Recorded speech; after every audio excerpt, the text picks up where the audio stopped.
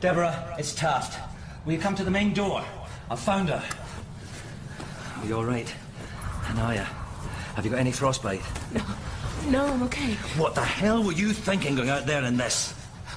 I couldn't get a wind speed reading. I had to clear the snow off the thermometer. Then I couldn't see you to get back. No research is worth your life. 10 meters. That's all it was. I thought I'd be okay, but I couldn't see you. No one goes out alone in this weather. Everyone was at the party. I didn't want to disturb. This might be your first tour on a research station, and you've got a lot to learn.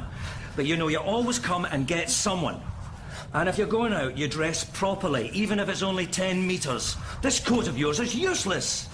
30 seconds in your face out there, you'd start getting hypothermia. 60 and it's serious. A minute and a half and you wouldn't have got up again. Do you understand? Yes, yes. Man, you had us all worried. Quite a baptism of frost. Bravo, boss. Just got lucky. I was downwind when she shouted. Right, let's check the temperature. Did you take your gloves off or get any snow in your clothing? No, I'm fine. I'm just embarrassed I put everyone to this trouble. I'm sorry. I don't want you to be sorry. I want you to learn from it. Antarctica kills people, but no one is dying on my watch. Thank you. I really screwed up, didn't I? Don't worry, you'll forget all about it in a year or two. Yeah, tough love, we all get it. Besides, if you don't make a mistake round here, you may never hear your name mentioned.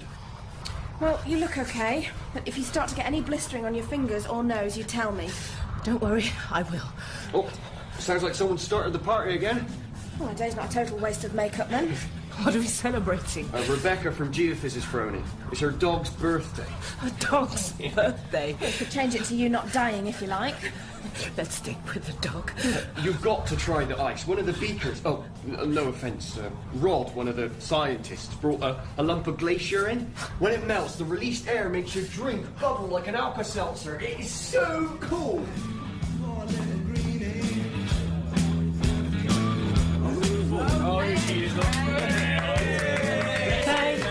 Thanks. Could this be any more embarrassing? Act stupid. They'll think it's poise. Right, grab a seat, I'll get the drinks. No half measures. Would I? Hi, boss. Drink?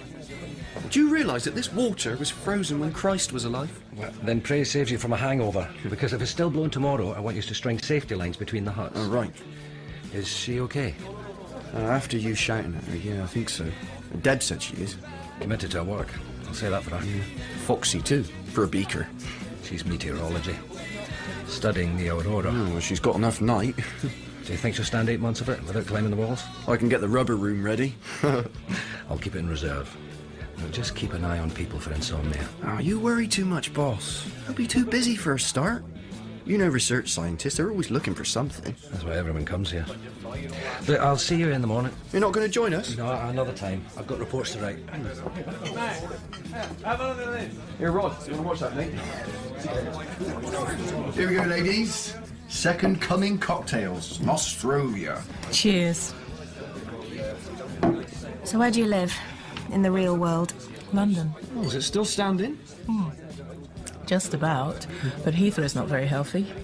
I was there when it happened. It's what convinced me to come here. Mind you, here's not so pristine since McMurdo. You've been here 8 years. On and off, though more on than off. Yeah, the boss is the old lag. He's been here getting on for 10. Commander Taft? God, that's a lifetime. He must really love it here. I think he and Antarctica have a special relationship, yeah. And as you found out, he can be a bit of a force of nature himself when it comes to doing the right thing here. Is this your first time?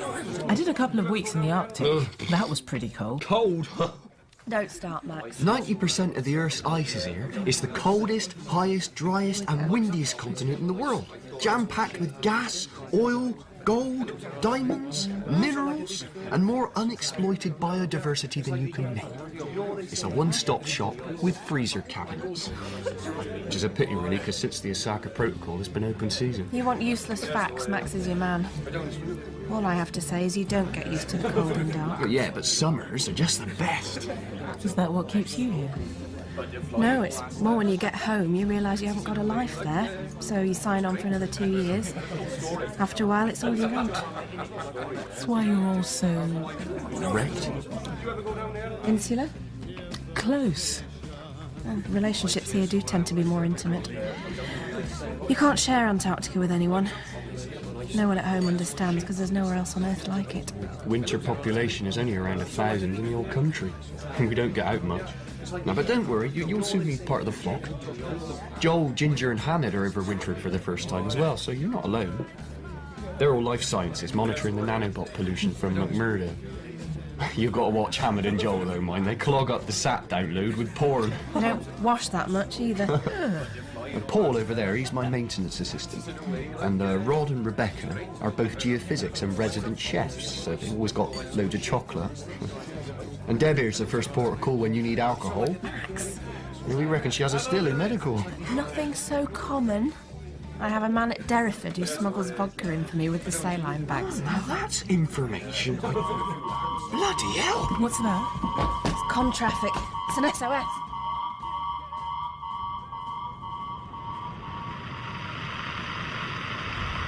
This is Ellsworth Station. Ellsworth responding, over. Who is it? I don't know yet. This is Ellsworth Station. Ellsworth responding, over. This is Ellsworth. Are you receiving, over? BAS would use a sat phone, wouldn't they? Always. Must be local. Local? Places at Halley and Sky Blue are dark. Argentinians up at Grano are only about 1,000 miles away. Maybe the septic tanks, Kiwis, who knows? Nothing, boss. Maybe they were cold calling. Oh, wait a minute. This is Ellsworth responding, over. Thank God. This is Carrie Burke from the ADZAC team. Leave Mitchell Bluff. Team leader Bowers has gone. You're poor already. What did she say? Bowers. To you, but our fuel is low. Can you meet us at 54 degrees south? Over. Say again, Carrie, over. 67 degrees west. 50. We're dying here. ADZAC, come in, ADZAC. ADZAC are still on the continent. They're the big boys in bioprospecting. Money talks. I've lost them. Try and get them back. Tell them I'm on my way. Wait a minute, boss, you can't go... Tell them, Max. Nat! Wait! You can't go out there. As base doctor, your health is my responsibility, and I'm not letting you walk out that door. I have to try. It's more than 50 miles in whiteout conditions. Now, that's not a rescue mission, it's a suicide pact. And it's minus 30. If you calculate wind chill, then it's more like minus 50. They're dead, Nat. They just don't know it yet. Oh, right. Damn it. But we'll keep the radio manned at least. Give them some hope. You know someone out there? Bowers. Yeah, we were friends. It was a jolt hearing his name. I hadn't seen him for 7 years, but I'd thought about him. Looking forward to the past is a weakness of mine. We share a history of loss. And now, I felt it all over again.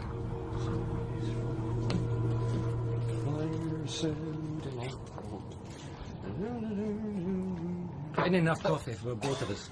Bloody hell, boss. You made me jump. I didn't see you in the dark. Anything? No, I've been calling them on the hour all night, but I just get white noise back. Thanks for trying. Hell no, I'm just sorry about your friend. Yeah. But you know, that's how I'd like to go. Man against the elements, doing something courageous, significant. Turn to ice and never degrade. Out there with Scott and Oates and the others, young forever. Yeah, well, I'm sure you don't want to hear me rabbit on. Right, I'm just going for an OT. Sorry? An OT. I'm just going to the bog and maybe some time. Well, you haven't heard that before. Did you hear that? I heard that. Main entrance. What the hell is that? Only one way of finding out. Wait, don't let it in! Bloody hell! Help me get him in.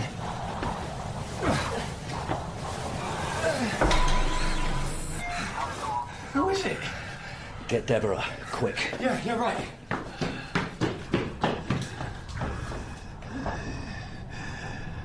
Nathaniel. It's all right now, Bowers. Everything's going to be all right.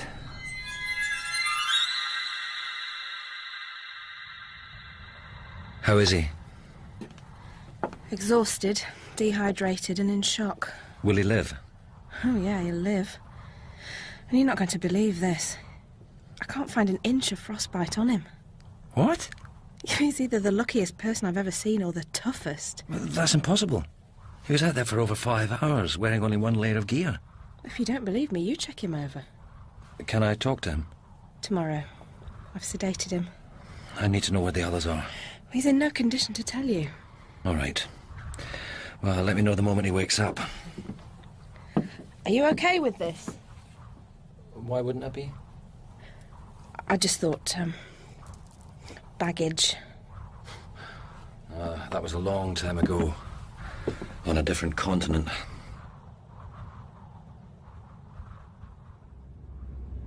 Morning! Morning! Did you hear? You kidding? It's the talk of the station. Yeah, incredible, isn't it? Man, I'd love to have done something like that. Lose all your workmates and nearly freeze to death? Well, okay, not the workmates bit, but out there, alone. Doesn't get more real, more alive, raw. No, thank you. Oh, I love it. I get out there as often as I can. You really experience something profound. It's like plugging yourself into the spiritual equivalent of the national grid. Yeah? Yeah. In the summer, maybe. You look busy. I am using the force to service the heating pipes. Max, that's duct tape. Only to the uninitiated. It has a light side and a dark side, Luke, and holds the universe together, it does.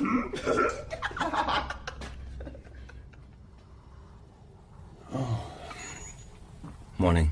Oh. You still with us? Nathaniel. Oh, you tell me. Much to the surprise of everyone. How long have I been here? About 9 hours. You want to tell me what happened? Well, I don't remember much of it. It's vague. Well, why don't we start with what you were doing out there? Running. From what? I don't know. I was working late.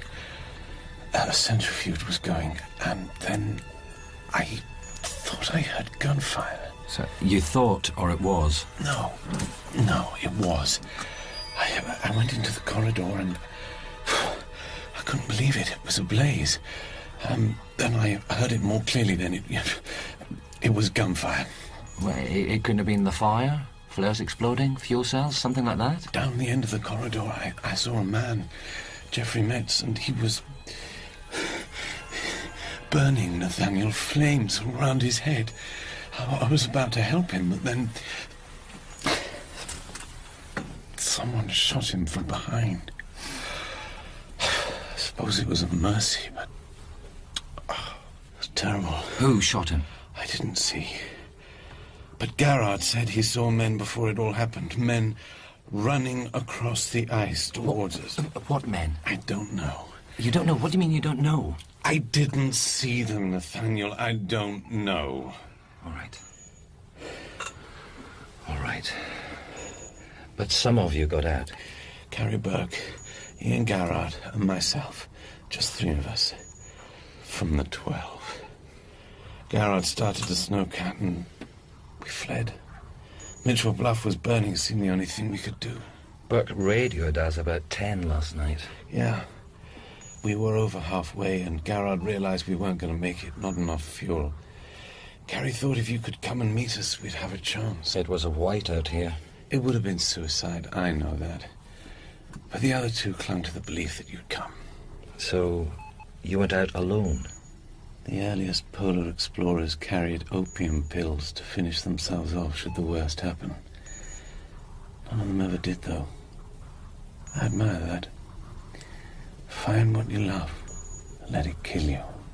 Bowers, are you telling me you walked here alone? I weighed the odds. Made my choice to trust in action or meet death head on. How far? 30, maybe 40 miles. From the Shambles Glacier. My God. So, Burke and Garrett are still with the cat? Can we do anything for them? We'll have to wait for the storm to drop. And then, well, if they dig themselves in... Who knows? But it's unlikely. We can only pray they use the survival training. I'll go out as soon as I can. Antarctica is a mistress that asks so much of us. When did you come back? 2012. Too long away. I felt that restless longing for it. Antarctica touches you so deeply, Nathaniel, that it's like a wound. But you know that. Have you ever left? I love it here too, Bowers. That's one thing we can share. I didn't mean... No, forget it. Working for Adzak, there's something I never thought you'd do. I have unfinished business here. Adzak gave me the chance and the resources to finish it, and Nathaniel, I'm so close. You have a lab here, the Rosca, the best in Antarctica, yes? Yeah, well, slow down. Please, I must continue my research. People have died for this. What do you mean they've died? Mitchell Bluff was just a research facility. Pharmaceuticals and genetic manipulation. Those men can only have been after what we found. It's critical, Nathaniel. I must continue. I must publish before the others steal it. Time is of the essence. And one thing at a time. When you're feeling better, we'll talk about it. But if there's someone out there, the less you're moving about, the better. It'll be you they want. Okay? Dr. Marks wants you here under observation for a couple of days, but I'll organize some quarters for you. Thank you. Rest now. Oh, Nathaniel. Okay, please, about the lab. It's so very important. And we'll talk about it tomorrow.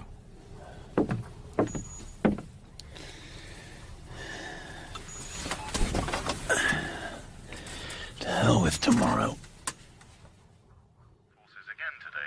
As the flooding in South Asia worsens, relief agencies... Yes, come in. 2 million. Sir? Anaya. Oh, sorry about the mess. I haven't had a chance to unpack I just properly. need to know how long this storm is going to last. Well, it's a katabatic wind, so that'll ease off. But there's a frontal system coming from the north. Anaya, how long? There may be a window tomorrow afternoon, sir. Well, check for me, will you? Oh, and call me Nat. As long as... Hey, boss! How is he? Was he up yet? Give the man a chance, Max. I just wanted a glimpse. Of the Antarctic Superman. Well, you've got to admit, it's pretty incredible. I mean, no one's done anything like this since Mawson in 1913. And he was pretty messed up when he finally got back. But Bowers took on the worst the continent could throw at him and won. There are 11 others that lost. Yeah, I know. So, before we canonize the man, let's find out what happened. How soon can you get Snowcat ready for me? Boss, you're not going out there. Someone has to. Too far, too high, too cold. I know. But I reckon a cat towing a trailer with 4 extra drums of kerosene should be a good safety margin. Oh, I don't know. There'll be a lot of sastrugi. And Lizard Ridge is going to be a bitch unless we get a dingle day. Well, you let me worry about that. Just get one ready. You're the boss. Oh, hello, Mr. Bowers. Should you be up?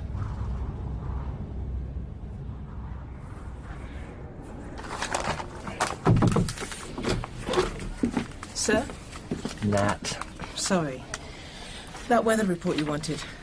The storm will clear around 11:30 tomorrow, but it won't last long. A day at the most. Good. Well, that's great. Thank you. Look, Anaya, if I bit your head off yesterday, it's nothing personal. I do the same to anyone. There's such a fine line between life and death out here. You don't have to apologise. You saved my life. Well, I don't think we can say that. I'd never have found the station alone. And given the danger just setting foot outside the hut, it makes your willingness to go out last night even more brave. I don't know about that. Just hot-headed and stupid. I think it was brave. And you know, Am I the doctor here? Well, last time I checked. And as the doctor, when I say someone stays in medical, that's where they stay. No question. So why isn't Bowers still there? What are you talking about? Ginger just told me Max and Paul have taken him over to the lab. What? They're powering it up. Like hell they are.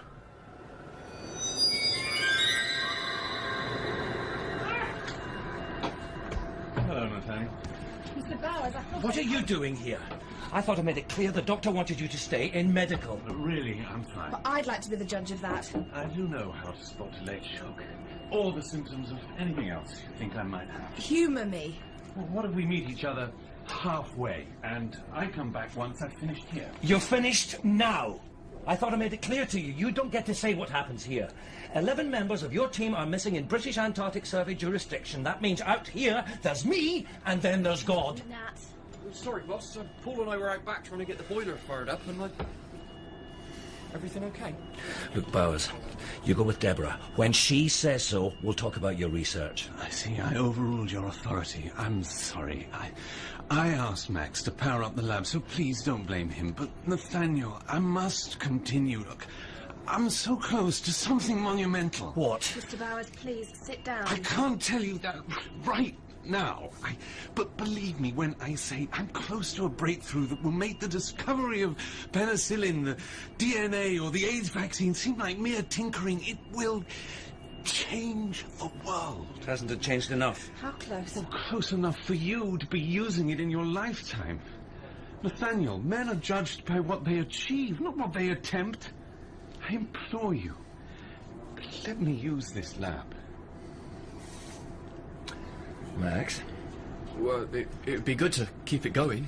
Less maintenance come the spring. All right. Thank you. But only when Deborah says you can. Of course. Doctor, after you. I'd like to monitor your body temperature for He said he'd asked you, boss. It's okay. I know what he's like. You said 11 missing. Do you know what happened? Not yet. But I'm going to find out.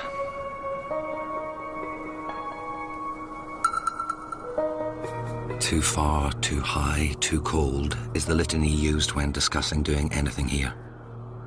It's a 300-mile round trip to Mitchell Bluff, across some of the worst glacier ice on the continent.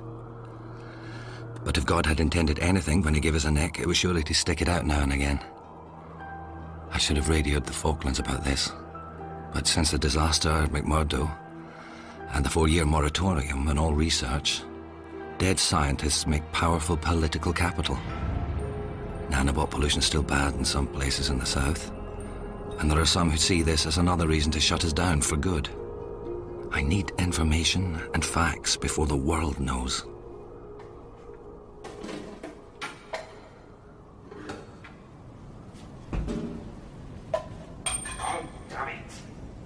Looks nice now, but this weather could break at any time. Well, I'll cross that bridge when I come to it. When you come to it, you'll need up-to-date Met information and someone who knows how to interpret it. No. Nat, I don't think you know what you're getting yourself into. This weather. No, I don't. And if I did, maybe I wouldn't go. But I do know I have to try. There could be people out there praying for someone to rescue them. And I need experience with me. I've got the GPS. I can radio for updates. Maybe not. There's a lot of aurora activity, and that's going to make shortwave and sat communications difficult. Anybody think you're trying to put me off? Max, how we doing? Yeah, okay, but I've had to give you the Tucker and she's due a transmission service. What's wrong with the Foremost? Well, I don't know. I fueled her up yesterday and she was Bristol, but I gave her a final check over this morning and the sump was cracked. Will the Tucker make it? Oh, yeah, just don't go over 70 and call the AA if you need any antifreeze. Very funny. Nat, there's a problem. I don't think I should go. I'm pumping another litre of saline into Bowers now, and then I'll let him loose, but I really think I need to keep an eye on him. I thought you said he was okay. Physically, he's recovered very well, but it's mentally I'm worried about. I think he's using his work to displace feelings of survivor guilt and grief. Or maybe I'm wrong, And? He really is close to something that's going to change the world. And you want to be here if he finds it? There's enough of the research scientist left in me to have a passing interest, yeah. Well, what do I do if I find someone out there that needs you? Wrap them up, pump them full of morphine and get them back here. It's all I'd be able to do. Why don't you take Max? Yeah, that's a good idea. I could come along. No, I need you here. I'll go alone. Well, you'll need someone to watch for crevasses. I'll go. Good idea. Yeah, all right, I suppose that makes sense. All right, you're with me. Oh, thank you. You won't regret this. Look, this isn't a jolly. It's going to be tough out there. Right. Sorry. Have you used ground sonar before? No. Right, then let's go to school on it. Come on. Its job is to locate crevasses ahead. Thanks. No, you're right. You need to keep an eye on him. You don't mind me saying so. There's a definite stirring of the chemicals between the two of you. I'm trying hard for there not to be. You're not doing a very good job. What can I tell you? Old rivalries. You know, we both studied biology at Cambridge. I won the first year's merit prize, so he burnt the midnight oil and won it for the next 2 years. So I still feel like he has to get one over on me. Last time I saw him was in 2008, working on a treatment for leukemia. Before McMurdo blew. Yeah, but I wonder if that's what he's close to now. It's what his wife died of, isn't it? Yeah, about 2 years ago, I think. You think? 2 years, 3 months. Well, now he's working for Adzak. Ironic, isn't it? Now, you'll take care out there, won't you? Well, you know what a careful guy I am. Yeah, that's what worries me. Thanks. Okay, boss, you ready? Good. As soon as you get there, I'll radio you. Bloody hell, boss.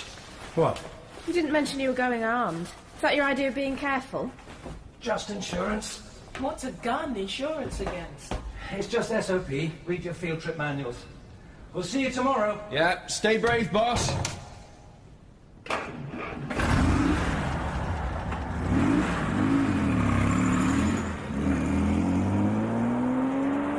I've never been on a field trip where I needed a gun. Who'd want to? What do you think they'll find? Nothing good. He's gone then? If you want to tell him something, you can use the radio. No, I just wanted to wish him luck. He's going to need it.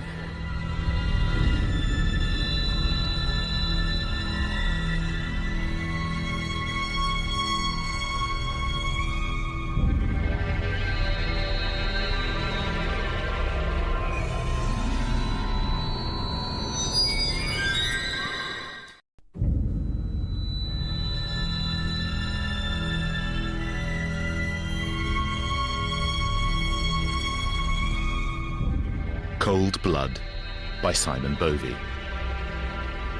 Part 2, Cold Heart.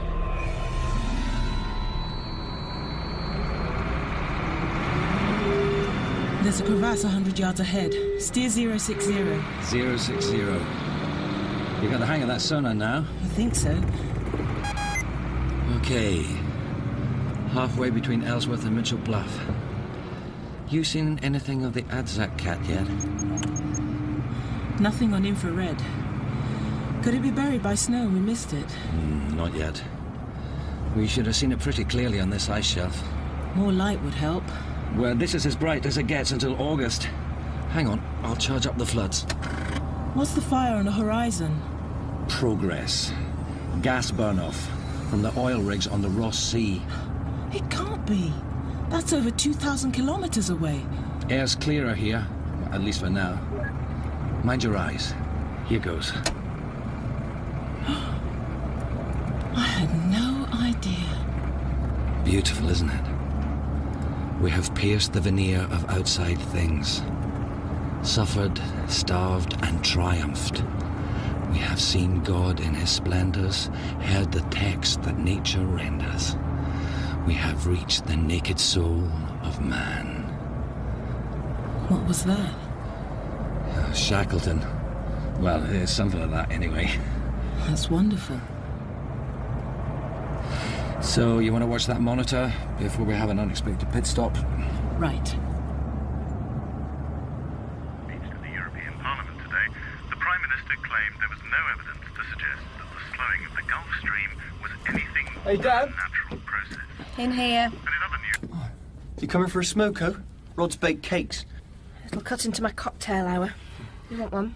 A vodka'd waste me this early. And mainly orange juice. Anything from Nat? Not yet. Hey, what do you think the gun was all about? Well, it's like he said, insurance. What from? Penguins? This has all gone pretty real in a hurry. 11 people missing. I mean, these days with SATCOMs, GPS and burst radios, how can that happen? It's been a bad storm, Max. It's winter, it's always bad. I looked it up, do you know? The last scientist to die on BAS territory was 1966.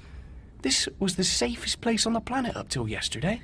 133 dead Americans at McMurdo might disagree with you about Well, that. that was their territory, it doesn't count. Max, Shut up and have a drink. Is Bowers still here? I passed him fit a couple of hours ago. He went straight to the lab to work on changing the world. Do you think he means it? Well, he's got the credentials. Cambridge and Johns Hopkins. If he says he's found something important, then I, for one, am listening. Oh, talk with the devil. In here, Mr. Bowers. Oh, Max. Actually, it was you I was looking for. Oh, get in line. I need Canicaidae. Ice fish. Important for my research. Oh, right.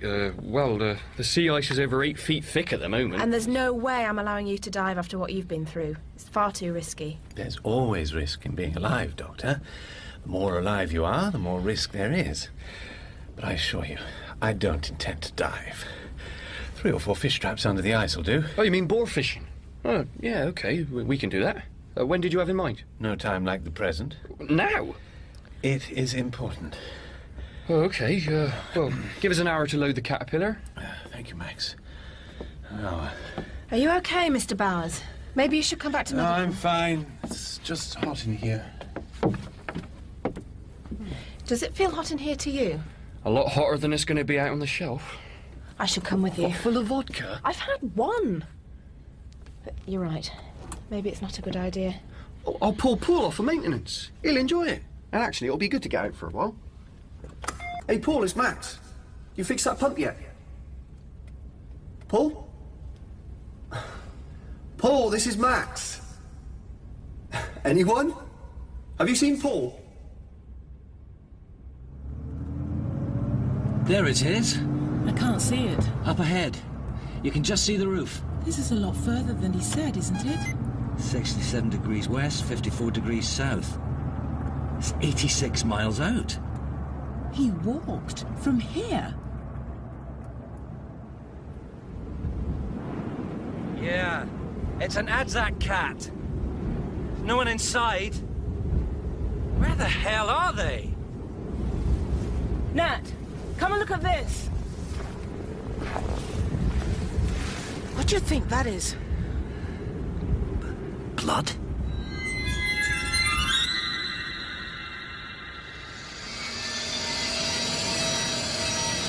This seems to be very slow, Max. Yeah, it's thick ice. And you might want to stand back. The water has a habit of gushing up once you're through. I have used ice drills before. Yeah, it's just if we get wet out here, we'll freeze faster than the bankrupt's assets, you know? Frostbite in 2 seconds. I'm fine. Right. So, ice fish, eh? Huh. Never seen one. You know, we used to get a daily penguins nesting along here, but we haven't had them for the past couple of years. I miss them. Funny little fellas. There's nothing here for them anymore. Oh, I suppose not. You have no idea, do you? What? Out there is the most fertile sea in the world, where plankton breed, the base of the food chain, and we're polluting it. The biomass has shifted already. There's no fish, so nothing for the adelies. The food chain here is very, very fragile and very short. Once a link is broken, the chain is lost. Deja doo-doo. What? Finding ourselves in the same crap again. The rainforest, the tundra, now Antarctica. God knows we never learn. If there is a God, I suspect he long ago abandoned this place. Yeah, but if you think about it, here we are, no fur, no blubber, but we're going fishing when it's 20 below and through ice that's thicker than I am tall. You have to admire us for our adaptability. Admire? Max, in 1823, just 6 years after Antarctica was discovered, the fur seal was almost extinct from Georgia to the Kerguelen archipelago. And why? Coats. Fur coats. Yeah, but... Whole herds would be systematically slaughtered, with no thought for tomorrow. And here's man doing it again, only this time on a global scale. Once the sea is dead, everything's dead. How can you admire that? Well, when you put it... Get back, it's through! Oh, hell! Quick, inside the caterpillar! Mr. Barrett, get inside!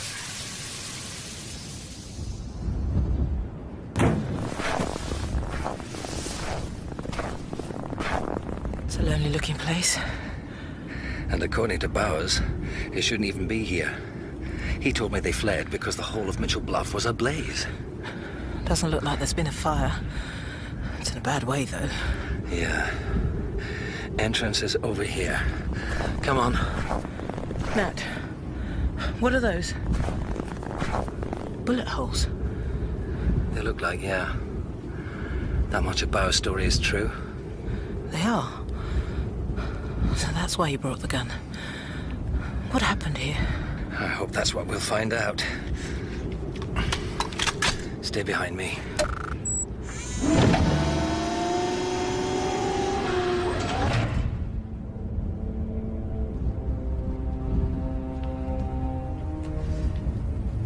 Cold in here. Heating's off. Shell cases. 9mm. A lot of them, too. Nat, what if whoever did this is still here? Then we can ask them what happened. This way.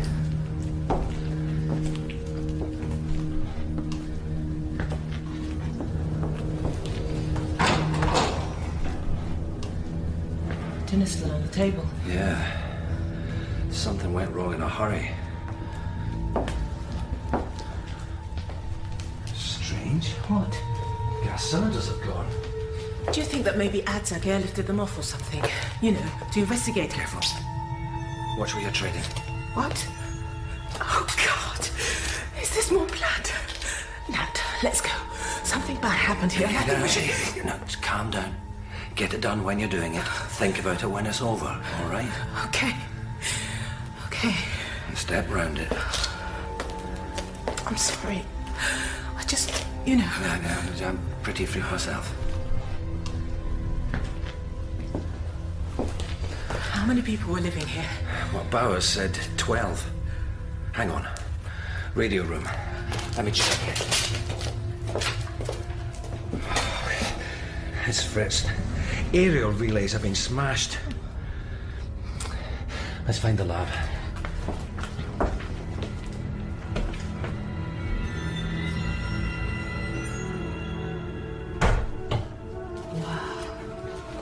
Someone sure did a number on this. There, the gas cylinders. Hey, look at this. Someone's used them as flamethrowers. See the scorch marks up at the wall? Is there anything that isn't broken? Even the computers are smashed. The doors have been forced. There was a struggle here, some kind of fight. Nat, look at this. There's a liquid in the centrifuge here that hasn't frozen. What? It's got to be minus 15 or less. Then how can that be? Don't touch it! Don't touch anything! Let's check out the whole station before we start picking over things. This way. No wonder it's cold. Something's wedged the back door open. You might want to wait there. Why? You just might want to. I'm a scientist. It took me unawares back there, that's all. But I'm okay now. Don't say I didn't warn you.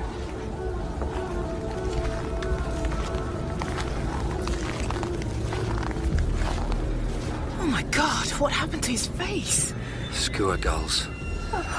They ate what they could until whoever it is froze. Bridget Hansen. He's a she. I know that name. So you should. She's a Nobel Prize winner. Dear God, what happened here? Nat, I think there must have been some kind of group hysteria. If the cold and No, forget the big picture. It's the details that count. How do you mean? The lab was trashed methodically. Everything in there was broken. Secondly, the radio was sabotaged. And finally, there are 12 people living here. Some of them sat down to eat a meal. Now, you don't do that if you're paranoid. Well, where is everybody? Bowers, Burke and Garrett left in a cat. Bridget isn't going anywhere. And there are 4 here. What? Here. You don't dig graves for people if you're fleeing from gunmen. Is that what he told you? Someone attacked this place, but not in the way he made out. Come on. Where to? Back to Ellsworth.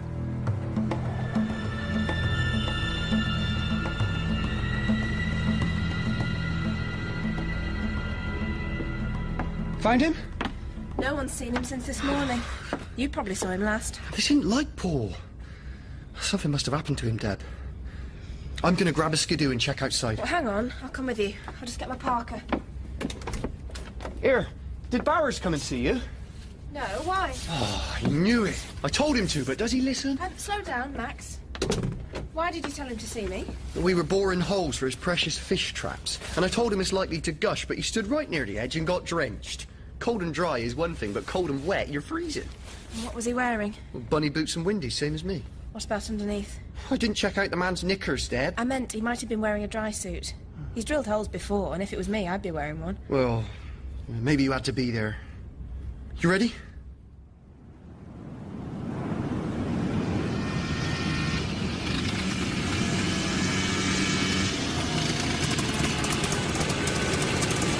Paul wouldn't have come this far on foot, Max. It's the only building left to check. And if he came out of the boiler room and kept going straight, he'd have hit it eventually.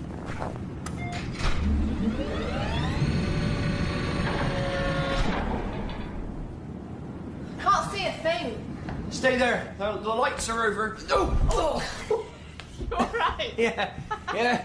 Wildest trip I've had in... Bloody hell, Paul. Paul, mate, are you okay? Let me look at him. Deb, his neck. What the hell did that? Ellsworth, this is Taft. Come in, over. Max, you there? Damn it. It's the Aurora. It wipes everything out. Great. We're coming into an area of firn ice. I can't get a reading ahead. Well, do your best. Maybe we should slow down a bit. I want to get back tonight. Nat, wait!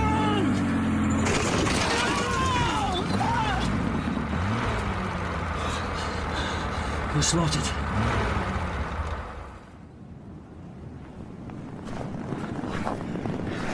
That was hairy. It doesn't look that big a crevasse. Bloody transmission slipped. Otherwise, we'd have got clear. Can we move it? No. The trailer's stuck fast. We're gonna have to lose it. Okay. I'll have to cable the snowcat so she doesn't slide. Then I'll tank as much fuel as I can from the reserves. Will we have enough? We'll be on fumes, but yeah, we'll have enough. We won't make it tonight, though. What can I do to help? Just get warm, pitch the tent, get the primers going, and the chocolate on. This is going to be cold work.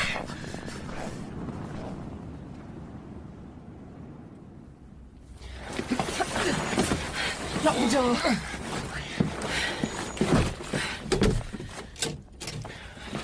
One, two, three. Oh. God. You ever seen anything like that? Only in the movies. What the hell happened to him? I'm not even sure I want to know. There's a puncture wound this side of his neck. And then it's been ripped forward. But there was no blood on the floor, was there? Oh, took out the windpipe and half the spine with it. Head's just held on with skin. How can he be frozen like that, but the blood's still wet? I don't know. Well, what do you mean you don't know? You gotta know. You're the doctor. I mean, what the hell's going on? Max. We need to tell... Max. All right, Max. Breathe into the bag. Just a panic attack. That's right. Slow.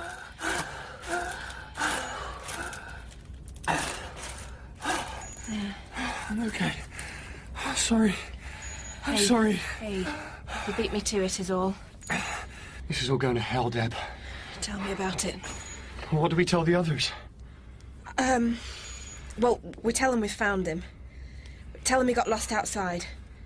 But whatever we do, we don't mention his throat.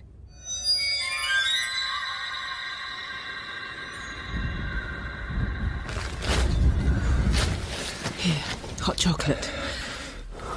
Thanks. Oh, that's good. Well, the cat's okay. And without the trailer, we should make better time. 4 or 5 hours. Pressure's dropped. That frontal system I was worried about is moving in. Well, the sooner we're away from that, the better then. What do you think happened, Nat? They were just researchers. Why would anyone want to kill them? Greed. What do you mean? When I first came out here, this was a pristine environment. We barely made a mark on the coast. But since the Osaka Protocol, biotechnology companies have turned this into gold rush country. There's a race to exploit the extremophiles that thrive here. Unique enzymes that will revolutionize industrial processes, create new antibiotics, new elixirs of life. It's the lure of capturing lightning in a bottle. There are fortunes to be made, and some people will do anything to get it. You're talking about industrial espionage. Whatever it is, Bowers knows more than he's telling us.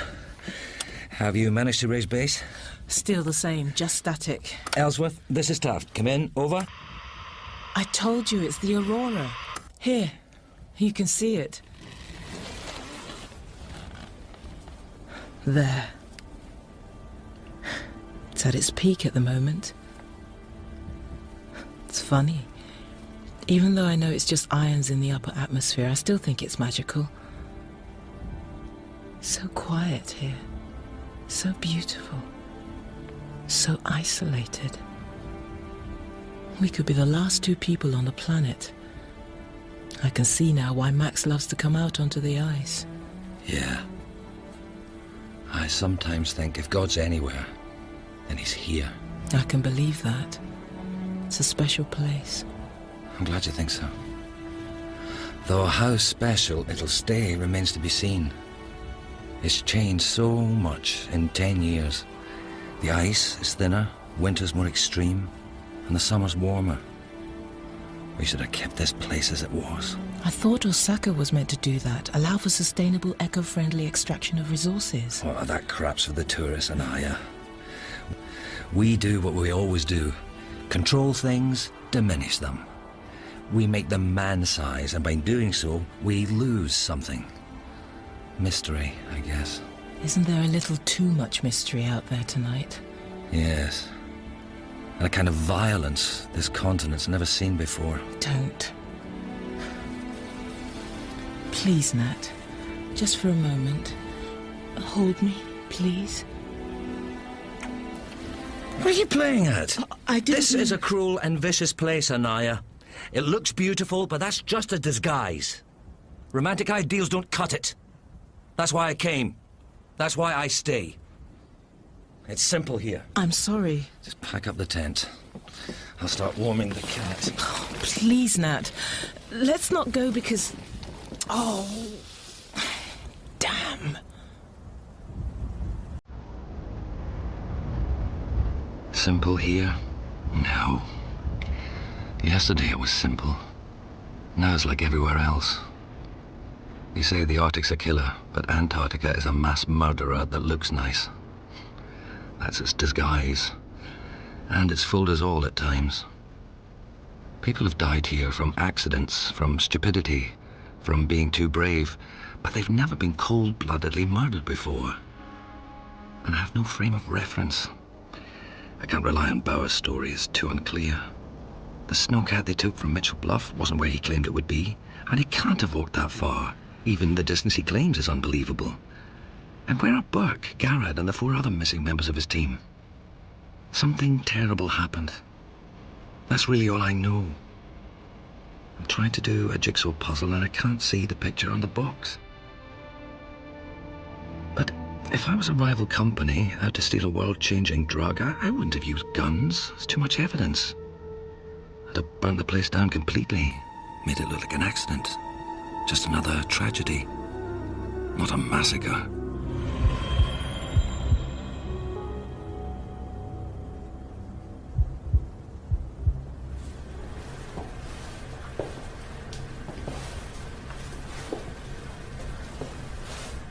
Not much of a welcome committee.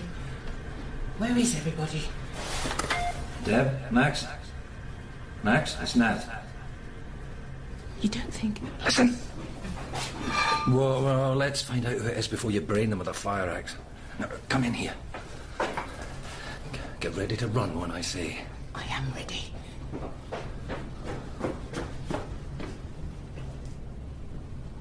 Boss! Thank God! Sorry to give you bad news before you even got your coat off, boss.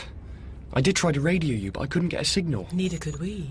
Suicide? It would be impossible to do that much damage without dying before you'd finished it. And anyway, you'd make a hell of a mess, but there was hardly any blood where we found him. In fact, he was completely exsanguinated. What? Bled dry. Oh. So if he did kill himself, someone moved him over there. Which is unlikely. Not to mention weird. So say it. We have a murderer on the base. Come on, who'd want to kill Paul? Maybe he saw something he shouldn't have. Like what? Well, we saw... But we don't know. How's Bowers been holding up? Fine. He's kept away from me, which is all I ask of people. He's kept Max pretty busy, though. Yeah, he needed specimens. Ice fish. What for? You know me, boss, I'm a firm believer in ignorance. Since then, he's taken up residency in the lab. I don't think he likes people much. Sounds like Bowers. Okay, I'm going over there. Well, hang on, what happened out there? What did you find at Mitchell Bluff? Lies.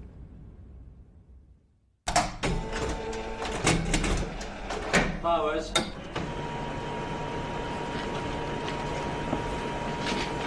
Bowers. Home is the hero. It's cold in here. Is it? We need to talk. It can't wait, only as you can see, I'm terribly busy. Thought you'd like to know I found your snowcat.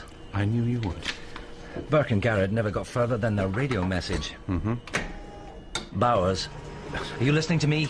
I'm sorry, Nathaniel. I have to do these analyses now. Can this wait? Good God, man, no!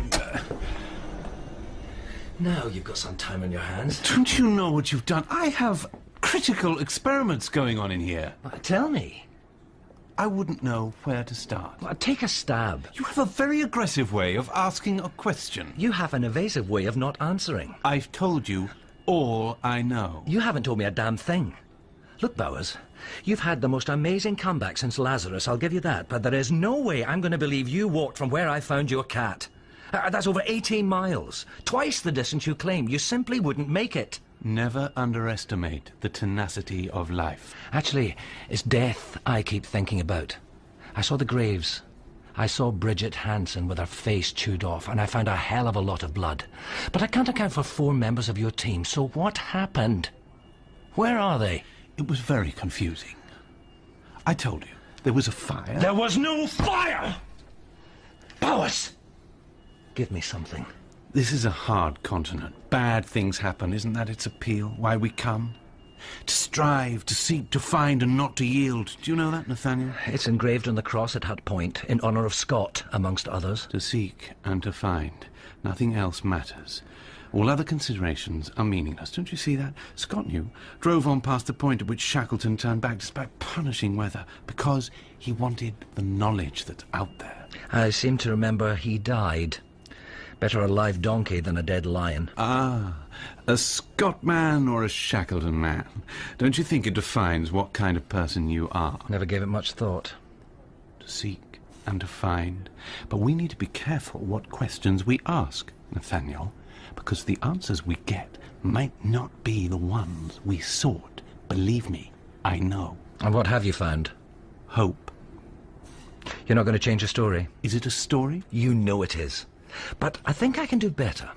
You've got a drug, something some people will pay a lot of money for, and you decide not to give it to Adzak. That's your revenge for Lauren's death. You sold it to their rivals, and maybe Hansen found out and was going to tell someone, so something had to be done. No, maybe you called in support, or you're in cahoots with the other 4 members of your team. Hell, maybe even that's gone wrong. There's no honour among thieves, and you always did forge your own path. Very imaginative. It wasn't much of a reach. Do you really think so little of me? I don't think of you at all. I'm just giving you a chance to come clean. You always were weak. You're giving me no choice. I'm sorry, Bowers, but I'm confining you to quarters. I'm confined here. You're coming inside the station until you decide to share with me what happened at Mitchell Bluff. I'm locking Ellsworth down. It's 30 below. No one can get in, no one can get out, and it's dark, Nathaniel. We're already locked down.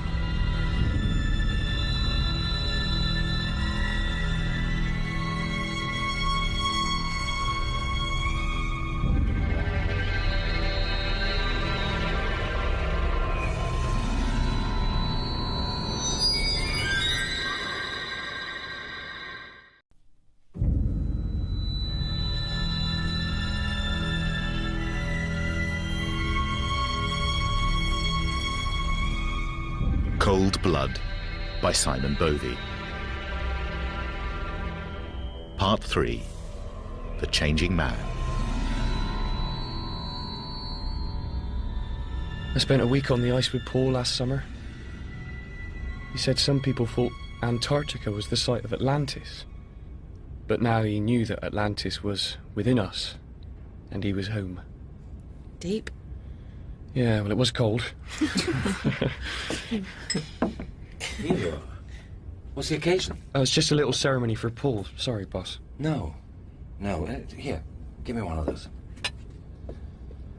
To Paul. To Paul. Did Bowers tell you anything? Well, nothing helpful. They do seem to talk a lot on his planet. Is he still in the lab? No.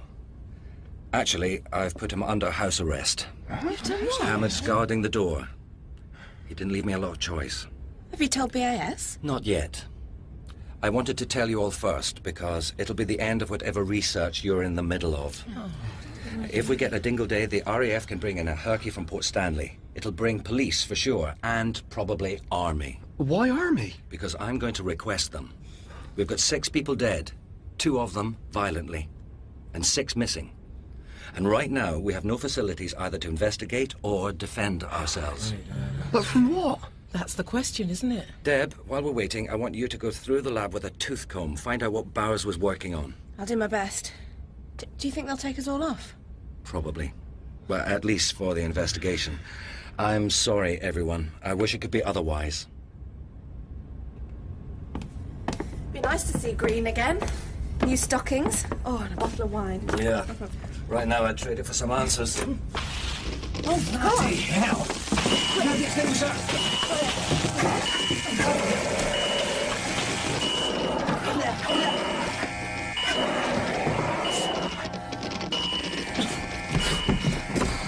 What the hell happened? Oh my God, the radio!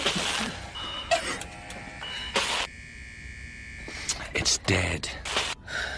So that's it then. We're on our own.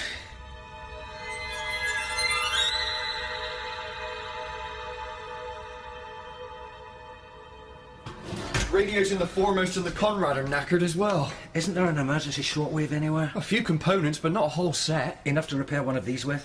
Blimey, boss. Can you try? It could be a month before anyone realises we've gone dark and comes to investigate. If I can at least radio another base, they can get the news out. I'll do my best.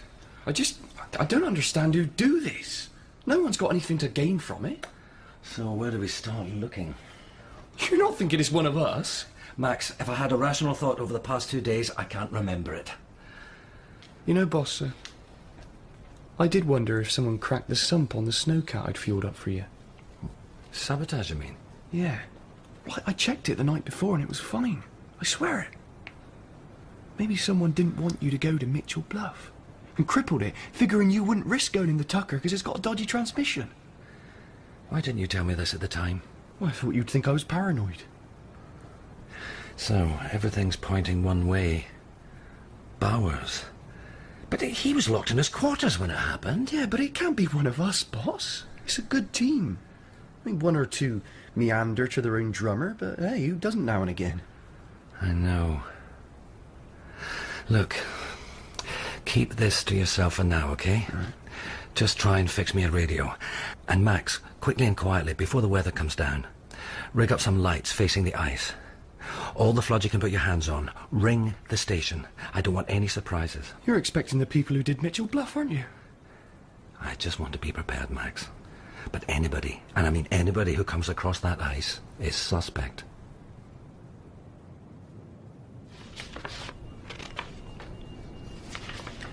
This is incredible. It's insane, but incredible. Any mention of what happened at Mitchell Bluff? Not so far, but it's pretty wired. Hey, Deb, come and see this. What is it? Ampules of something. Whatever it is, it's not frozen. It must be. The fridge is set at -12. Oh, God, there must be dozens of them. I saw this at Mitchell Bluff. It was in a centrifuge and there were... We're here. The storm's getting up, so I think we better call it a day and get back into the station. Yeah, I've got work piling up anyway. I'll catch up with you later. Yeah, sure thing. What was that about? Conscientious, I guess. So, what's this? We've just found them.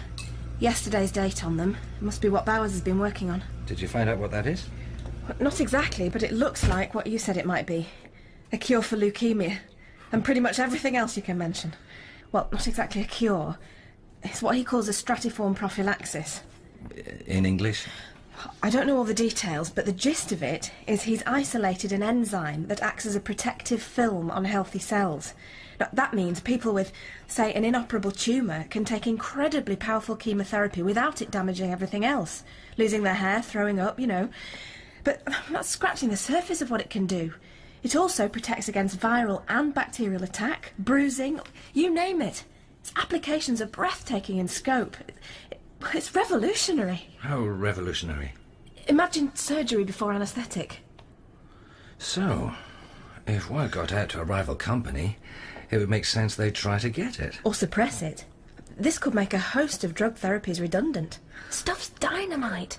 And we're holding it. Oh, it gives you a warm feeling inside, doesn't it? So, gather up his notes, the ampules and any other evidence of what he's doing, and let's move it into the station. Oh, Deb, it's Max. I'm in medical. You better get over here fast. Sorry, Deb. I didn't know what else to do. He's having a fit or something. All right, I've got him. What is it, a seizure? Hey, give me a hand here. Oh, what's the matter with him? He's in arrhythmia. What's that? He's having a heart attack. It's probably delayed shock. What more can we do? Just give me room. War in Iran, as a plume of radioactive material from the bombed nuclear weapons plant. You sounds cheerful. Isn't it always? I don't know, I don't listen much. The roads all just noises off down here. Is winter always this exciting? You kidding? Usually I have to break things just to give myself something to do. Oh, I tell you, it really shook me up seeing Bowers go down. I never seen anyone have a heart attack. I've never seen a dead body before Mitchell Bluff. Yeah, it sounded a bad scene. Try not to think about it, or how the others have gone missing. Well, there are a lot of places to get lost out there, Anaya. But, if you want to know my theory, we're looking in the wrong place. What do you mean? Alien abductions. No, seriously, it makes sense. We're isolated. No risk of witnesses.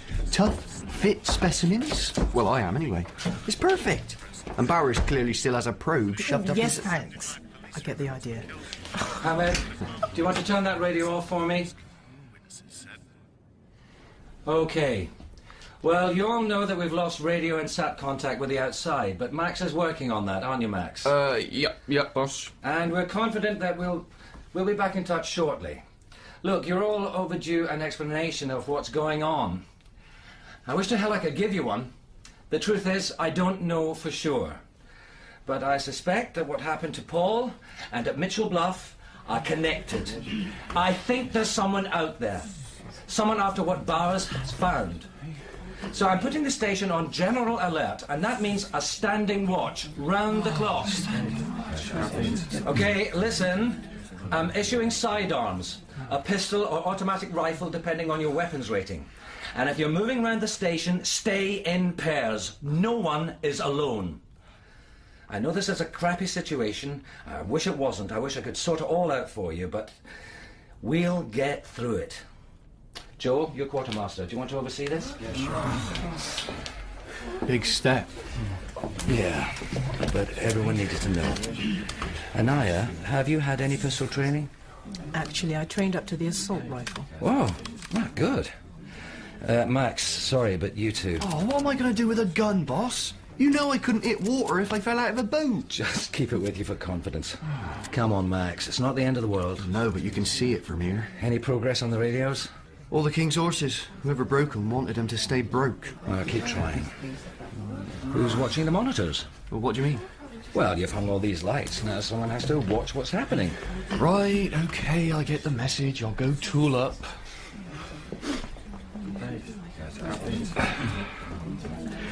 So, how are you doing? I'm okay. I felt you'd been avoiding me. I've been busy. Right.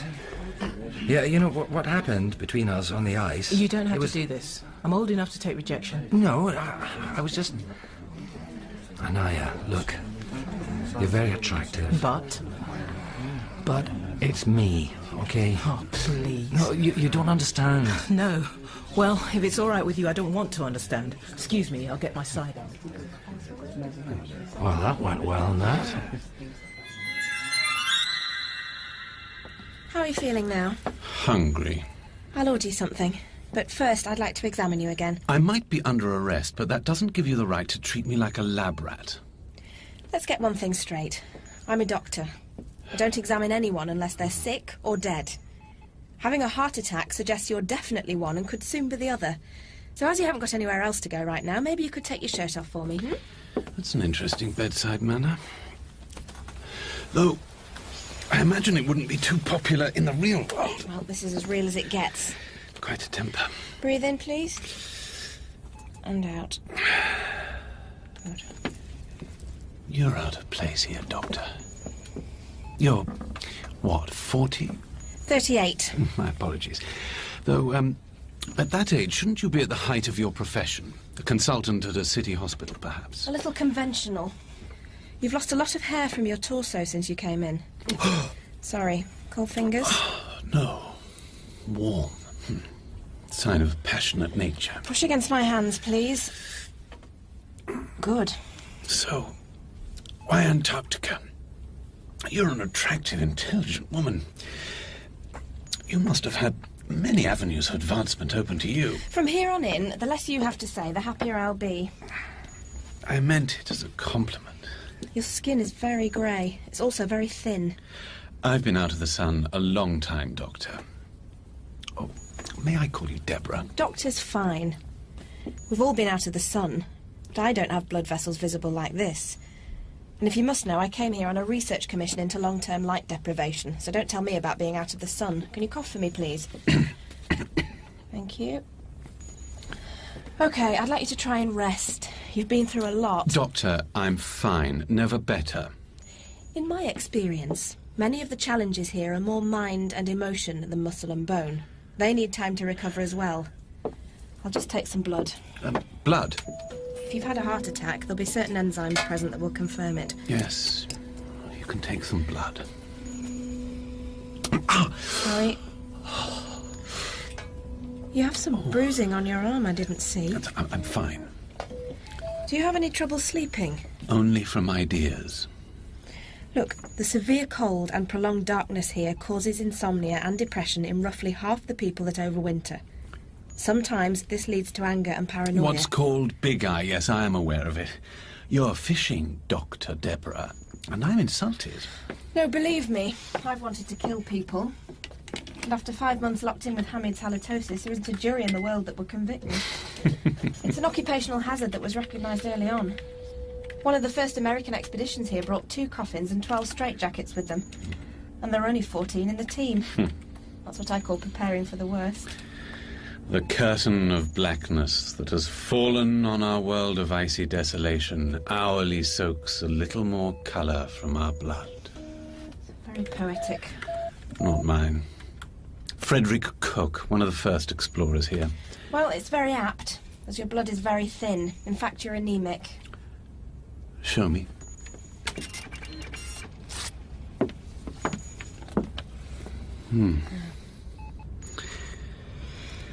Well, if we come to Antarctica to change the world, we must expect it to change us.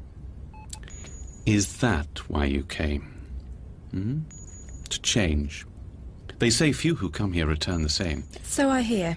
Or were you running away? What was it?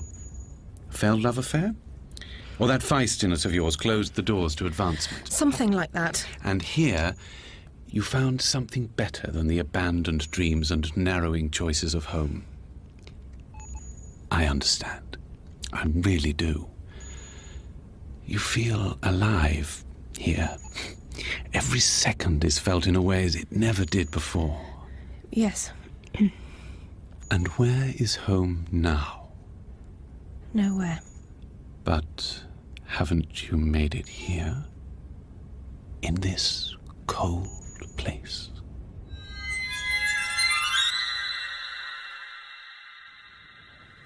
Wave your arms about.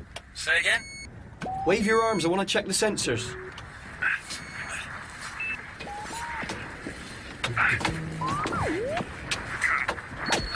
Oh, wow, yes. Let there be light. Max, I'm bloody freezing.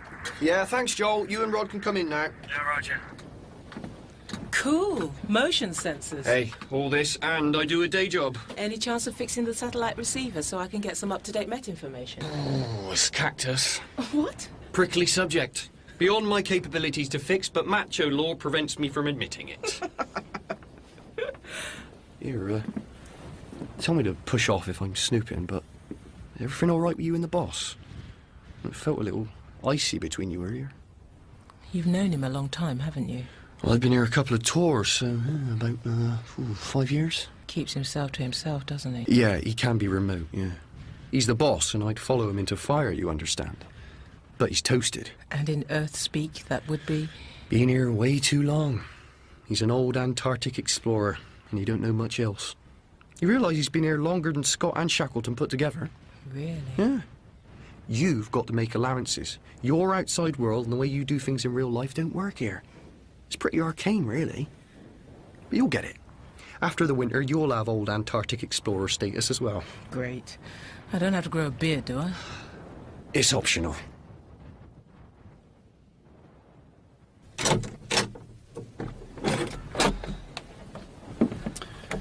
Ah. I wondered when you'd come. How are you feeling? Confined. Well, maybe we can do something about that. I'm listening. Forget our history for a minute. You've led a team, so you know what that means. People look to you. They rely on you to make the right decisions. Now, I brought you in here because, given the information I had at the time, it seemed the right call. But, well, help me out. Give me something. Then maybe I can find you somewhere to work in the station. Pretty speech. Look, if you're running from someone, I can protect you. We're on general alert. Sidearms have been issued. No one's coming here who doesn't belong. None of us belong. That's the problem. No, the problem is I've lost a man. Paul. Remember Paul? He helped you start up the lab. He's been murdered. So whatever's going on involves me now. He sought the secrets of the pole, and now And now he sees the secrets of God. Yeah, enough with the fortune cookie crap. You've got to start giving me something. Or... to hell with you. Still hauling that baggage around with you? This has got nothing to... That's why you came here in the first place, isn't it? To forget. And it's a common theme among your team, have you realized that? But this isn't a place to escape from something. This is a place to learn new things about yourself. No? And what insight have you received? Not yet, but soon. Is someone here helping you? The person who broke the radios? If you're expecting some dark night of the soul producing a confession, then I'm sorry to disappoint you. No. Repentance isn't your style. We are who we choose to be. All right, Bowers. Perhaps your journals will tell me what I need to know. What? Well, everything must be in there, and as you can't help me, I have no choice. They are my property. You'll get them back, eventually. Oh, and whoever broke the radios missed one. A spare, you know, for emergencies. A Hercules transport is on its way. Should be here in an hour or two. You're lying. I told you. You're on my turf now, and what I say goes. I just wanted to give you a chance to do yourself some good. But now, well, you can save it for the police on the Falklands. You won't get me there. What does that mean? The genie's out of the bottle. Nothing will put it back again. What's out there? Vengeance. I'll get you when the plane's here. Nathaniel! Nathaniel! Nathaniel!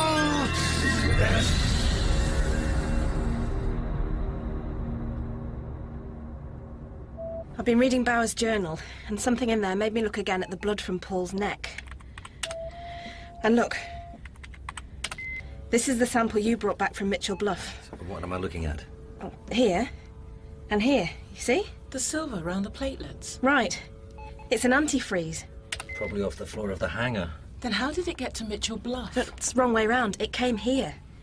This isn't an ethanol. It's a sugar. It's organic. And I've never seen anything like it before. So, where did it come from? Bauer's journals go back several years.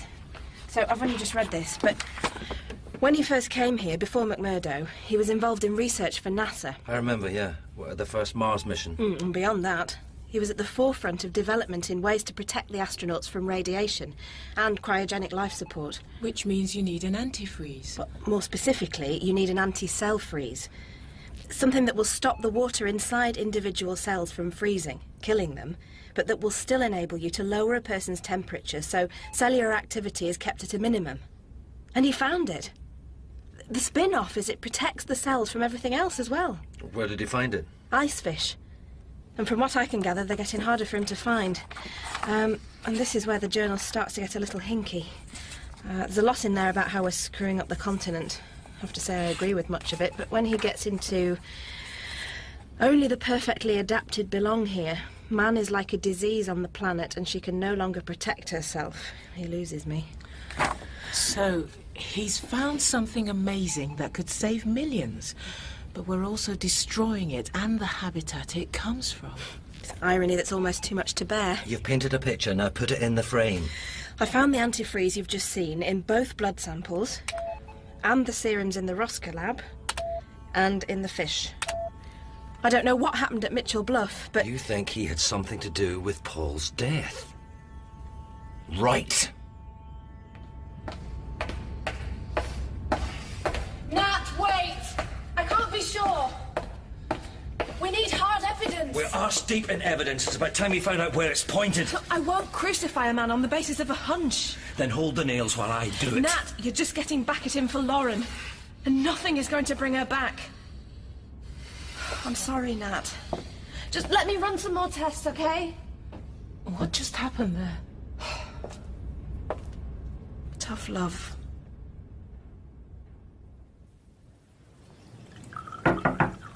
Hi. I thought you'd want to see the latest weather. What, you got the satellite link working? No, it's just from the weather station. Sorry. Low pressure, gales, -38. Another lovely day. Couldn't get a plane in here, even if I could call one up. Drink? Yeah, thanks. Only got one glass. You'll have to share. Well, sit down if you can find somewhere.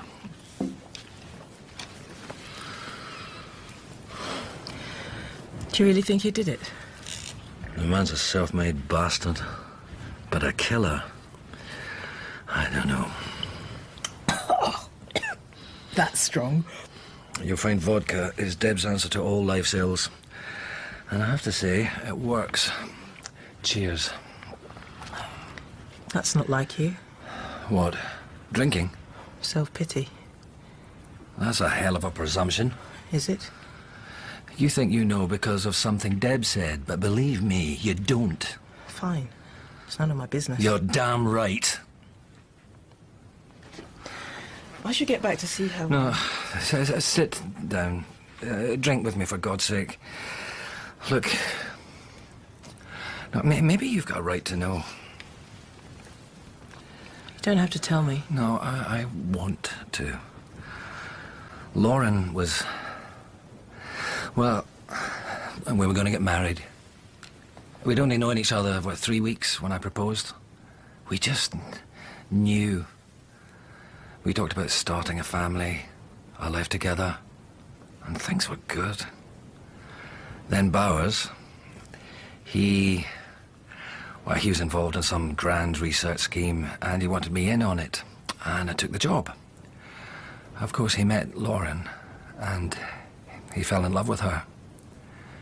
She was that kind of a woman. You couldn't help yourself. Pretty quickly, I suspected they were having an affair. She denied it, and I said some things I'm not proud of. I told Bowers to leave her alone. He wouldn't. And it got ugly. I'm sorry. I know you are. You do that. Do I? It's what I first noticed about you. The quiet, apologetic way you have. That's why what happened on the ice, it wasn't you, it was me. I put myself in emotional cold stories down here. I think you're wrong. Well, you didn't know me before. I know that you can talk about something very painful and flirt with me at the same time. That's not a man who's cold. Mr. Bowers?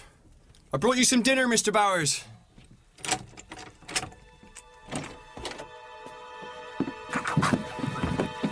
Oh, crap. Deb, it's Max. Bowers is freaking out again. It's all right, Mr. Bowers. Deb will soon be here. Sorry, Max. Sorry. What are you doing? Nothing personal.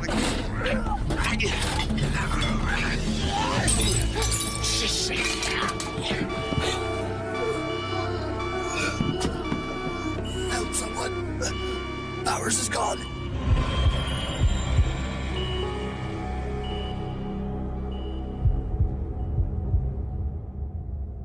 He completely suckered me. No, it's not your fault.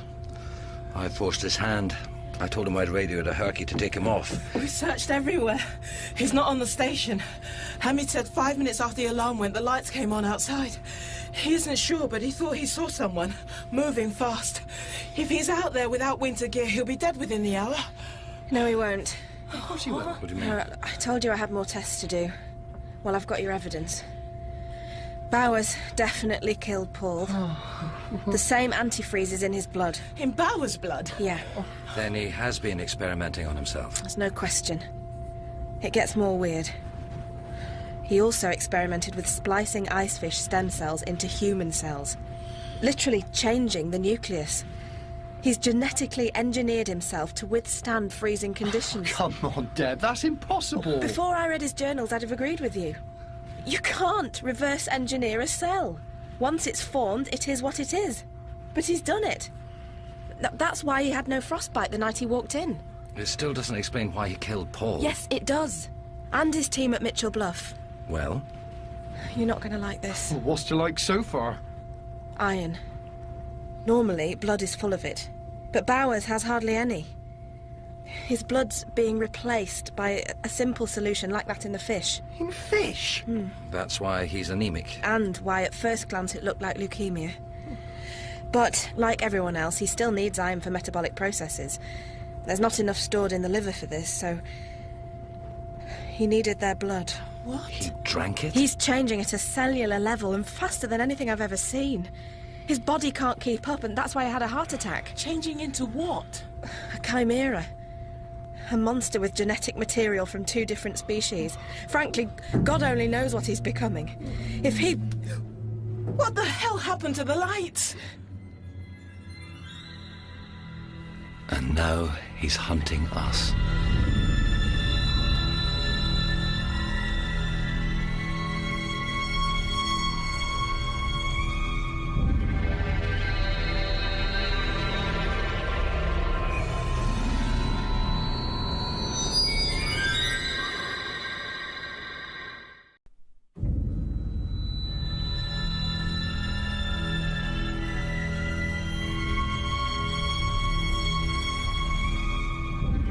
Cold Blood by Simon Bovey.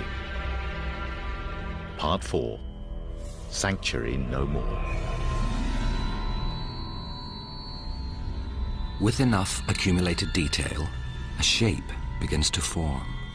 Any 2 dots define a line. 3, a triangle. It's part of the way our minds work, finding faces in clouds, patterns in snow, seeking shape, seeking meaning. If we're lucky, we find it. With Bowers, we've seen it too late. Who could have seen that coming? A man engineering himself into an unholy fusion of 2 species? I bargained on him being of sound mind when I told him about the aircraft from the Falklands. Thought he'd break and tell me what I wanted to know. Well, now I know. And I wish to God I didn't. Everyone, this is Nat. Report in. Joel here, Nat. I'm in Life Sciences with Ginger. This is Rebecca. We're in the kitchen. Hamid? Are you there, Hamid? He was in the monitor room. The safety could have tripped. It kills emergency power to the whole room to protect the radio relays. Okay, listen everyone.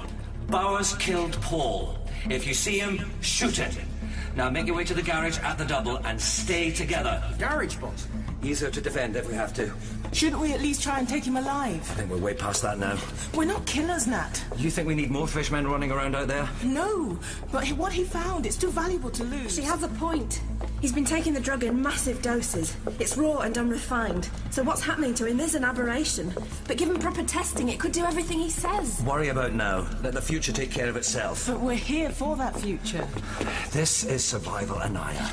He isn't acting like he's going to let any of us live, and frankly, he can't afford to. If you're right, Deb, he can live out there without heat. We can't. If we run, he'll hunt us down. If we hide, he'll find us. But this is our base, our home, not his. So we find him, and we take it back. I'll sign that. And let's find Hamid and get to the garage. Oh my God! Hamid! His throat's ripped, same as Paul. Blood dry by the look of him. Pass me that top. Let's cover him up. Oh, God. That could have been me. It could have been any of us. Here, Deb. Take Hamid's gun. Look, I'm a doctor. I'm sure there's something in my Hippocratic Oath about shooting people. Let's go.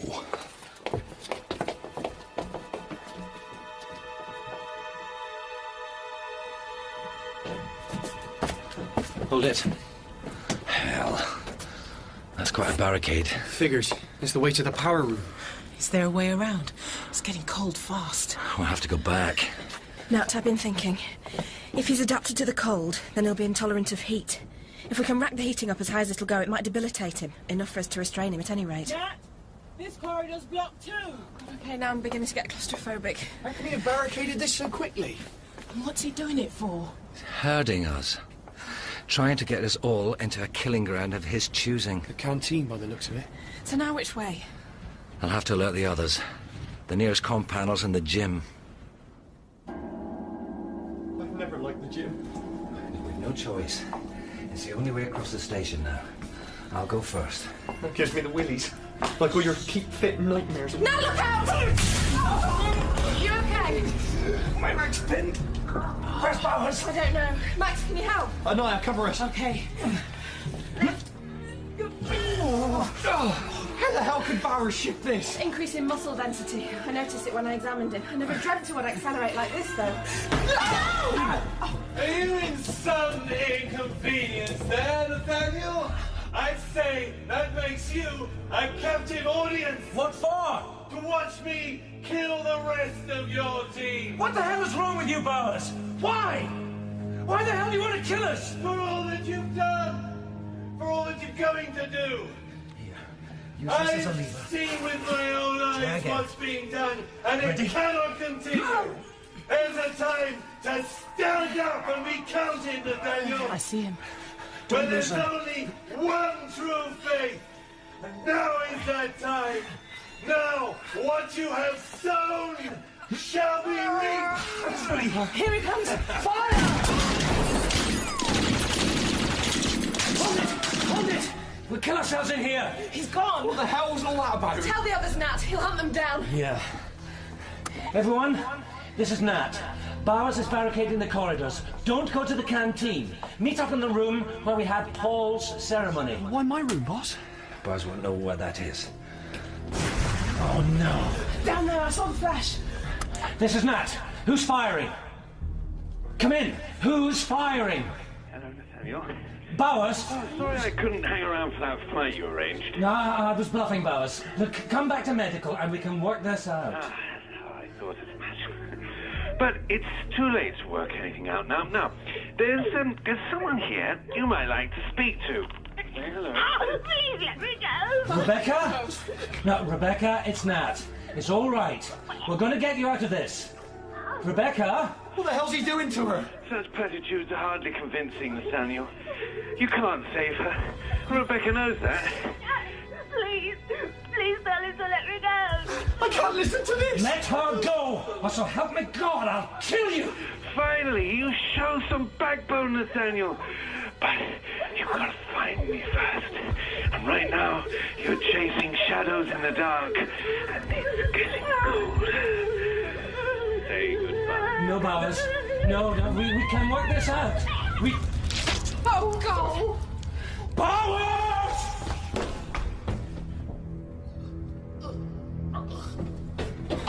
go. Rod! Rod, can you hear me? Let me at him, Nat. Rod, you're all right. I'm going to take care of you. I've got to close this wound. I need a first aid kit. The canteen's the nearest. No, it'll be too late. Can you hold him? I can't stop the bleeding. Look at me, Rod. Stay with us. God. Rod, you hang in there. He's gone, Nat. Where's Rebecca? Over here. She's dead. Sorry, Rebecca. All right. Let's go to Max's room. You still want to take him alive? No. Let's kill him. Well, that's just crazy. And finally we're all together and you want to go off on your own. It's the safest option. Max is right. Just think about this for a minute. Why don't we just shift the barricade? Because he'll attack while we're doing it. No. I'll make my way along the hut to the power room and get in through the window. If it freezes in here, we'll be fighting on his terms. I'll turn the heating up as far as it'll go, and we'll see if you're right, Deb. Boss, it makes more sense that I go. I know the boiler, I know how to restart it. I mean, no offence, but you've never had to nurse it like I have. It's a whiteout out there. Probably close to 70 below with wind chill. Oh, I was walking the park. Believe me, this way makes sense. Well, you're not going alone. Well, Joel will go with me. What do you say? Yeah, sure. No, look, I'll go. You and Ginger are more use here than me. I can watch out for Bowers at least. Okay, but don't worry about Bowers. We're going to take care of him.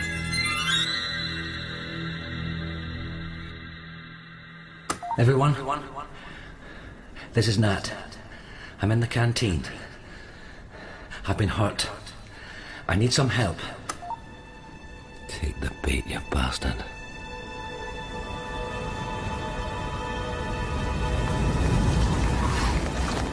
I'm beginning to think I should find a job somewhere warmer. A nice little practice in the Lake District, maybe. A cottage with a big fireplace. Buy a dog. Well, what about a man? See how the dog works out first. How much further? Almost there. Keep your fingers crossed Bowers didn't trash the boiler. Well, that's a comfort. Just trying to keep your spirits up.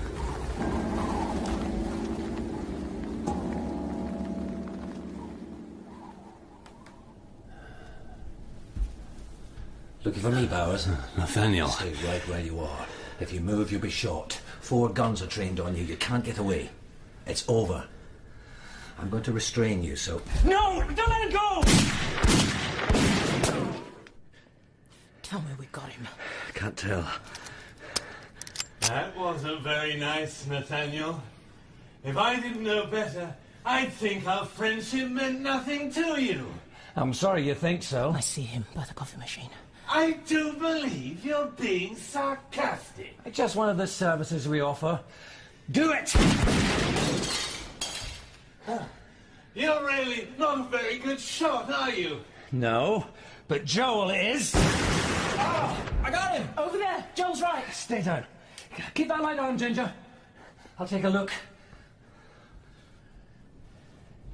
Bowers. Don't take any chances, Nat. You're going to what, Nathaniel? Check if I'm dead. I'm sorry to disappoint you, but for you, I say time is running out. You always talk too much. Say hello to Laura from me. Lights! Don't let him go! Max! Deb! Bowers is on his way to you. Yes! Ha! There's nothing I can't fix. It's the radio. Right, that's below the belt. Sorry. Stand back then. Oh, I'm shivering to meet the band here. Let me thaw out my assets. Oh, heat. Yeah, it won't take long to warm up now. Dad, Bowers is on his way to you. Bloody hell, what do we do? Kill the lights.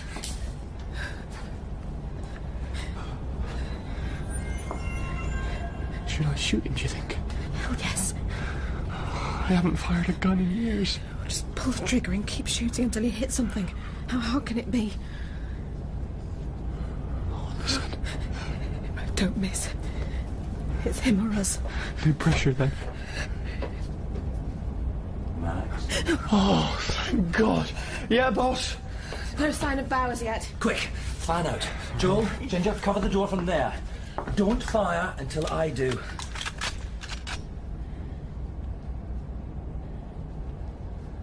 It's quiet. Too quiet.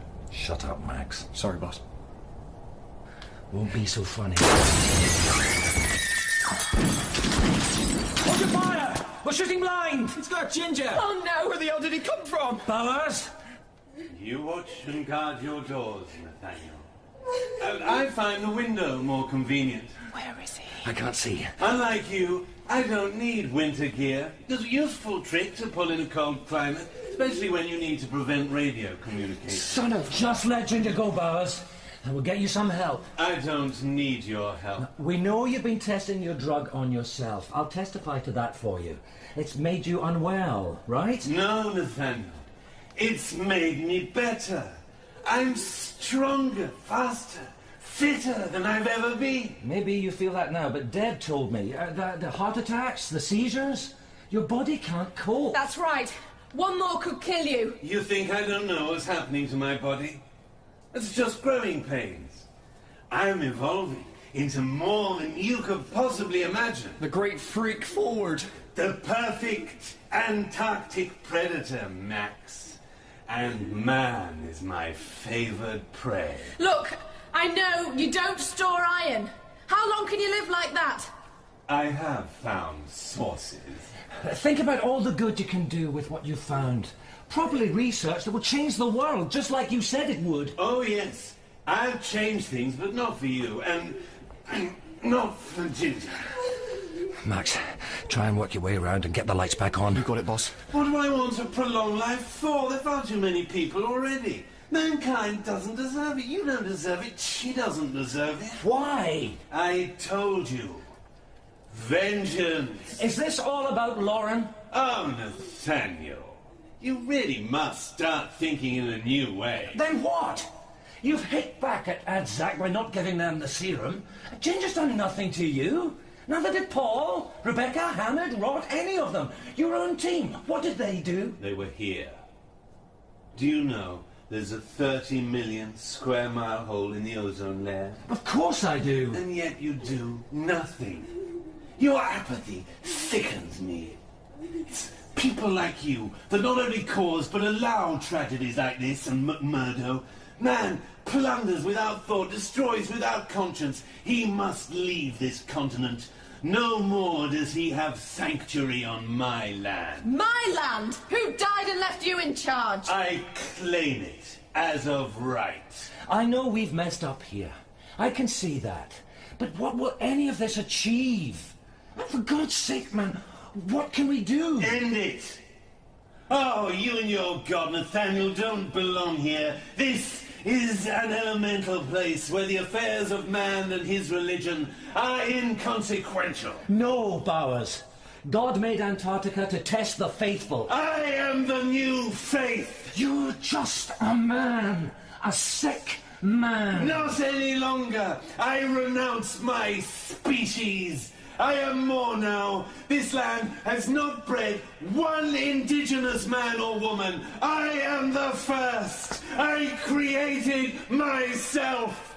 A desolation angel. A champion for this land of ice. A god. I am home. And you must leave. Let Ginger go and we will leave. Don't worry, Doctor.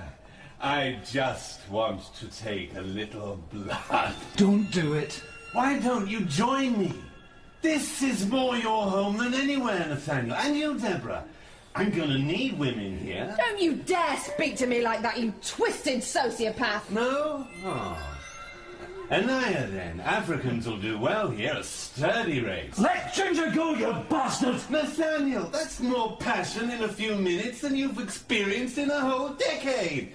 Antarctica is changing even you. I'm begging you.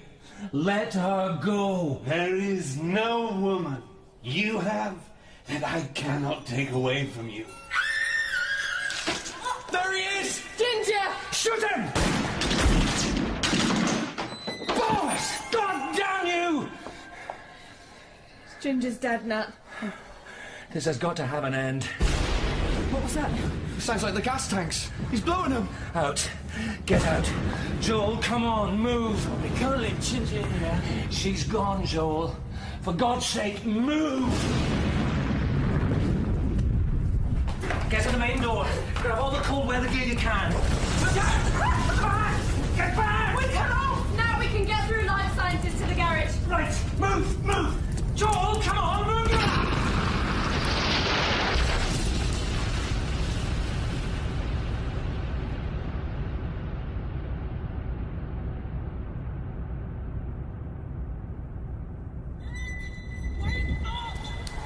We've got to get inside, Nat! Come on!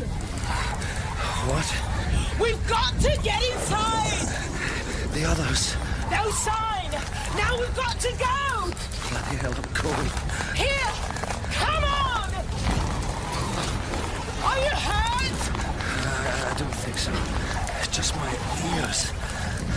My God. Ellsworth. It's gone. The whole bloody thing. We can shelter in Roscoe! We've got to find the others. They'll freeze. We've got to get some warm clothes first! I can't leave them out here. Your clothes are wet! You've got to get them off! If we stay out any longer, we'll get hypothermia! And then we're no use to anyone! Yeah. All right. If that blaze is the gas tanks, then Roscoe must be down here! You see? A red drum! We're on the path, Nat! You with me? Yeah. A drum. Great. Should be just ahead. Thank God! Where's the door? Where's the damn door? Come on. Come on. It's bloody freezing.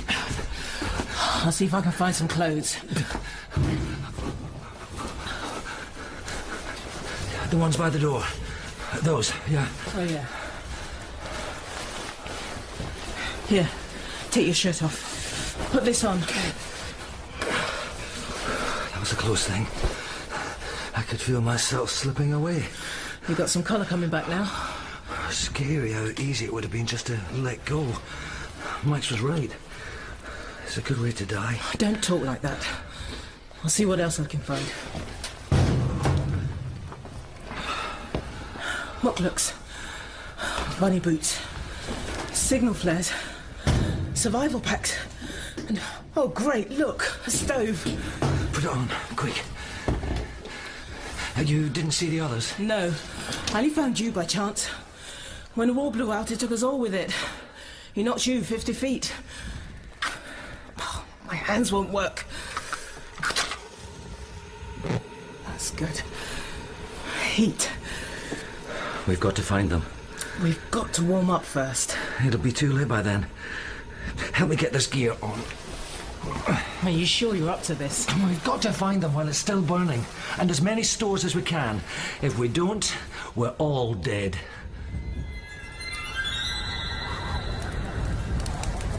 Max! Dad! Joe! What about under there where my torch is? Yeah. Cover me, okay? Ours is going to be around here somewhere. Anything? Yeah. It's Joel. He must have got caught in the blast. We're not going to find anyone alive, are we? And we're going to freeze to death here and no one will know until the spring. Hey, come on. You're not dead until 3 minutes after you stop breathing. There's plenty of fight left in us. And getting upset isn't going to help us right now. I'm not upset. I'm angry. Good. Then use that. And let's keep looking. Did you hear that? Yes! Over there! Max! Oh, boss! Am I pleased to see you two? I thought it was... Hey, it's okay, Max. It's okay. Are you hurt? I think my arm's broken. It throbs like a bastard. But it's Dev I'm worried about. Where is she? She's down here. She's really burned, boss. Hey, Deb. How are you? Not so pretty anymore. No. You'll be okay now. We'll take care of you. We'll fix you up. You'll see. No. Don't lie to me. I wouldn't do that. We're gonna get you out of this. Oh, God. Worst burns I've ever seen. What can we do for her? We can find her some morphine fast. Yeah, that'd be good, yeah. Any sign of Joel? He didn't make it. Oh, bloody hell, it's all crap, boss, it's all crap. We don't stand a chance, do we? Hey, now, listen, don't you fade on me. Shackleton survived a winter here, and what one man can do, others can do. We might not have adapted to Antarctica like Bowers, but we use our heads, okay? We can get through this together. First of all, we have to move Deb out of this wind. Deb, we're gonna move you inside. No. No, you'll be okay. Anaya, grab that board. Put it down next to her. It's going to be okay, Deb. We're going to lift you. And Max will slide the board under, all right? We'll soon have you out of here. Leave me. Once we get you in, we'll get you some morphine. Leave me, Nat. I'm going to die. No, don't say that. I can't leave you here, Deb. There's nothing you can do. There's always something. Ready? Yeah. 1, 2, lift. Sorry, Deb. Put her down. Oh, God. Sorry. I'm so sorry. Grab the end. Can you manage? I'm fine. Head for the garage. It's our only hope.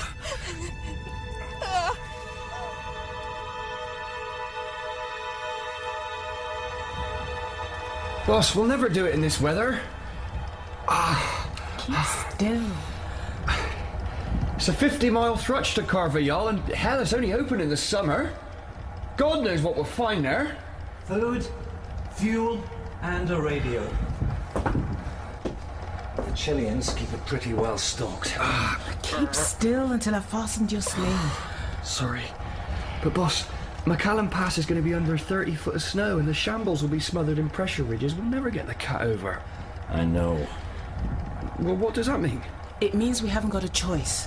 A proper med bay and evac is Deb's only chance. Do any of us know how to treat burns? No. No. So it's neck or nothing with us now. Yeah.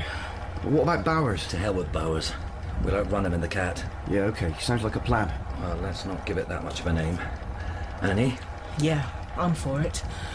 The more distance between me and that fame, the better. All right. We'll need every drop of fuel we can find. Saline, morphine, clothes and food. Then, Godspeed to us.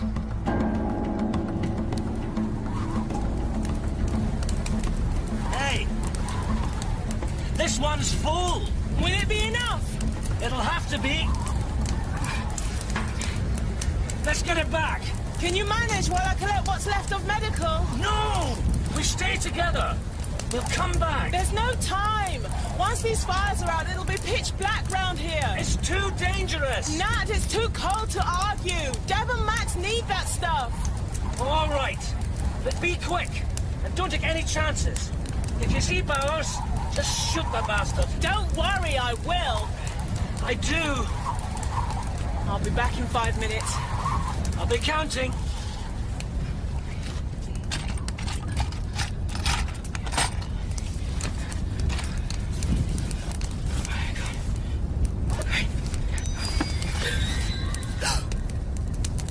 I know you're there, Bowers.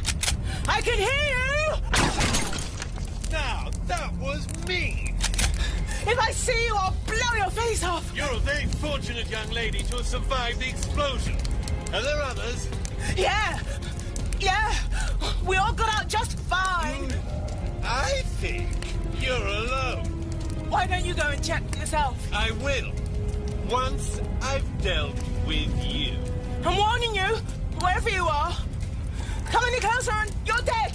One of the assets of my change is blending in perfectly with the surroundings. I'm right here. Go over here. Too slow. Oh, damn it! Always running out at the wrong moment, aren't they? Leaving you so vulnerable. You don't like it hot, do you, Bowers? How long do you think the fires will last? they're already dying. Once they've gone, it'll start to get very cold for you. But drop the brand, and I promise it'll be quick. Not like Rebecca. I bled her very, very slowly. Oh, and it must have hurt so very much. Not as much as I'll hurt you if you touch me.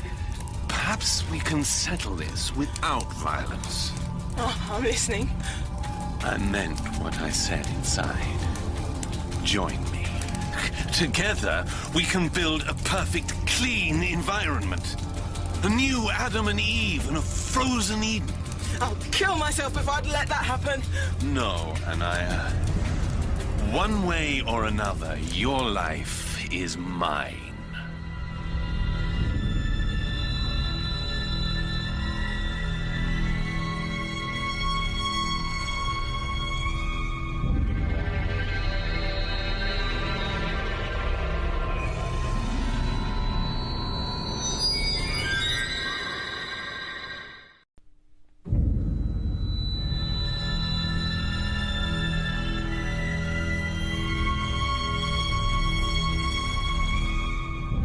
Cold Blood by Simon Bovey. Part 5. The Antarctican. I meant what I said inside. Join me. Together, we can build a perfect, clean environment. A new Adam and Eve and a frozen Eden. I'll kill myself if I'd let that happen. No, Anaya. One way or another, your life is mine. Get in! What the hell kept you? I was waiting to make a dramatic entrance. You nearly left it too late. We're leaving so soon. Hang on! Where'd he go? Right in front.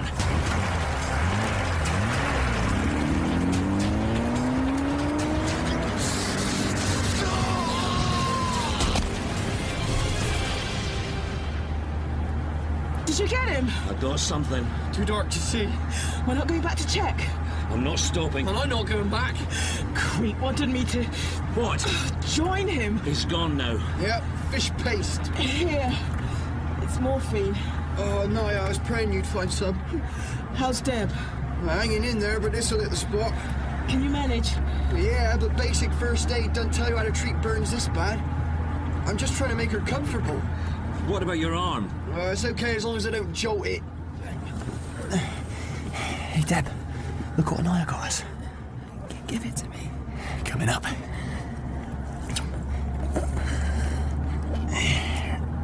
Hey, you're gonna be okay now, you'll see. I'll get you back on your feet. Better? Another. Boy, I don't know, Deb. I gave you a big dose. I'm a doctor.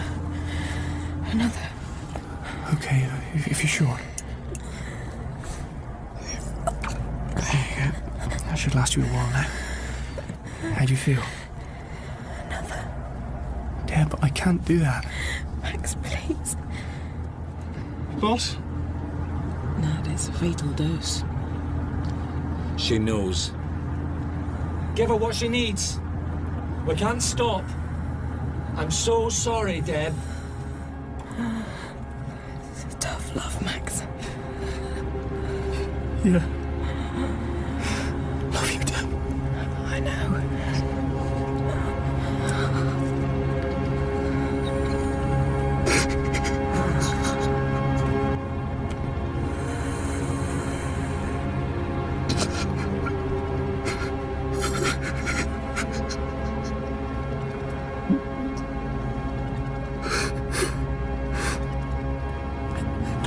She's gone, boss. Right. You did what you could. Yeah.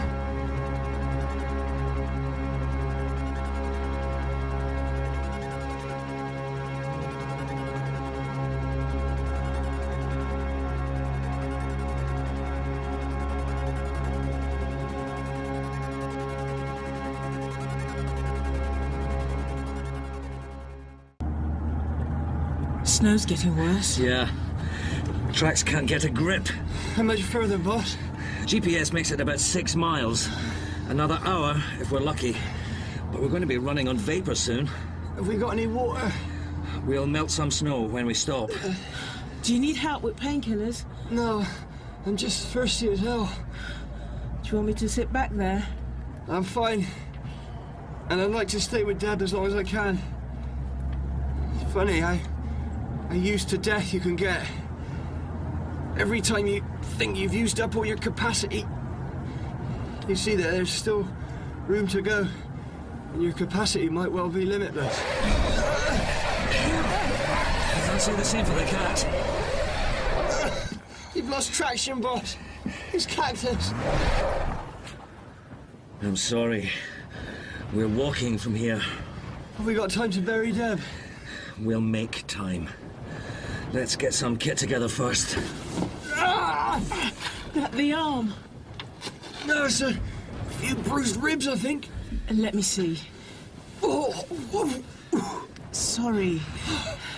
You've got a hell of a bruise. You feel cold and clammy too. You okay? What do you think? Are you good for this? Nothing to it, but they're doing it.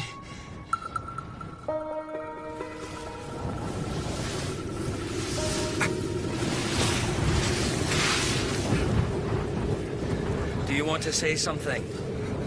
Oh, I don't know what to say. Deb was... Oh, she was my friend. That's it, boss. I can't... Max! I'm okay. I went dizzy.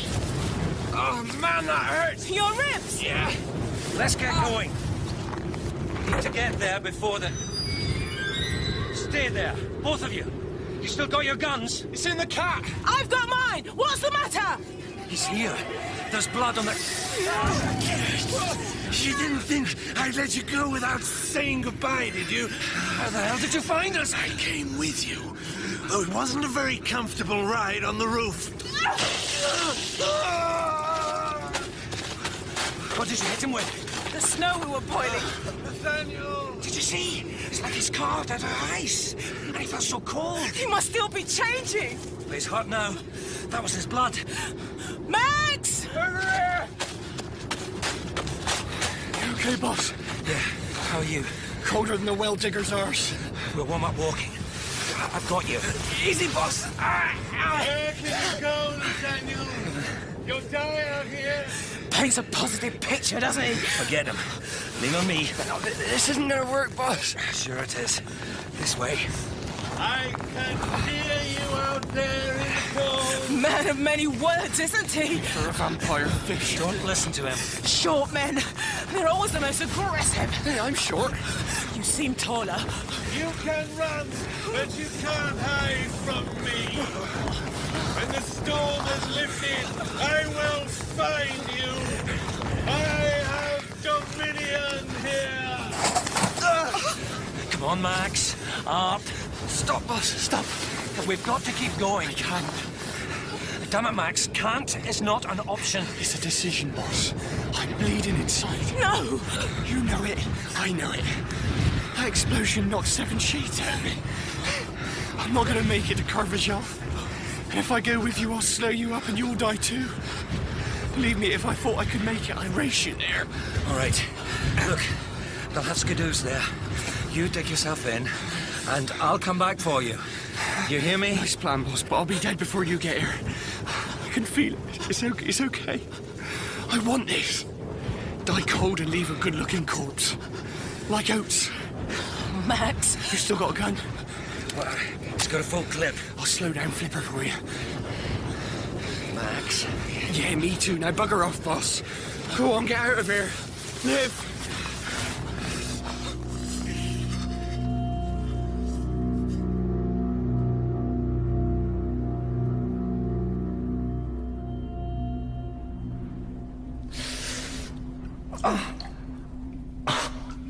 I can't stand much more of this. Take them out. Your fingers are swollen. I'm sorry, Nat. I feel responsible. It was my idea to give you my mittens. Are you sure you haven't got any frostbite? Yes.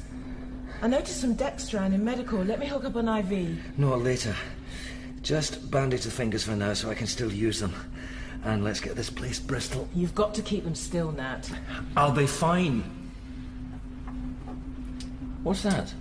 Bauer's serum. I found them and his journal when I was looking for morphine. I had to save them, Nat. I think it will help you. What? To become like him? It's a raw and coarse formula, I agree, but Deb told you he's been taking it in massive doses. If you just took a little, 1 meal to start... No.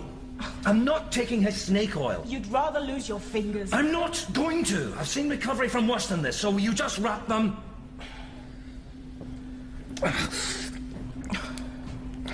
Steady. You think you're still out there, don't you? I don't want to take any chances. Especially as there's no radio. You know, I've tried to feel the same way about Antarctica as you and Max. But I can't. It's a cruel and remorseless place. Well, you haven't had the best introduction to her. Believe me, summer here is more beautiful than you can imagine. The light is like nowhere else. She's a demanding mistress, I know, but an intoxicating one. And I can't compete with her, can I?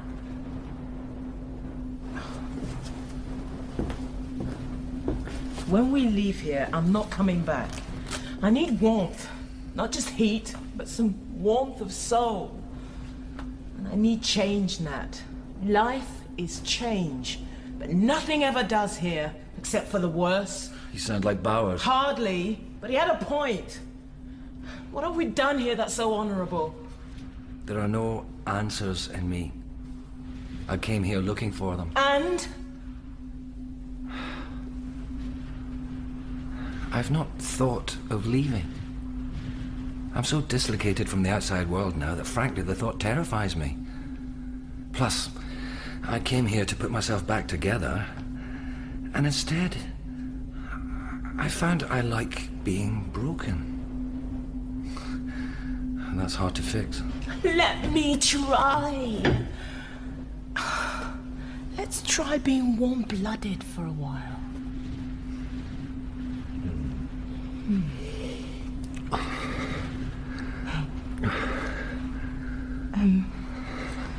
I think it's going to be a good winter.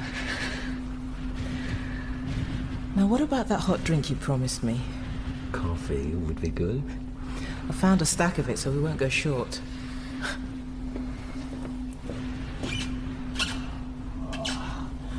Water, on the other hand, looks like a problem. Oh, there's no snow in the catcher. I'll do it tomorrow. I'll scoop a pan from outside. But don't use yellow snow. Out here? Penguins. Good point.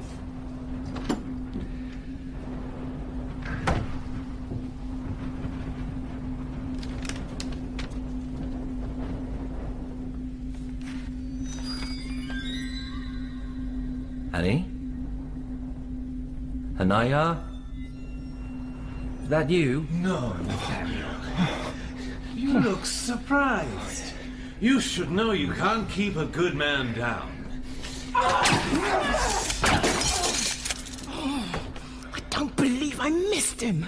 And I'm out of bullets. The delightful Anaya, too. I'm so glad you made it. What are we gonna do? Talking of good men, you didn't bump into one of mine out there, did you? Ah, the ever-faithful Max. Yes, we did have a little run-in. How is he? Cold. Very cold. He did his best for you, though. Yeah. I noticed you're missing an ear. Let's just say he had a lucky shot. But it'll grow again. There must be something around here I can use as a weapon. You don't look in great shape yourself. Nathaniel, what are you doing back there? Well, you know, trying to keep busy. This might work. Mind your hands. You know, you're like Shackleton in so many ways. Constantly improvising in the face of disaster. Journeying great distances through the shadow of certain death. There is one significant difference, though. Shackleton never lost a single man under his command, and you, on the other hand, have lost, Oh, everyone. I'd pay good money for him to shut up. Well, if he's talking, I know where he is. I don't understand why, Bowers. You spent your life trying to help people. Why did you do it? Your hands are bleeding. I can manage. Find me some metal piping, anything. Do you think you're the only person to feel pain? I own the franchise down here. You certainly act the tragic hero. It's quite pathetic. You know nothing of my feelings. I know enough. When my research was axed after McMurdo, I spent 2 years watching Lauren die. 2 years! Impotently standing by as she wasted away until there was nothing but a skeleton left. And she was begging me for death. So don't think there's anything you can teach me about pain. Now who's acting tragic? Imagine it, Nathaniel. When Adzak offered me funding to return to my research for a cure for leukemia, it was almost more irony than I could bear. But I saw a way to have my revenge for Lauren. Not just on Adzak, but on all those who would change this continent. But even the innocent, like Max, Deb, and the others? Let justice be done, though the world perish. Will this do? I pulled it off the sink. Yeah, that's perfect. Help me with these cylinders. Nothing remains the same. Lauren's death has changed you. It changed us both. It was meaningless and you were powerless to prevent it. I understand your anger. But she wouldn't want you to do this. You know that, don't you? This one is lighter. What is this thing? A flamethrower. What do you know of what she wanted? I know she loved life. It was me she loved. Me she came to. You did nothing but hurt her. I did nothing but love her. You left her. I left because you were having an affair. You believed we were. Well, I don't remember you denying it. Why should I? I loved her, I wanted her, and I knew you'd leave. You were always so sensitive. But she came to me then, Nathaniel, once you'd turned your back on her and your child. What the hell are you talking about? Oh, you didn't know. Know what? Bowers? Tell me! She was pregnant with your child. What kind of sick joke is that? But it's true. She tried to tell you, but you were a long, long way away. She felt she had no choice but to have a termination. Oh, dear God. Your God was nowhere in this. There were complications, you see, and she wasn't able to have more children with me. And I damned you for that. But I was there for her, Nathaniel, and where were you? Nursing a bruised emotion in this desolation. Nathaniel. Nathaniel. Nat. Light the end. I'm here, Bowers. I will always be here while you burn in hell.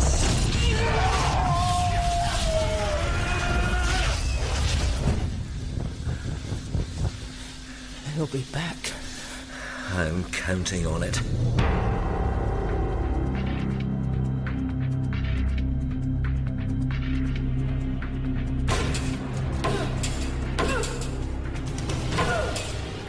That's the last corridor blocked off. He can only come this way. Thermostat's as high as it'll go.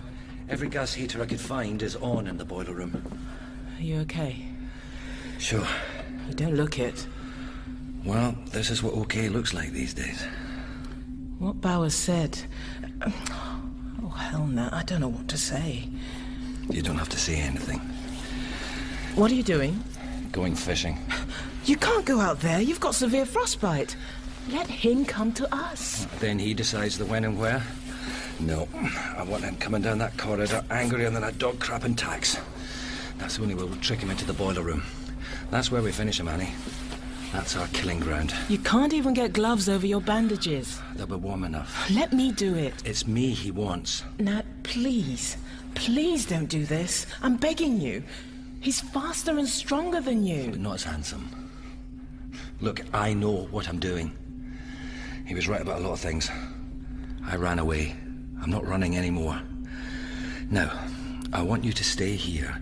No! I have to know you're safe. Let me help. No, you will be. I need you to shut the boiler room door behind us. Shut me and Bowers inside. Do you understand? And you call that a plan? It's all we've got. Here, take this. It's a flare gun. Now, if this doesn't work out, wait until the morning. Don't say that. No, I have to tell you this. Wait at least 12 hours before you show yourself. Then seal yourself in. Nail every door, every window shut, and sit it out. 16 weeks. But it won't come to that. We're going to be together. I'll hold you to that. How do I look? Fish bait. Good. That's what I want to be. See you in a minute. Yeah. And I'll come running.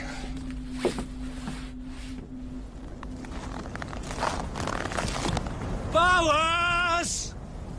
Let's end this! Come on. Please, God, keep an eye on him. Oh, no, not the bloody boiler. Oh.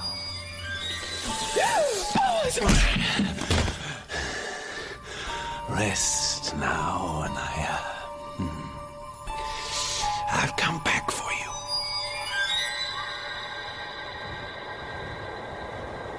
Bowers! Can you feel it? Like the continent's holding its breath, waiting while its champions decide its fate.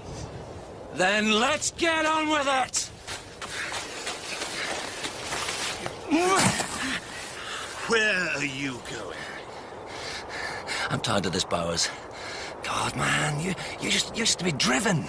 You were going to set the world alight. What the hell's happened to you? Hate. It clarifies things. And I hate you, Nathaniel. Why? Lauren was with me, but you always had her heart. She denied it, but I knew. So, it's all about revenge. I'm disappointed that you, of all people, don't see it. Have you been to McMurdo? You know it's restricted. I went. The sea is still the deepest blue, but there are no whales in the Sound now. No daily penguins. It was a tragedy. This was the last virgin continent, clean and unsullied by man's hand. I know. I feel it too. Now they're drilling for oil in the Ross Ice Shelf. Mining on Mount Erebus, and the sea, already overfished, is being strip-mined of its krill by the Japanese for dog food. If they stopped tomorrow, numbers would never recover. One man can't stop that. But every man should try. I found the gift of life here, Nathaniel. You're a religious man. You should see that. It's a miracle. But soon, there'll be no more ice fish. And what other wonders have we lost? What secret panaceas did the rainforests take with them into the bonfire? We'll never know. But while there is still this plot of majesty left, I will make man notice. I will make them pay. If I don't stop you, Russell, there are others that will. No. Here, I am omnipotent. The other camps will fall to me, and come the spring, I promise you, I'll be the only one left here. Just you and the penguins.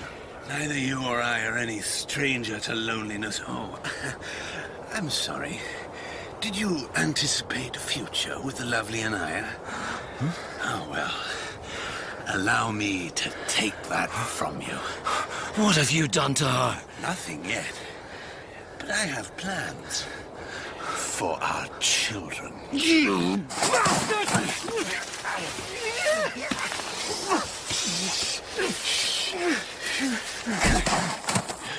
Oh, you're weak, Nathaniel. And look at your hands. Nasty. I think you'll lose them, don't you? Better my hands than my sanity.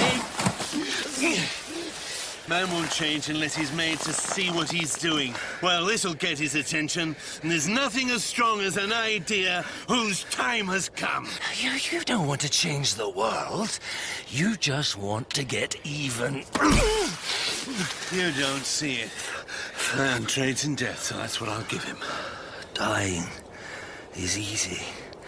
It's living that's hard. Get away from him! Get back! I'm a savior. You're a headline of the day. Freak of the week. No, Nathaniel. You are a little man. And now you'll die.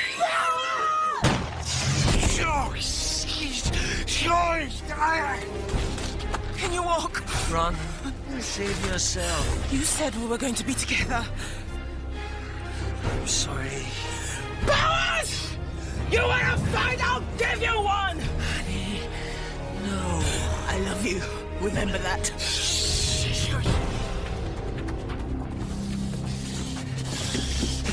Anaya! Hot enough for you, Bowers? I'm afraid you'll be dead long before this heat kills me. I have thought of letting you live, but now I don't think I shall.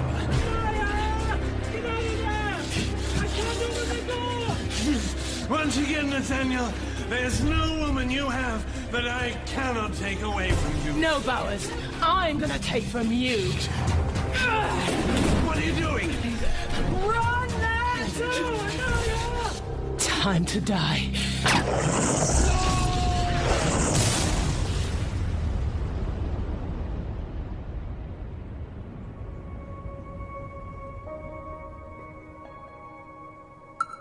Loss can be a powerful elixir. And maybe it takes a death for us to consider the debt we owe to life. Put down the baggage we're carrying, stop searching for a purpose, and finally see it in our own hands, where it's been the whole time. At first, I didn't think I'd make it. I'd reached the end of that capacity Max had talked about, raved and wept like a fool. But when the fog cleared from my mind, I saw that action was simple. Without proper medication, my frostbite and burns were terminal, you see. So really, I had no choice. I took Bauer's serum, and it is as incredible as Deb thought. I injected only a small dose, but within 3 hours the blisters had gone. A new skin was growing under the damaged tissue.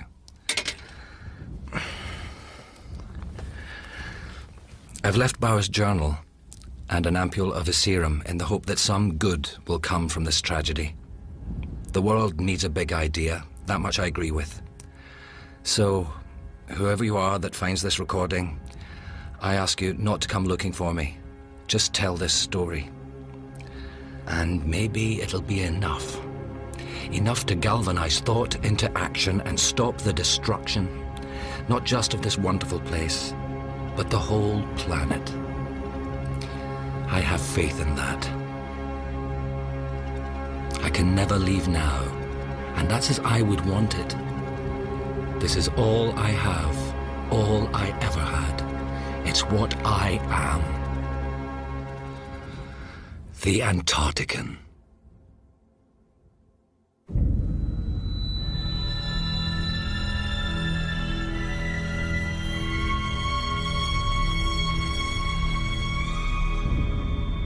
In Cold Blood by Simon Bovey, Tom Mannion played Commander Taft. Tim McMullen, Bowers, Ndidi Del Fati, Anaya, Helen Longworth, Deb, and Stuart McLaughlin, Max. Cold Blood was directed by Mark Beebe.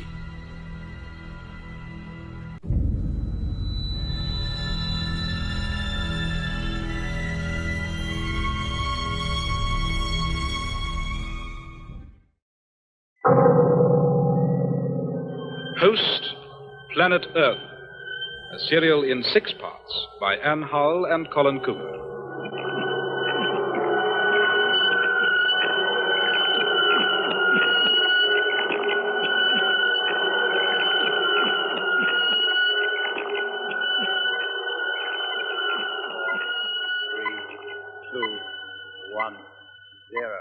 Very nice.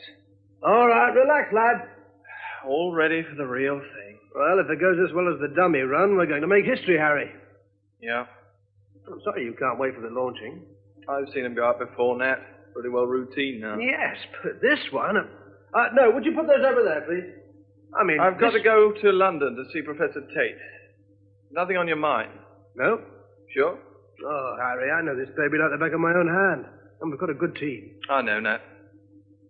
Professor Tate may have some message for you. Stay near the phone. No, don't you worry. I shan't stray far today. It's funny they don't come up. You'd think they'd be keen, especially Ormskirk. Doesn't he want to see if his theory's going to work? None of us will know until the preliminary orbiting is completed. He might as well stay in London till then. Oh, the final medical report. Any snags? They're 100%. Oh, I wish I was going up too. Personally, I don't envy them. Well, I'd better be off. Don't forget, stay near that phone.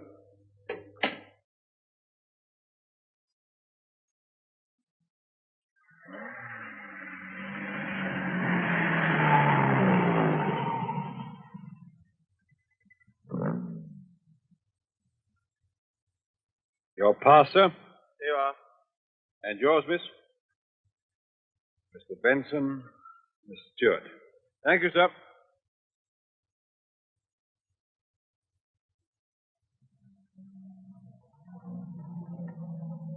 You're very quiet. You look worried. Aren't you? Well, aren't you? Harry, I'm scared. We'll be there soon. Perhaps we're fools. Perhaps. If he knows already... No, he'd have stopped it. But Ormskirk... Ormskirk's a big fish, but not big enough to swallow Tate. I hope you're right. I wish I knew what it meant. Scientists aren't concerned with meanings, only with knowledge, with facts. Haven't you any idea? Oh, Claire, idea? these questions. Let's keep them for the old man. Bloomsbury. How long has this been a one-way street? Over 2 years. Oh, I'll never get used to it. Harry, when you leave... I'm not leaving. I'm glad. I'd feel lost without you. Since it was chiefly on your account that I applied for a transfer, I find that ironic. Oh, Harry, I know how you feel, but... Oh, I don't know. They're all so dedicated. So they should be. You know what I mean. Goodness knows we scientists aren't always the most sociable of people, but there are times when, well, a rocket site can be a lonely place, especially for a woman. For us, too. I'm glad you've changed your mind in spite of everything. I didn't change it. They rejected my application. So I'll have to get used to seeing you around. They've made this a one-way street. You said that before. Did I? Harry, are you all right? What? Are you all right?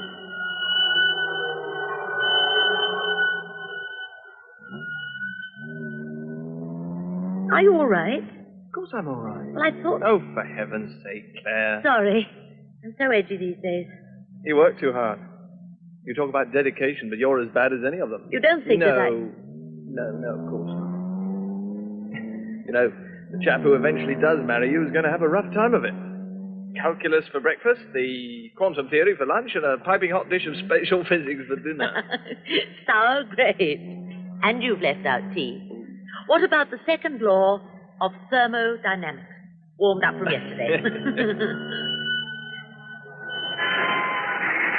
Harry, look out.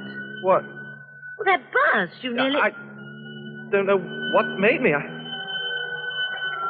Claire. What is it? Oh, stop. Harry, stop the car.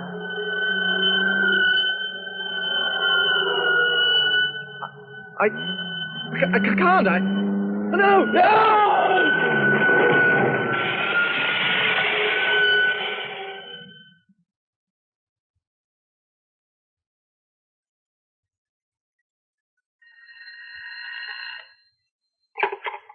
Editor.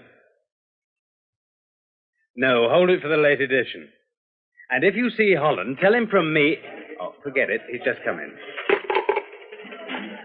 What kept you? Nowhere to park. My pay won't run to fines for obstruction. What about the torso? Nothing. Nothing. I'm holding the front page for Look, a story just from you. listen a moment, will you, please? Simpson went. He'll be on his way back now. I'm on to something more interesting. More interesting than torsos? Road accidents. Oh, I might have known. I suppose they're going up again. Only in certain parts of the country. Well? There are 15 areas which show a significant increase in the accident rate. I got reports from the leading insurance companies. Here.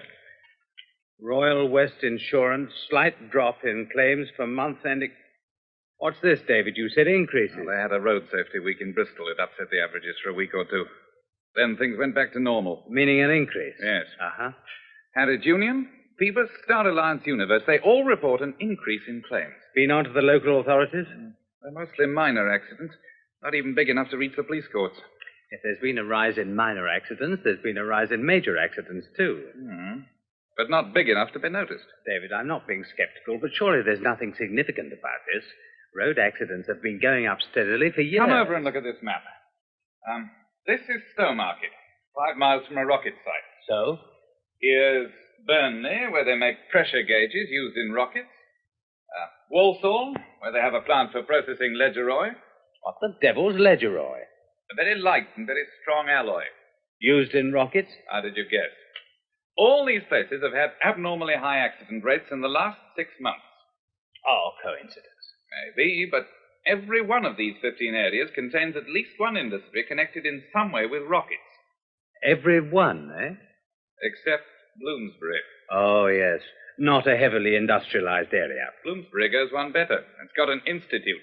The Institute of Stellar Research. It's also got the second highest road accident rate. Who's got the highest? Stowmarket, where the actual rocket site is.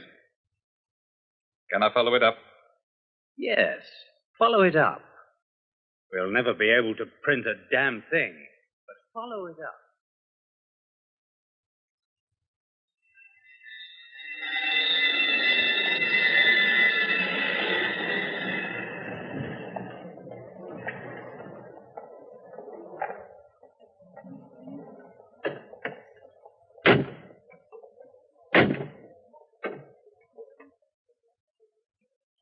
Now then, so what have we got here?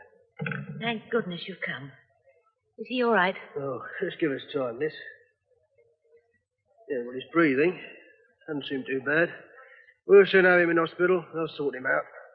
Right, now, easy now. Easy. What happened? Oh, don't bother us now, mate. Was it an accident? Look, there's a copper over there. You ask him. We've got our hands full. Mind them steps, Bob. Didn't happen to witness it, did you, sir? No, I didn't. Pity, we never get enough witnesses. What happened?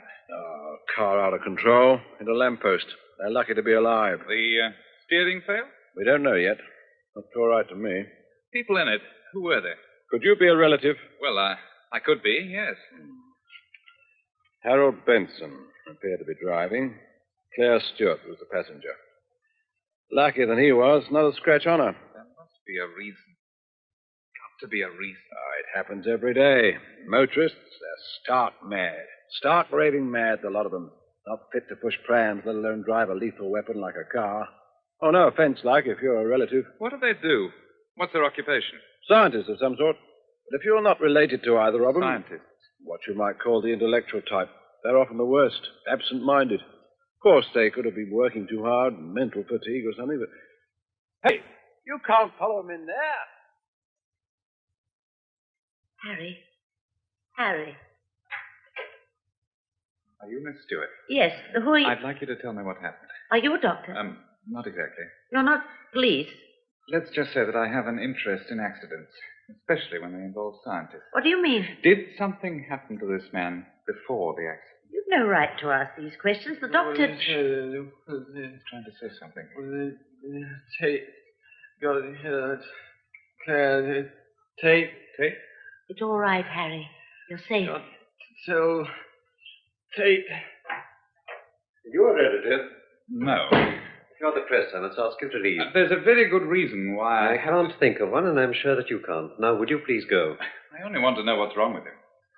Suspected concussion, contusions, possibly a fractured collarbone, and maybe 1 or 2 cracked ribs into the bargain. Satisfied? Why did it happen? Don't waste my time, man. Go and ask the police. If you want my opinion... I don't think anyone wants your opinion. Now, will you please go away? I'm very busy and you're upsetting my patient. Tate, Professor Tate must get... Professor Tate... Should this interest me? Yes, Professor Tate. It involves two scientists. Indeed. Their names are Claire Stewart and Harold Benson. I didn't know. How are they? Miss Stewart was unhurt.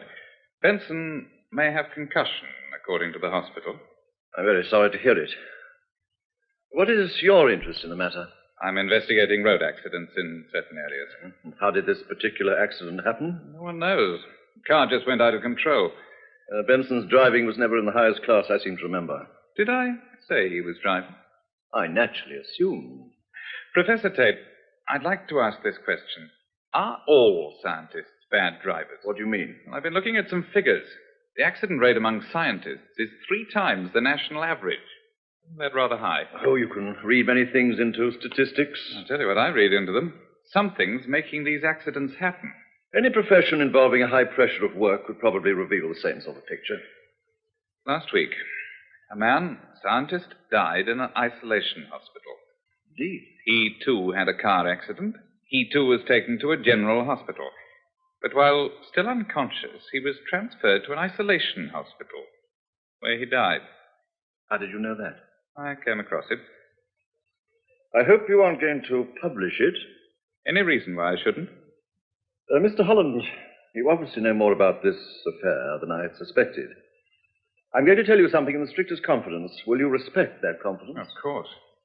Well, then. For some time, a mysterious illness has been attacking our people. Not all of them, but some. Too many. It strikes very suddenly, without warning. Recovery is usually complete and takes place within a few minutes. Unfortunately, some cases, like Benson's, take longer. And some don't recover at all. We don't think it's infectious, and it's certainly not radiation. We're working on the theory that some unidentified toxin is affecting an enzyme in the brain.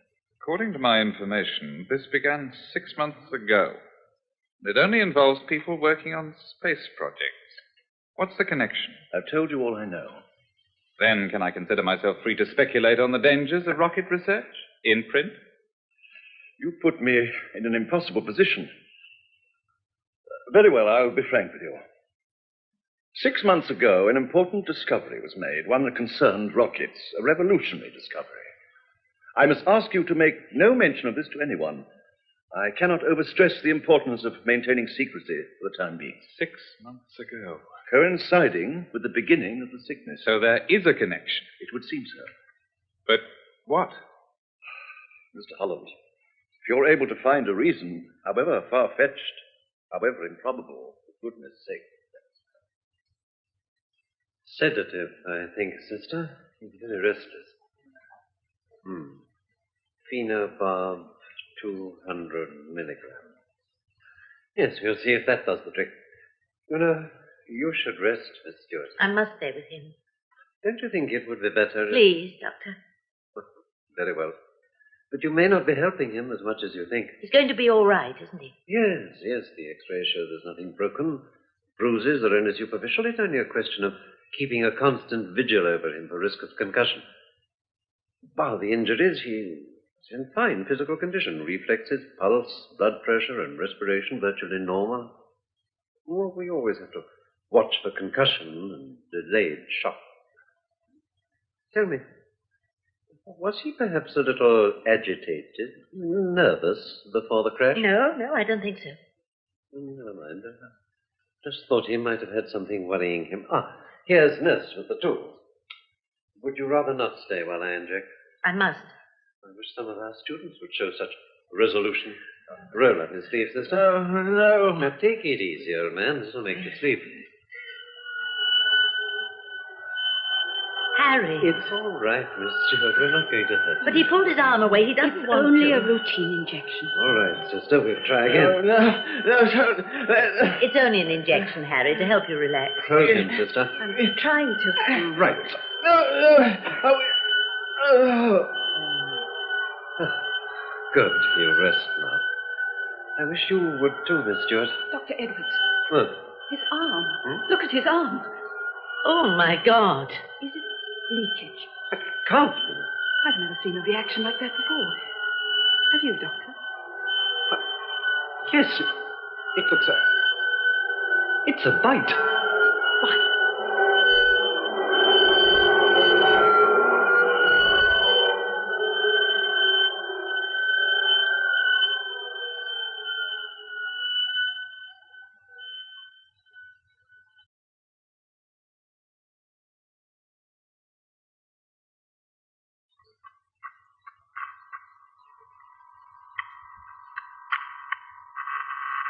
Yeah. What do you think, Rathbone? We switched on the secondary circuit. Think so? We could try it. Mm-hmm. Ormskirk, there's been another accident. Oh, well, Rathbone, that test we did yesterday, I'd like to run it again without the expansion factor. Did you hear what I said? Two of our best... Hello, Tate. Ormskirk, this has got to stop. My dear fellow, do you ever feel tired, nervy, irritable? For heaven's sake. Of course you do. We all do. But you don't blame it on the atom bomb. So why should you blame these accidents on my rocket? That's an entirely false analogy, and you know it. My dear Tate, if you can prove a connection, I'll gladly agree to an inquiry. But how can I prove anything until we have an inquiry? That's what inquiries are for. Well, you're a biochemist. Why don't you look into it yourself? I have. Whatever it is, it's not organic. It's not my department. Ormskirk, I appeal to you. Hold things up until we can investigate. Quite impossible. You must. We can't, Professor Tate. There is another rocket leaving today. Today? Uh-huh. The countdown has already begun. Why wasn't I told? Weren't you? You know damn well I wasn't. Oh, well, we didn't want to alarm you. You see, this one's manned. Manned? I don't believe you. Is this true, Rathbone? An interstellar space probe is leaving today. It contains 2 men. But you're not ready. You're not... It's now or never. We could go on sending up unmanned ships indefinitely and still not know all we want to know. You must be absolutely crazy. Is progress crazy? Is that what you think? You want to halt progress? You're scared, Tate. Too scared to take a step forward. One tiny step into the unknown. Tell me any advance in science that wasn't. You can't. Well, that's not the point. I've made a discovery. I think it's important. What do you want me to do with it? Lock it up until the Russians or the Americans or the Chinese or the Eskimos get hold of it? I didn't invent the shoot theory. It was there, waiting to be discovered. I was only the first. Other people will discover it. It's inevitable. And they may not have the same scruples. What are you going to tell the world then? That we knew all the time? We're going to tell them that. We knew it, but we were too scared to make use of it. Ormskirk, you're a brilliant man. I'm not disputing it. You bridged a gulf in progress which might have been a gulf of centuries. You've done it in a few years, and you've done it alone. Rathbone, do you have a full grasp of the shoot theory? Well, No, of course you don't. You only know the aspects which are relevant to your work, and the same applies to the others. Isn't that so, Ormskirk? I suppose so. Only I know the theory in its entirety, so only I can put it into practice with any hope of success. There you are. Even your right-hand man doesn't know it all. Is it likely there's another man in the world today capable of making the same discovery? There's always a possibility. You're racing against yourself, Ormskirk. Very well. But consider this. If I die before I've completed my work, proved my rockets, transmitted my knowledge, progress may be held back for years. I will not take that risk. Then I will. You might as well know that I intend to force an inquiry. I'm no longer a young man, Tate. The shoot theory represents my life's work. I won't be deprived of the ultimate satisfaction. Theory put into practice. I'm sorry, Ormskirk, for your sake, but I must try. You'll make a fool of yourself. Believe me, I hope so. I hope with all my heart that you're right and I'm wrong.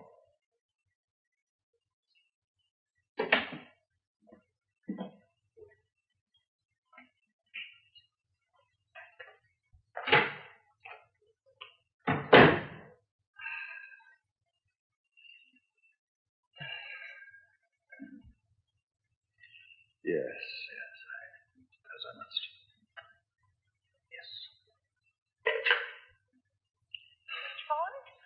Get me the Home Office as quickly as possible, please. I haven't got an outside line at the moment, sir. Should I call you back? I'll wait. I won't keep you now. No.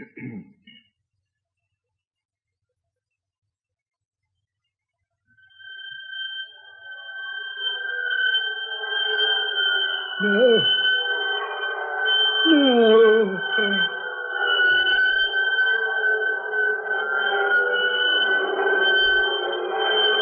Would you get through now, Professor Tate?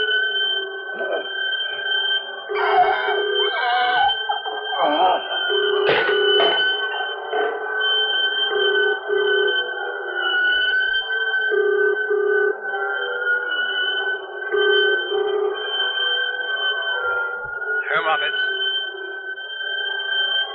Home office. Are you there, caller?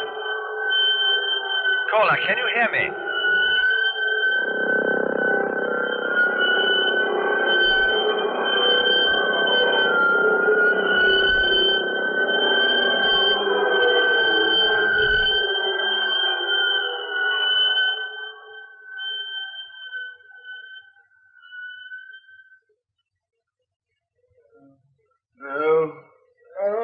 Can't you do something for him, sister? We're doing all we can. He's so restless. That last sedative should take effect soon. It's slower orally, but we don't want to inject again. You're only upsetting yourself by staying here. Why don't you go and rest? I'm all right. There's such a thing as delayed shock, you know. Dr. Edwards said that I could stay. No doubt he had his reasons. But I must ask you not to upset the patient. Upset him? I'm helping him. You'll help most by keeping calm yourself. I want him to feel that I'm staying beside him. I want him to know that he's safe. No. Safe? We're not going to hurt him. Hadn't you better get Dr. Edwards? Dr. Edwards has been on continuous duty for 10 hours. This restlessness, it worries me. The patient has been given an adequate sedative.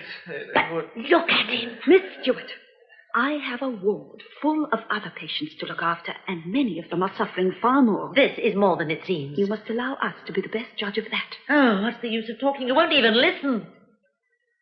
Very well. I'll go and find Dr. Evans. Damn the girl. I was just going off duty. You gave her permission to stay. Wish to God I hadn't. What does she want? She wants to see you. She's not satisfied with anything I tell her. Sister, I'm dead beat. Can't you tell her we're doing all we can? Surely you know what to say to people in these circumstances. If I had my way, she wouldn't be there at all. You'll have to make her understand. I suspect a disturbed mental state beforehand. It may take weeks. I'd rather you spoke to her yourself, Doctor. All right, I'll come along. The sedative hasn't had any effect whatever. Yes, it's a bit of a problem not being able to inject. Come in. Oh, it's you again. Any chance of seeing Harold Benson? Visiting hours are over. I'm sorry to be a nuisance. It's very important. His condition is unchanged. I've nothing to add. Give me a break, Doc. There's something I don't understand. I only want a little information. I don't see why I should be expected to provide it, even if I had it. It's not for publication. I've heard that one before. For one thing, we don't know enough to run a story. For another, there's the Official Secrets Act. Sister, I may decide to increase the sedation when I've seen him. Will you go along and prepare? I'll come as soon as I've satisfied Mr. Holland. Yes, Doctor. There's very little I can tell you, Mr. Holland. On the face of it, his injuries are straightforward enough, but there are one or two aspects of the case that seem unusual. Quite frankly, at this stage, I'd rather not commit myself. Suppose I told you that the accident was directly concerned with Benson's scientific work. I'd already thought of that. I telephoned his employers. They assured me there could be no such possibility. Well, they're wrong. I've no reason to doubt their statement. Doctor, you must take my word for it. I don't know what to say. What does the girl know about it? Yes, I can't decide. She's not married to him, not even engaged, yet she won't leave his bedside, not for a moment. That has some significance. I've a feeling that she's afraid of something. Exactly what, I've no idea. I don't think she knows herself. Doctor, will you come quickly, please? Benson? Yes, I don't quite know what to make of it. Can I come with you? I don't think any useful purpose. Haven't I convinced you yet? All right, come along.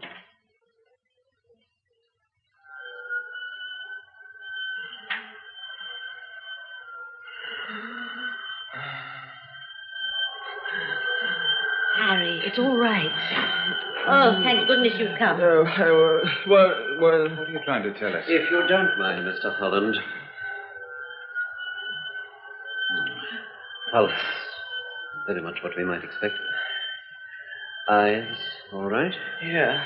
Can you hear? Hear what, Harry?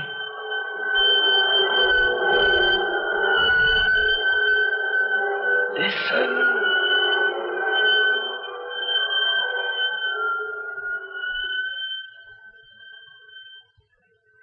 Claire.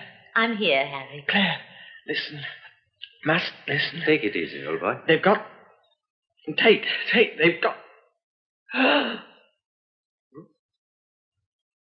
He's unconscious. I want constant supervision, sister. Be ready to catheterize him. If he's not round soon, you'll have to start intravenous feeding in spite of that reaction. We'll give him an antihistamine at the same time. I must find the telephone, quickly. Out here. Come on here. Try the one.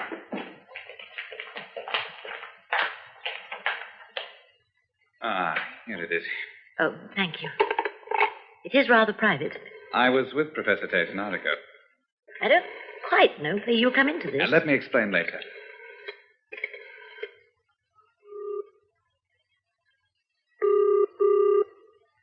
Gallery Such Bloomsbury.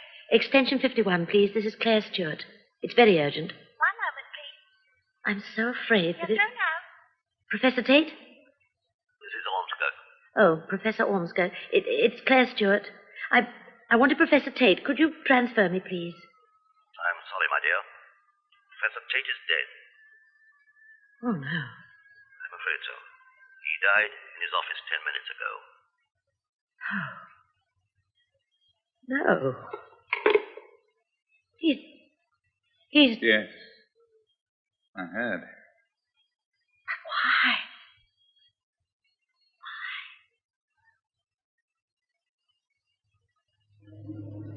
17, 16, 15, 14, 13, 12... Keep your fingers crossed. 11, 10, 9, 8...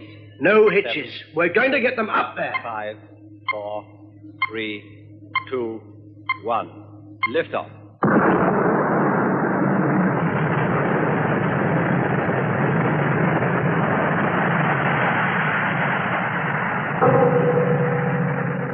Host Planet Earth was written by Anne Howell and Colin Cooper and produced by Nestor Payne. Electronic sound and music was created by the BBC Radiophonic Workshop. The cast is as follows. Harold Benson was played by Ian Thompson, Claire Stewart, Brenda Bruce, Professor Tate, Rolf Lefevre, Professor Ormskirk, Clive Morton, David Holland, Alexander John, Rathbone, Timothy Bateson, Dr. Edwards, Heron Carvick, Sister, Beth Boyd, Nat Blackley, Nigel Anthony, Editor, Anthony Vickers, and Policeman, Preston Lockwood.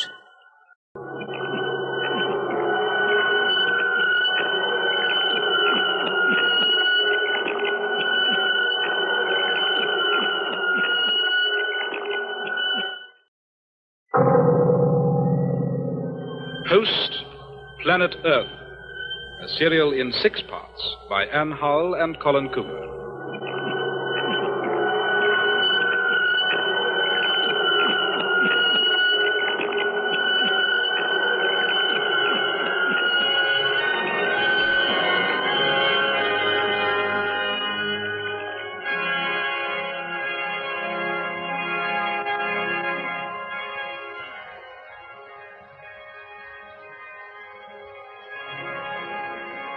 That's Tate neatly packed off. I thought it was rather impressive, in a way. Forgetting that any mystery surrounding his death has been nicely covered up, and then carefully smoothed over with a suitably decorous funeral service. I know, David. It was the ceremony of it, I suppose, the sheer power of ritual. Maybe poor old Professor Tate is going to be raised incorruptible. But we've got to find out what corruption was kicking around when he died. Is that Mrs. Tate over there? Yes. I don't know how she got through the service. She looked so sad and shocked. Try to have a word with her. Tate may have told us something. David, not now. I know it's hard, but my guess is that she'll want to talk to people like us. Very well. I'll see you at the gate. Mrs. Tate, I'm Claire Stewart. We met once before. Oh, yes. I used to work with your husband. I can't tell you how sorry I am. They all say that. But I really mean it, more than you realize. I knew him very well. He was a great man. I remember you now. He often talked of your work. Everyone liked your husband, Mrs. Tate. Everyone? And his achievements. Achievements, oh, yes. We've just been told that, haven't we? A nice little biography. Only the suitable things, of course. Neatly parcelled up and neatly delivered to a congregation of hypocrites. I'm sorry. I don't want to intrude any further, but a friend of mine has just spoken almost the same words, and we want to try and help. No, it's I who should apologize. Forgive me, my dear. It isn't you. Did you mean what you said just now about helping? Yes, Mrs. Tate. Very seriously. Perhaps you could come and see me this evening, could you? I shall be alone. In fact, I shall usually be alone now. We had very few friends, real friends. And there were no children, you see. My dear Mrs. Tate, I am so sorry. Your husband was one of my closest colleagues. We all admired him tremendously. Thank you, Professor Ormskirk. It's impossible to estimate the loss to the world of science. It is a little late to say that. I beg your pardon? You killed him, Professor Ormskirk. You and your scientific developments. You talk about a loss to the world of science.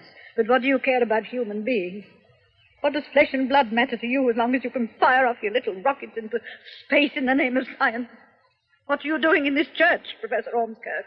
Science is your God, and it will kill you too one day. Surely it has killed my husband. I found it in his study. It's not something he'd leave lying around at the Stellar Research Institute. May I see?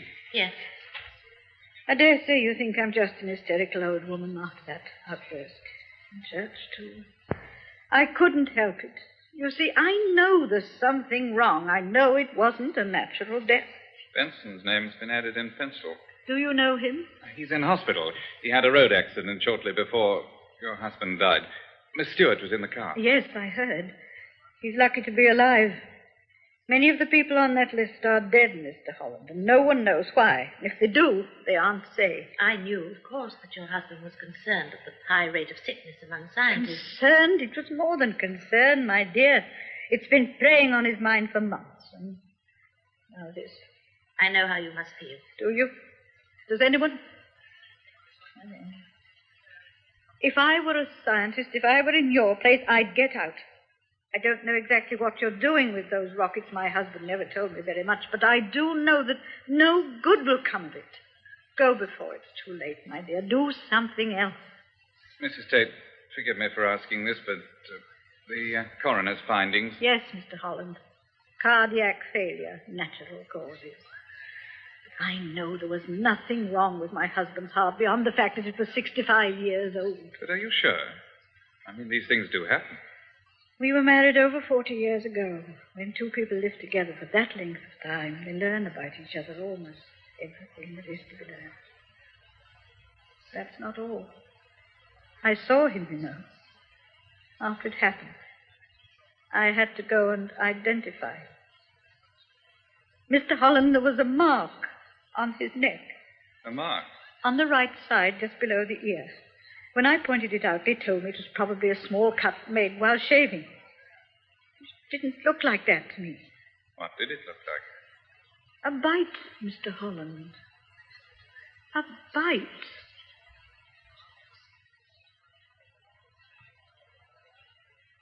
But how could it be a bite? Don't ask me. You're the scientist. All I know is that the mark on Benson looked like a bite. A large, swollen mark that could have been made by an insect or a small animal. Talk sense, David. Benson was having an injection in hospital, and Professor Tate was making a phone call in his office. What could possibly have bitten them? No, it must be something to do with the fuel. Some toxic reaction he hadn't anticipated. Don't you test things like fuel beforehand? Oh, for short-term effects, yes. Not for long-term. That takes time. Too much time. And, of course, Professor Ormskirk's in a hurry, isn't he? Every reasonable precaution was taken. All the same, it could be that. Some accumulation building up in the system undetected until suddenly this happens. He said Tate. What? Benson. Remember? He said they've got Tate before he collapsed. Doesn't seem to fit in with fuel poisoning. The medical men can't seem to see beyond some sort of nervous crisis triggered off by his accident. Whereas I... Yes? Oh, I don't know, Claire. I don't know. It's clear from what Benson said that there's an element of telepathy. Telepathy? I can't think of another word for it, can you? But it's so... Oh, I know. Extrasensory perception, all that. You're quite right to be skeptical. I am myself. We heard him say it. What are we to think? Toxins are a fact. So is ESP to some people. Not to me, David. Want another drink? No, thanks. 2 days before I left Stowmarket, one of the porters collapsed after walking through the fuel laboratory. What does that prove? Nothing in itself. But everyone who's been affected, as far as I know, has had some contact with the rocket fuel. What's his name? Johnson. Peter Johnson, a West Indian. No, he's not on Tate's list. He should be. Well, he's not. Have a look. Sure you got the name, right? Of course I am. Suppose the information had been deliberately kept from Tate. Who would do that? Ormskirk? David, I don't know. Well, we better try and find out what happened to Peter Johnson. At Stowmarket? Why not?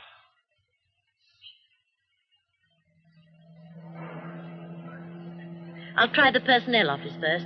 They keep a record of everything that happens to the staff, even toothache. I'm coming too. They won't let you in without a pass. Not even with you to hold my hand? Even Professor Ormskirk has to show his pass. How far to go now? About half a mile. What are you doing? Do they search cars? Oh, no. They check the passes and then wave you through if the passes are in order. Why? If they don't see me, they won't know I haven't got a pass, will they? I suppose you could hide in the boot. Can you drive? Yes. Good. You can lock me in the boot. If the guards want to open it, say you've only hired or borrowed the car and you haven't got a key, okay? Yes. Sure you want to go through with it? I haven't forgotten why we're doing this. Not only Harry Benson and Professor Tate.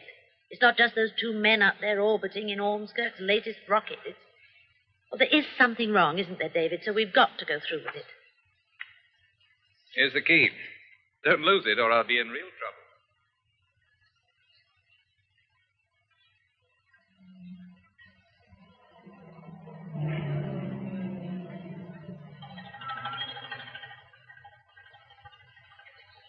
Evening, Miss Stewart.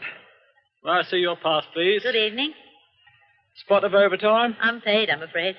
Well, I dare say you find the work interesting for its own sake, miss. Oh, yes, I do. Thank you, Miss Stewart. All in order. Thank you. Is that a new car, miss? Yes. I thought I hadn't seen it before. Good cars they are. All right for touring abroad if you like that sort of thing. Plenty of room in the boot. Yes, there is. Well, excuse me, I must be going. Of course, miss. Good night, miss.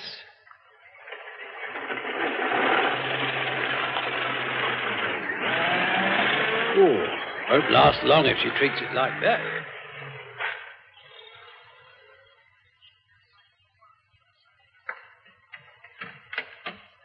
That's better. A lot of chat in the gate, wasn't there? I couldn't help it. He would go on. Plenty of room in the boot, eh? He wants to try it sometime. Well, we got through. So much for checks. Where's the personnel office? Over here. It'll be empty. The clerical staff never work late. Now, wait a moment. We want the torch and the screwdriver, I think, might come in useful. Oh, you better get inside before the security patrol comes along. Okay, lead the way. Well, that seems to be it. 3 filing cabinets and not a Johnson amongst Well, them. there must be something. What's in here? One desk only. Personnel officer himself. Herself, it's a woman. Perhaps she keeps a secret file. Not much in this drawer. Rubber bands, box of paper clips. If it's a secret file, you won't find it in unlocked drawers. I know. There might be a key. Oh, this drawer's locked. Take the torch. What are you going to do? Force it open with luck. Oh, try not to damage it. This isn't the time to worry about a few shillings worth of damage to government property. Can't you do it a bit more quietly? I don't think so. Pretty tough wood. Can't you hold the torch still? I'm doing my best. Sorry, a bit on edge. Coming, I think. What? I thought I had... Patrol. Turn the torch off. Keep quiet.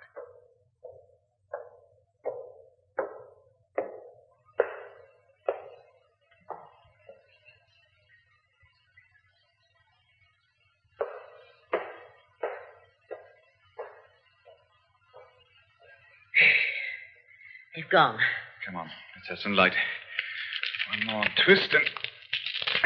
Got it. Well, more rubber bands. Letters. Is that all? Let's see. Employment exchange. Gladys Wills applying for a job as a shorthand typist. Shorthand speed 60 WPM. Is that good? Oh, David, don't waste time. I'm so afraid someone will find us here. What will they do to us? I don't know. I used to feel so secure in this job, but since Harry collapsed and all the others, I've got the feeling that anything could happen. Something horrible is happening, and it's got me scared, David. I've never been so scared in my life. Hold on, I've got it. Look at this card. Johnson Peter, General Porter. Born Trinidad, 5/7/1941. Commenced work... listen to this, Claire. Transferred Springhurst. Authority PJO. PJO? That's Ormskirk. He must have given the order. He must have kept the information from Tate. But where and what is Springhurst? Name of a village? A town? Or a hospital? There should be a directory somewhere.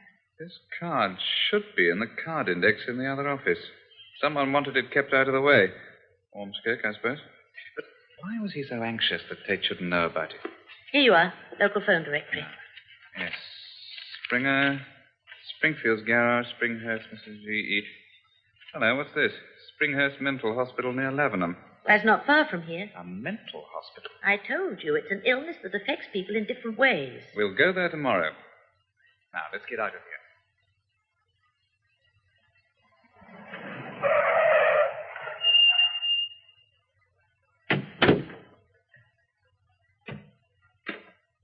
Nice-looking house. Oh, I hate these places. But it's so pleasant. Trees, birds, so restful. What more could anyone want? To be cured. Revolving door, too. Touch of luxury about this place. I wonder who's paying. Good morning. Can I help you? Good morning. We'd like to see Mr. Peter Johnson. I'm afraid if you're not relatives... Oh, but we are. We're friends. Close friends. I'll tell Dr. Harris. Will you take a seat, please? Phew. I slept up there. I forgot Johnson was a West Indian. What are we going to tell him? And Dr. Harris? If he sees us. He'll see us. How do you know? I would if I were in his place. The point is, will he let us see Johnson?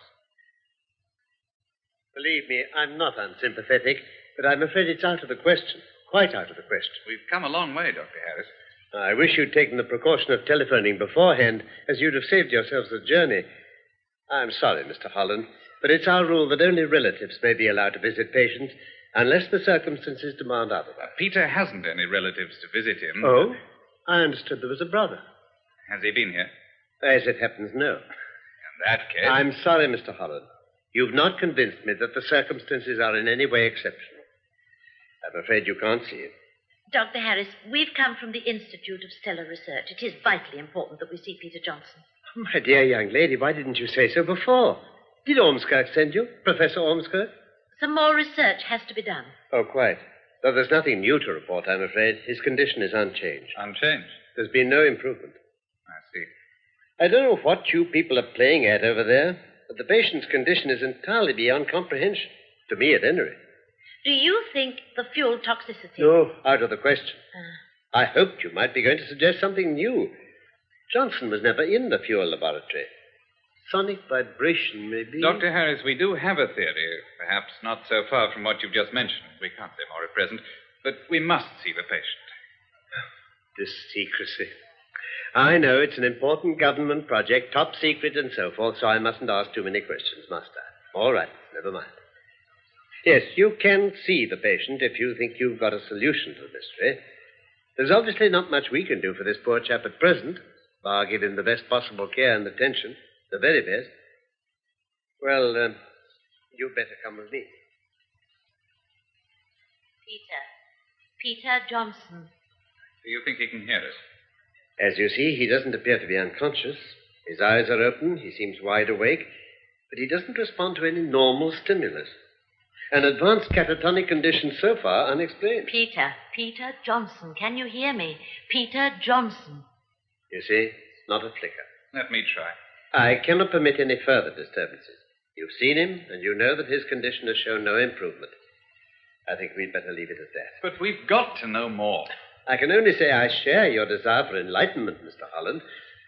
There are so many things about this case for which it's impossible to find any rational explanation. The EEG, that is the encephalograph tracings, for example, I'd give 10 years of my life to know what they mean. You've seen them, no doubt. Well, we didn't, at least. Professor Ormskirk certainly received them. He sent an acknowledgement. You have come from Professor Ormskirk, haven't you? What did you make of the tracings, Doctor? I'm really not qualified to give an opinion. What was the opinion of your experts, then? If Ormskirk sent you, you ought to know. The EEG tracings have gone to your institute. They were accompanied by a report which made the position as clear as we were able. Did Ormskirk send you? I must say it seems highly irregular. I had no notification that you were coming, not a word. Isn't it also irregular to send EEG tracings to anyone who happens to ask for them? Who are you? I don't believe you're from the institute. Who are you? Dr. Harris, this is my security pass card. I'm one of Professor Ormskirk's chief assistants. Oh. Now, please tell us just one more thing. After all, you're a doctor. You certainly care more about your patient's well-being than politics between physicists. Professor Ormskirk's a very busy man. He doesn't always follow every single problem. Oh, it's difficult to explain. I'm getting confused, but I know you care for Johnson's welfare, and so do we. Dr. Harris, please, can you tell us, has Johnson said anything whilst he's been here? Well, that's a harmless question. Not much, no. Certainly nothing that has any meaning we could discover. What did he say? A single word, no more. It's here in the case notes. Here we are. Patient uttered the word Tate several times. Tate? Can you tell us when he said it? Certainly. It was the 17th of this month. At 4:35 p.m.? How did you know? I put two and two together. Now, can we go back to those tracings? I've made my position clear. If you want to know any more, you must ask Professor Ormskirk. The matter's been taken out of my hands. By non-medical people? I prefer not to discuss that. There's nothing more I can tell you that I haven't already told the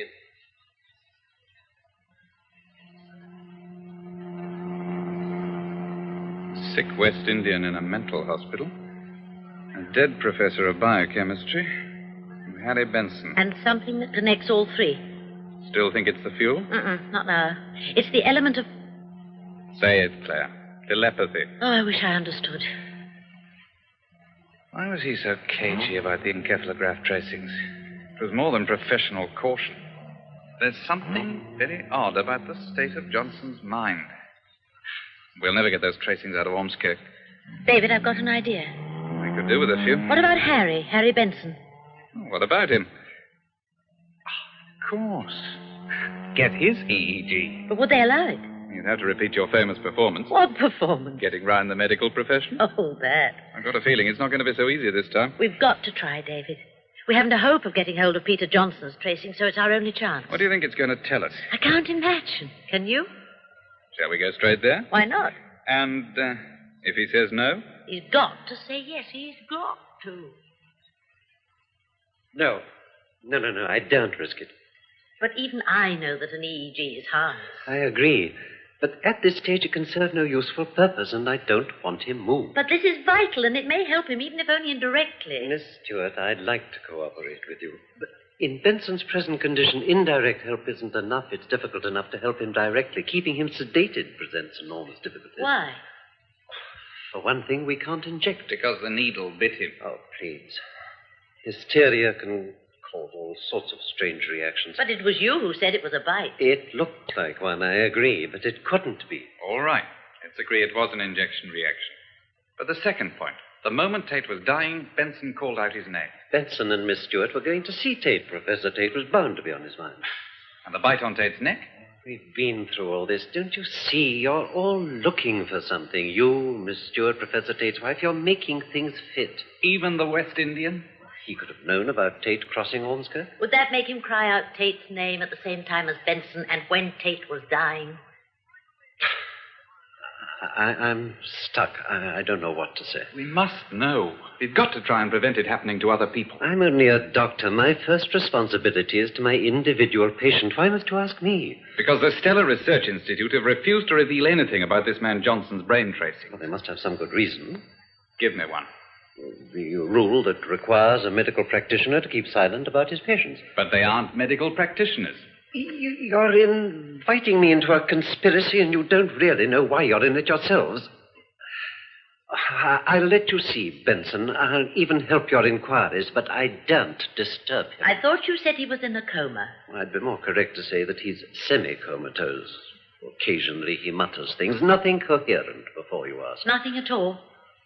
Well, he did say one intelligible word this morning, two, in fact. Sister was most impressed. What did he say? He asked Sister for a drink. At least that was how she interpreted it.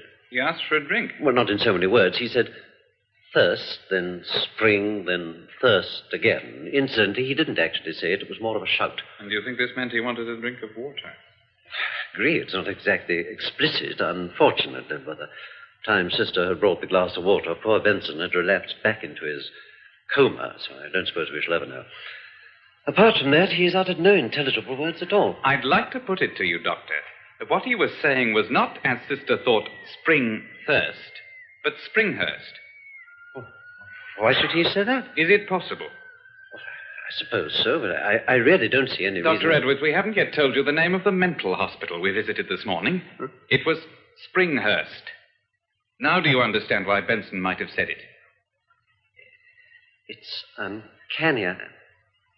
Tell me, is Benson acquainted with this West Indian? He may know of him. He certainly didn't know that he'd been sent to Springhurst Mental Hospital. You're quite sure? He'd have told me.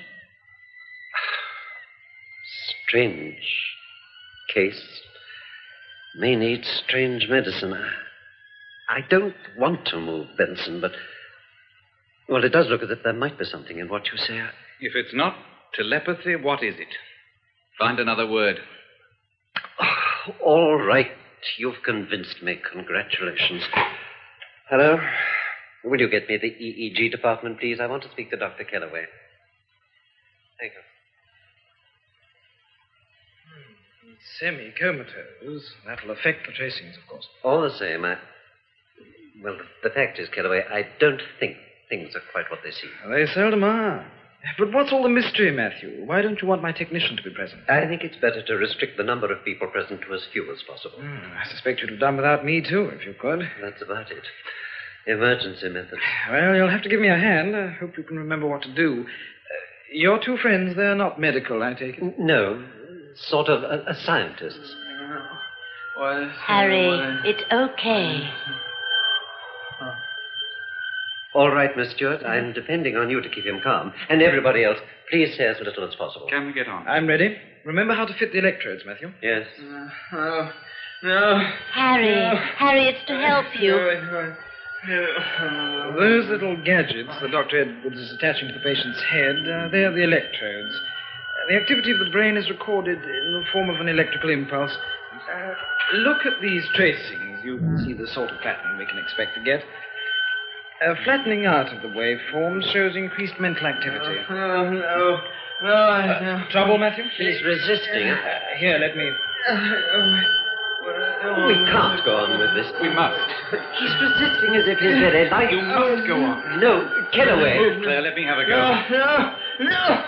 Benson, try.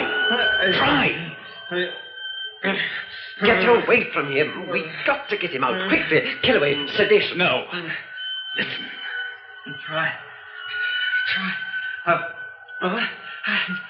Hands. David, take his hands. Okay, Benson. I'm here. Hold on. We must give him a sedative. Can't you see? He's fighting his own resistance. Get on with it before he breaks. Quick. Stay. Go on, Kellaway. Press that button. Right. The impulse has come out of that roll of paper. Collect it, Miss Stewart.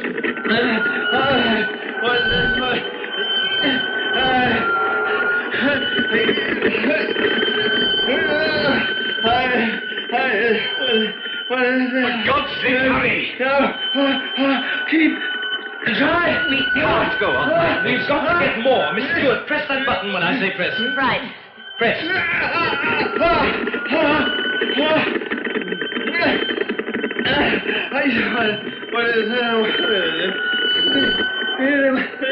Kellaway, this is harming my patient. Stop.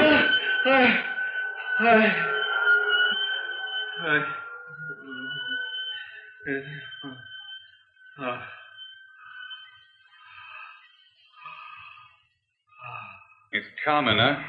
Lapsing. He seems to be going to sleep. Dr. Edwards, he's not... No. No. He's all right. Edwards, look at this. Look at those waveforms. They're certainly very unusual. Unusual? They're impossible. Just look at the amplitude of those waves. What's this patient's history? I must admit, Oh, but it is impossible. There must be some rational explanation. You see... What are you trying to tell us? I'm trying to tell you that here we have a man talking and struggling that is active. And yet the waveforms, instead of growing smaller, have become gigantic, monstrous. Anyway, they don't conform. Don't conform to what? To any known pattern of the human brain. In God's name, man, do you realize what you're saying? Yes, Matthew, I do. But what is it? I don't know.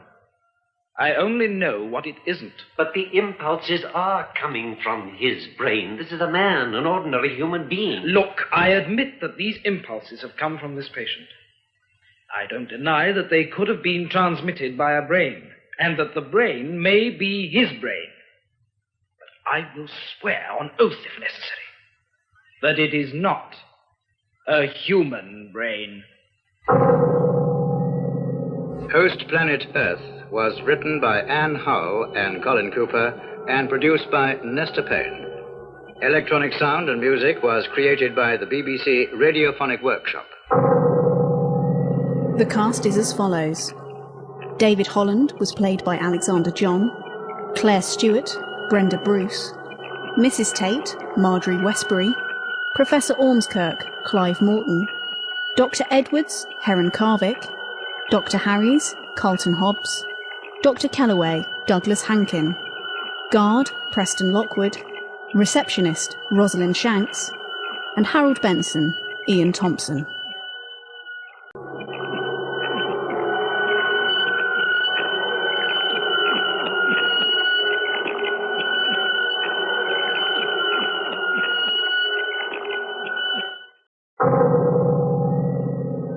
Host, Planet Earth, a serial in 6 parts by Anne Hull and Colin Cooper.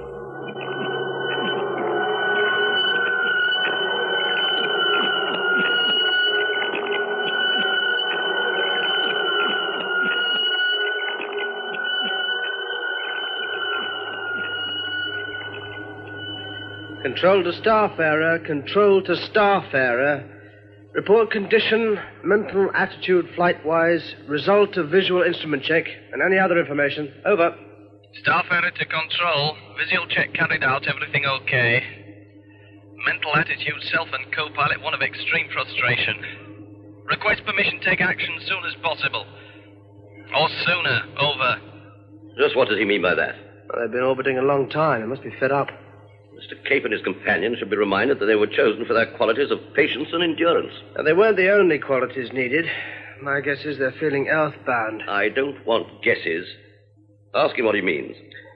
Control to Starfarer. Clarify previous remark, please. Over. Thought you were my friend, Nat. If you'd seen the dawn come up like thunder out across the Pacific as many times as we've seen it this week, you'd want to change too. Remind the Master that ours isn't the only planet in the universe. Over.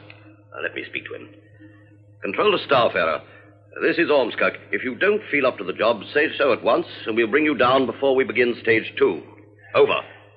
Starfarer to control. Sorry, sir. Didn't know you were there. Over. Damn fool. Listen, Cape. You're not alone up there. You can't even hiccup without half a dozen machines recording it. Kindly remember that you are still under close observation. Over. Starfarer to control. Apology. Confirm awaiting stage 2 with eagerness. No complaints. Both fit as fiddles and straining at the leash. Hope it's going to be soon. Over. Fit as fiddles. Cape's language isn't exactly scientific. Well, it doesn't have to be. The instruments are telling us all we need to know. You could give them a quick word of encouragement, Chief. They would appreciate it. Yes, of course. Control to Starfarer. You are both doing splendidly. My hopes and the best wishes of everyone here go with you. Over. Starfarer to control. Thanks, Chief. That means a lot. Good night from us till 0200 hours. Over and out. Control to Starfarer. Good night to you. Good morning to us. Over and out. Good. Well, now, let's have a look at that medical. Yes, here we are. Mm-hmm. No, nothing to worry about there. Yes, Rathbone? Miss Stewart is here. She knows I'm not to be disturbed when I'm in the control room. I'll send her away. Can I speak to her, Professor? Oh, very well, but don't be too long. I won't. Rathbone, I want that radar screen watched continuously night and day by at least one pair of eyes. That clear? I'll see to it. I also want a line kept open to Jodrell Bank. I don't anticipate any difficulty there. Let me know when it's fixed up. I'm sorry, Professor, but she insists on seeing you. But I'm busy, Nat. All the same, it might be advisable. I'm a bit worried about Claire. She hasn't shown up for 2 or 3 days. She's got something on her mind. She lacks team spirit. She has no enthusiasm for the project. We cannot afford passengers, Professor. It's not as simple as that. She thinks that what we're doing is dangerous. Dangerous? She claims to have evidence. I think we ought to hear what she has to say. Heavens, Claire, you call that evidence? I know it sounds improbable, but there is a telepathic link between these people. Both Harry and this West Indian porter knew the exact moment of Professor Tate's death, even though they were miles away. A West Indian porter. I hope you're not going to put it all down to voodoo. There's also the matter of Benson's brain tracings. What are you trying to suggest? That poor Benson's been turned overnight into some kind of zombie? Oh, no, Claire, it's too ridiculous. Benson isn't the only sick man. There are more than 1 or 2, many more, and some of them have died, including Professor Tate. I am still quite satisfied that Tate died of natural causes. I'm sorry, Claire, but I can't take this seriously. My experiment is going well. The rocket's in orbit, as you know, and we're all set for stage 2. You can't expect me to stop now. Please, won't you investigate? It's the least you can do. It shall be done, all in good time. Now, before it's too late. I'm sorry you're against my project, Claire. I'm not against it, but, can't you see there's something terrible happening to all these people? I have no doubt that the reason for the high rate of illness will be discovered in due course. But I fail to see what connection it has with my experiment. There must be a connection. I'm quite sure there's some simple, rational explanation. An explanation can be so simple and so rational that no one dare look it in the face. My dear, I know you've been grossly overworked on this project. Oh, we all have. It goes with the job, I'm afraid. But now that your part in it is largely completed, why don't you take a week or 2 off? Oh, for heaven's sake. Spot of unofficial leave. I could do with a bit myself, but I'm still needed. Unfortunate, but there it is. Well, what do you say? Professor Ormskirk, if you go through with this project, you may be causing the deaths of innocent people. Hysteria. Pure hysteria. Rathbone? Yes, Professor? The press release. It's being typed now. Cancel it. Cancel it? I have decided that any public knowledge of our experiment would be inadvisable at present. We weren't going to tell them very much. We are going to tell them even less. In a word, nothing. But, Professor Ormskirk... It will not be in the national interests. There is the rest of the world to be considered. This is knowledge that should be shared, Professor. When it becomes knowledge, and not merely the fantasy of a possibly crazy old man, then I shall share it. Until then, the world can wait.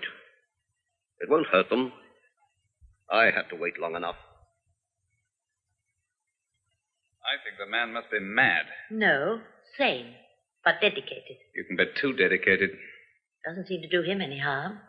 It's the undedicated ones who seem to suffer most, whereas people like Ormskirk and Rathbone and Nat Blakey never seem to get ill. Claire, stop.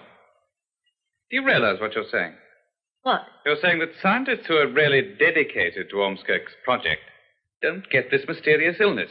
Not necessarily. No one could have been more dedicated to it than Professor Tate, but... Oh, David. Exactly. Tate developed doubts and he died. Benson was on his way to see Tate. Look what happened to him.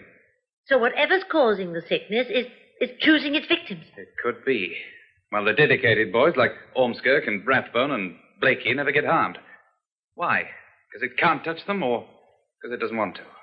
David, what does it mean? Is there anyone on that list of sick people you could call truly dedicated? Anyone in the Ormskirk class? No, not one. Ah. Fair deduction might be that it's picking out the indifferent, the uncommitted, the people who don't care, as well as those who are actively against Ormskirk's experiment. But I was with Harry when he collapsed. Why him and not me? I felt just as strongly about it. Perhaps you're immune. Well, why should I be?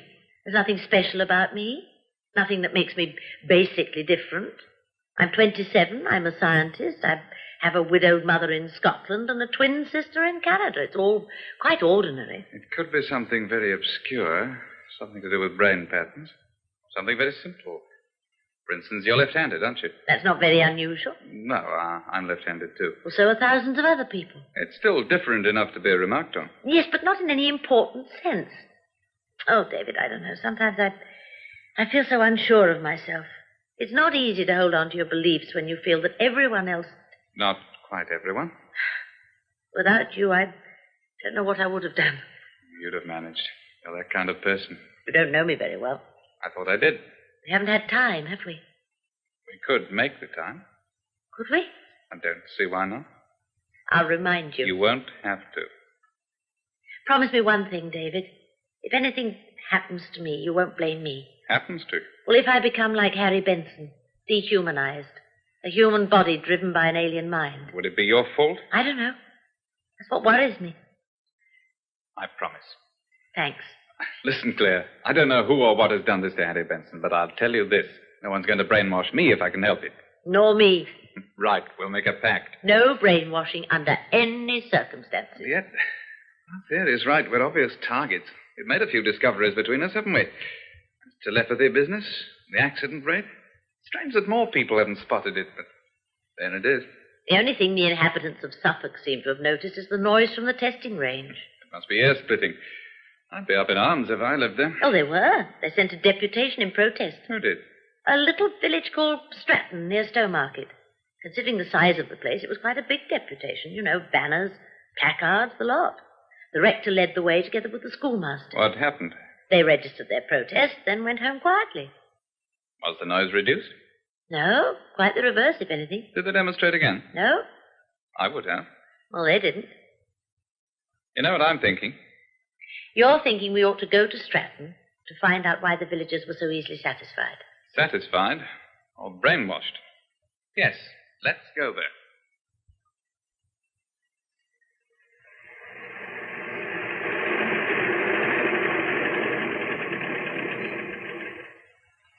Afternoon, sir. Afternoon. 2 super, please. 2 super. Was he on the deputation? I don't know. Remember any names? Rector? School teacher? The rector's name was Hemming. The school teacher, I'm not sure. Roberts or Richards, something like that.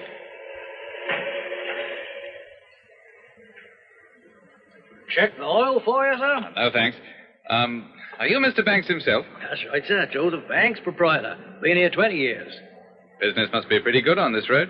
Oh, mustn't complain. There's more traffic about these days, but of course there's more competition too. So it works both ways. But I hold my own, and that's good enough for me. The rockets don't bother you? The rockets? Oh, you're pretty close to the testing range. Must be noisy sometimes. Oh, yes, that's pretty noisy now and again, but, well, that's no bother. Done a bit of good round here, them rockets. What good have they done? More trade, employment. That's a good thing, I reckon. So you didn't have anything to do with the deputation? What deputation? The deputation that complained about the rockets. When would that be now, sir? About 6 months ago. Oh, you don't remember it? It was a big deputation. Practically the whole village took part. It was led by the rector. Maybe you got the wrong village. This isn't the only place round here. The deputation came from Stratton, and that's Stratton down the road. Oh, I reckon you got hold of the wrong end of the stick. Well, weren't us. We got nothing against the rockets. Like I said before, that's a good thing for all of us. I'd like to make a phone call, please. You can't. Sorry, miss, that's out of order. Can I try? It is rather important. Well, that's no good if it's out of order.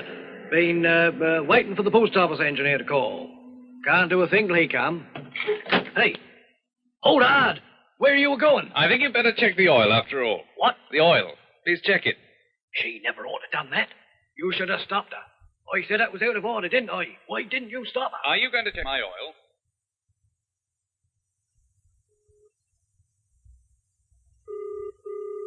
It's ringing. I guessed he was lying.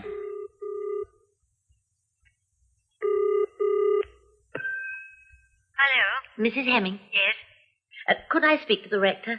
It's about the deputation he led. You know, about the rockets. Who are you? I'm a scientist. There's something I think we ought to discuss. You mean... Oh, I'm so glad. We've been so worried. You've no idea of the strain we've both been going through. Will you hold on? I'll get him for you. Get you away from that phone. We have news for you, Mr. Banks. Your phone is in perfect working order. You heard what I said. Put that down or I'll... You'll what? That ain't allowed. No one's allowed to use the phone. And that sign outside, you may telephone from here. What does that mean? I'm warning you, mister. And I'm warning you. Come any closer and there'll be trouble. Now get out. We want to finish our call. Good. Hello? Yes? I can't understand it. He won't come to the phone. It's most extraordinary. He was so disturbed about the whole thing. Are you speaking from the site? No, we're at Banks' garage. Oh, that's not far. Could you come over? I'm sure my husband will see you if you come. No one could have been more concerned than he was over this frightening business. Tell her we're on our way. We'll come right away, Mrs. Hemming. Oh, thank you so much. You'll see the church about a mile down the hill on the right. The rectory's next door. Please come as quickly as you can. I'm so anxious. Goodbye. Goodbye. Come on. We must hurry. Oh, thank goodness, thank goodness. Thomas! They're coming, Thomas. The scientists. They'll be here in a few minutes. At last, Thomas. At last. Thomas? Oh, Thomas. Thomas. Oh, no. No. I must control myself. Nothing to be afraid of. Resist. Sit down. Here. Bible. They'll be here soon. Oh, hurry. Please, hurry. Open it. Force yourself. Now, read. And the first angel sounded, and there followed hail and fire mingled with blood, and they were cast upon the earth, and the third part of trees was burnt up, and all green grass was oh, Thomas! And the fifth angel sounded, and I saw a star fall from heaven onto the earth, and to him was given the key of the bottomless pit. Oh, rot! All that is not true. It is not true at all. It is not true. Not true, not true. Untrue. Mrs. Hemming, we came as quickly as we could. Well, there was no hurry. But your husband? My husband? May we come in, Mrs. Hemming? Well, of course, but I don't quite understand. You said that you might be able to persuade your husband to speak to us. I said that. You can't have forgotten. A long time ago. A long, long time ago. No, just a few minutes, Mrs. Hemming. Where is your husband? Why do you keep referring to my husband? Because we've got to speak to him. It's very urgent. Please tell him, Mrs. Hemming. Tell him that we're here. My husband isn't at home. But you said... I said nothing. You have been listening to the stupid village gossip. You see, I'm afraid my husband has left me. Left you? Several weeks ago. Well, naturally, I don't like to talk about it if I can avoid it. But you seem determined to drag the painful details of my private life into the glare of daylight. So you're living alone here in the rectory? The church commissioners have been very understanding. I wish I could say the same for other elements. Well, I expect you'd like a cup of tea. Do sit down. Make yourselves at home. I'm looking forward to a nice little chat. Have you seen the church yet? I must take you round. We have some of the finest carved bench ends in the whole country. They're really exquisite. I'll put the kettle on. We're too late, aren't we? Whatever it is, it works damn quickly. She's a different woman. Uncanny. Do you think it was because we were on our way to see her? And the rector himself? I've got a feeling he's around somewhere, in spite of his wife's tale of marital woe. This door. I wonder what's in here. Keep away from that door. I'm sorry, but I think I ought to go in. I order you to keep away. David, she's got a knife. Oh, you're hurting my arm. There, go on in. I'll hold her.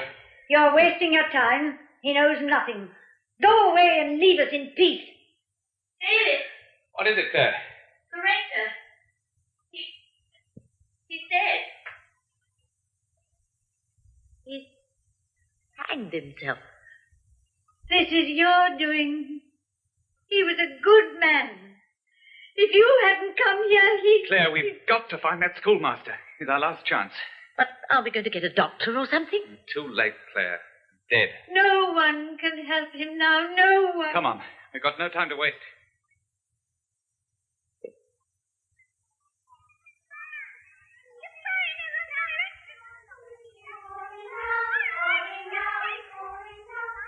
Through here. The door's over there.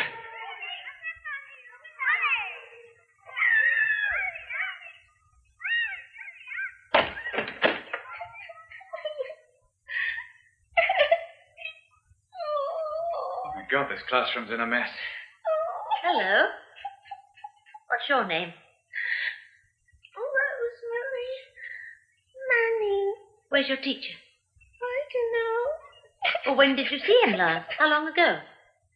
Black man come for him. What black man? Someone you know? No. Rosemary, don't cry, dear. Got a hanky? Lend me your handkerchief, David. There. That's better. Now, Rosemary, I want you to tell me exactly what happened when the black man came for your teacher. He come in a hurry. And he whispered to Mr. Roberts. And Mr. Roberts looked very angry. More angry than he looked when he get his sums wrong. Then he went out. Who went out? Mr. Roberts or the man who came to see him? They both went out. How long ago?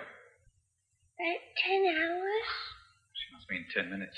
Was it before you had dinner or after? After. Soon after?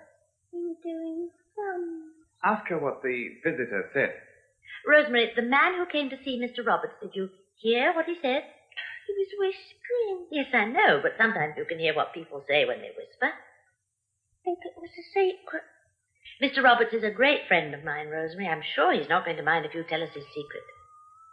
He said something about the rockets. What exactly?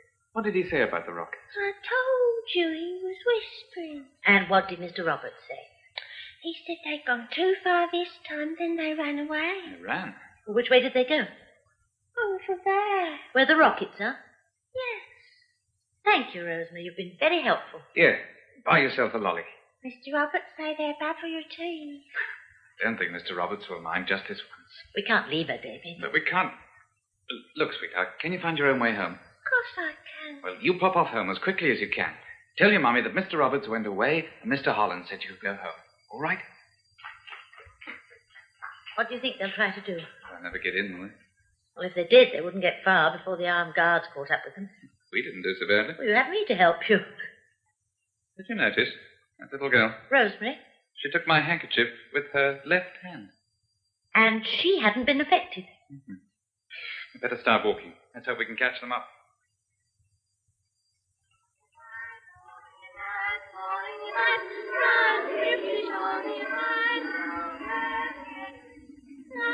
These children. Listen. I'm afraid there's nothing we can do for them now.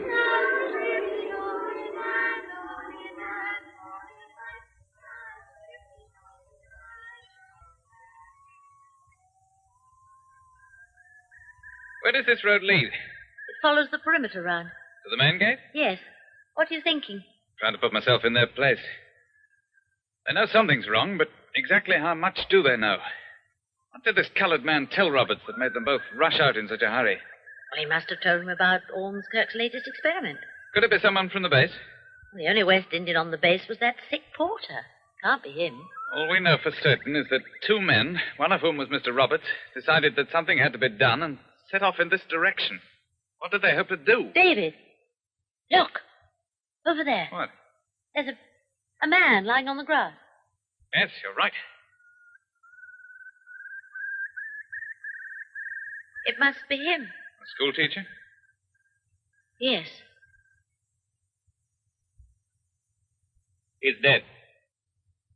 Oh, David. Claire, he's been shot. The guards? It wouldn't be difficult for them. We aren't very far from the fence. We haven't had much to go on before. Possible heart failure. seeming mental breakdown and apparent suicide. But this is plain murder. It's impossible. Is it? Are you certain that he's dead? There's no doubt at all. But there are marks coming up on his body. How can bites come up on a dead body? 7 minutes to go. Commence audio countdown at 2 minutes. Audio countdown at 2 minutes. Are you nervous, Professor? Nervous? If I weren't sure of my facts, I might be. Not that you can ever be 100% sure till you've done it. Don't ask such silly questions, Rathbone. You ought to know better. All the same, it is a big moment. Your whole career has been leading up to this. Tomorrow, you will be as famous as Galileo. For God's sake. If it works. Mr. Blakey, I strongly advise you to keep your eyes fixed on that radar screen. We don't want to lose track of our ship before it goes out of orbit, do we? Oh, I'm so sorry, Mr. Rathbone. I fail to see... Oh, shut up, Rathbone. What do you mean that, if it works? Hardly the time to show lack of confidence, I should have thought. Oh, you know what I mean, Chief. I don't think I do. Well, you remember what Claire Stewart was saying. Uninformed speculation. I'm surprised at you, Nat. There might be something in it. That brain tracing they got from poor Harry Benson, for instance. Oh, what about it? Now, you've kind of forgotten. They said it didn't conform to any human pattern. Whatever Harry Benson was, he was a fine physicist. I'd give a job to the Loch Ness Monster if it had the necessary qualifications. She said you'd been sent another tracing. One of our porters. Oh, really, Nat, this is going too far. As it happens, I remember this particular case perfectly. Nervous breakdown, wasn't it, Rathbone? Yes, Professor. He was sent at great expense to a private mental hospital. The physician in charge thought we'd be interested in what appeared to him to be an unusual brain tracing. And were we? It went to our own medical department. They confirmed that it was consistent with the facts of his illness as we knew them. There you are, Nat. Not much to worry about there. Really, the notion that we're all being exposed to some frightful unknown danger is too absurd for words. The whole idea is ludicrous. I could put it even more strongly. Yes. Well, thank you, Chief. You do know I'm on your side, don't you, whatever happens? But, Mr. Blakey, what do you think is going to happen? Don't you think the experiment is going to succeed? Yes, I think it will. But what happens afterwards? What do you mean, afterwards? What will be the consequences? The immediate consequences will be recognition at last for Professor Ormskirk. I am sure they will give him a knighthood, at least. For heaven's sake, man. Do you think I care for that sort of thing? A grateful world will shower honors upon you, whether you like it or not. I don't want that damn gratitude. I only want it to work. The benefits to mankind will be enormous. Interstellar spaceflight made practical at last. To be able to reach a remote planet, not in years, but in weeks, days, possibly hours. Isn't that something to stir the imagination? Turn on the audio countdown, Nat. I might have begun yet. Never mind. Turn it on. 3 minutes and 30 seconds. 3 minutes and 25 seconds. Stand by, please. I'd better speak to the boys. Wish them luck. Professor. It's not too late to bring them down. That I will hear no more of that. I see no reason to discontinue this experiment. Now, let me talk to the pilots. 3 minutes now. 3 minutes. Stand by, please.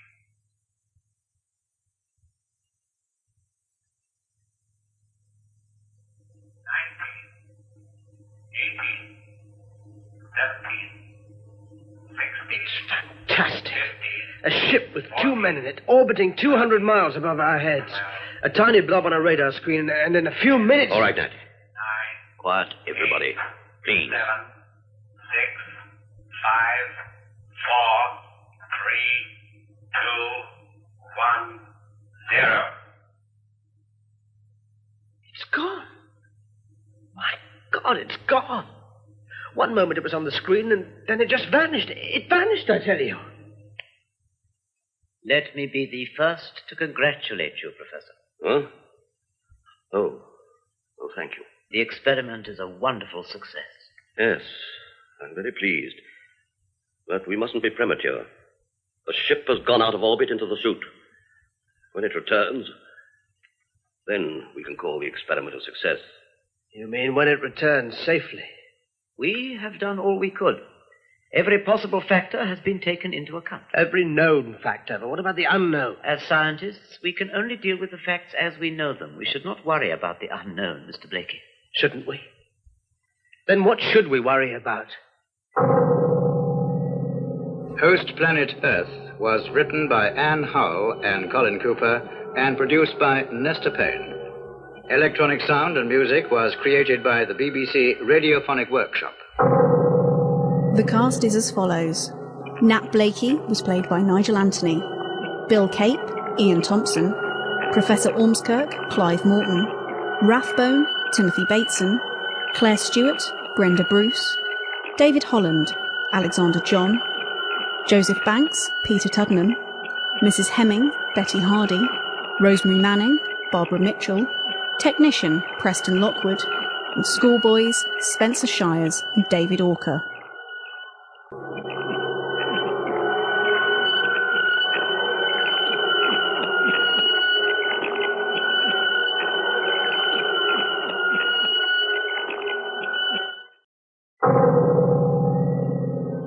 Host, Planet Earth, a serial in 6 parts by Anne Hull and Colin Cooper.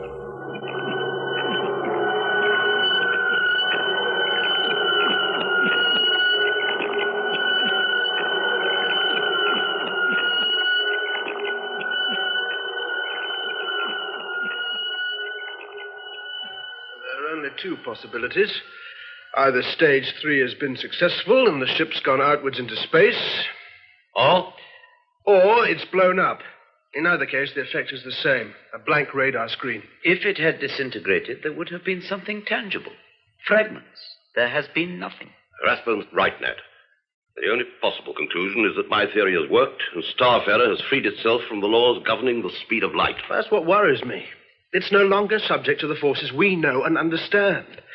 Well, we should have waited until we were absolutely certain. May I remind you that I am conducting experiments in spaceflight, not running a commercial airline. You put 2 men in that ship, Professor Ormskirk. That's enough, Nat. A manship was necessary. I take full responsibility, but as far as I'm concerned, everything is going well. You are wrong to antagonize him. All right, so I'm wrong. Professor Ormskirk is a great man, Mr. Blakey, a very great man. Well, that is irrelevant. It is you who are being irrelevant. The point of the experiment was to prove that if you can conquer gravity, you can conquer the other laws as well, including the law that governs the speed of light. This is exactly what Professor Ormskirk has done, and you are criticizing him as if he were an ordinary man. I know he's not ordinary, but the 2 men in Starfarer are. And so are the men who've been taken ill, Rathbone. Friends of mine. Yours too. Ordinary men. 3 of them are on the danger list. They are being well looked after. Oh, sure. No expense spared. Everything that can be done, etc.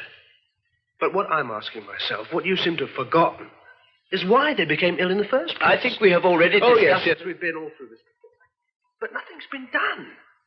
Meanwhile, people are dropping like flies. Not only the people actually working on the rockets, but clerks, storekeepers, guards, everyone. Ormskirk should hold an inquiry. Professor Ormskirk has other things to think about. Besides, the evidence is inconclusive. And another thing, this shooting incident. I'm not very happy about that. It was nothing to do with us. I don't believe it.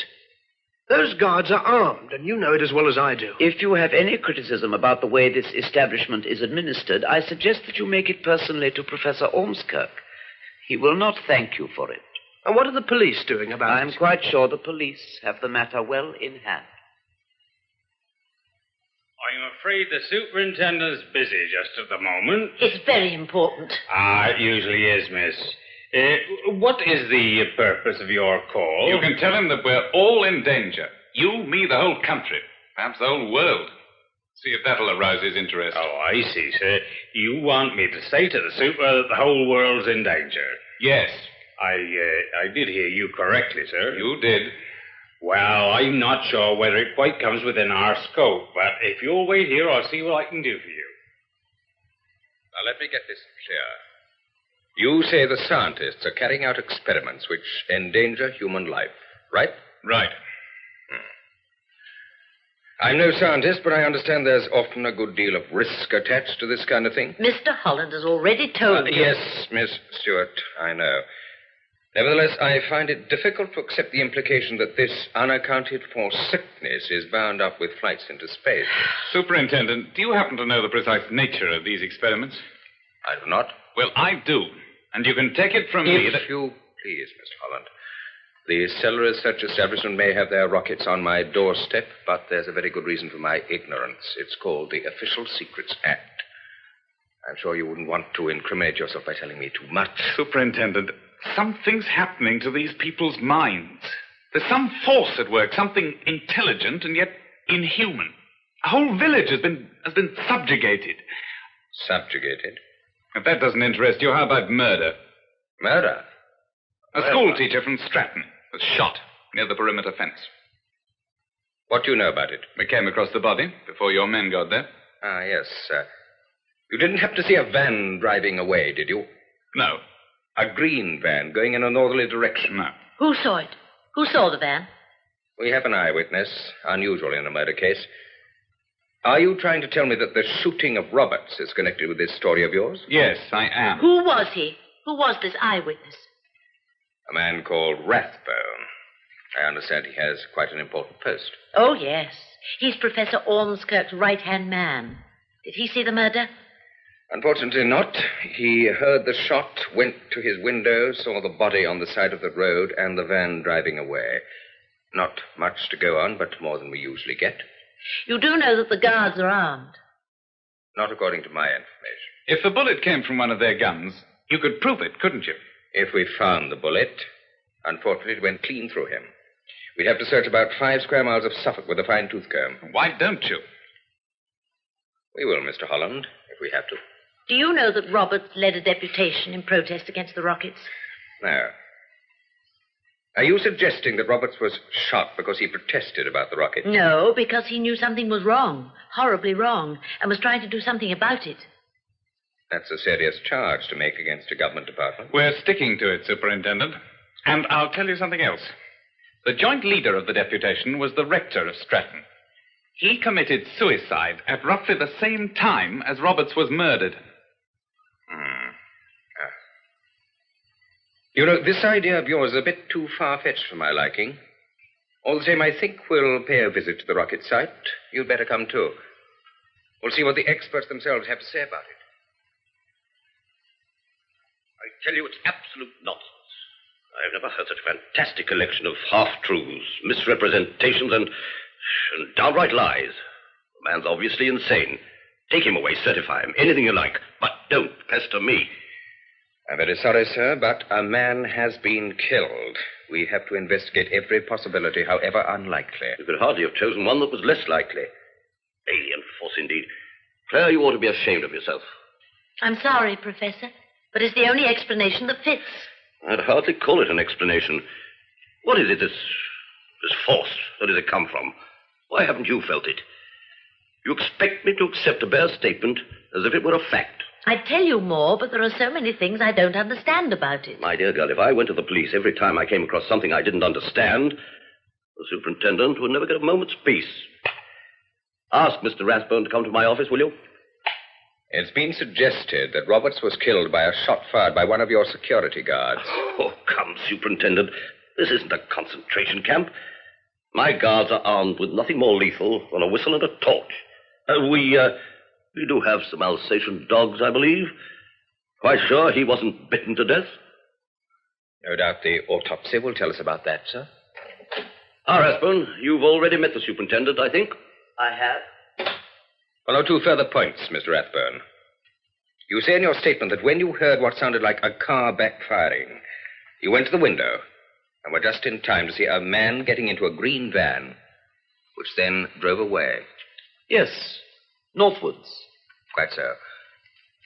Now, could the shot have been fired by one of your security guards? No, they are not armed. That's not true. One moment, Miss Stewart. Now, Mr. Rathbone, this man you saw getting into the van, you didn't see his face, I suppose. If I had, I would have told you. You wouldn't know him again? No. It's been suggested that there may have been something unusual about him. unusual. Was he a West Indian? I beg your pardon? A West Indian? His back was turned. I was unable to see his face. Thank you, Mr. Rathbone. I think that's all. Thank you. Oh, there you are. Obviously nothing to do with us. There's this question of the alien force acting on people's minds. Oh, really, Superintendent? Forgive me, sir. I'd like to get to the bottom of it. After the sensational things that Mr. Holland here has been telling me, I thought perhaps you could put the records straight. With pleasure. We are making a controlled flight into space, a new development. You've had a bit of illness, more than average, perhaps, but nothing to be alarmed about. I do assure you that we are fully aware of the necessity of discovering the exact cause and taking steps to eliminate it. You will understand that for reasons of security, I cannot say any more. I understand, sir. Well, it's very much as I expected. You've no further point to raise, Mr. Holland? Oh, what's the use? Those guards are armed, and if you'll come with me, I'll prove it. You've no objection, Professor? None whatever. We have nothing to hide. Purely routine, of course. I just like to satisfy myself. Huh? Are you all right, Superintendent? All right. You look pale. Better sit down for a moment. No, it's nothing. Well, I'll be on my way, Professor. Thank you for your help.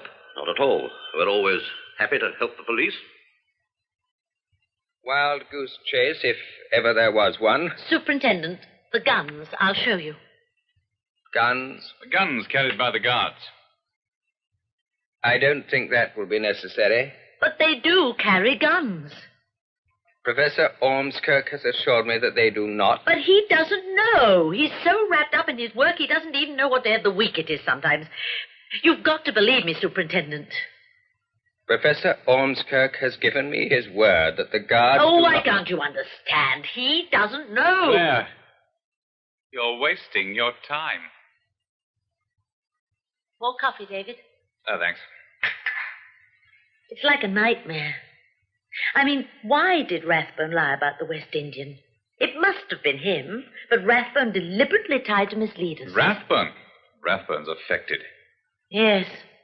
It's become almost impossible to talk to him like an ordinary human being. Now we know why. An ordinary human being is just what he isn't. I said just now that we couldn't rely on anyone. But we can rely on Rathbone. I should have thought he was the last person. No. You know those trick questions about one person always lying and the other always telling the truth? Well, we can't be sure who's telling the truth, but we can be certain that Rathbone will try to mislead us. You mean about the West Indian? Exactly. He must have seen him. He could have put the police on his track, but he lied. That West Indian must be so important that Rathbone, or someone... Or something. Or something. Daren't risk him being involved. There's our direction. The West Indian in the mental hospital. Peter Johnson. There must be a connection. But, David, he's catatonic. I know, but I think it's time we paid another visit to Springhurst Mental Hospital. There's nothing really to be said. Johnson has been discharged. Cured, Dr. Harris? There is no point in discussing the matter. The case is closed. I'm not satisfied, Dr. Harris. There's still a lot we want to know. Where did Peter Johnson go when he was discharged? I have no further information for you. David, Claire! No, all right. It's only car sickness. I'm afraid I'll have to... Where are you going? I won't be a minute. I cannot allow you Dr. Harris, you can see she's not well. You might have the decency... All right. I'll show you. Come with me.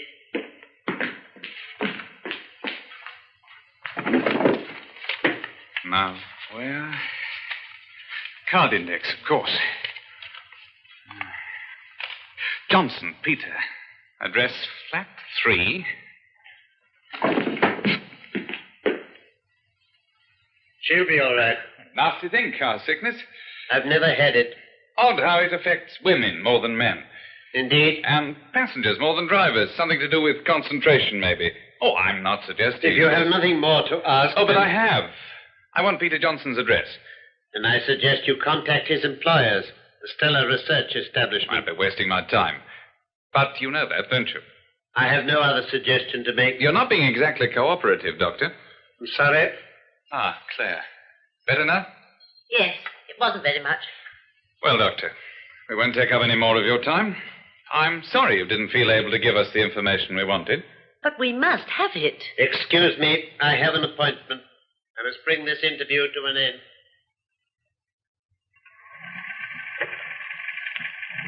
Well, where do we go now? Flat 3, 79 Grimsby Villas, Stowmarket. Peter Johnson was taken there by ambulance yesterday. David, so you did get his address. Uh-huh. Just had long enough to look up the doctor's card index. It was a near thing, though. Taken by ambulance, so he's not cured. Did you expect him to be? No, Smart work on your part. What made you think of car sickness? it wasn't very difficult. It happened to be true.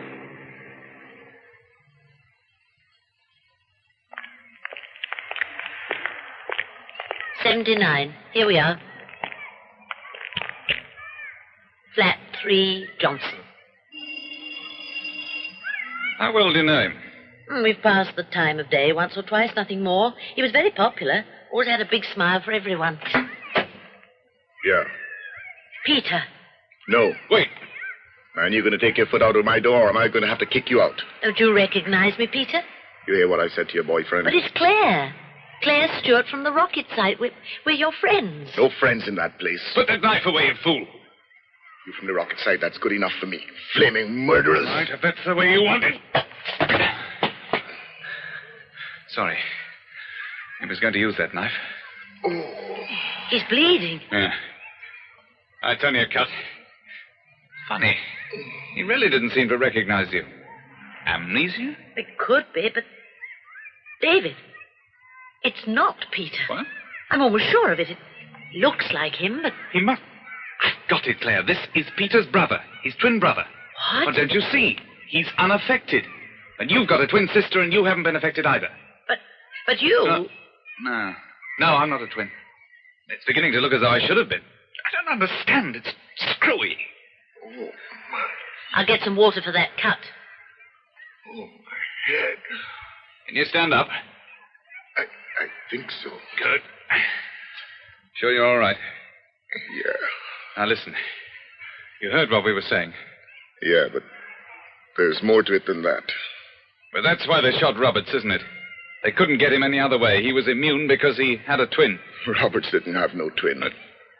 But he was immune, and that's why they shot him. He was too strong for them. Even though he wasn't a twin? Yeah. Seems some people are immune without being twins. And another thing, not every twin is immune. Why? I don't know. There's more to it. Where did you learn this? My brother. He's here? Sure. Sick? Yeah, he's sick. Oh, my head is still... Your girlfriend's a long time with that water. Let's go inside. Yes. Yes, she is a long time.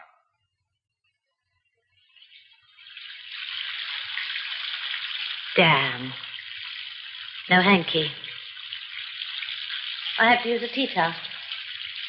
Hope it's clean.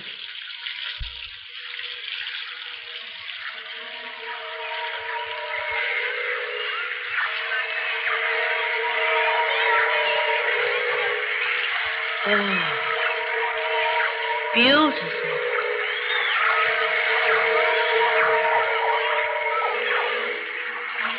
Beautiful. Claire. Claire. Beautiful. Claire, it's me. David. Listen to me, Claire. You've got to pull yourself together. For God's sake, make the effort.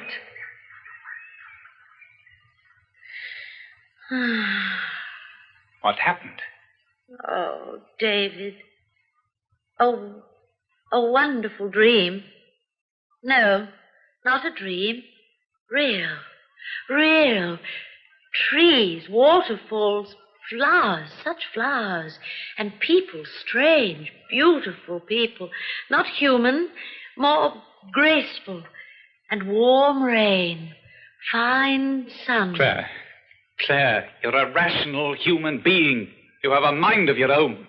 Don't let yourself be carried away by some misty vision. You're so stupid. You don't understand a thing. What's so wonderful about human beings? You think there's no one else in our galaxy? I've seen them, David. Claire! Flowers. Beautiful. Must have.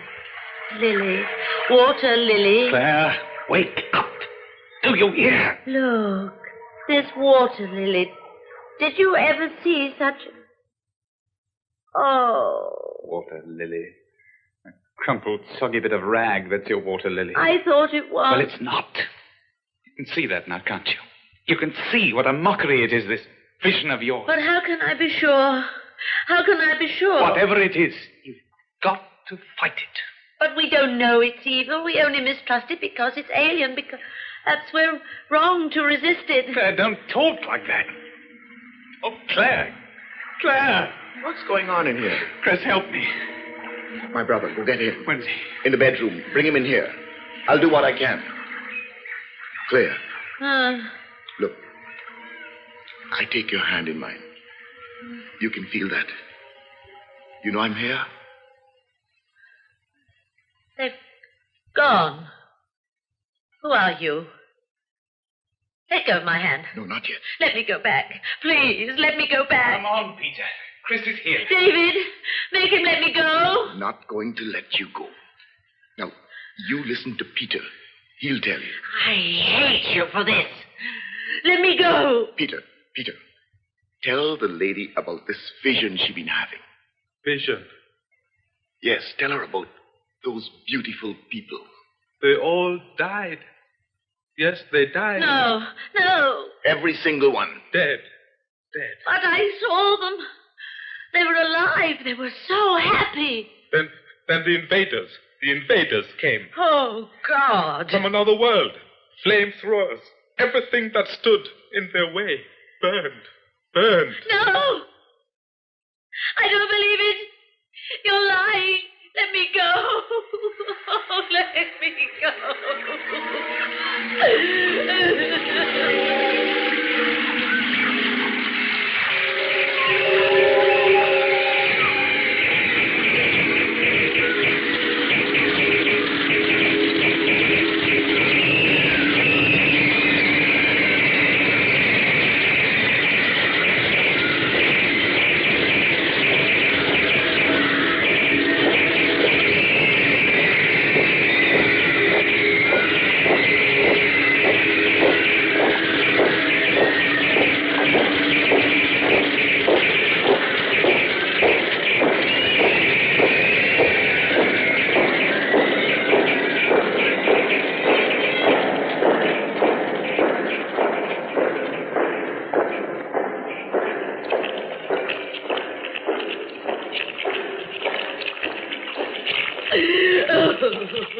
It's all right. It's all right, Claire.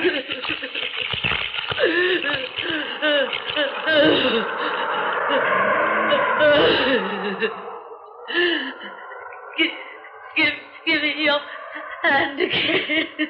You don't need my hand anymore. You're safe now. You've seen it. Seen what? Oh, David, it was horrible.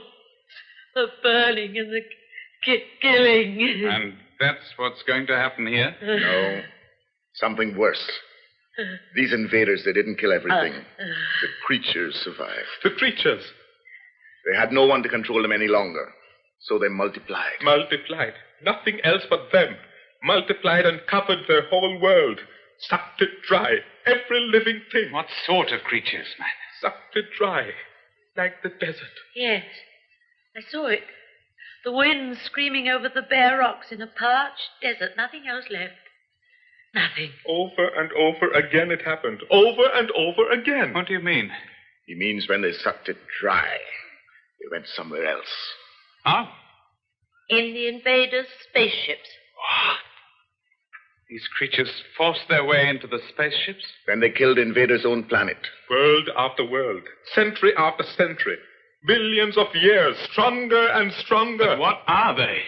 Guess you'd call them parasites living on other people's worlds, sucking them dry, just like Peter said. God. Interstellar parasites. Worlds as their hosts. And now it's our turn. They're not Intelligent. They can't construct ships. They know how to wait. David, the rocket. They force people to collect them. Yes. May have been going on throughout millions of years. Maybe that every time a planet has invented the transport, they've somehow drawn it to them. And now we've invented it. The moment Professor Ormskirk conceived the idea of the shoot rocket, we became vulnerable. But how? The force. I mean, I felt it. But I didn't. But I'm a twin. I'm not. Like I said, some people it just can't touch. I'm one. Guess you must be another. There must be others like us. People who can resist it. If we could get together somehow. You and me? We're in a very small minority. Believe me, we ain't got a chance. This is mass hypnosis. Hypnosis? But what sort of creature can use it over millions of miles of space? I've a feeling we shall know that very soon. Starfarer, what are we going to do? Nothing we can do. This world of ours is doomed.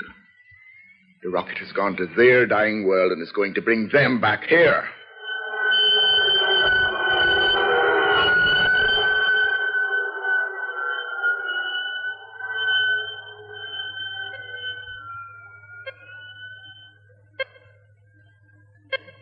It's back! It's back! What? Come over here. Look at that screen. You may be right. Ask Professor Ormskirk to come to the control room. Tell him stage 3 is about to commence. It looks solid enough. Call them up, Mr. Blakey. Control to Starfarer. Control to Starfarer. Are you receiving me? Over. Control to Starfarer. Control to Starfarer. Can you hear me, Starfarer? Over. Oh, hello, Chief. It's back, we think. Have you eliminated the other possibilities? I will get a report. Blakey's trying to contact them by radio. Control to Starfarer. Report my signal strength. Over. This is a great moment, Professor. You think so, Rathbone? But it is the proof that your theory is correct. I knew that when Starfarer left the radar screen and disappeared into space. This is only the cup of coffee that rounds off the meal. The world will think differently. Oh, the world always thinks differently. That reminds me, the press release. Send it out. With pleasure. Professor, I can't get any reply from them. The batteries may be run down. But they shouldn't be. They have been away longer than we expected. Yes, but not that long. Some factor we had not considered, perhaps. Some unknown cosmic effect on the equipment. If there was something wrong with the equipment, we'd know about it. Excuse me, sir. What is it? Teleprinter report from Jodrell Bank. Read it. Most immediate to Professor Ormskirk.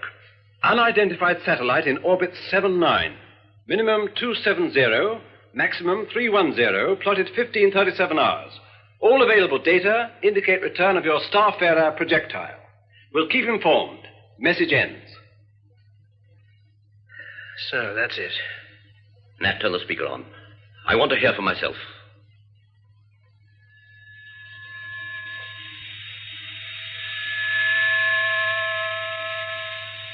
That's it.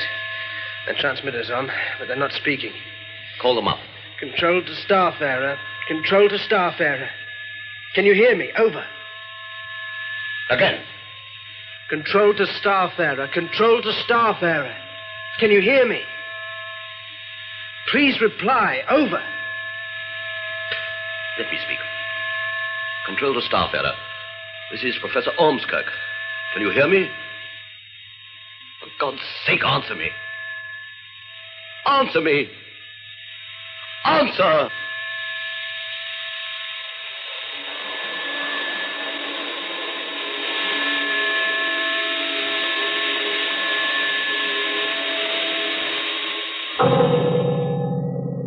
Host Planet Earth was written by Anne Howell and Colin Cooper and produced by Nestor Payne. Electronic sound and music was created by the BBC Radiophonic Workshop. The cast is as follows. Nat Blakey was played by Nigel Anthony, Professor Ormskirk, Clive Morton, Rathbone, Timothy Bateson, Police Sergeant, Anthony Vickers, Claire Stewart, Brenda Bruce, David Holland, Alexander John, Police Superintendent, Duncan Cass, Dr. Harries, Carlton Hobbs, Chris Johnson, Timothy Eichel, Peter Johnson, Barry Johnson, and technician Preston Lockwood.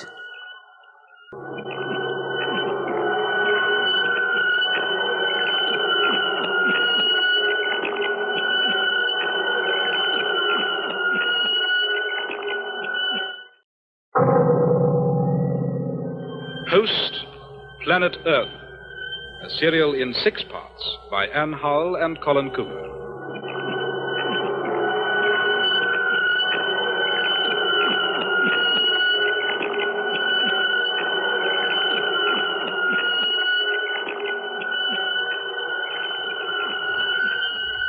We are now taking you over to the rocket site at Stowmarket, where Audrey Russell is waiting to report the landing of the world's first interstellar spacecraft. Good morning from Stowmarket, where the sun has broken through the early morning mist and thousands of people have gathered to witness what is indeed a most historic occasion. The return to Earth of Starfarer, the British-designed, British-built and British-manned ship which has staggered the experts of the world by penetrating farther into space than anyone has ever dreamed would be possible. Starfarer is now in orbit some 200 miles above us. Professor James Ormskirk, director of the Stellar Research Establishment and the brain behind the revolutionary shoot theory that made Starfarer possible, expects to bring the ship down in an open space very near to where we're standing. Now, if this is feasible, it will surely demonstrate the uncanny precision of the computerized controls with which Starfarer is equipped. From here, I can see a formidable row of fire engines, ambulances, mobile television cameras, and so on. I can see many well-known faces. The Secretary of State for Air, the American military attaché, the Astronomer Royal is here. There are observers from several other countries, including Soviet Russia, and the Lord Lieutenant of Suffolk. Now, we've heard and read much in the last few hours about the enormous number of new possibilities opened up by this tremendous breakthrough on the part of British science. But what does the ordinary man think of it all? How is it going to affect the man in the street? We'll now go down into the crowds to find out. Excuse me, how do you feel about trips to outer space and back? Are you in favor? Definitely. You think it's a good thing? Oh, yes, definitely. Would you travel to outer space if you were given the chance? I'm not sure about that. It's been suggested that Starfarer may be bringing back samples of life from other planets, including intelligent beings very similar to ourselves. Would you be prepared to welcome them? Oh, yes, I think so. Unconditionally? If there's life on other planets, we must get to know about it, see what they're like. That's what I say. I mean, we don't know till we've seen them, do we? Would you be put off if they were different? If they had tentacles instead of arms, that sort of thing? Well, I expect we'd seem funny to them. Live and let live, that's what I say. Takes all kinds to make a universe.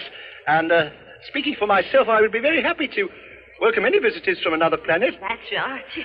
What about you, madam? I think it's wonderful. Oh, you're from London. Have you come down specially here to see the landing? Oh, no, we come up to see my sister. So we thought, well, while we're here, we might as well come along and have a look. Are you proud that Britain is the first in the field? Well, I was against it at first. You know, interfering with God's creation and all that. It didn't seem right. We got our own world to worry about, and it didn't seem right not to go messing about with other people's. But now I've been and seen for myself, I've changed my mind. Thank you. May I have your opinion, sir? Oh. Are you prepared to support interplanetary relations? Oh, certainly I am. I brought along a selection from our literature to present the first arrivals from another world, if we should be lucky enough to see them. May I ask what selection you've made? Shakespeare, Keats, John Donne, Bacon, Johnson... Ben? Doctor. Oh, pretty representative selection. I've tried to pick out the very finest flowers. Why are you doing this? I think it's the quickest way to let them know what sort of people we are. The key to human character is to be found in our cultural heritage. But what if they don't speak English? Oh, well, that will be a drawback. Of course, I think it can be overcome. Thank you. Now, you, madam, what are your views? Professor Ormskirk must be amply rewarded for his services. I think he should receive a peerage in the next birthday honours, even if it's only a life peerage. Well, we're always handing out honours to pop stars and sportsmen. Let's give something to the scientists for a change. You obviously have a very high opinion of Professor Ormskirk. I think he's a genius. And at this moment, he must certainly be the happiest man in the whole world.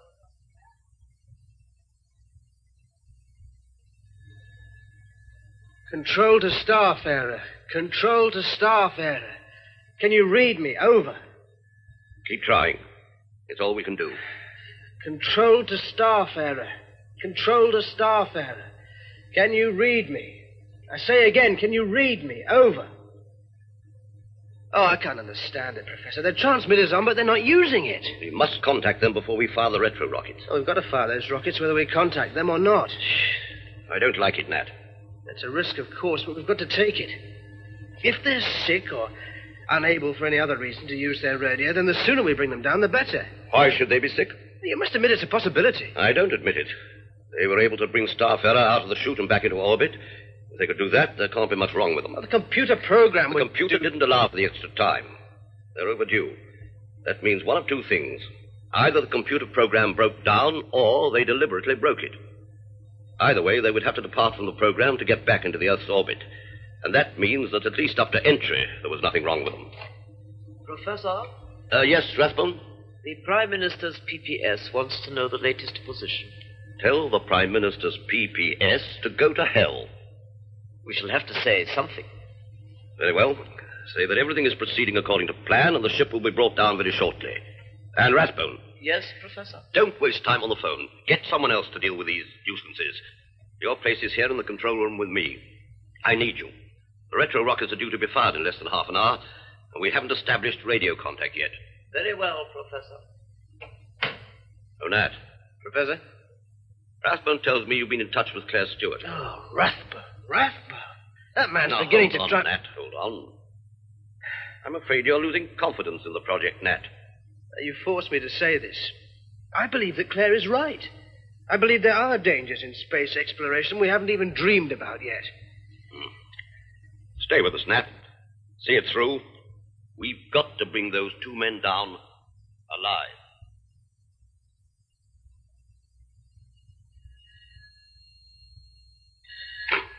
Yes? Claire? Nat, what's happening? We can't get radio contact. That's bad. We're going ahead with the retro. Can't you stop them? I can't, Claire. It's fantastic. I can't get anybody to realize just how serious this is. David's gone to see the Minister of Defense. Oh, will he be able to convince him? He's got to. Can you ring me again? I don't know. They seem to be watching me. Listen, Nat. We're sending a man to Stowmarket, a West Indian, Chris Johnson. You've got to contact him. Well, that's going to be difficult. Well, it's terribly important. He understands more than any of us. Well, what are you going to do now? Follow David to the Ministry of Defense. I'm taking Johnson's twin brother. If he can't make them see the danger, no one can. Well, how? Well, Chris will explain when he sees you. Oh, look, I must get back. Rathbone's suspicious. Good luck, Nat. And you.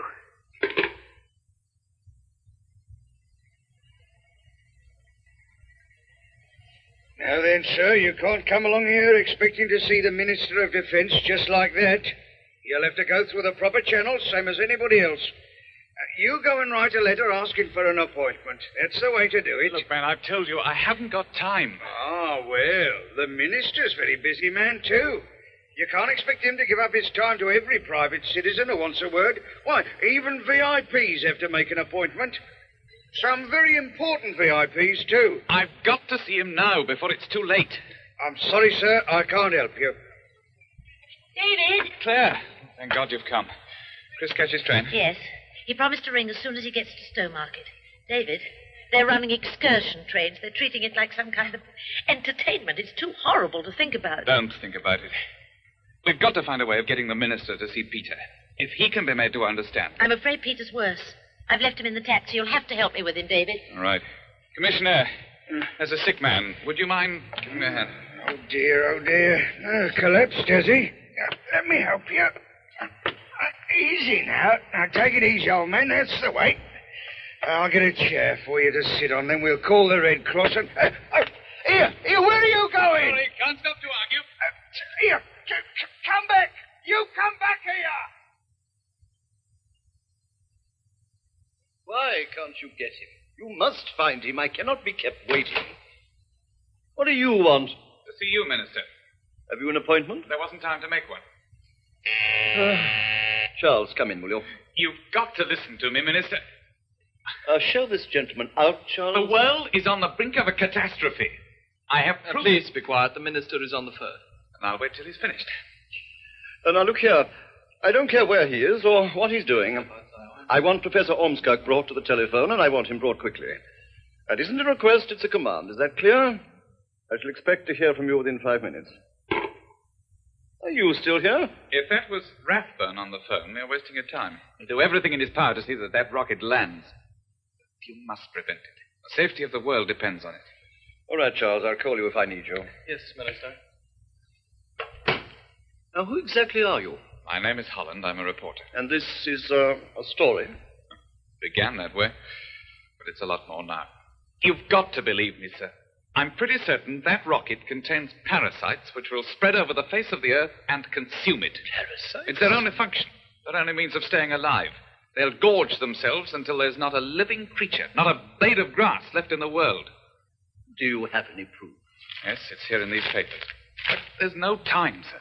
The rocket must be destroyed before it lands. You must give the order immediately. Destroy it? Look, sir.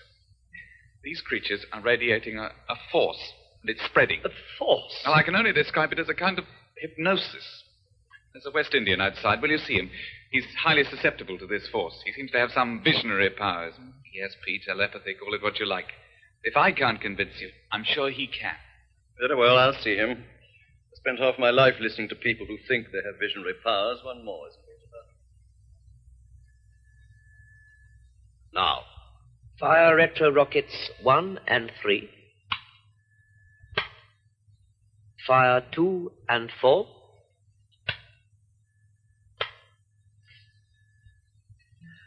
The rocket's all gone, Chief. Good. Good. And now the long wait. Yes, the waiting. The worst part of all. This is Audrey Russell from Stowmarket. News has just been received that the retro rockets have been fired successfully and Starfarer has begun the long descent to Earth. Indeed, the news is spreading out here amongst the crowds, and the excitement amongst the assembled onlookers is mounting second by second. The police are finding it difficult to control the crowds as they surge forward to the estimated point of landing, or EPL, as the technicians here call it. 1 or 2 arrests, I'm afraid, have had to be made, and one policeman who tried to prevent a man from climbing over the protective wire fence was manhandled by the crowd. He was bruised and shaken and unfortunately had to be taken to hospital. Meanwhile, speculation has been growing about the 2 astronauts. People have been asking, why has no official statement been released? Radio contact has been possible for several hours. Why haven't we been told how they are? Has anything gone wrong? Well, we don't know. We can only wait until Professor Ormskirk and his team of scientists choose to release the information the whole world is waiting to hear. Surely, it can't be long now. Try. I can't take a sick man as proof. He has moments of coherence, when he can communicate this vision, when he can make you see. Mr. Holland, you can't expect a minister of the Crown to take action on the strength of the vision. I have a theory to back up the vision, and some evidence to back up the theory. Yes, the dominant twin theory, I think you said. Yes. Briefly, it means that the only people with any chance of resisting this force are the dominant members of pairs of twins. And resistance seems to have something to do with being left-handed as well. The picture's not very clear. You're asking me to believe a lot, Mr. Holland. It's the only explanation that fits the known facts. Planets do become barren. Worlds do die. And it's going to be our turn next. You mustn't think me unsympathetic. I assure you I'll keep a very close watch on the situation at Stowmarket. If there are any unexpected developments when the spacecraft lands, you may rely on us to take appropriate action. But it may be too late then. Starfarer must be destroyed now. Mr. Holland, you must realize what an impossible demand you are making. However, I will alert military and Air Force units in the vicinity. But don't you see what... I repeat, I am prepared to take action. But not until we have a chance of seeing and recognizing our enemies for what they are. It's still possible that these visitors, if indeed they exist, will turn out to be friendly. Are you willing to take the responsibility of ordering their extermination before we have even seen them? Not to mention the unfortunate astronauts. I'm not, Mr. Holland. Such an action on the part of Her Majesty's government would be quite unacceptable in the eyes of the civilized world. But I'm afraid that's all the time I can give you. Thank you for coming to see me.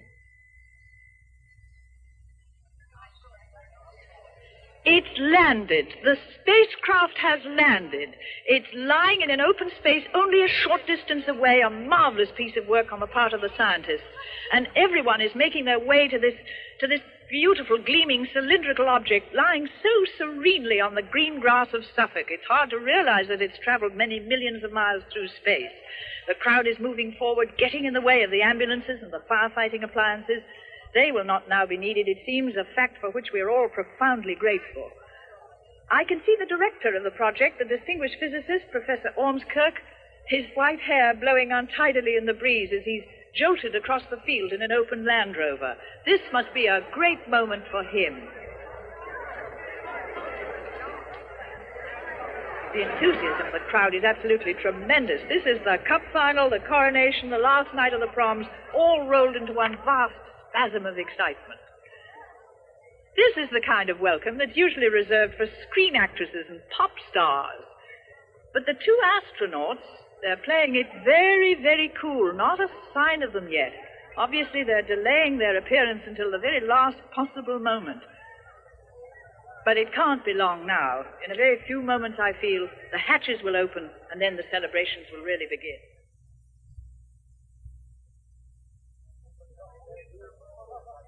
Rathbone, keep those damn people away. Stand back, please. Stand back. Inspector, can't you control them better than this? We hadn't expected so many. I've sent for mounted reinforcements. I hope they get here soon. Get those hatches open, will you? Hurry, man, hurry. We're doing our best, Professor. They should have opened it from the inside. I know that, you fool. Where's that ambulance? Standing by, sir. Oh, to God, it won't be needed. There, it's open. I'm going in alone. Keep those photographers away. This is the peep show.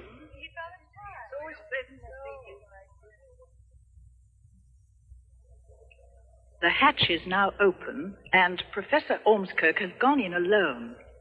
But there's still no sign of the two astronauts. Crowd waiting is very quiet now, rather tense, expectant. Professor Ormskirk has just come out again. He's signaling. He's signaling to the waiting ambulance men. I'm afraid something has gone very wrong. Now 2 stretchers are being taken to the spacecraft. What can have happened?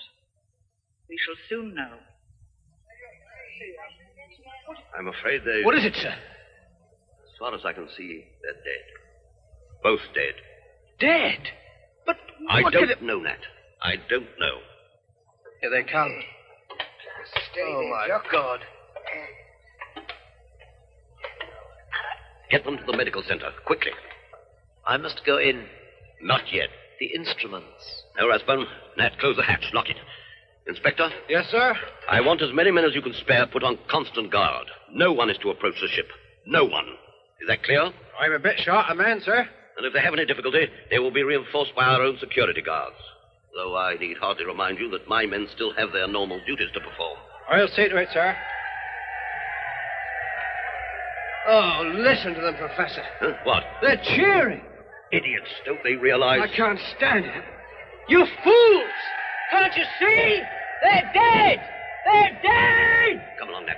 Come along, you two, Rathbone. Driver? Sir. The medical center, and hurry. Right, sir. I've seen some pretty unpleasant things, but this... Then they are dead, Doctor. Huh? Beyond any question. I've got the helmets off. Look. They're unrecognizable. What could have happened? We'll know more about that when we've cut these spacesuits off them. Scissors, please, nurse. No, not those. The heavy ones. Lock the doors, Rathbone. Lock the doors? You heard me. You think you can halt progress by locking the doors? What are you talking about, man? What has this got to do with progress? Throughout history, the advance of intelligence has been checked by locked doors. But all that is changing now. We are going to throw the doors wide open. All the doors. Whose side are you going to be on, Professor Ormskirk? You must make up your mind, you know, quickly. Get out, Rathbone. I'll speak to you later. But, Professor, you must listen to me now. Let's get him out of here. Yes. Now, don't interfere, Lock the door. Mr. Blakely. I'm warning you. See, they're locked and that they stay locked. Now then, Doctor. If I cut just along here, then we should be able to... What on earth? Well, Doctor? Inside the suit. Look. My God. I've never seen... Never. Kill it, Doctor. For God's sake, kill it. Kill it? The scissors, man, the scissors. I can't. What do you mean you can't? Look, there are more of them coming out. Quick, man. I can't do it, I tell you. I can't. Oh, give me the scissors. I'll soon settle this. They're on my wrist. Get them off. Get them off. I can't. Doctor, help me. I can't get them off. I cannot help you. Get out of my way. Give me the scissors. Kill them. Kill them. Too late. We must not kill. We must offer hospitality and friendship. We are the hosts now.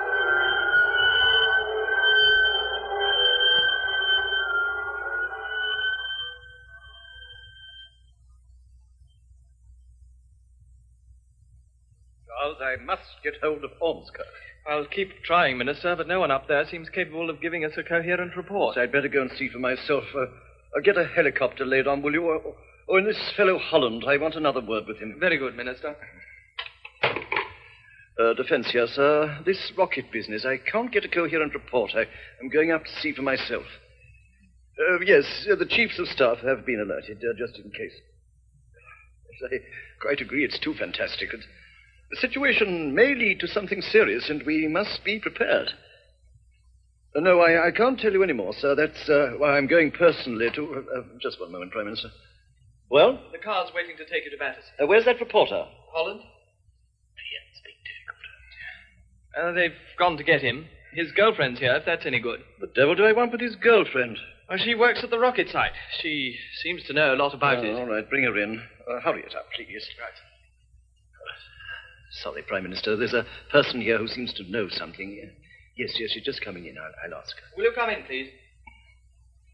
Young woman, I have the Prime Minister on the phone. If you know anything at all about the situation at Stowmarket, tell me at once. We know that the 2 pilots are dead. Some living creatures were in the spaceship. There are some casualties. In heaven's name, what are these creatures? We don't know much about them yet. They're hairless, legless, and slimy. If you can imagine something about 5 times the size of an ordinary leech. Leech? I've never seen a leech in my life. And they kill. Well, sir, there's no doubt the ship seems to have brought back some highly dangerous creatures. Yes, I think we'd better wait until I've seen them for myself. I'll report to you as soon as I get there. Goodbye, sir. I don't understand. Surely the police and the security guards between them can handle a few legless, hairless, leech-like, whatever they are. The force is too strong. It's some sort of hypnotic power. Hypnosis? How do we fight that? How about the Department of Psychological Warfare? At any other time, that would have sounded funny. All right, get through to them. Ah, Mr. Holland. I came as quickly as I could. What news? First of all, I better describe these creatures. I've done that, David. Well, then, they've multiplied fast. Unbelievably fast. They've occupied the whole of the medical center. Oh. Luckily, someone had the foresight to lock the doors, and it seems they aren't very good at opening doors. But it's only a matter of time before they get out. Casualties? No figures. Nearly all the medical staff. Dead? Yes. Several of the technical staff, including the chief engineer. Nat? Yes, Nat Blakey. Oh, no. Is Professor Ormskirk still in charge? I assume so. I haven't been able to get any news of him. Yes. You say these things are multiplying at a very fast rate? A fantastic rate. They can fill a small room in half an hour. Well, I can have an aircraft equipped with an air-to-ground missile over Stowmarket within 10 minutes. No, it's useless.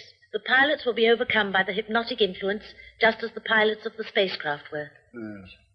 How soon could you get some nerve gas to the area? Well, there's a small supply at Colchester.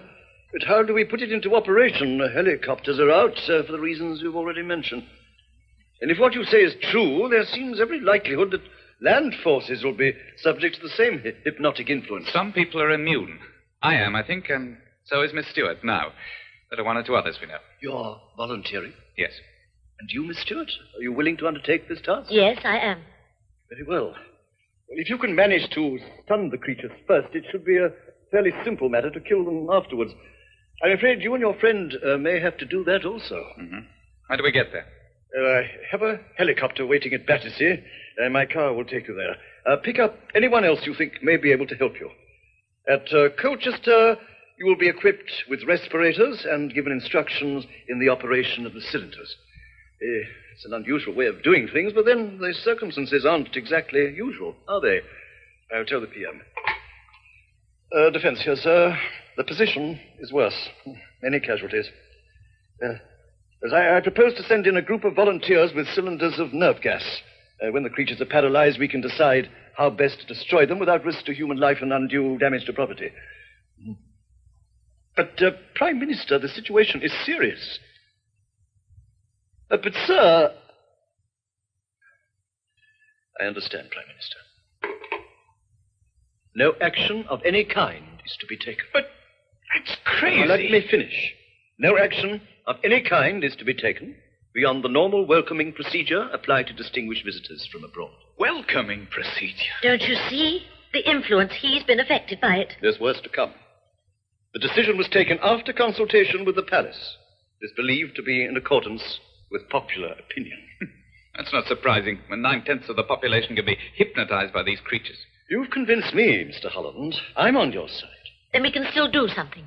Yes, I must give the order myself. It's our only chance. If we fail, it's the end of the world. If we fail, we dare not take the risk.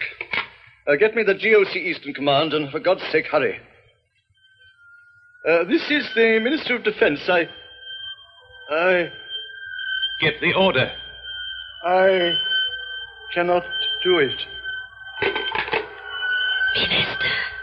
The world is welcoming these beings. It is right that we should also welcome them. There must be peace between the worlds as there must be between nations. It is stupid to resist an intelligence that is greater than our own. No, it's a trap, don't you see? We must take advantage of this opportunity. We must get to know our visitors. We can learn many things from them. They will show us the meaning of existence. You fool. They've caught you. They can only show us the meaning of death. Of death! Host Planet Earth was written by Anne Howell and Colin Cooper and produced by Nestor Payne. Electronic sound and music was created by the BBC Radiophonic Workshop. The cast is as follows. Claire Stewart was played by Brenda Bruce. Minister of Defence, Rolf Lefevre. Professor Ormskirk, Clive Morton. David Holland, Alexander John. Rathbone, Timothy Bateson. First Woman, Beth Boyd. Nat Blackley, Nigel Anthony. Police Inspector, Preston Lockwood. Commentator, Audrey Russell. Doctor and Commissionaire, Ronald Herdman. And Second Woman, Betty Hardy.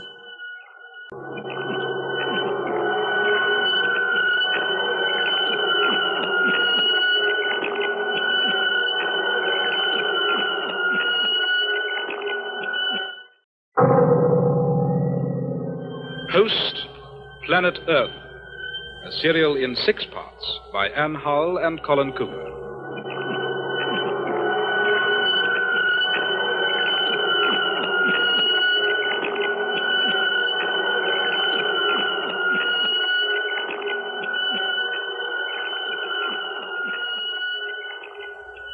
And here is the latest space news.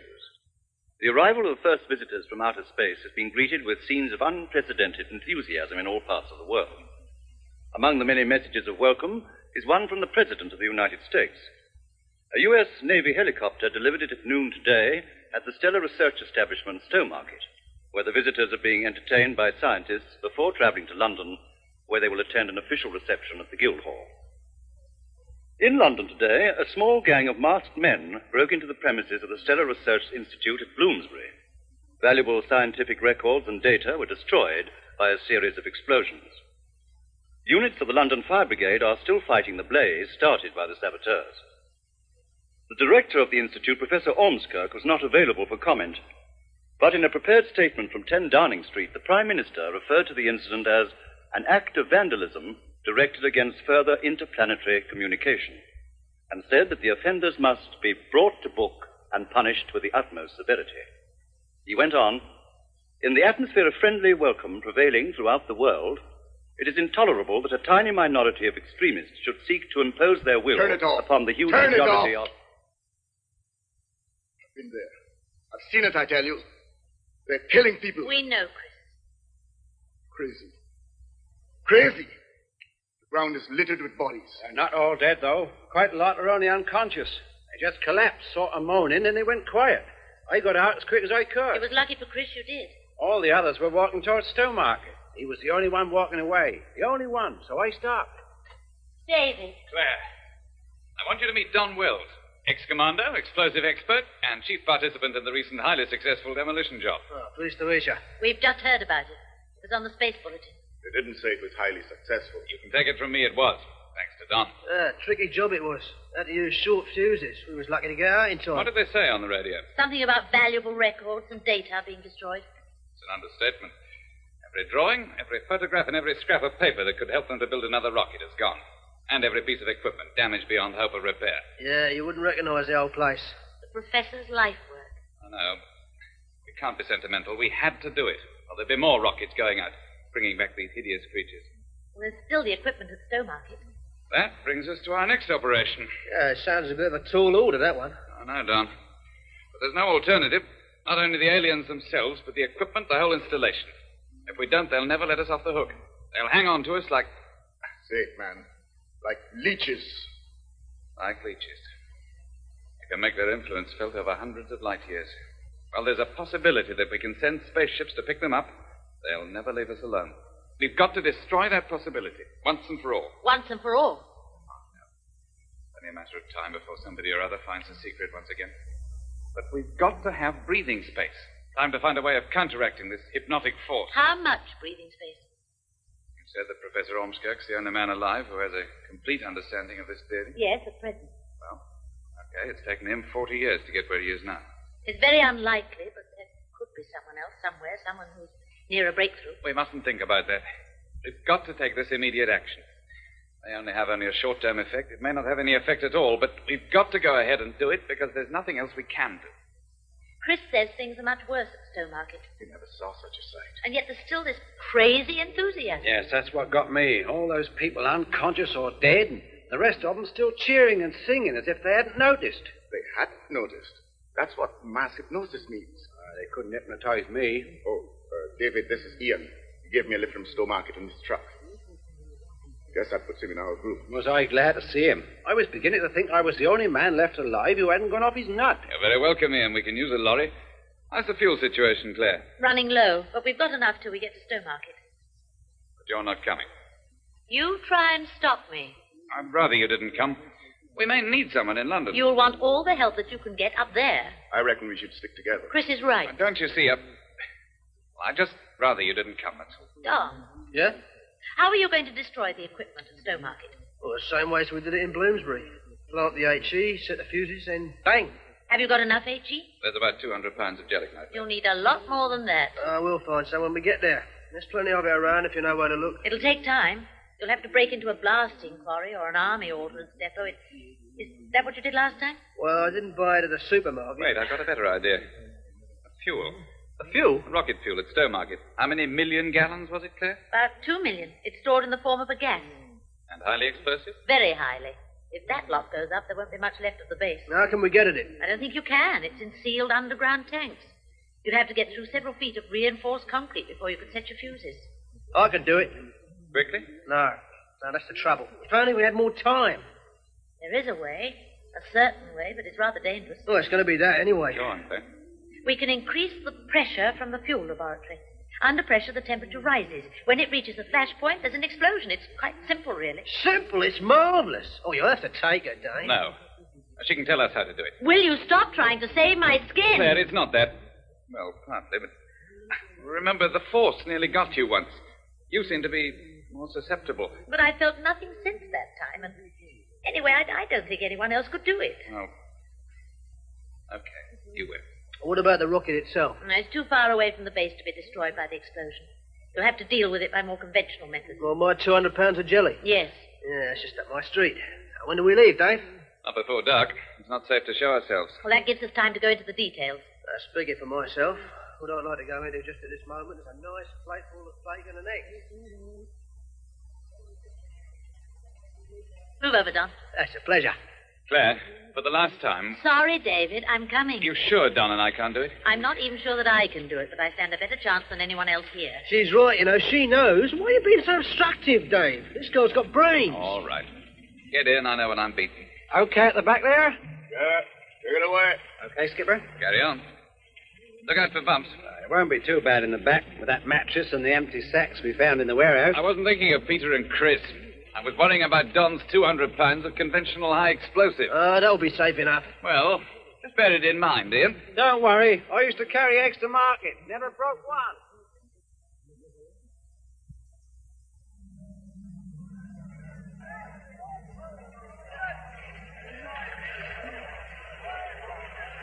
This is it, the Stellar Research Establishment. Listen. What are they shouting? Sounds like welcome to our friends. Well, one thing's for sure, they don't mean us.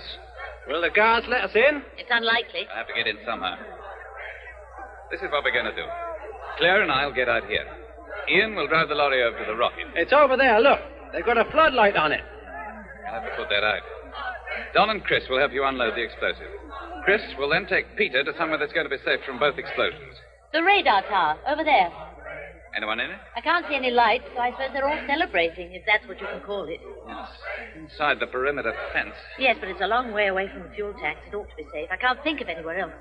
I'll have to risk it. When can we start on the rocket? As soon as possible. Don't waste time. Get it done, then make for the radar tower. They had guards round the rocket. There aren't any there now. Yes, there are. I can see them lying around. Unconscious or dead? Well, look, if we've got to drag them clear, that's going to take longer. We can't leave them there. Well, we'll need help. Don't bother about me, David. I'll go on alone. How will you get in? I'll get past the guards somehow. Sure you'll be all right. I think so, if I can get into the fuel lab.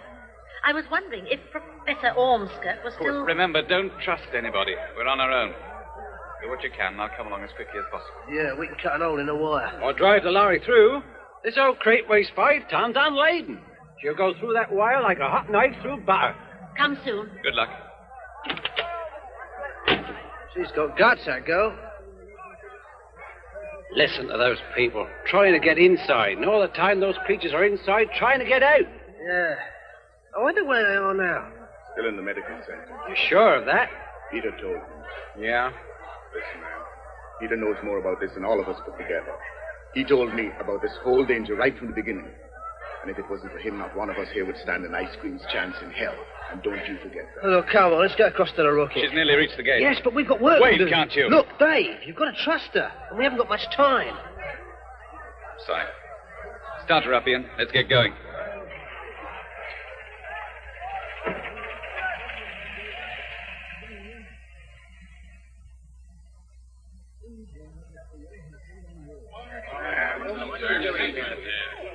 Welcome to our friends. Will you let me in, please? Here's my pass. You heard what I said. Welcome to our friends. Don't you recognize me? I recognize you, Miss Stewart, but things have changed around here. Either you're for them or you're against them. If you're against them, you can't come in. Those are my orders. Orders? Who gave you those orders? Who gave them to you? My orders are clear. Oh, nonsense. Open the gate and let me in. Why should he let you in? He won't let us in. That's right, he won't let us in. I work here. I have a right to go in. Ah, she works there. Oh, you work there, do you? Welcome to our friends, then. Welcome to our friends. Welcome to our friends. Welcome to our friends, Miss Stewart. Welcome to our friends. Welcome to our friends.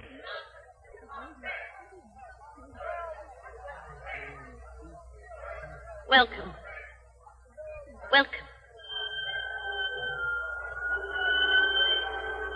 Welcome to our friends. Locked. Key. Master key.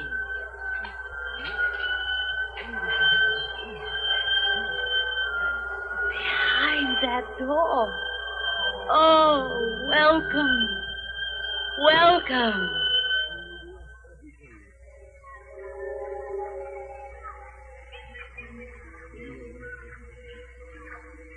My friend. Oh, my friend. Get away from that door.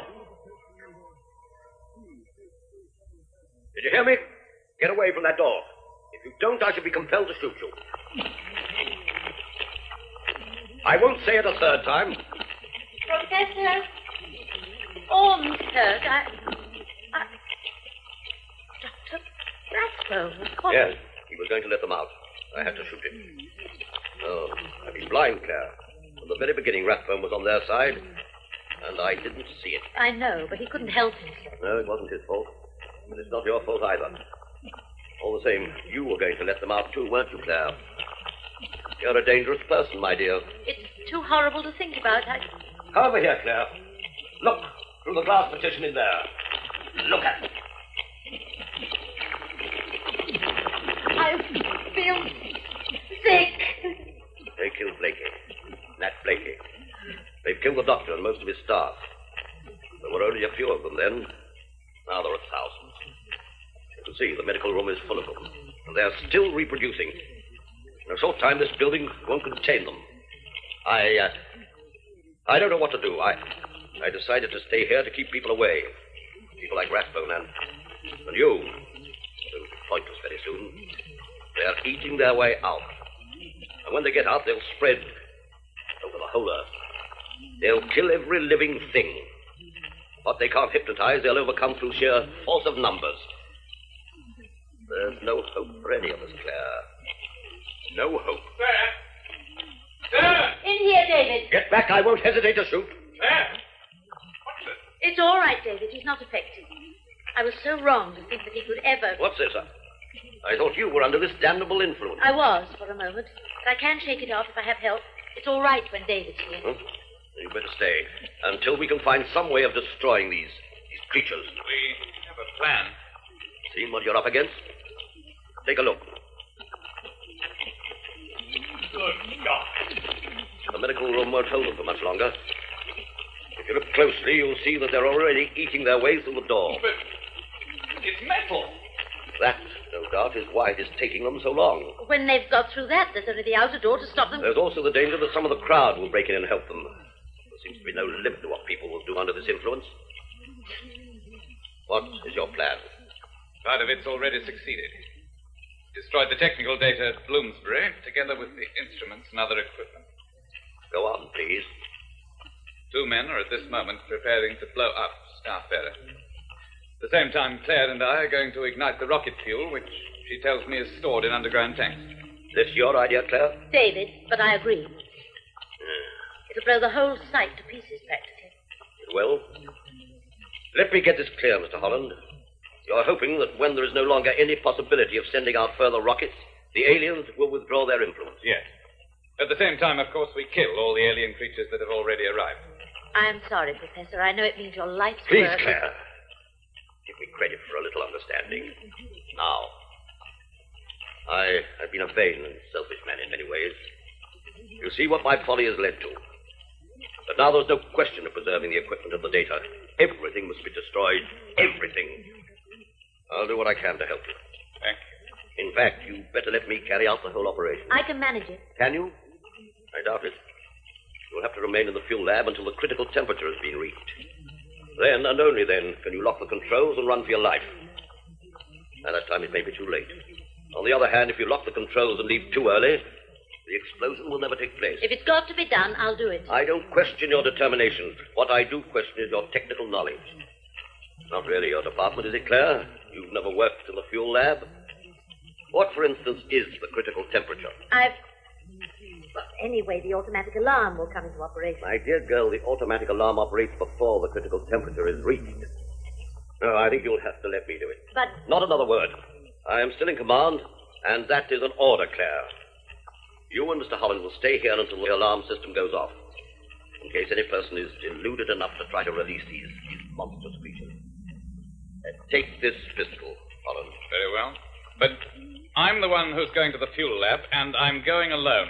I do not care for these heroics. You must take Claire to the radar tower. Look! They're breaking through. Quick! Out the door. You're not going to hold them. We must get to the fuel lab at once. Follow me.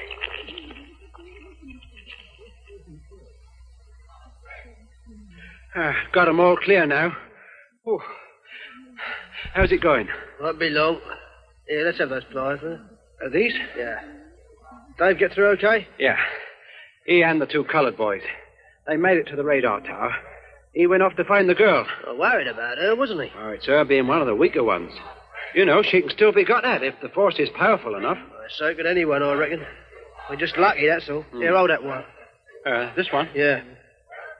Where'd you learn all this stuff? Wartime. Commando unit. I was in a Dieppe landing. Ooh, right shambles that was. Makes us look like a Sunday school treat.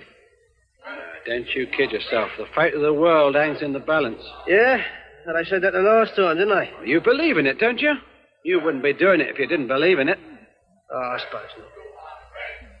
Listen to them. Welcome to our friends. Some friends. You ever see one of them old films, Don? What films? The Nuremberg rallies and that. Old Hitler and the crowd chanting, Sieg Heil, Sieg Heil. That's what this lot reminds me of. A bunch of sheep. That's not their fault, is it? I don't know. Isn't it? Whose fault is it? I'd like to know. I already know. Gonna light the fuse? No. Now, look. I'm using an ordinary number 36 Mills grenade as a detonator. Now, I pull the pin out. We both run like hell. Right. It's only got a 7-second fuse, so I ain't got much time. You ever run 100 yards in 7 seconds? Not me. No, well, you will this time. Now, I'll tell you when to start counting. When you've reached 6.5, throw yourself flat on the ground and start praying, right? Right. Right, here we go then. Well, what are you waiting for? I can't do it. What do you mean you can't do it? I don't know, my hands have got numb. Welcome to our friends. Sieg Heil. Don! Pull it out here. Pull out the pin. But I can't move, I tell you. You want to save the world? Now's your chance. So pull it out. Pull it. I'll do it, Don. I'll do it. Then we'll run like hell, Don. Like Olympic sprinters. Don, it's out. I've done it. We've got to run, Don. Come on, come on. Welcome. Welcome. 7 seconds, Don. 7 seconds. Come on, get moving. Come on.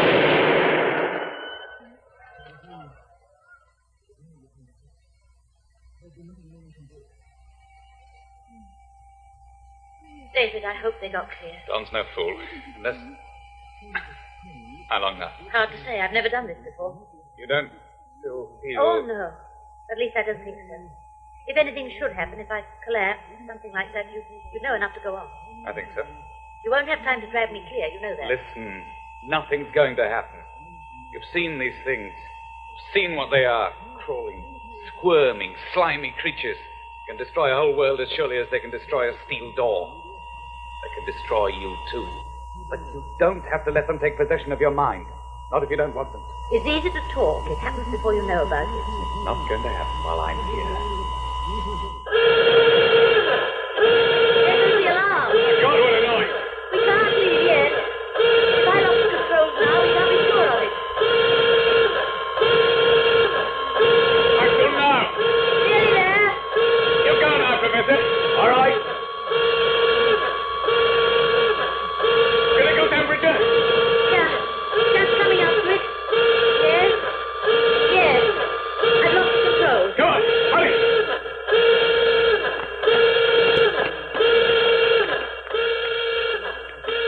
David! Look! They're broken out! We're surrounded! Get back inside, quickly! We can't stay here. Those cylinders, what's in them? Carbon dioxide. David!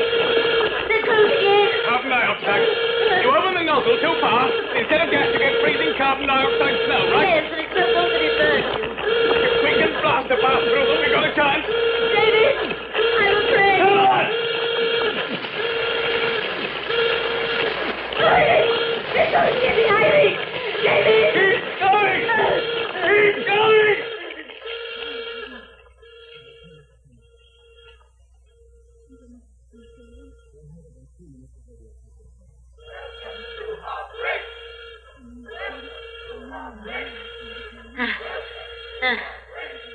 Man, am I glad to see you.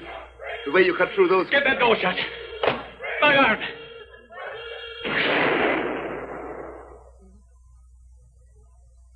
Phew. All right, Claire. Yes. You've done it, man. You've done it. None of them got out. I made sure of that. Where are Ian and Don? They never came. They were still there. And the rocket? I Yes, sir. Where's the professor? He's around. Wanted to be on his own. He looked kind of lost. He must have gone up to the top. I'd better go and look for him. Peter's still the same. Still the same. No change. David, please come up with me. But, Peter... It's all right. Let's find Ormskirk.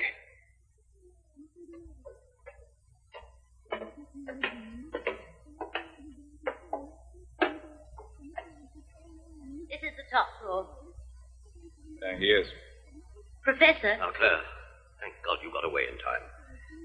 You did well, both of you. We are all in your debt. The whole world, I think. I'm sorry it had to come to this. For you. You did the only thing possible in the circumstances. Your reasoning was very sound, very logical. Unfortunately, you didn't go quite far enough. What do you mean? Open that window, Claire. Thank you.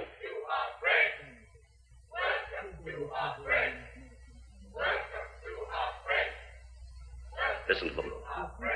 Listen carefully. They're still chanting. Welcome to our friends. I believe that is what they're saying, isn't it? So they're still... They are still in the grip of the Force. Hundreds of light years away, these creatures are still trying to subjugate our world. But why? Why? We couldn't bring them here now, even if we wanted to. They must know that. Unfortunately, it's only too clear to them.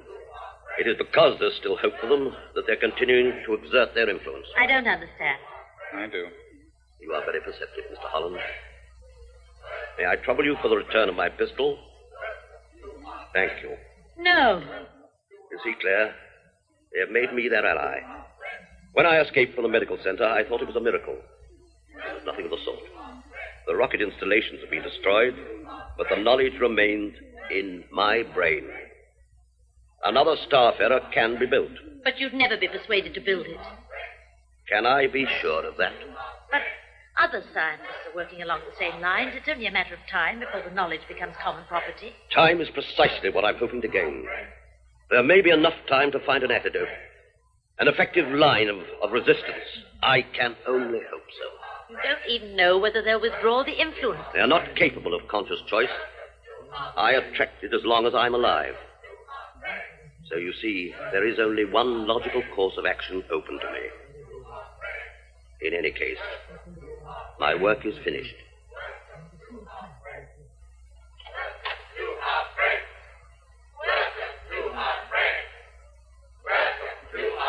It might work.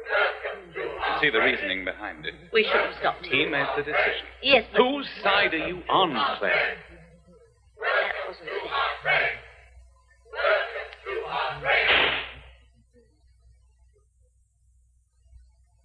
They've stopped chanting. Look. They're turning away. The crowd's breaking up. It's incredible. But I believe it's worked.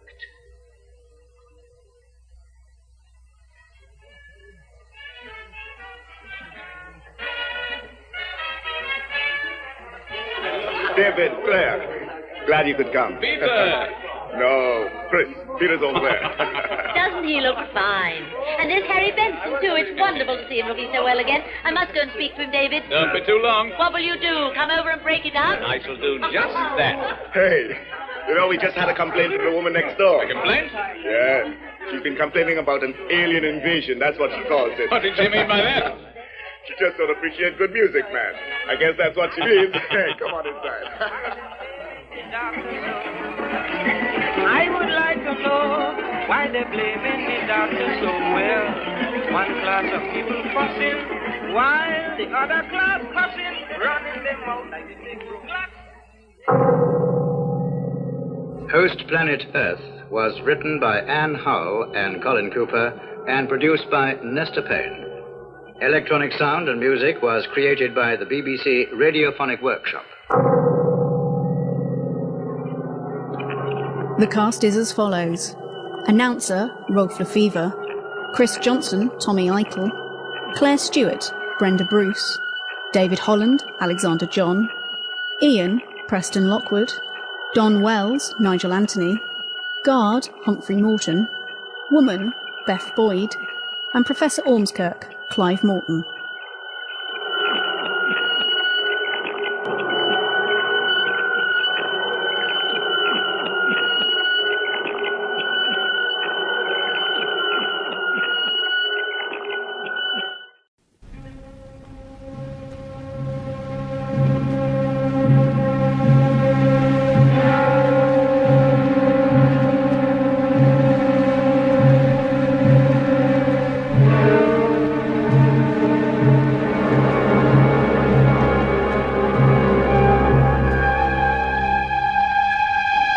Orbiter X.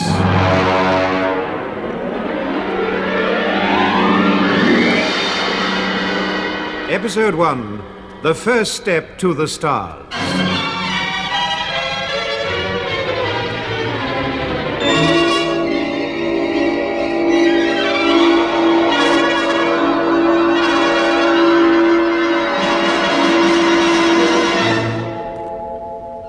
The early Sputnik era has passed into history, and science rushes on towards the infinite.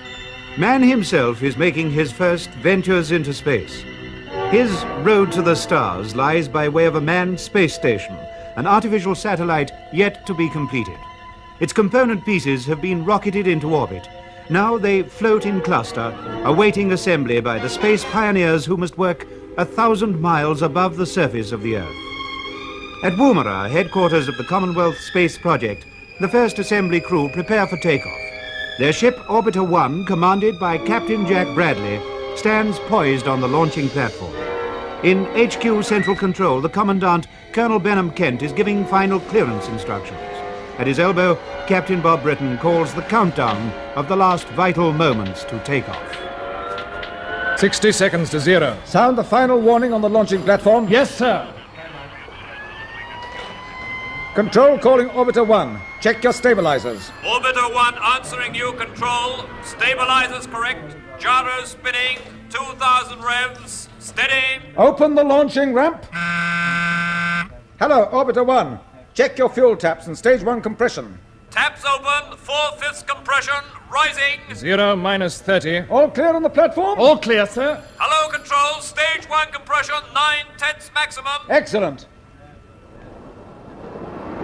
The combustion chambers are opening. She's blowing fire. Check thrust level for takeoff. All jets firing and balanced, sir. Good. Hello, Orbiter 1. Stand by for normal takeoff. No deviation from predicted course. All's well. Good luck to you. Thank you, Control. 0 minus 10. 9, 8, 7, She's lifting. 6, 5, 4, 3, 2, 1...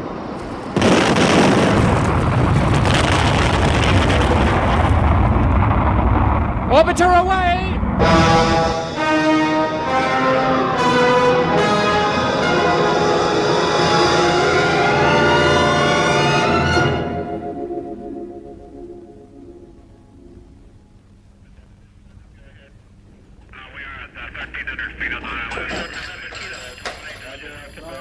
Tracker report, please. Yes, sir.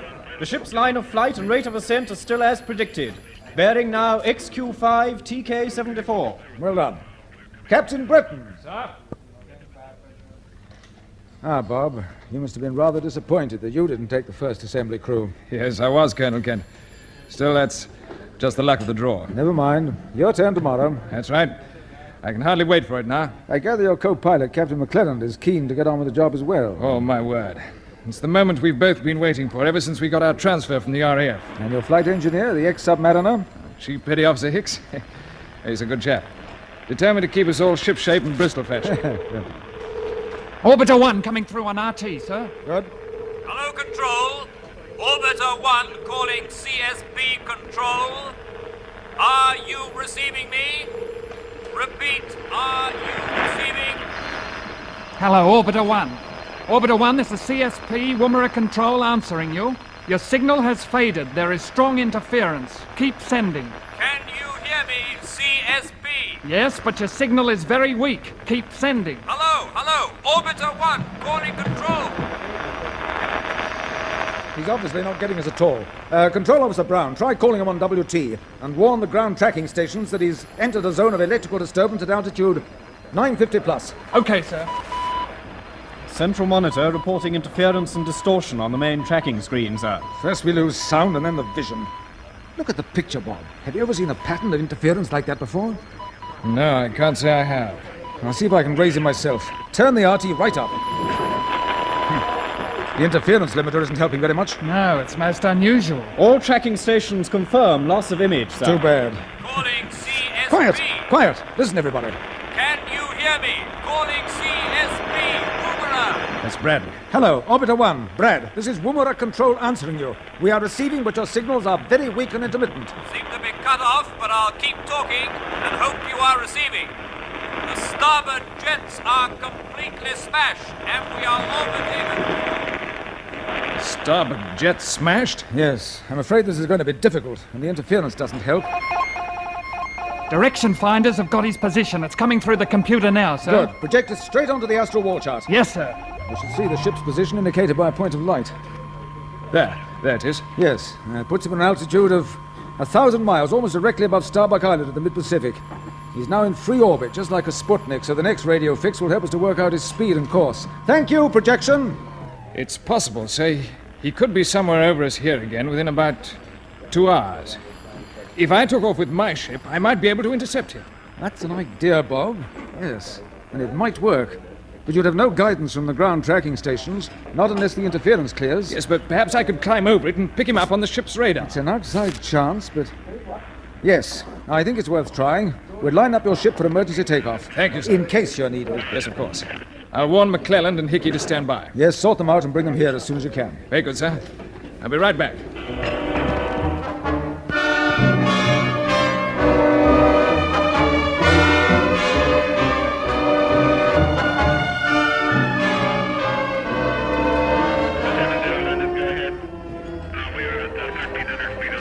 There seems to be quite a panic going on in the control room, Bob. Yes, Mac. I think we're in business. Yeah, well, we'll soon know.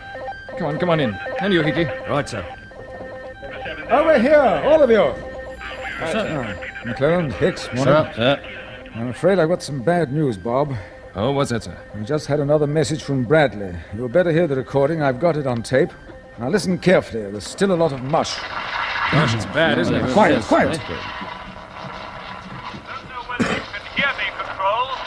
I'll carry on talking, hope for the best. We can't locate that second fracture in the hull. The bulkheads are closed, but we're still losing pressure. Everything happened at once. We had no warning. Sorry about poor Carter. Didn't have a chance. Better not tell his wife. And that was all. Bad luck about Carter. What can have happened to him? Your guess is as good as mine. Oh, poor fellow. Did all your courses with him, didn't you, Hickey? Yes, I did. He had 2 children? Yes, the same as me. About the same age. Well, we still don't know what has happened, and the minister has agreed not to release any information at this stage. It might lead to a big scare about attacks by UFOs. And you know the public reaction to anything to do with unidentified flying objects. Yes, particularly in view of all the reports about them since we launched the space station components for Orbiter X. Exactly. When do we take off, sir? The computer is working everything out now. All the information will be fed into your automatic pilot. We can put you reasonably close to Bradley's ship, but the final operation will be up to you. Your job is to save the survivors, but don't take unnecessary risks. We don't want to lose you. We'll watch our steps, sir. Any questions? It's a tough assignment. You'll be out on your own when you hit the interference belt. If any of you wish to stand down, it isn't too late. We'd like to carry on, sir. All right.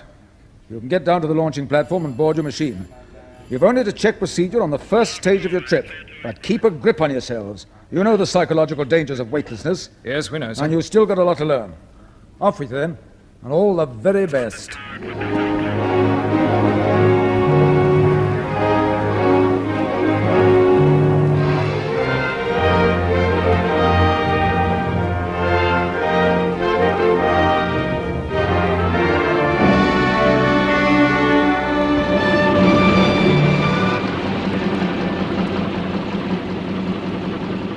Check your safety straps.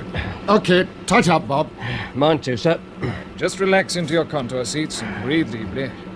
Control are doing all the work for us. It's exactly the same as our practice runs. Same routine. 0 minus 30. 9/10 pressure in the combustion chambers. Temperature 1200. Fine. Hello, Control. Compression 9/10 maximum. All jets firing. Hello, Orbiter 2. Stand by for normal takeoff. No deviation from predicted course. Good luck from all of us. Thanks. Good luck, chaps. Here we go. We're lifting. Next stop, Piccadilly.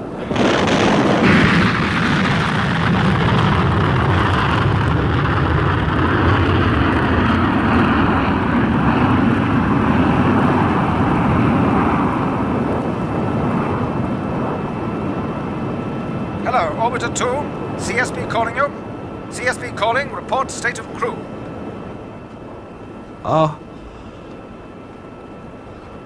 Orbiter 2 answering you, Control. Britain speaking. My reactions seem to be normal. Checking with crew. Stand by. Mac, you all right? Yes, I'm okay, Bob. But the acceleration did shake me a bit. The old body felt like lead, and I thought my face was being wrapped around the back of my neck. How are your eyes? Well, vision's still a bit blurred, but it's clearing. No internal pains? No, fine. Good man. Hickey, how are you feeling? Oh, all present and correct, sir. Well done. How about you, Bob? I'm okay. Hello, CSP. You may have heard that. Yes, Bob, we heard. Congratulations to all of you. A first-class launching. Your line of flight, speed, and jet temperatures are exactly as planned. The ground tracking stations are giving us a clear picture of you, and the radio reception is perfect. Good. We're getting a wonderful picture of the Earth from Japan, way down the China coast to New Guinea and Australia. But have you any news of Orbiter 1, Control? No, she's still in the interference zone, I'm afraid. Check your altitude, please. We make it 310 miles. 310 it is. Prepare for the next boost. This one shouldn't worry you. We can take it.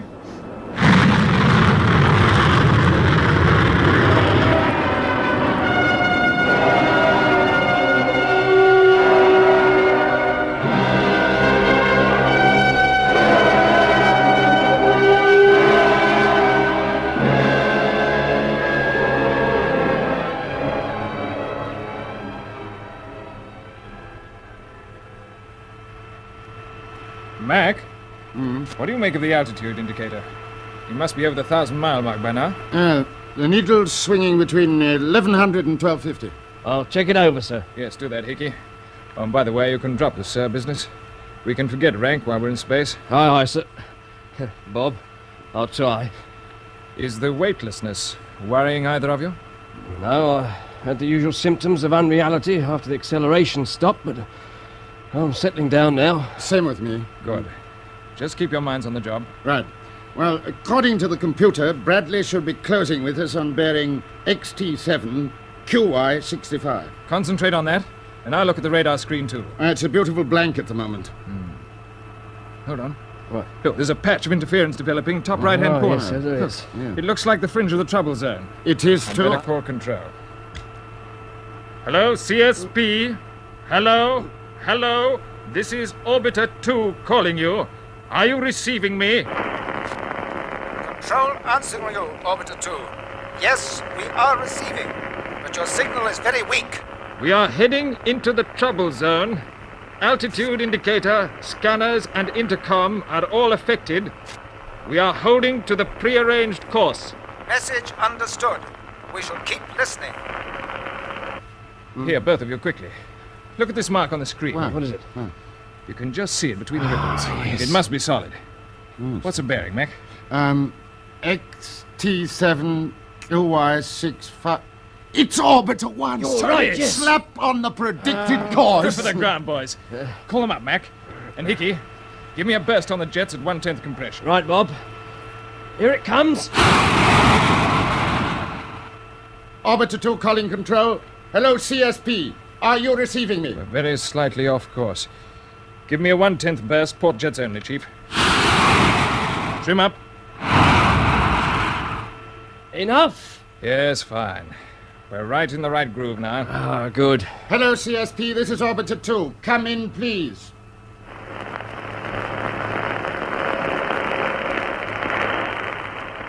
Nothing doing, Bob.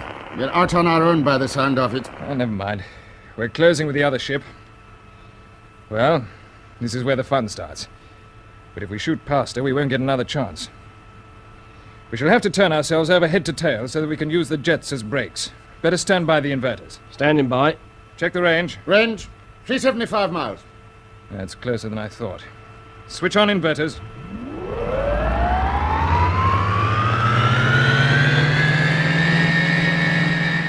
Now over we go. Base over apex. Torque of the gyros is taking us nicely.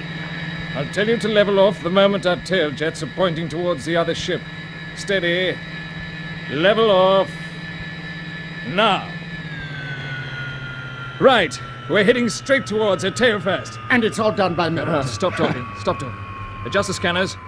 Hickey. Sir. I'm going to brake pretty hard. Fasten your belt. You two, Mac, ready with the taps? Ready, sir. Open jets at 9/10 maximum. And again. Bob, you don't have to worry about the radar anymore. Our targets come up on the telly screen. George, Orbiter 1 in vision. We may be creeping ahead of him very slightly, but I won't upset the balance now. I say, look at that other ship's tail. The starboard quarter's practically flattened. Gosh, it is, yes. Yes, I'm going to call control. We can't hear them, but they may be able to hear us. This is Orbiter 2 calling CSP control. Orbiter 2 calling CSP control. We are alongside our sister ship. Her starboard quarter shows that she has been involved in collision. There are no signs that Bradley and Wilson have spotted us yet. I am preparing to go aboard. I shall take Flight Engineer Hicks with me and leave Captain McClelland in charge at this end. Keep listening. They'll be listening, but I doubt whether they get any of that. There's no acknowledgement. It doesn't look as if Brad picked it up either. Otherwise, he'd have made some sort of signal, wouldn't he? Yes, well, we're certainly close enough to see him. You'd better adjust your spacesuit, Hickey. The sooner we get over there, the better. Open the airlock, Mac. Right, Bob. Good. Just plug my telephone cable into Hickey's helmet. We won't be able to talk on the radio intercom because of the interference. Okay, you're plugged in. Close your helmets. Fine. Into the airlock, Chief. Close the inner hatch. Open the valve. Let the air out.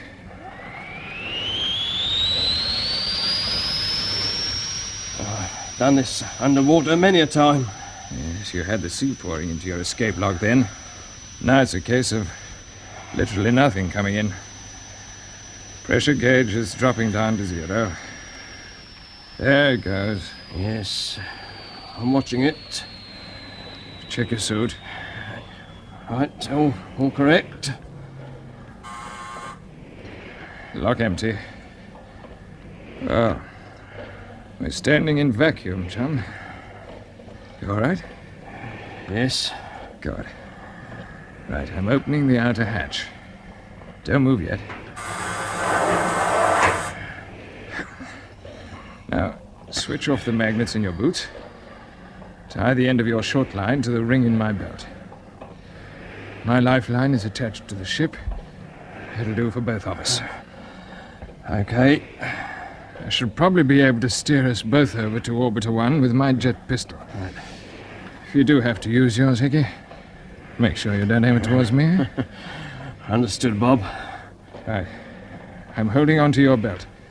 Just move to the edge of the hatch. That's right. You can't fall. It's at a moment like this you begin to wonder. Keep your attention on the other ship. All right? I'm firing the pistol. We're away. Yes. Remember not to bicycle pedal with your feet. There's nothing underneath them. How do you feel, Chief? Well, slightly sick, sir. Yes, so do I. Halfway across to Orbiter 1. I suppose we shall get used to this sort of lark. Yes. We shall when we start assembling the space station. This is the way we'll be working. My gosh, just look at those stars. What's your target? We're going to land just by the escape hatch. Here it comes. Quick grab. Hold on. Hold it. I've got it. Got it. Good man. Switch on your boot magnets again. That's the style. We're aboard Orbiter 1. I can't believe it. It's true enough. Open the air valve by the hatch. Just pull back the lever. That doesn't seem to move. And heave. I think it's shifted. Yes. Hatch light should flash when all the air's out of the lock. It started flashing already. Must be a fault. I'll try opening the hatch. It's quick work. Well, in we go. They must have heard us by now. Yes. This will be a shock for them. I turn on the air. Be interesting to know exactly what's happened. It certainly will. Hello? Something's gone wrong with the air pressure.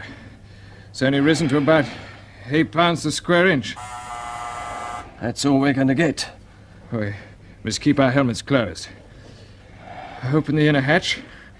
Let's see how Brad and the boys are. Oh. Well, what goes on here? Cabin's empty. It's absolutely empty. Where is everybody? Look. Somebody lying down there by the wreckage of the starboard engines. It's Carter. Oh, poor devil. Yes. At least it must have been quick. He was obviously here when the collision happened. No sign of anyone else. No, not a trace. I don't get it. I don't get it at all. Neither do I. It's the mystery of the Mare Celeste all over again. So it seems. But 2 sane men don't just step out into space. No. They weren't the types to lose their heads. So what's the answer? Oh, let me think. Hickey, you had difficulty with the air valve, the outer hatch. Yes, it didn't seem to move much. The reason being that it was already open. That's why the light flashed almost as soon as you touched it. Of course, yes. The airlock had been used by people leaving the ship. Exactly. If I'd stopped to think, I would have realized that at the time. Brad and Wilson bailed out. But why? Yes. Why? Something must have driven them to it. What's that? It's only the safety valve on the port 2 compression chamber. Oh, getting a bit jumpy, I'm sorry. Don't apologize, Chief. It's enough to give anyone the shakes. We'll get back to the cabin. Yeah? I'd like to have a look at the ship's log. Okay, I'll get it for you. You'll find it in the clip beside the intercom. Same place where we keep ours. Right, it's not here. Oh, it's probably slipped out. It's attached to a cord. The cord's here, but the logbook's been torn away. Torn away? Yeah. I see. So here's another mystery. Yes. There's something written in that log which we were not intended to read. Captain Bradley wouldn't want to hide anything. No. Neither would Wilson. Well, then who could have cut... I've got a crazy idea and I don't like it. I know what you're thinking. I got the same idea. Chief, we better get back to our own ship. Right. We don't want to follow in Brad and Wilson's footsteps. Let's move. Okay.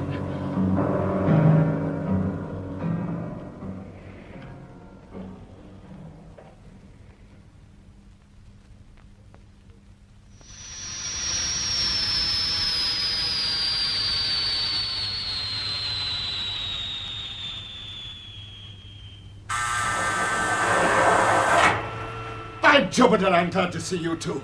Are the others all right, Bob? No, Carter's dead. We were prepared for that, but Brad and Wilson have gone. Gone? Yes, they've disappeared. Apart from Carter, Orbiter 1 is deserted. But it's impossible. It's true, Mac. Have you had any contact with CSP control? No, the interference is worse than ever. We must get underway. You're not going to leave Carter? We shall for the moment. Chief, close the inner hatch of the airlock and stand by the engines. Aye, aye, sir. Start the compressors.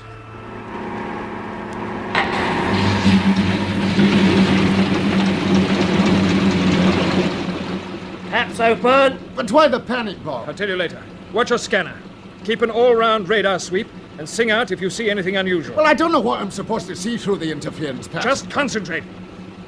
Hickey, what's the hold-up on the engines? Waiting for the temperature to build up. I can't open the jets yet. Well, use the boosters. I know we'll be short on fuel, but we'll risk running dry. Right. Bob, there's something odd on the radar screen. It's not very clear, but it's solid enough and it's dead astern. Look. So I was right. Open the jets! We must move!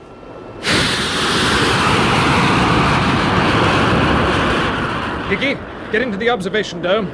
Tell me if you can see anything following us. Right, Bob. The spot on the screen's getting bigger. What is it? I wish I knew. Whatever it is, it's closing with us.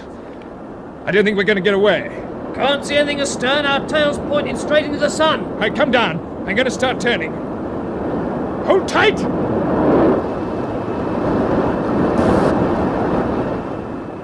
Thing's still with us. It's coming in!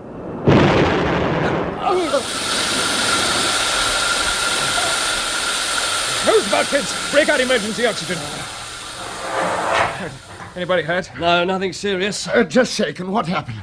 We've either been rammed or we've been shot up. The same as Orbiter 1? Yes. So that spot on the radar screen was... Yes. An unidentified flying object. Try to get Woomer control, mate. Right. Orbiter 2 calling CSP. Orbiter 2 calling CSP control. Are you receiving me? Not a hope of getting through on that boat. Keep trying, Mac. What's going on? Something outside. Quickly, into the observation dome. Can't see anything from here. Must be under us. But what? Shh. Listen. Somebody's moving on the outer hull. Get back to the cabin. And stand by for boarders.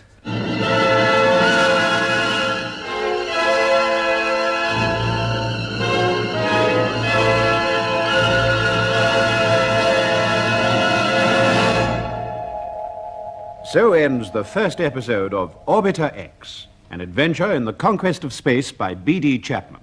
It was produced for the BBC by Charles Maxwell.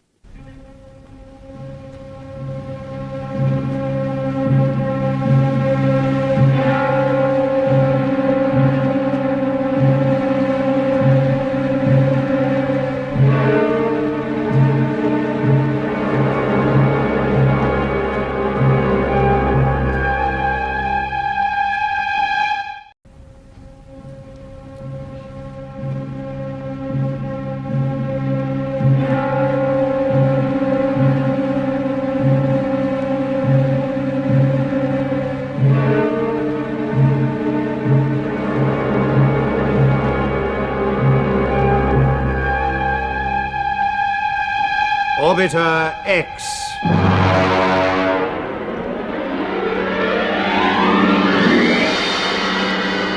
Episode 2, Conflict in Space.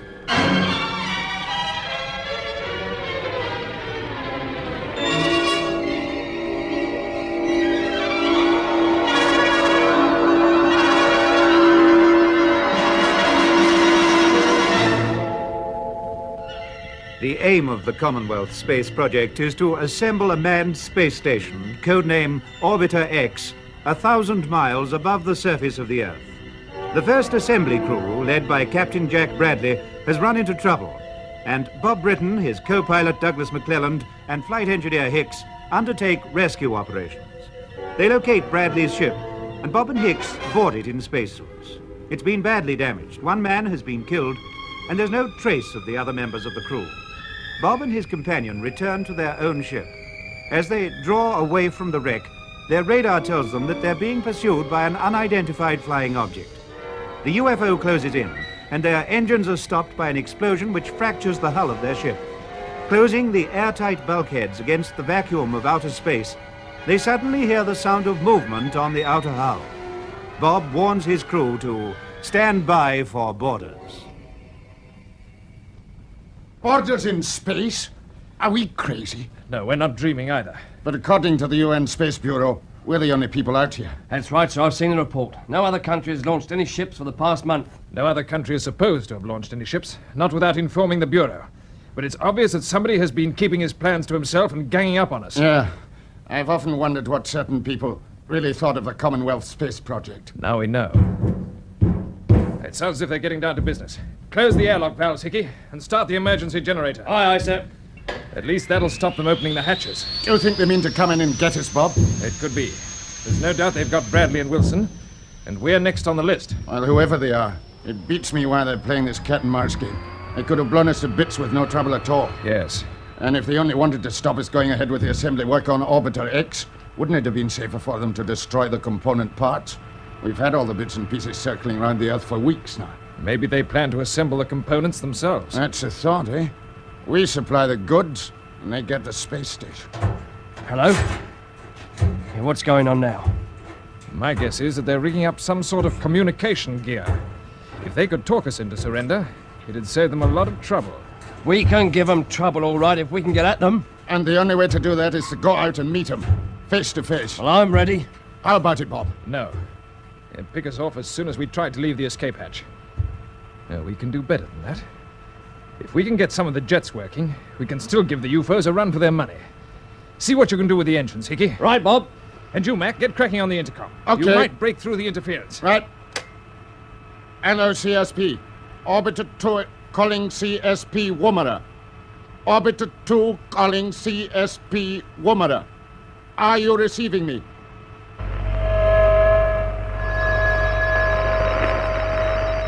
No answer at all? Not a thing. Just mush. Listen to it. All right, turn it down. Well, Hickey, what luck? Well, Bob, the damage in the engine room has probably been caused by a missile with a proximity fuse. The starboard compressors have completely had it. What about the others? Groups 3 and 4 okay on the port side. So, if we could get below an altitude of 1,000 miles, we'll be under the interference zone, and we should be able to talk to CSP and warn them. Then let's get going. What are we waiting for? The point is, the moment we get underway, the UFOs will almost certainly attack, and they may shoot to kill next time. Are you ready to risk it? Sure I am. Yes, me too, sir. Good. I think the chance is worth taking. So we're all agreed. You can open the taps, Chief. Aye, aye, sir. It'll take a minute or so to build up the temperatures in the combustion chambers. Don't worry, we'll wait. Bob, listen to the intercom. Is it my imagination or... No. The interference is cleared. Start transmitting. I will. Orbiter 2 calling CSP control. Are you receiving me? Try again. Right. We are receiving you, Orbiter 2. That's not Woomera. No.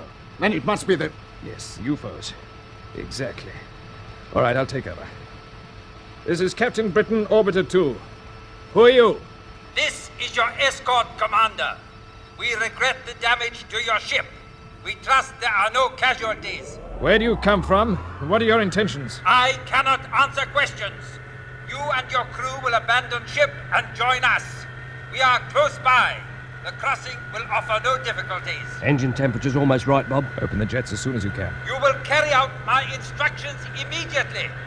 And in case you hope that our conversation is being monitored at your Earth headquarters, I should tell you it is not. Our engineers have adapted your aerial array for restricted transmission only. You are, in fact, still in the interference zone. That's one hope, Con. But you were right about the borders fixing some communication gear, Bob. So it seems. Port compressor's working, sir. Good man. Open them right up. Captain Britain, I order you to cut your engine. Go to blazes! We're moving out of orbit. Can you get the nose down, Bob? I'm doing my best, but I haven't got much control. Get a visual bearing on the Earth. Right. I think we're losing altitude, but it's too soon to say yet. Height meters swinging all over the place, picking up faulty ground anchors. What's the other ship doing, Hickey? He's close to stern. I can see his blip on the scanner. Now he's moving under our port quarter. Check your spacesuits. He'll start throwing things any second now. Calling Orbiter 2. Unless you cut your engines immediately, we shall fire on your port jets. Keep going, Bob. There's nothing else we can do. Close your helmets and switch over to helmet intercom. Check. Helmet closed. Intercom working. And we're beginning to lose height, Bob. The enemy's close on our quarter, sir.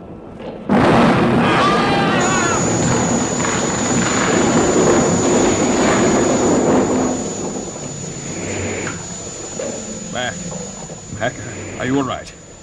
Yes, I think so. What about Hickey? I think he's had it. Let me see. No, he's alive. But his shoulder's bleeding. I'll get my first aid box. There's no time for that. We've got to seal up the tear in his suit, quickly. Give me the emergency pack. Here it is. Pressure's dropping in the cabin. He's starved for oxygen. He mustn't panic. I remember the drill. First patch goes under the tear. In there. Like this. I hope that'll hold. Is his oxygen full on? Yes. Now, an outside patch. He's breathing? Good. This is about the best we can do for you, Hickey, old son. Sorry about the shoulder. He seems to have taken a crack on the head, too. Make sure his intercom is turned on, Mac. Otherwise, we won't hear him when he comes round. Okay. And the injury to your flight engineer. You can save his life only by bringing him over to us. You hear that, Mac? Yes, I hear it. Well, I suppose we haven't much choice. Afraid not. But what are the physical conditions inside their ship? If we do get Hickey over, would it be safe to take him out of his spacesuit? Permit me to answer that question. Of course.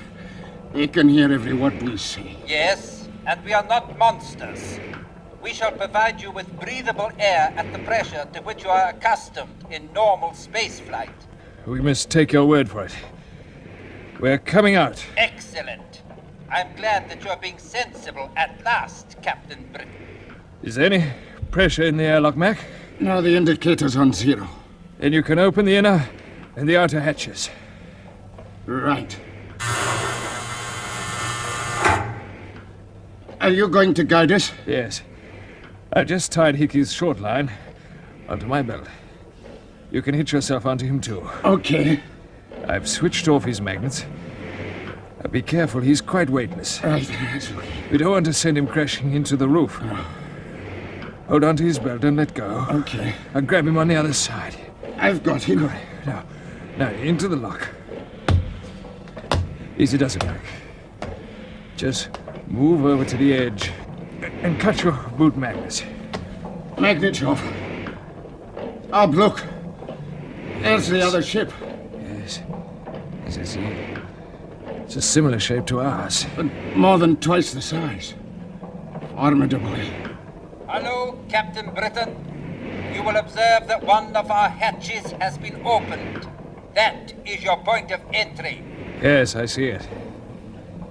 There's about 60 yards to go, Mac. Half a dozen bursts on the pistol should get us over. Are you all set? All set. Move right onto the edge, then. Looks a long drop down to the earth. Wish we were there now. You can't drop. There's no up. There's no down here, chum. I know. That open hatch is your target. Just keep your eyes on it. Goodbye, Orbiter 2.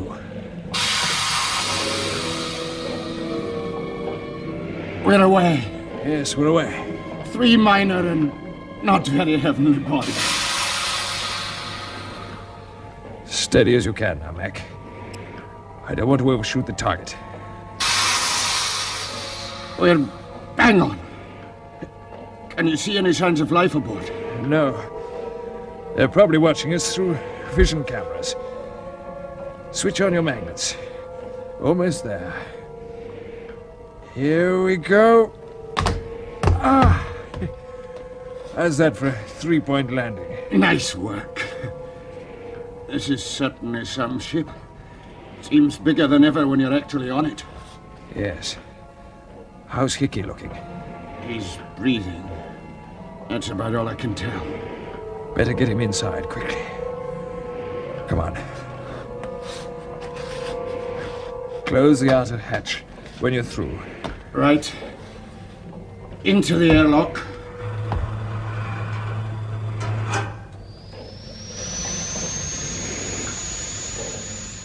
Well, here we are.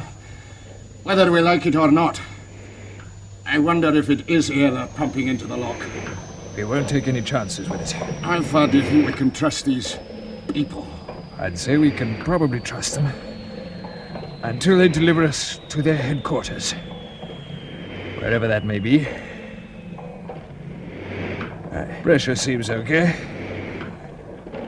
Let's try the inner hatch. Now what goes on? Not very much by the look of it. We seem to be in an empty cargo hold. Welcome aboard, Captain Britton. Perhaps you will be good enough to close the hatch behind you. I'll do it, Bob. Thank you, Captain McClellan. He knows my name. We know a great deal about you, as you shall see. It is quite safe for you to remove your helmets. Hold on while I test for air, Mac. Yes. Yes, it seems to be all right. Okay, off helmets. Now you can breathe quite freely, and you will find medical equipment prepared for you. Where's the voice coming from now? Somewhere in the roof. Quite right. It is not yet possible for us to meet, but there is a talk back in the roof. I am actually speaking to you from the control cabin. We'll start asking questions later, Mac. Hickey's our first problem. Sort out the medical stuff while I unfasten his suit. Yes, Bob. His eyes are opening. Who's there? It's Bob. It's Bob, Hickey. How do you feel, chum? Oh, all right.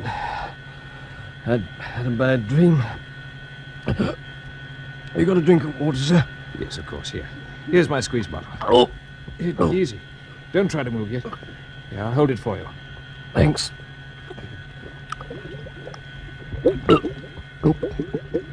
Steady. Here's the medical box. They've laid on plenty of dressings and surgical instruments.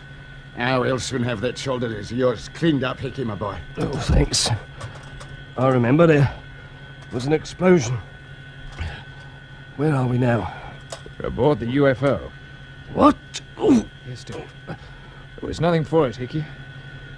Mac and I had to bring you over. Hope I wasn't a lot of trouble, sir. No, none at all. But who are the UFOs? We don't know yet. Shh, listen. They're transmitting WT. It's being relayed from the control cabin through the talkback. They've cut the speaker. Did either of you get any of that? Not really, but the start of it sounded like our call sign. Yeah, it did too. It's obviously something to do with us. Yes, but what? I'd give a lot to know what's in that message and who it's intended for.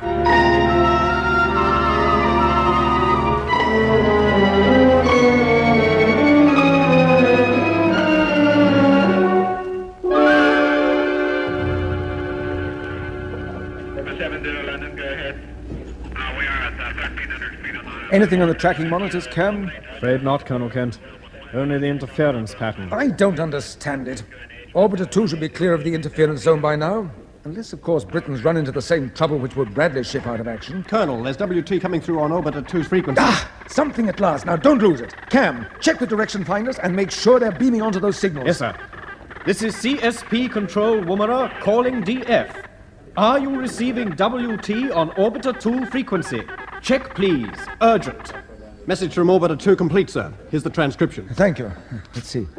Orbiter 2 to CSP Control. Am in free orbit with oxygen for 1 hour only. Cause of ship disasters, explosions in compression chambers. Do not sacrifice more ships. Design at fault. Bitter disappointment. Britain. Sounds pretty grim, Colonel. It isn't possible. Every component in those ships was tried and tested. But he says, design at fault. Direction finders put his position at ZA70Y51. Sir. All right. I'll try to get back to him. His RT's probably wrecked, so we'll stay on WT, Brown. Okay, Colonel.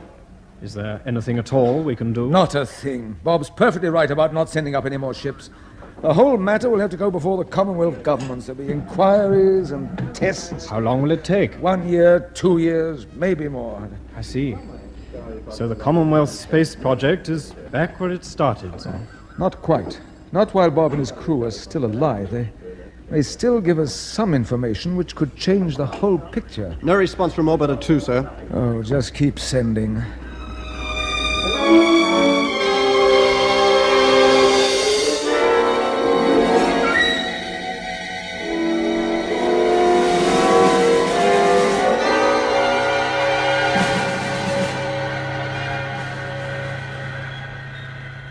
So you see, Hickey, you, Mac, and I have the responsibility of finding out who the UFOs are, where they come from, and what their plans are. We must get that information back to CSP, whatever the cost. Yes, I understand. If only there was some way of getting... Attention! We are about to move out of orbit. You are advised to strap yourselves down on the mattresses which have been provided. Get weaving, boys. If we suddenly start accelerating with about 10G thrust, we'll be spread all over the bulkheads. Yes. You will hear a warning signal begin 10 seconds before we open the jets. Have they started the compressors? Fasten your straps.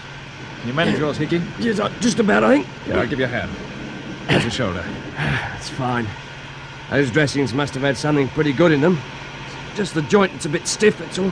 You'll be okay. Yeah, I'll be okay. You look after yourself, sir. Yes, I think I better. 10 seconds to go, Bob. Can you make it? Yes, I can make it. I'll get your heads down. Next stop, Mars. Could be...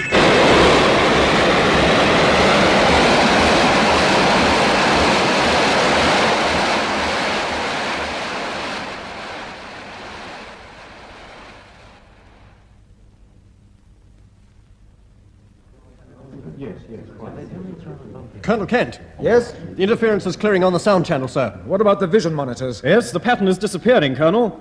Picture coming up on monitor 1. Yes, it's one of our ships. But which, Bradley's or Bob's? Start calling again. Cape York tracking station reports that the interference zone is fading and moving off to the west. Too late to help us. In his last message, Britain told us they had oxygen for only 1 hour. And that's long past. Still, I'll try a call on RT. CSP calling Orbiter 2. You are now in the clear. Come in, please. No. Nothing there, sir. No. Nothing. Not long ago, you asked me if we were back where we started, Cam. I'm afraid the answer now is yes, we are. Right back where we started.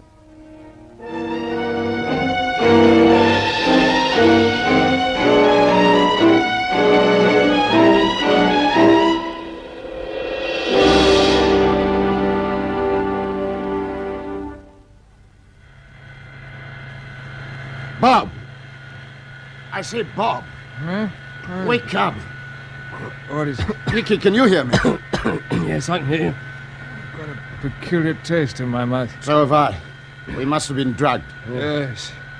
They've mixed something with the oxygen. Oh, where are we? We're still aboard the UFO. It's time, Mac. Hello. My watch is gone. Mine has too. You got yours, Hickey? No, it's not here. It's been whipped. They all have. Our friends obviously don't want us to know how long we've been in flight. The calendar watchers would have told us plenty. Well, we haven't grown long beards, have we? They could have given us a shave. Wouldn't put it past them. Don't miss a trick. Yeah. How about giving the jailer a shout? It can't do any harm. But we won't learn much. We'll see. Hello there! Yes, Captain McClellan, we are listening. I thought you would be. What's the idea of the anesthetic? We sent you into a deep sleep in order to spare you the monotony of a prolonged flight through space. What about our watches? We want them back. They will be returned to you. In a few moments, we shall be landing. Landing, eh? Where? You will discover the answer to that if you cooperate. Now check your safety belts. We are about to open the retrojets. We're bound to know where we are when we touch down. Can't keep us inside this thing forever. No, and just wait till we do get her. Prepare for landing. Get your heads back against the pads and relax.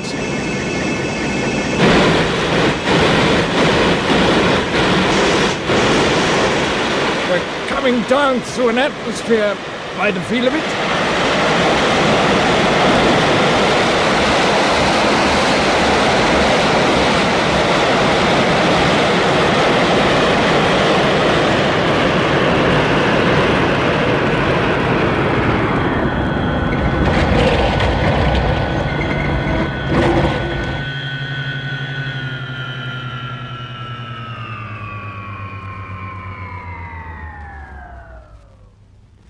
darn. Right, unfasten your straps. Golly, I can hardly move. I feel as if I weigh about a ton. Yeah, so do I. Well, we're bound to notice the gravity after being in 0G. We must move slowly to start with. Sit up before you try to stand. Remember the drill. It's not too bad. Let me give you a lift, Hickey. Yeah, thanks. How's your shoulder? That's pretty good. That's fine. But take it easy. I'm okay. Hello? Ship's moving again. Now, what's going on now? It feels as though we're going down on some sort of lift. I expect they're getting us clear of the landing platform. We'd better collect our gear before we're ordered out. Hello? What's wrong, Mac? My jet pistol's missing. So's my torch. Yeah, mine have disappeared too. What about yours, Hickey? Yes, sir, the blighters have whipped the lot. They're making pretty sure we don't give them any trouble. Our time will come.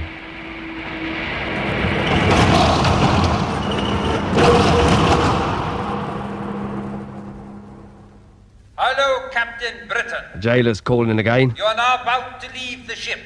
For your own safety, it is essential that you should follow my instructions precisely. All right, I'm listening. The ship has passed through an airlock into our underground hangar. You will not need your helmets and breathing apparatus. You may move straight through the inner and outer escape hatches. Do you think this is a trick, Bob? It could be. We must watch our step. Carry on! All right. Come on, boys. I'm going to open the outer hatch now. Are we all set? Yeah. Yeah, all set, sir. Right. Here we go, then. Oh, it's as black as pitch out there. Now we know why they took away our torches. Yes. This is all part of the shock treatment. Hey, look, there is a light. Where? It's coming up, just a faint glow over that steel door ahead. Yeah, there is. Hello there. They're raising it for us. Yes. A pretty massive affair it is, too. Must have been made as a safety precaution in case of fire out here in the hangar. You are now about to enter the control center. After passing under the raised screen, you will go through the first door, which you will find on the right-hand side of the tunnel. Here we go. It's not going to be easy to get out of here, eh? No, it isn't.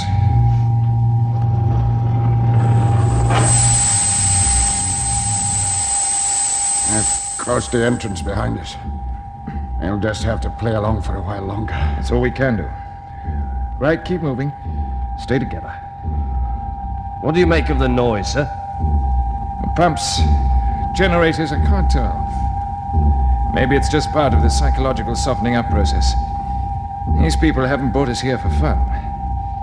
If we've got some knowledge or information that they want, they may use unpleasant methods to get hold of it. I wouldn't put anything past them. And we seem to have reached the door we were told about. Yes, sir. This must be the one. Now listen. Just a last word of warning before we go through. You know the methods of interrogation used in police states, Hickey? Oh, I know, sir. And you, Mac? I've heard about them, Bob. The old stress techniques, eh? Exactly. And the build-up here seems to fit into the same pattern. Tension and uncertainty are calculated to undermine the judgment. So whatever happens, we must keep a grip on ourselves. Under no circumstances must we let these characters take over our thinking for us. Is that clear? Yeah. Yes, understood, sir. Good. Well, let's go in and see what we're up against. Follow me.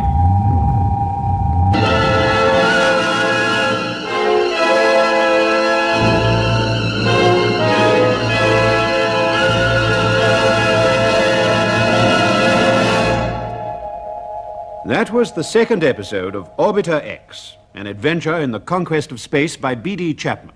It was produced for the BBC by Charles Maxwell.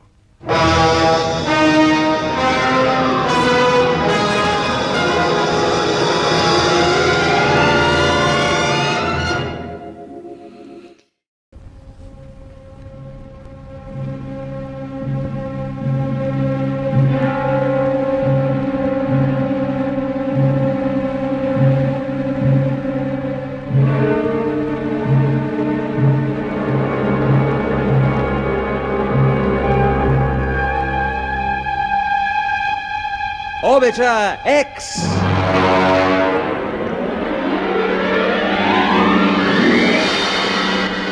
Episode 3, The Master Plan.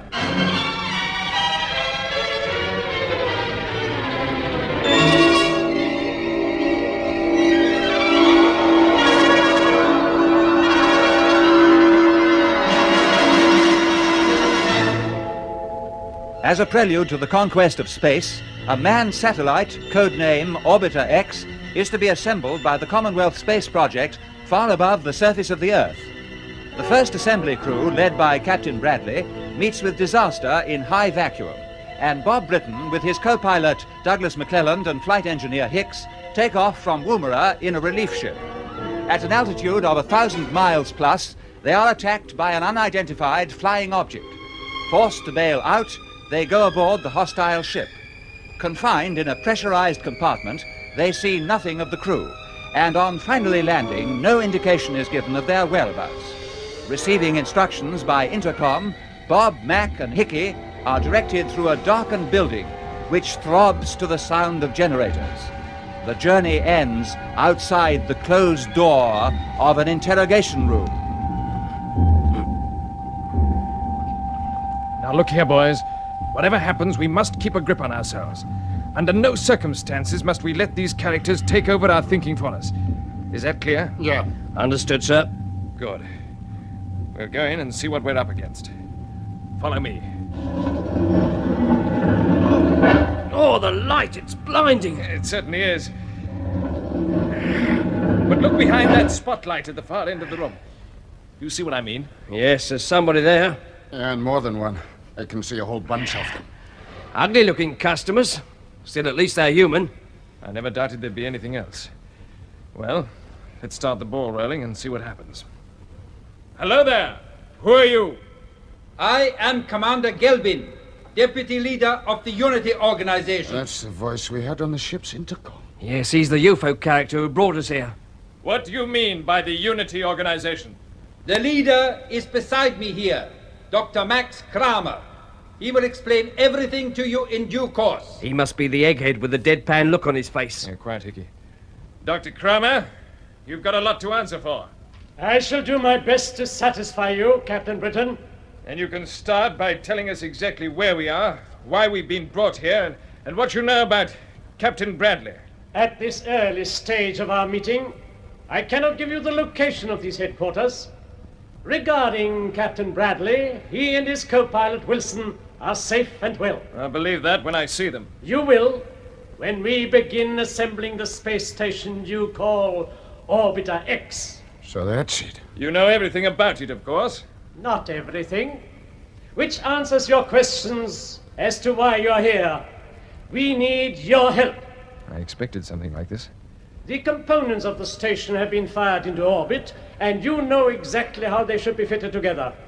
So we hope that you will supervise the work, which will be carried out by our space engineers. You're mad if you think we're going to help you.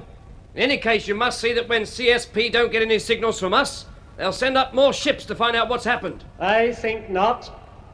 We sent a message to CSP in your name, and as a result, all your ships are grounded. Ah, so that was the WT signal we heard in the UFO. I appreciate your feelings, Flight Engineer Hicks, but in order to understand the position, you must try to see beyond your own personal problems of the moment. They can all be put right for you. Just like that, eh? Yes. In due course, you may even be reunited with your family. With your wife, Susan, I believe, and your 2 young children, Charles and Anne. How do you know about them? We know a great deal that would surprise you. But let us think of the citizens of tomorrow, because this leads us to the purpose behind the organization which we call Unity. Its object is to make the world a safer place to live in. Isn't that what our politicians are working for? Some may be, but the only ones who can succeed must be trained scientists. Like yourself? Exactly. I need hardly remind you that in your democracy, no effort is made to connect scientific qualifications with political power. As a result, you have constant tension and uncertainty. So you're for the military state, are you? Not at all. That arises when the scientist's rightful place of leadership is taken by the mere man of action. This argument goes back to about 400 BC, doesn't it, Kramer? Ah, you remember your Plato's Republic. Yes, Captain Britain, we Unitists are planning a new world government led by men of science. Dangerous nationalism will be liquidated. Resources thrown away on armaments will be spent on welfare and scientific progress. And the spirit of the new order is the basic understanding which already exists between the scientists of all countries. Which country do you come from? That is of no importance. Our membership is international. Many of our people continue to work in their own lands. And as scientists and engineers, they pass on to us information of technical progress, particularly in the fields of atomic and projectile developments. You must find that very useful. We do. By pooling our knowledge, we are already far ahead of you in space travel. You know that for yourselves. Yes. Something I'd like to ask you about this. How is it your ships haven't been spotted from the Earth? Because they are fitted with electronic deflectors which screen them quite effectively from your radio telescopes and ground tracking stations. Very occasionally you see them as unusual patterns on your radar, but they arouse no alarm because similar patterns are produced by natural phenomena. The interference zone we ran into in our ship, Orbiter 2, was that anything to do with you? Yes, it was another product of our electronic department, and you understand that it will provide invaluable camouflage when you join us on the assembly of Orbiter X. Yes. Supposing we did help you, what happens then? You're all very qualified to take your places in our organization, particularly yourself, Captain Britain. We have a very detailed statement of your record. And now I am prepared to answer any reasonable questions on Unity. All right, here goes. You aim at a world government. We do. Then how are you proposing to get rid of the existing governments? Well, each country will still have its own administration, but its responsibilities will be strictly limited to internal affairs. It will have no control over its foreign policy. Do you really think that you could make the nations of the world knuckle down to a position like that? No, they wouldn't wear it. Not without some pressure, perhaps. And what sort of pressure are you thinking of? I can best answer that by reminding you that the Second World War ended when Japan capitulated after just 2 small atomic bombs fell on Hiroshima and Nagasaki. We better get this quite clear. Are you planning an atomic war? My dear Britain, the true leader must have such a measure of scientific understanding that he is supremely aware of the relative insignificance of a few individual lives in relation to the future of the whole world. A few lives, the man's mad. I've had enough of this. So have I. We'll show him what we think of him and his Unity organization. Take your hands off. Guard Commander, take them to the detention cells. Oh, no, you don't, Chicky! Put your hands down. What? Take it easy. Is that an order, Bob? Yes, it is. Guard, take them away. Come along! March!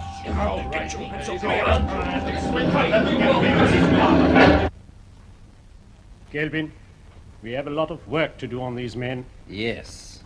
Britain and possibly McClellan may respond, but I have doubts about the engineer, Hicks. He is probably of little value to us. But he could be of use in the research department. True enough.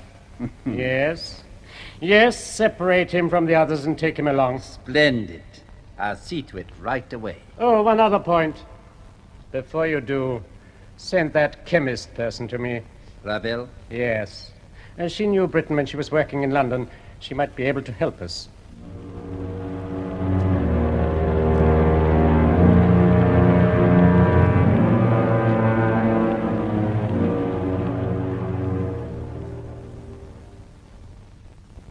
I hope you know what you're doing, Bob. What do you mean by that? Well, you know what's on my mind.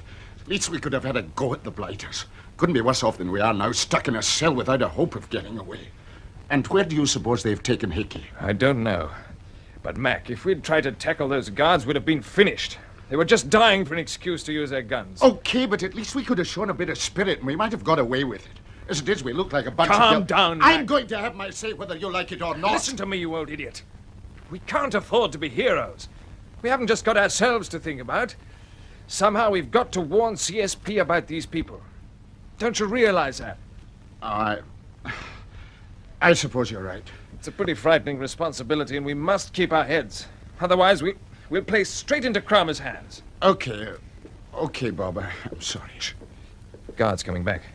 Maybe we're going to be separated now. And if we are, remember what I've told you. Sure. I shall be here if you need me, Dr. Ravel. Thank you. Well, what do you know? It's the feminine touch now, is it? Another shock for you, Captain McClellan. I'll say.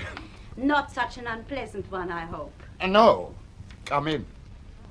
Have you nothing to say, Captain Britton? Yes. What are you doing here? Do you two know one another? Of course. Bob remembers me. Greater Ravel, University College. We were students together. Well, tell me what you're doing here. I belong to Unity. Unity? Do you know what it means? Of course. You know that Kramer is preparing to start an atomic war? That is not true. He told us himself. No, you're twisting his words. There may be some sacrifices, but there will be more than justified. Sacrifices? Justified? You don't know what you're saying. I know that unless unity takes over, the great nations will eventually make the earth uninhabitable. But, woman, that's exactly what your people will do in the end. Save your breath, Max. She's been indoctrinated. That is not the case. I joined Unity of my own free will because my scientific training enables me to see things clearly. With your background, you can also reach the point of understanding. You're wasting your time. Look, Bob, the guard is listening. I must speak quickly. I've only a few moments with you. You cannot fight these people. If you try to fight them, they will do the same to you as they're doing to your engineer. What do you mean? What are they doing to Hicks? He has been taken to the Space Medicine Research Department. If you give in now, you may save him. Is this a trick? Have you been told to say this? No, I'm risking everything. You must believe me. I can say no more. You must. Is everything all right, Dr. Ravel? Yes, I'm coming. My advice to you, Captain Britton, is think carefully. Don't worry, I will. I am glad. That is all I ask. Do you think this is a plant, Bob? I wish I knew. It's extraordinary she should turn up here. What sort of creature is she? It's impossible to say. I only got to know her casually in London. It's a long time ago, but I remember she was on a special course from some university in Europe. She was always a dramatic type, and... Oh, look. She's left her shoulder bag behind. Give it to me. There's a gun inside it. What? A nice, neat little weapon. And it's loaded. Kramer may have sent her here to tell us about Hickey, but he wouldn't have told her to leave this behind. No, and she wouldn't have left it by accident. She does want to help us, and this was the only way. So what do we do? I'll tell you. Listen carefully.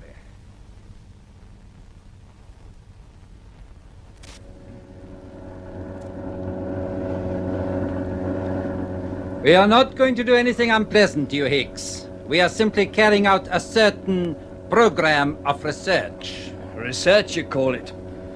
All right, tell me the worst. As you know, the normal functions of the body can be slowed down by a controlled process of cooling. And that's what you're going to do to me, is it? Yes. Why? What's the idea? Looking ahead, we envisage space flights that may last months, perhaps years. In such cases, a form of suspended animation based on the cooling principle would relieve the crews of all their discomforts. They would put themselves into this condition soon after takeoff, and a time mechanism would, as it were, bring them back to life as their ship approaches its objective. But it isn't human. You can't do this. Just relax, my friend. I am turning up the cooling control.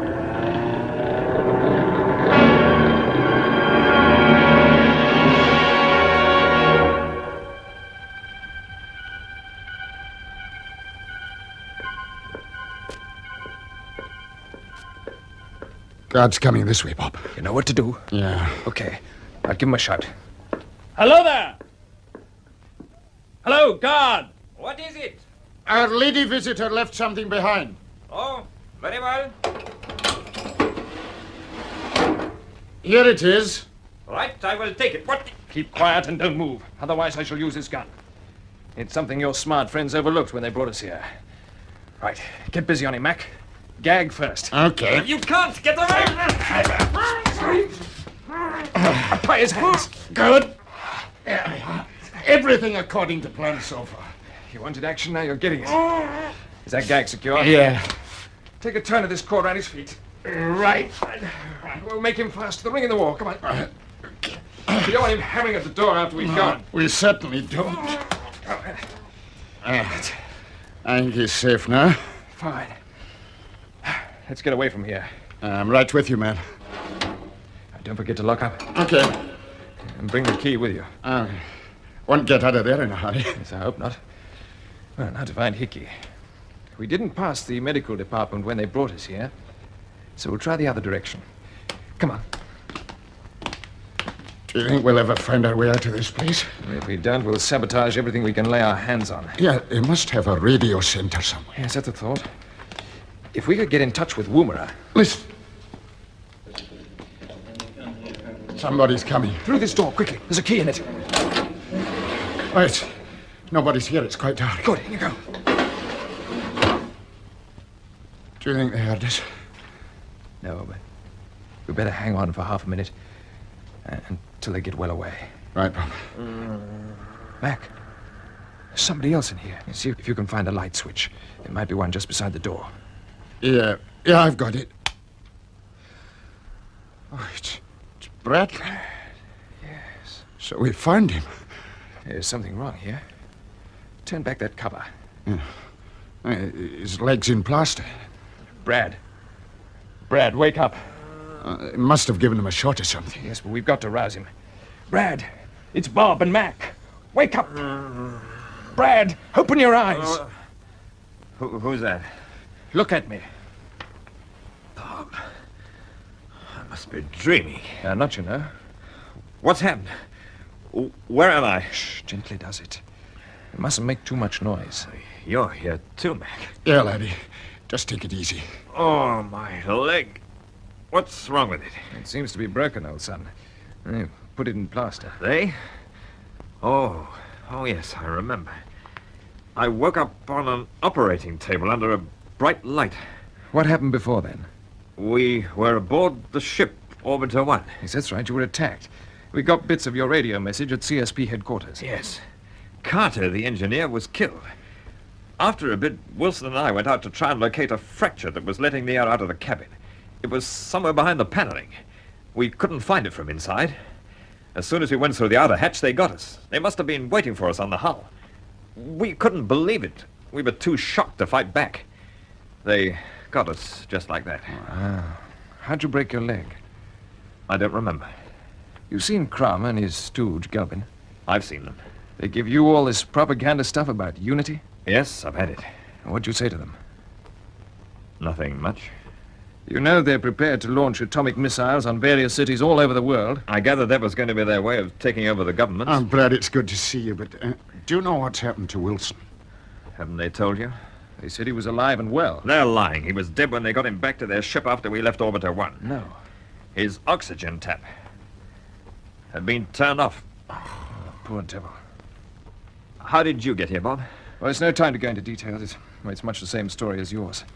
But these people have taken Hickey to the medical department, and we got to find him.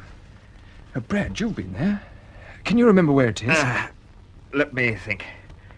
When I came out, there was a lift facing the door. They wheeled me in. We came down. Not very far. Only one floor, I think. Oh, think hard. Was it one floor, or could it have been two? No, I'm sure it was one. Good man. Mac, we better get cracking. Okay.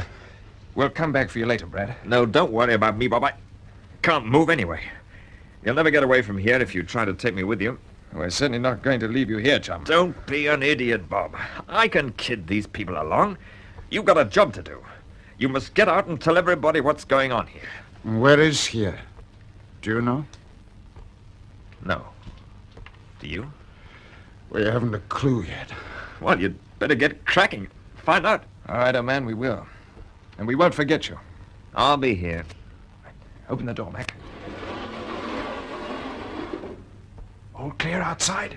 Yes, all clear. Cheero, Brad. All the best. You're going to be okay, Brad. Just hold on. I will.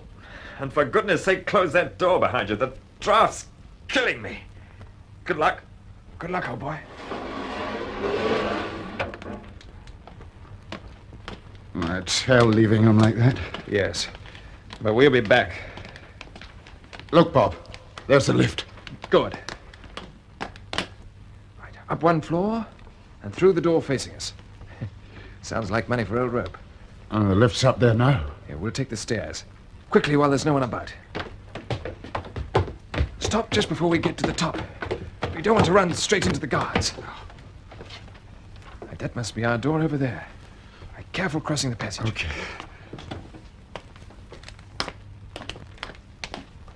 Good. I'll open the door. Our friend Gilpin will be back shortly, Hicks. Until then, I will look after you. I'll bet you will, Kramer. Naturally, I'm going Don't move, Kramer! What's this? You close the door, Mac! Oh, Mac, by all that's wonderful. Hickey, what are they doing to you? Trying to turn me into a sort of Rip Van Winkle on ice. I'll tell you all about it later if you'll turn off that cooling switch and undo these straps. Okay, I'll see to it. Kramer, keep still. No tricks. How did you get here? And where did you find that gun? Never mind that. We found Bradley Hickey. You have? Yeah, he wouldn't come with us. He's got a broken leg. He said it'd slow us up. Oh, it's typical of him. What about Wilson? He's dead. What? No time to talk now, Hickey. Can you move? Yes, I'll soon loosen up. Good. We've got to get out of here quickly and away. I've got it, the test flight. What? What are you talking about? Kramer was just going to take up a new ship. He sent Gelbin to make the arrangements. It must be all set for launching. We might use it ourselves. What an idea! Kramer, is the ship ready for launching? Yes. Is it similar to the one that brought us here? It's a sister ship. Well, that means it's easily maneuverable and it can carry all of us. Where is it now? Where is it? It should be on the launching platform. And you were going to fly it yourself, were you? I was. Then we're not going to disappoint you. Start walking. I refuse to move from here. In that case, we have no further use for you. Mac, pass over one of those rubber cushions. It'll help to muffle the sound of the shot. Thanks. I'll wrap it round the gun like this. Now then. Very well, Britain. You win, for the moment. Then take us to the ship. I'm putting the gun in my pocket, but I'm keeping you covered. If any of your staff ask any questions, we're your latest converts. You understand? Yes, I quite understand. And to avoid accidents, you'd be wise to take us out by the quietest route. Get moving.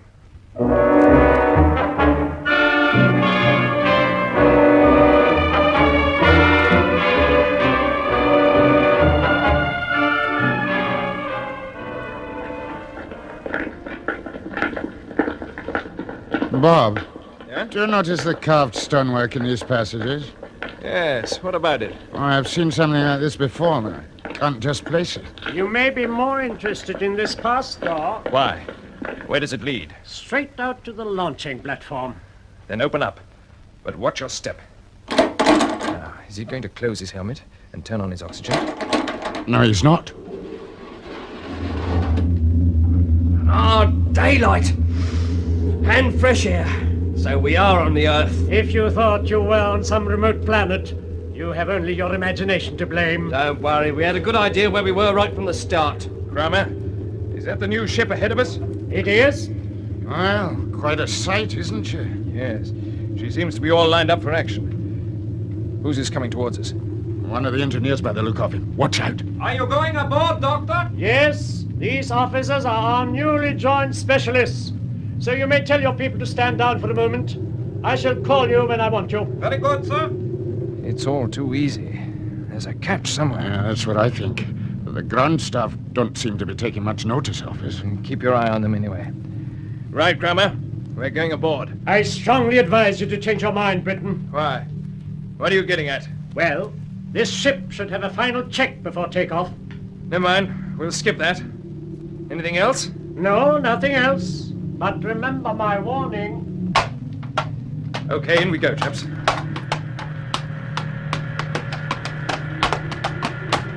All aboard? All right, Bob. Right. You can close the hatch now, Kramer.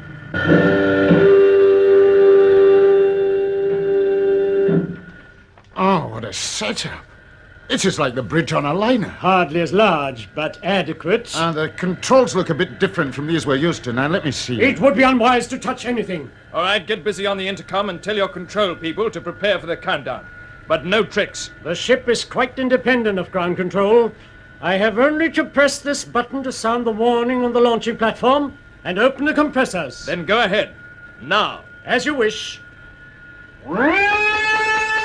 Get into your control seats and fasten your straps, Higgy. You too, Mac. Okay. Stand by for takeoff. 10 seconds to go. What are your instructions, Captain Britton? You'll turn into orbit when we reach an altitude of 300 miles. We'll work out our course after that. We're lifting! What's your controls, Kramer? It is not necessary. The ship is operated by an automatic pilot, which is preset on a fixed course. There is no need to touch the controls until we land. Oh, yes, there is. Our destination is Woomera. That is where you are wrong, Captain Britton. Our destination is the moon.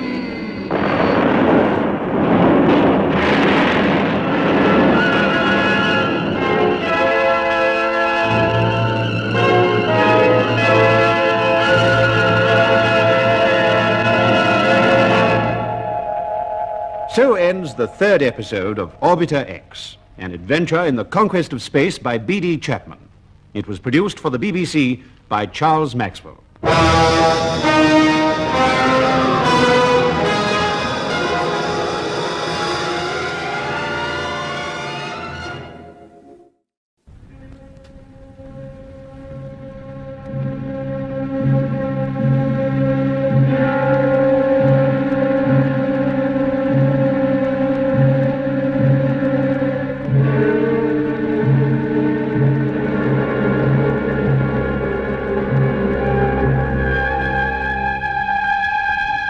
Orbiter X.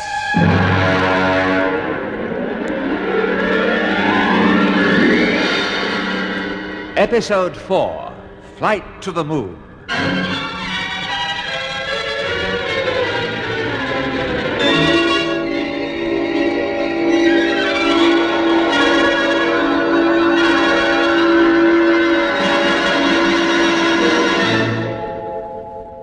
The object of the Commonwealth Space Project is to assemble the manned space station known as Orbiter X 1,000 miles above the surface of the Earth. Unknown to Colonel Kent and his ground staff at CSP Woomera, the plan is hostile to the interests of the scientific organization called Unity. Led by Dr. Max Kramer, Unity is already well advanced in space travel, and now it aims at establishing a world government by force. The Orbiter X assembly crew, consisting of Captain Bob Britton, Douglas McClelland and flight engineer Hicks, are attacked by Unitists and taken to their headquarters, where Kramer invites them to join his organization. They refuse, and in a desperate bid for freedom, they take Kramer himself as hostage and board a Unity ship which has been lined up for test flight. Kramer agrees to cooperate, but his attitude is suspiciously calm as he starts the ship's engines and turns to Bob for further orders. What are your instructions, Captain Britton? You will turn into orbit when you reach an altitude of 300 miles. We'll work out our course after that. We're lifting! Watch your controls, Kramer. It is not necessary. The ship is operated by an automatic pilot, which is preset on a fixed course. There is no need to touch the controls until we land. Oh, yes, there is. Our destination is Woomera. That is where you're wrong, Captain Britton. Our destination is the moon. What? The moon? You're crazy. Let me turn on a scanner before the acceleration hits us. Get back at your seat, McClelland. The booster jets are opening.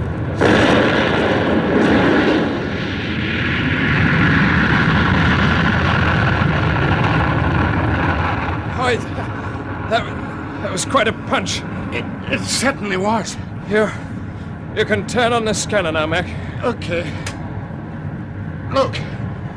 That's the Earth underneath us. Yes, and where did we take off from? Judging by our course now, it could have been from somewhere in South America. Am I right, Kramer? I have nothing to say. Then take over the controls and prepare to turn into orbit. Must I repeat myself? The controls are locked in an automatic pilot. Then unlock them and look sharp about it. Listen to me. This ship has been built for a specific job. It is designed to operate between my Earth headquarters and the Unity base on the moon. We're back to that nonsense, are we? Let him go on. Thank you. No provision has been made to operate the ship manually during its journey because we are satisfied that the automatic pilot is virtually foolproof. And what are these controls in front of us? Auxiliary retrojets. They can only be operated on the point of landing, and they are simply used for selecting the appropriate landing platform at the receiving end. And the receiving end in this case is supposed to be the moon, is it? Yes. I gather you find it difficult to absorb the fact, but it's perfectly true. My pioneers landed on the moon in the days when your Orbiter X project was still on the drawing board. Well, how could they get there without stopping at a space station for refueling? We evolved a new fuel based on the formula which the Russians used as long ago as 1959, when they launched their first successful moon probes. Even at that time, Professor Vladimir Dobronravov revealed to the world that their first projectile was large enough to contain a cabin for 2 or 3 people. In view of the general advance since then, I fail to understand your apparent wonder at our Unity achievements. Tell us about this moon base of yours. Well, as you would expect, it consists of a series of pressurized caves in the wall of a crater. Yes? We started with one cave, we sealed the walls with plastic, provided double doors and a lock at the entrance, and pumped in air. I see. From that small beginning, we now have workshops, living accommodation, an observatory and control room, even an agricultural center. You shall see for yourselves in due course. As much as I'd like to, it's my duty to hand you over to our people in Woomera. Mac, we must check over the controls for ourselves. Yes, I think we'd better. Hickey, just sort out the radio equipment. I want to talk to Colonel Kent in Woomera. Okay, Bob, I'll have a look at it. You can save yourself the trouble, Hicks. When I started the ship's engines, I also took the precaution of switching the voltage control. You'll find the circuit is burnt out. So, my dear Britain, your friend Colonel Kent will not be hearing from you.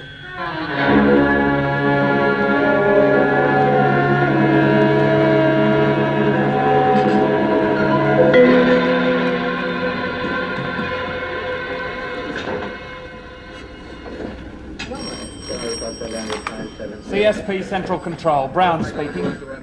Yeah? Yeah. Okay, I'll tell the Colonel. The Minister of Astronautics is waiting for you in your office, sir. Oh, good. I wanted to see him. Check with the tracking stations and let me know right away if there's any developments. Right, sir. And you might ask for a special report on the Orbiter X components. I want to be sure they're not losing height or deviating from their course around the Earth. I'll be back soon. Good day, sir. Carry on. Hello, Sir Charles. It's good of you to come along. Oh, not at all. I know you can't get away from here, and it's easy enough for me to fly over when I'm in Canberra. Oh, nevertheless, I appreciate it. Do sit down. Thank you. Can I offer you a drink? Oh, that's very kind of you. May I have a scotch and soda? Of course. Thank you. Now, what was it you wanted to see me about? I'll make it as brief as I can. Ice? Please. Yeah. Thank you. Now then, if I may just review the position. Yes, of course. I've lost my 2 leading assembly crews. One led by Captain Bradley in Ship Orbiter 1, the other by Britain in Orbiter 2. You know how I feel about these men. Yes, don't we all? We don't know what happened to them. All we do know is their ships are now a couple of derelicts circling out there in space. Right. And all our other ships have been grounded, pending inquiries and tests, which may go on for a year or longer. Yes, these things take time. Now, we're working on the assumption that there's a fault in the basic design of our ships. But the more I think about it, the less it satisfies me. Because I've checked hundreds of records, and I know that every component was tested to breaking point from the design stage onwards. So, we must have more tests? Which may well prove to be pointless. What exactly are you driving at? Just this. The answer to the problem is not to be found here on the ground. It's locked away inside those 2 derelicts 1,200 miles above the ground. You may be right, Colonel Kent, but at the moment there's no way of getting to them. That's the point. I must have permission for one more ship to take off and carry out a survey. I hate to say it, but aren't you showing some disregard for the safety of your pilots? No, sir. I'm making a formal application to pilot the ship myself, and I can handle it without a crew. Really? I admire your courage. Oh, never mind that, Sir Charles. I foresee that unless we act quickly, the whole Orbiter X scheme is in danger of being shelved indefinitely. I doubt that, you know. There's too much money sunk in it. If we have a long hold-up, people will start asking awkward questions, and the government might decide to sell out its Orbiter X interests, perhaps for dollars. I see. Yes. Perhaps I'd better have a word with the Prime Minister. That's what I hoped you'd say. You can speak to him from here. I've already asked for a line to London. It's essential that I should be given permission to go ahead with the survey, and there is one other point. What is that? As well as our manned ships being grounded, our unmanned projectiles are being grounded too. It's quite ridiculous. Typical bureaucracy. There's a moon probe should be on the launching platform now. Why can't we go ahead with that? I did have a word with the PM about it, but I'll mention it again. Thank you. Even the projectile will give my staff a little encouragement and perhaps some hope for the future. I quite agree, yes. Well, now, if you'll just show me where your phone is, I'll speak to the Prime Minister right away.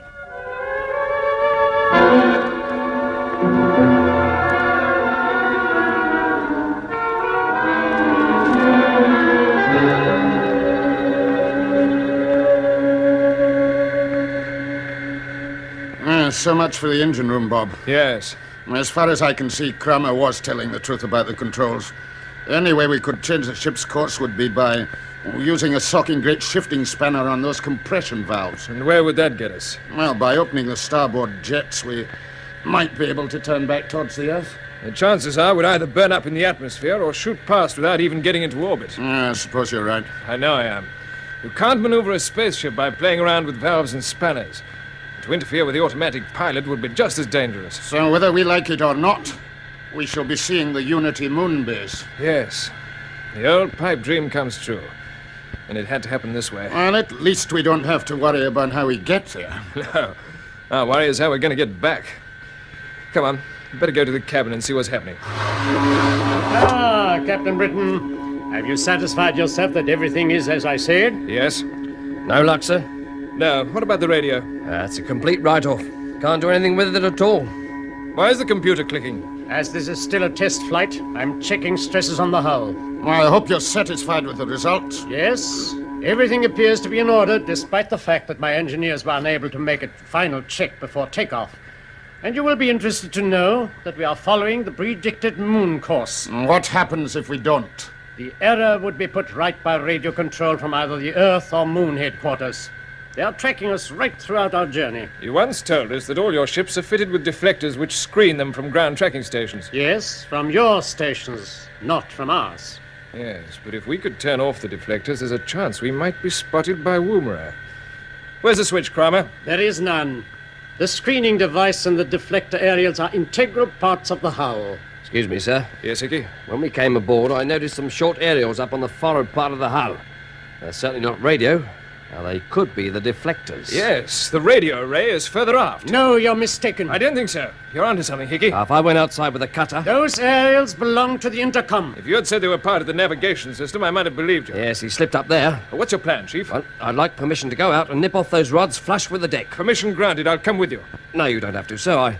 I did plenty of underwater salvage work and demolition when I was in the Navy. This lark isn't all that different. You mean you'd prefer to tackle it by yourself? Well, it is a one-man job, as you might say. And you know exactly how to do it, eh? Well, I should do by now. There's some cutting equipment in one of these lockers. I saw it when I was having a scout round. Ah, yes, this is the stuff. Look out, laddie. The gear's floating all over the cabin. That gas cylinder nearly brains. Sorry, Captain Mac. I forgot about zero gravity. Don't let your enthusiasm run away with you. If I let you do this job alone, you must keep in touch with us by helmet intercom all the time. You understand? Aye, aye, sir. Then check your spacesuit. Now, don't worry about the gear. We'll collect it for you. I'm all set, sir. The suit's okay. Good. Close your helmet and check intercom. I'll turn on my own throat mic so that I can keep in touch with you. Helmet closed. Oxygen okay. Checking intercom. 1, 2, 3, 4... Fine. Can you hear me? I'm not closing my helmet, but the intercom should be working. Yes, loud and clear. Open the airlock for him, Mac. Okay. Got everything you want, Hickey? Yes, sir. Right. In you go. Good luck, chum. Thanks, Bob. And don't forget to make your lifeline fast before you step through the outer hatch. Oh, I won't. This is where old Hickey comes into his own. Yeah, it's rather like leaving a sub.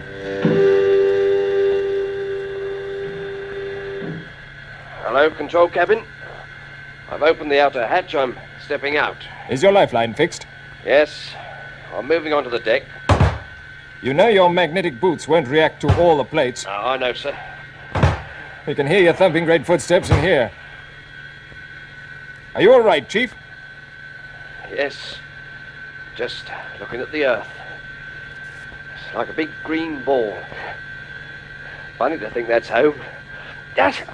What's wrong? I'm off the deck. Using my jet pistol to get back now. That's better.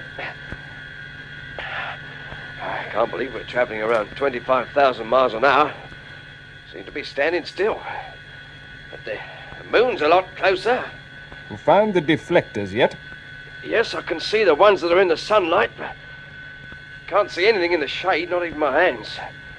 Inky black. I'm going to turn on my helmet light. I started working now. I've got the heat cutter working. How are you feeling, Hickey? A bit queasy, sir, but getting over it. Good man. The cutter's going through these rods like a knife through butter. Oh, wow. What's up, Hickey? The metal I've just burnt through is shining like a diamond. That's because there's no air to oxidize it. Blooming welder's paradise, this is. Hello, Hickey. What was that? Must have been one of the rods. After I cut through them, they just stay put, so I have to throw them away. The last one hit the deck. Those little rods will stay with us like pilot fish. Yes, all the way to the moon. Kramer, what's the idea behind this moon base of yours? It provides me with a valuable source of raw materials and a place of retreat in the event of my Earth headquarters becoming untenable. So you realize that your plans for world government might not come off? No, I'm merely prepared for minor setbacks. But with a base on the moon, I can't see why you're so interested in assembling Orbiter X. After I have established the world government, the space station will be enlarged as part of the second stage of my master plan. And what is that? Only my very nearest associates know. Hello, sir. Can you hear me? Yes, Hickey. Well, I seem to have finished the job, but I'm just checking up to make sure I haven't missed anything. Good. Strange to think that the boys at Woomera might be seeing us on their tracking screens now. Don't be too optimistic. Could be hours before they pick us up. Might not even pick us up at all. We're a pretty small target. Don't let Hickey hear you say that. Break his heart. Hello, sir. We're all clear. I'm entering the lock. Fine. I'm surprised that Kramer isn't more upset about this, Bob. So am I. I suppose he realizes there isn't much the Earth boys can do, even if we are spotted. I don't know about that. At least we'll have broken his screen of secrecy. Here comes Hickey. Well done, Chief. What's it like out there, Chief? Just wait till I get my helmet off. That's better. Well, you're not cramped for space outside. Let me take that equipment for you. Thanks. I think I've done the trick. I'm afraid you've just been wasting your time, Hicks. I'm not sure about that. Anyway, Hickey, it's about time you had some rest. No, sir, I'm all right. Now, listen. There's still a long way to go yet. We'll divide ourselves up into 3 watches. Mac, would you like to take the first one? Sure. I'll take the second, and Hickey can sleep right through until it's time for him to take over from me. Well, that's very good of you, sir. I'll tell you what. I'll give you both a call when breakfast is served.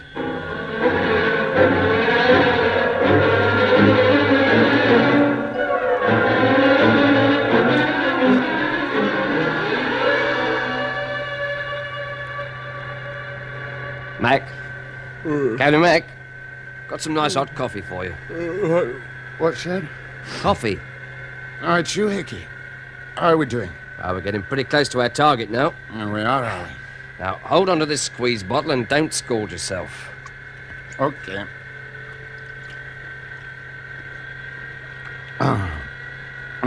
Really is coffee. How did you make it? No, I didn't. Kramer told me where to find it in the food store. Wonderful. Of course, I strapped down. Did that to avoid floating in my sleep. Well, Mac, how did you sleep? Hello, Bob. I seem to be dreaming most of the time. So did I. The space doctors say it's caused by the weightlessness. I dreamt I was floating around the Earth in a spacesuit, marooned on one of the components of Orbiter X. Yeah. What's that picture on the scanner? That, my friend, is a close-up of the moon. What? You're looking at the northern hemisphere. The large dark crater is Plato. Over to the left there is the Great Valley, cutting straight through the lunar Alps. Oh, I want to see more of this. Now, finish your coffee first. You won't be able to when the retrojets start firing. You mean we really are going to land? Yes, I don't think there's any doubt about it now. According to Kramer, we're landing in a crater which, with his usual modesty, he's called Unity. It's right on the rim of the moon as we see it from the Earth. I'll pan the television camera over to it. There it is. Not far from the crater of Wargentin. I see. Well, if that's where the moon base is, he's chosen a good spot. Yes, being on the rim, it's safe from Earth observation. Exactly. Oh, you're awake, are you, Kramer? But of course. How big is this Unity crater? It is no more than 20 miles across. And how high are the walls? The almost vertical cliffs rise to a height of 1,000 feet. There seem to be one or two breaks in them. Yes, those are canyons. And where's the base you were telling us about? Inside the western wall. I can see something flashing down there. Yes, what is it, Kramer? That is our landing platform. As you see, my staff are there to receive us. I shall now stand by the auxiliary retro controls in order to make any final adjustments necessary to bring us down onto the target. Hello, what's that? The warning that the ship's inverters are about to start preparatory to landing. Here they go. We're turning over, nose to tail. Get into your contour seats and fasten your belts.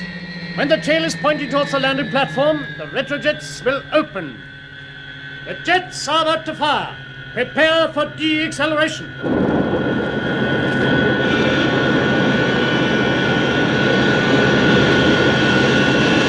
We're not braking as hard as I expected, Mac. No. I suppose Kramer knows his stuff.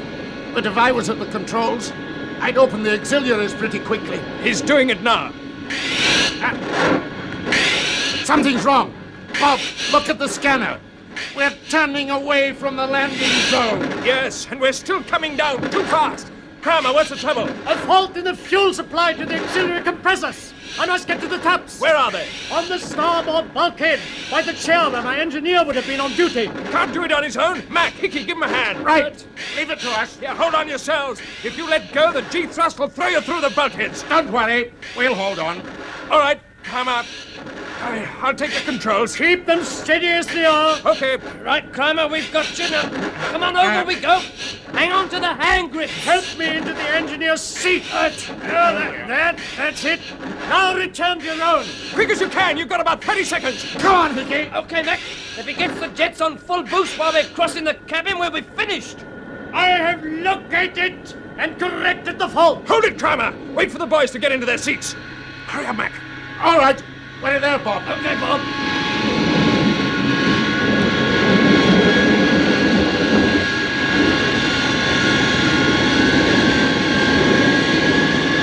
Guns coming up. There are too many rocks. I'm aiming towards a small crater. Stand by for crash landing. Here we go.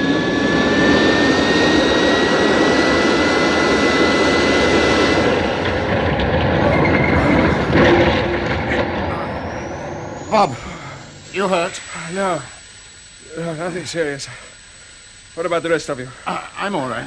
And me, sir. Just fastened my belt in time. Good. And Kramer? Thank you for your interest, Britain. I'm quite safe. We are losing pressure through the engine room. I must trust the bulkhead. Funny, I'm rather glad Kramer's all right. I must be moonstruck. No, Hickey, he's a strange character. I wonder why he gave us time to get back to our seats like that. Yes. Why did you do it, Kramer? For purely economic reasons. You happen to be of more potential value to me alive than dead. Oh, I thought we might have been on the brink of a beautiful friendship. Turn it up, Hickey. Okay, sir. Well, so we're on the moon. It's good to feel a bit of gravity again, although there isn't much of it. What's that? The ship moved. Yes, it did. Can't see much from the observation windows until the dust clears outside. Something's going on. Kramer, have you any idea where we are? Yes, I have. Well, go on. What's wrong? We have landed on quicksands. What? Quicksands? Are you sure? Yes, I know these areas only too well. Well, we'd better get out of here. If you leave the ship, you'll be swallowed up. In fact, there's a very real danger that the whole ship might be buried. Are you serious? Quite serious. We are sinking now. Oh, can't we start the jets? They are choked in dust. If you turn them on, the compressors will explode. Well, you're supposed to be the mastermind. What about it, eh? What do we do? Our course will have been plotted by the staff at Moon Headquarters. It's probably been plotted at Woomera too, but that doesn't help us to get out of this mess. Listen to me. My HQ staff will have put rescue measures into operation already.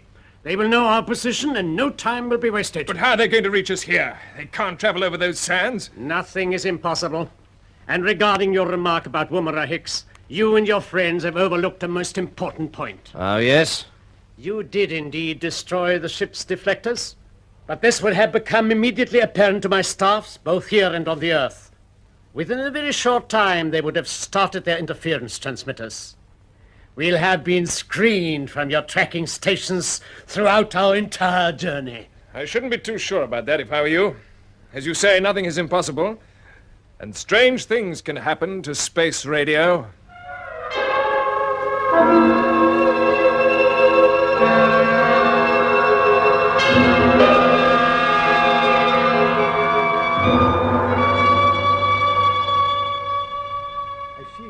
Very well, Prime Minister. I quite understand.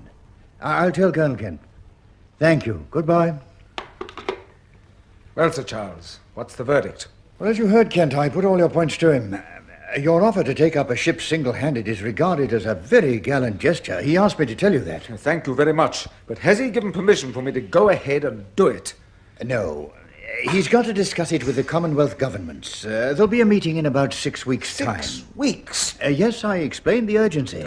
And what about the moon probe?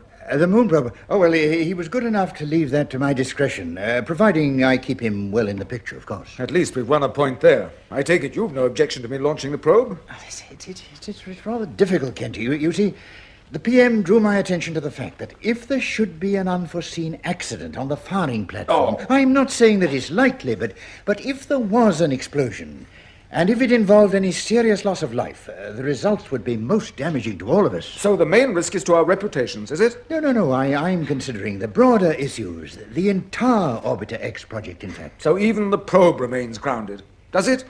In the circumstances, I do feel it would be foolish to take any unnecessary risks for no immediate reason. And that's your final word? I'm afraid it must be, for the moment. Come in. Yes, Brown, what is it? I've just had a tracker report in, sir. I thought you ought to be told right away. Well, what is it? An unidentified flying object has been seen approaching the moon at 1835. What? There was a good deal of interference, but the report has been confirmed by no fewer than 10 tracking stations. Couldn't this object have been a meteorite? Not a chance of that, sir. The trackers held it for almost a minute before it disappeared into the Wargentin area near the rim of the moon. Did they get a description of it? Only that it was cigar-shaped, made of metal, and rather bigger than anything we know to be in production on Earth, sir. Right. I'll follow this up at once. Right, sir. Sir Charles, a moment ago you said it would be foolish to take any unnecessary risks for no immediate reason. Now we have that reason. So, can I have permission to launch the probe?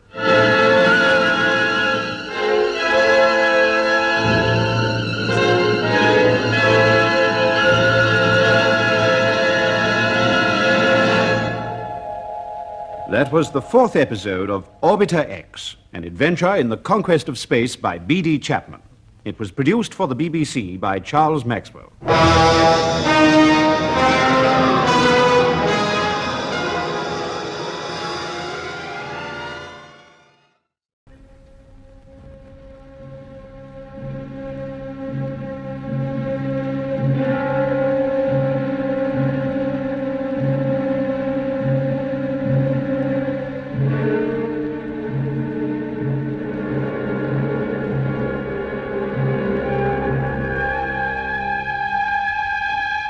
Orbiter X!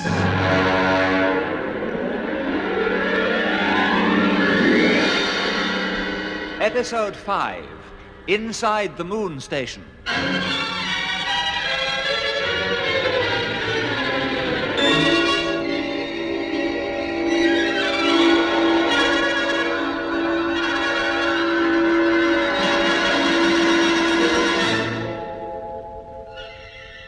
Colonel Kent and his staff at the headquarters of the Commonwealth Space Project, Woomera, are unaware that their plans to assemble the space station known as Orbiter X are being sabotaged by an organization called Unity, led by Max Kramer. Unity is ahead of the world in space travel and has already established a base on the moon. Kramer, Captain Bob Britton, Mac McClelland and flight engineer Hicks are aboard a Unity ship which is heading towards the base. It makes a crash landing in quicksands in the lunar plain of Wargentin, but Kramer is confident that a rescue party will arrive quickly. Meanwhile, at Woomera, where all ships are grounded, Colonel Kent is asking Sir Charles Day, Minister of Astronautics, for permission to launch an unmanned moon probe. He's interrupted by a control officer who announces that no fewer than 10 tracking stations have reported an unidentified ship flying into the Wargentin area, which is near the rim of the moon in its third quadrant. Sir Charles, a moment ago you said it would be foolish to take any unnecessary risks for no immediate reason. Now we have that reason. So can I have permission to launch the probe?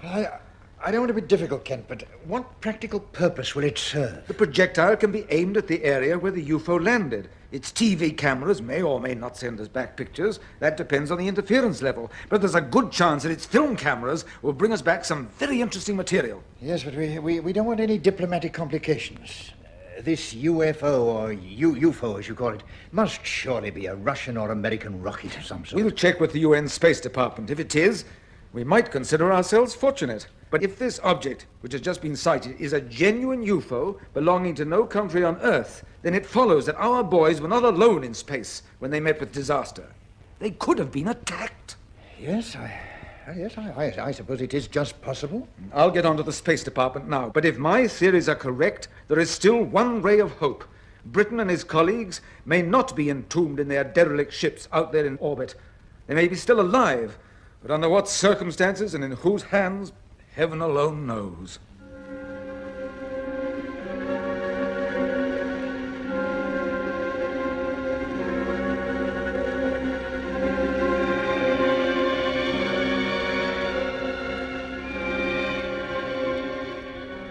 The temperature in the cabin's getting a bit trying, Bob. Yes, Mac. The ship's in the full glare of the sun. And that dust bowl outside is like an oven. Kramer, is there anything we can do to step up the cooling plant? No. The main generators are wrecked, and we're already overloading the batteries. There is no more power available. We'll have to be getting out of here soon anyway. Look through the observation port, Bob.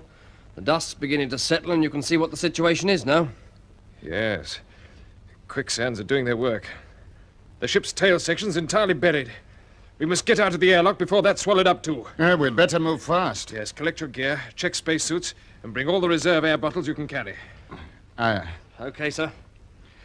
You know, ever since I was a kid, I've dreamed of landing on the moon. Yeah, but not this way, Mac. No, never like this. Hello? What's going on? The ship's moving. Yes, it's turning over. We've got to get out. Open the airlock. Now close your helmets, all of you. Turn on helmet intercom. Jump to it, boys. In quickly. Come on, I'm after you. Bob. Okay, Bob. Okay. Rolling, Kramer. Open the air valve. The ship's toppled over from the vertical into an almost horizontal position. Yes, and it's listing on this side, just where we want to get out. Pressure 0. Open the outer hatch.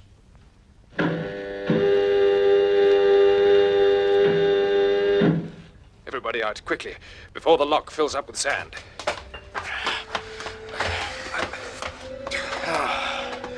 Another half a minute and we'd have been trapped. Yes. You all okay? Yes. We're all right, Bob. Climb up further, onto the highest part of the hull. Can't see a thing through this dust. Maybe it's just as well. Yes. What's happened to your rescue party from the moon base, Kramer? How far they've got to come? I estimate the distance about 60 miles. They should be here at any moment. How are they traveling? By hover car.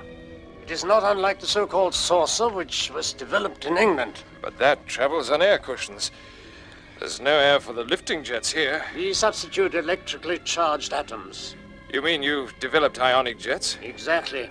They lift the machine just clear of the ground, whatever the nature of the surface may be. I suppose the thrust doesn't have to be very strong to offset the moon's gravity. Hover car calling Unity leader. There they are. Well, thank goodness for that. This is Neeson speaking. Are you receiving me? Hello, Neeson. Yes, I'm receiving you on my helmet intercom. You are most welcome. What is your distance from us and your speed? We are closing with you at 1,000 yards. Speed 50 knots. Have you got our position? Yes, I am watching you on the scanner. Hold on. Beware of my jets as I move in. I understand. Range closing. 700 yards. And we still can't see him. Captain Britton. Yes? You heard Commander Neeson's warning about the jets. When he comes alongside, the blast could sweep you away. Wait for instructions before you jump aboard. Right. We'll lie flat. Down you get, Mac. You too, Hickey. Okay. The ship won't last long now. See how the sand's creeping up on us? Yes. The rescue party's just about made it in time. Bob, I can see something moving through the dust. They're here. Oh, thank goodness for that. Crom, I never thought I'd be pleased to see any friends of yours. I certainly am now. Quiet. Hello, Unity Leader. I am about to come alongside. I shall cut the lifting jets for 5 seconds. Understood. Britton, McClelland, Hicks, during that 5 seconds you may jump onto the hover car. If you miss your footing, you will be lost. The jets must restart immediately, or the machine will be trapped in the sand. Okay, I get it. Fair enough. Here she comes. The Grace Darling. Looking more like a flying saucer than a blooming lifeboat. Keep down. I can feel the blast. She's coming alongside. Hello. Stand by to jump aboard. I am cutting the jets now. Right. Jump. Here we come.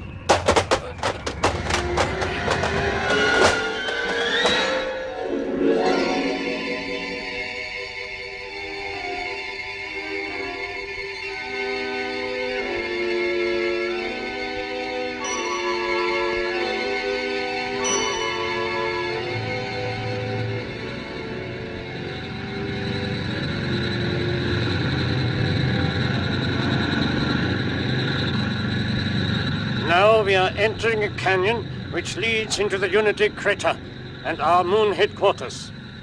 And just look at those cliffs on either side of us. They must go up a couple of 1,000 feet. And although the sun's shining on the tops of them, it would be pitch dark down here without the searchlight in front of the hover car. I wouldn't like to be lost around these parts. Neither would I. We're coming out into the crater. Gosh, it's enormous. Stretches as far as you can see. Actually, it is comparatively small, but distances are deceptive because of the sharp curvature of the moon's surface. We are now turning and following the line of the cliffs. I say, Bob. Yes, Hickey? If you look back across the crater, you just get a glimpse of the tip of the Earth. It's right down on the horizon. Yes. Earthset. That is as much as we ever see of it here, because we are in the libration area on the rim of the moon. From other locations, the Earth appears to be some 12 times the size of the moon as you see it from home. That's a lot more attractive than this countryside. Give me the highlands any day. Yes. This is a dead world. Mountains, craters, and dust. How long have you been here, Neeson? I have been in charge of the moon base for almost a year. Aren't you fed up with it? No, I live for my work. How many people have you got on your staff here, Cromer? Not enough. That is why we are always ready to welcome new workers. Ah, I see. Our base is built inside that cliff wall there, now directly in front of us. The square opening at the foot leads to the airlock. Well, there's not much to see from here. Wait till you're inside. Is this where we stop? Yes. We enter the lock on foot. Step out and follow me. Talk about being as light as a feather. How'd you like to play a game of lunar cricket, Bob? You could throw the ball miles. It'd certainly be interesting. You will enter the airlock, please. Come on, in we go, Hickey.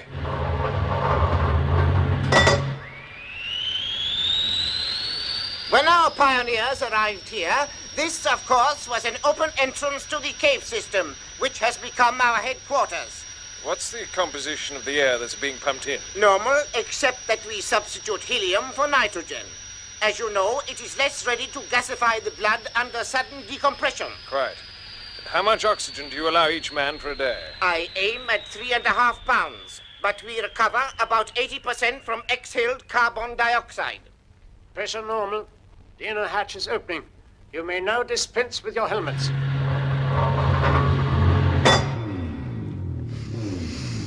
The air smells good. Yes, it is. And by the way, the sound you can hear is the solar generating plant. I see. And now, Captain Britton, since we arrived here on the moon, you have all behaved sensibly. You appear to understand your position. You are utterly dependent upon Unity for your continued existence. Even the air which you are breathing is supplied by us. Escape is impossible. I therefore expect your cooperation. All right. We'll accept orders within reason, but we still owe our allegiance to CSP. Is that clear? Perfectly.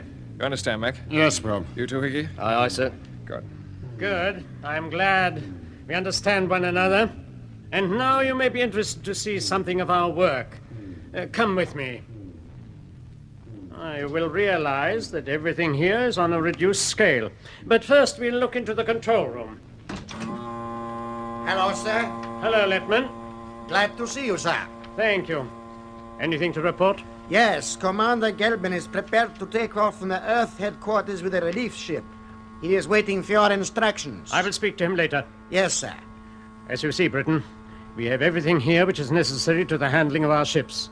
Visual monitors, radio control, beam approach, interference transmitter, and so on. Come with me. Well, it's quite a setup. Yes, it is, isn't it? I want you to see what we have achieved on our comparatively slender resources. You will realize that when we have formed the world government, there will be no limit to our scientific progress. What's that I can hear? Drilling operations. We are opening up a new gallery. Now, this is the air conditioning room. I'm sure it will interest you as future Orbiter X officers. The pumps are extracting stale air from the headquarters and circulating it through cooling pipes. First, the water content is frozen out and separated, then the carbon dioxide. So we are left with clean oxygen and helium, which are returned for use. Yes, and you're getting oxygen from the chlorella plants in the illuminated water tanks. Yes, but the main object is to harvest the plants themselves and process them for food. When the sun is in a suitable position, they are exposed to its light by opening the shutters. What on earth is this? What's happened? Stay here. We'll soon know. Explosion in the drilling tunnel, sir. There are 5 men trapped in there. And what could have caused this? Probably an escape of gas. You said that the moon was a dead world, but that is not entirely correct when you dig below the surface. Has anything like this happened before? Yes, once. Were there any survivors? No. And it is unlikely that there are any now. But you'll organize a rescue party? We shall see. Dr. Kramer, I have just looked through the airlock. The tunnel is completely blocked. I'm afraid the men are trapped. Their position is hopeless. There's nothing we can do. Get back to your post. Kramer, aren't you going to try and help those men? They are almost certainly beyond our help, and I'm not prepared to risk more lives. Our numbers are too small. But you just can't leave them. It's no concern of yours. I swear you're wrong. Some of the victims might still be alive. Yes, I wonder. You would like to help them, Yes, whether they're Unitists or not, they're human beings. Very well. I have endeavored to meet you on all points. You shall be the rescue party. All right. I should not like to be thought inhuman. Neeson, take Captain Britton and his friends down to the tunnel. See them safely through the airlock.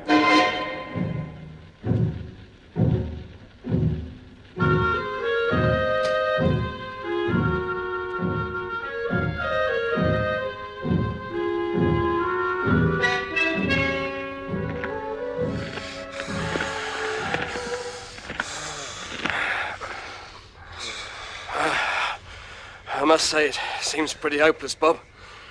The tunnel's blocked good and proper. Yes, it certainly is. It's not going to be easy. Working in spacesuits. There's no help for it, I'm afraid. The pressure's almost down to nothing. There must be an air leak through to the outside surface. Yeah, that's why they've installed the airlock here. Safety precaution. Exactly.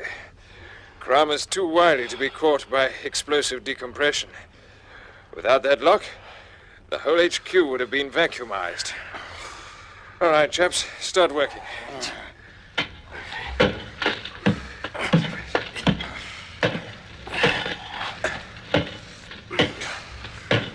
Hello. I found a small gap in the debris here. Where, Mac? If we can open it up, we might be able to squeeze through. There could be somebody on the other side. Right. Mind out.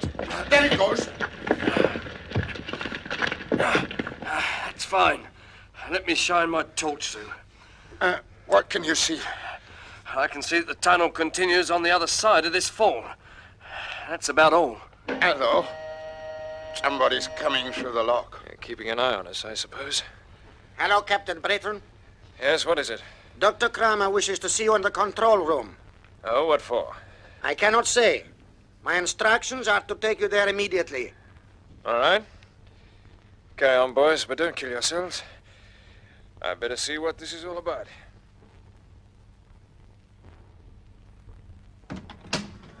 Ah, Britton. How is your rescue work proceeding? Oh, you've hardly started yet. But you didn't bring me here to ask me that, did you? No. I want you to tell me what you know about certain activities at Woomera. Well, what are you getting at? Neeson, stand away from the monitor screen. Now, Captain Britton, what do you see? No. Ah, you recognize it. Why, it's obvious what it is. Yes. A moon probe. Our Earth headquarters inform us that it was launched from Woomera, and according to our calculations, it should reach this area in another 6 hours precisely. So what? Tell me, will it land or will it go into orbit and then return to the Earth? I don't know. Don't fence with me, Britton. As a senior pilot, you know perfectly well what this projectile is designed to do. Why, it could land or it could orbit, you know that? Quite. But assuming that it does land, which seems most probable, judging by the design, what is its program of operations? Oh, why ask me? You'll probably find out for yourselves. We certainly shall. Because we intend to recover the projectile and bring it back here by hover car, in sections if necessary. And incidentally, the hover car can be perfectly screened from observers on the Earth. I was wondering about that. And with the projectile safely in our workshops, you, with your expert knowledge, can help us to dismantle it completely. We shall see. I shall tolerate no nonsense. Machines such as this provide us with a valuable source of materials and components. But how do you hope to find the thing when it lands? It is transmitting a most convenient signal, which will doubtless be familiar to you. Netman, turn up sound. Yes, sir. Now, listen. Our hover car simply homes on that after the landing. Yes, but your interference transmitter isn't working yet. When you switch it on, surely it'll swamp these signals? No. We shall still be able to pick them up at short range. All right, Netman, you can cut sound. You seem to have everything worked out nicely. I think we have. Now go back to your good work. There's just one more point. Well? For the sake of your friends, I hope you will help us. What do you mean? Think it over. All right, Letman. Take Captain Britton back to the tunnel. Yes, sir. This way, Captain Britton. So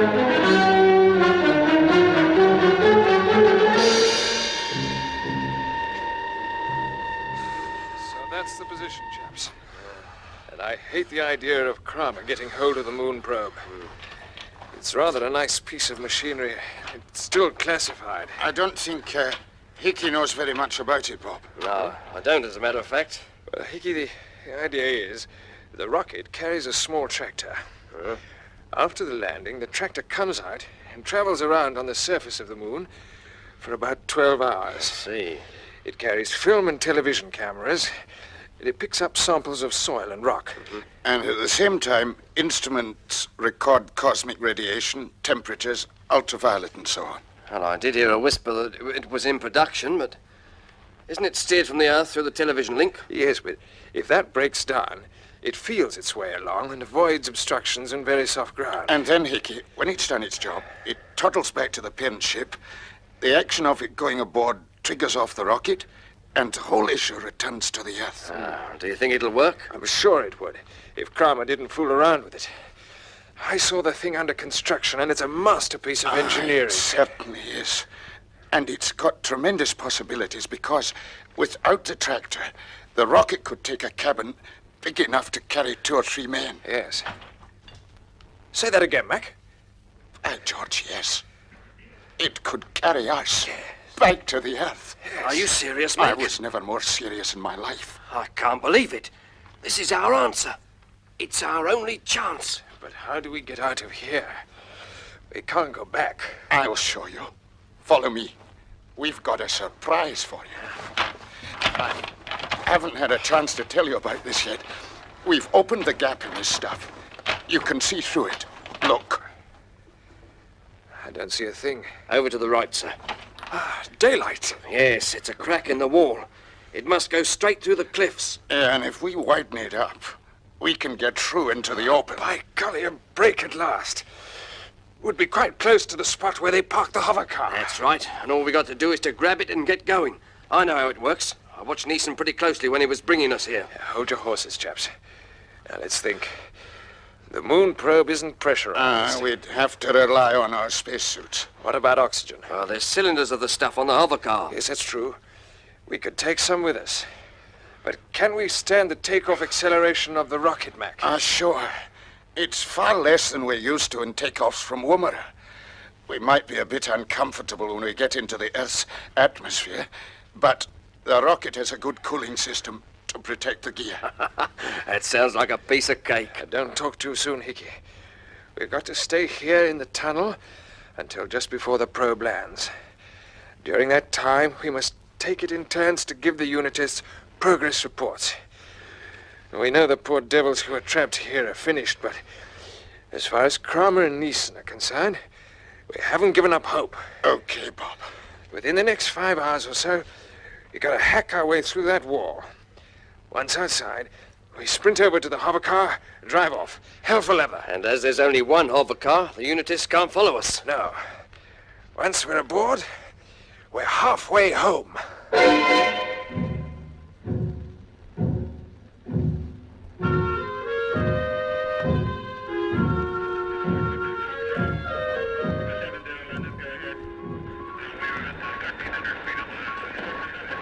Moon probe bearing TK7HX54. It's well inside the moon's gravity pool now, Sir Charles. Still no interference? No. How does that fit into your theories? It doesn't yet, but I'm certain that we shall lose the picture on the monitors. The interference is bound to begin any moment now. In the meantime, the probe's sending us some magnificent TV pictures of the moon's surface. Just look at the great ray crater of Tycho. Do you see how the walls rise in terraces? It's almost dazzling. Sir Charles, look at the picture. Yes, I'm looking. You see those ripples creeping across it? Yes. It's the same interference pattern we've seen before. Now, sound gone, vision going. So you were right, Kent. Yes. The interference is being generated. It must be the work of somebody or something. But what's at the back of it? I don't know. But I won't rest until I find the answer.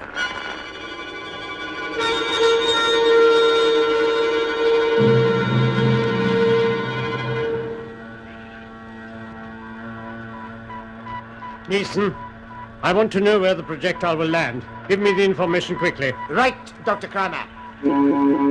I am feeding the details into the computer now. The CSP people seem to have produced a rather successful machine. It's behaved very well. I shall be most interested to see what they put into it. According to our calculations, if it holds to its present course, it will land very close to us. Where? About 40 miles to the north. Almost on the fringe of Argentin. I wonder why. I don't like it. I don't like it at all.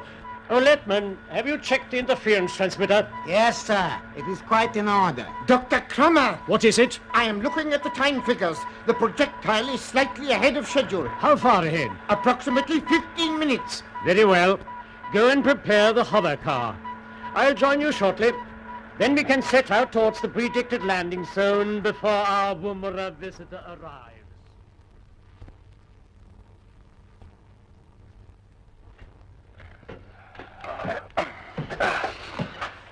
This is a tougher job than we thought. Yes.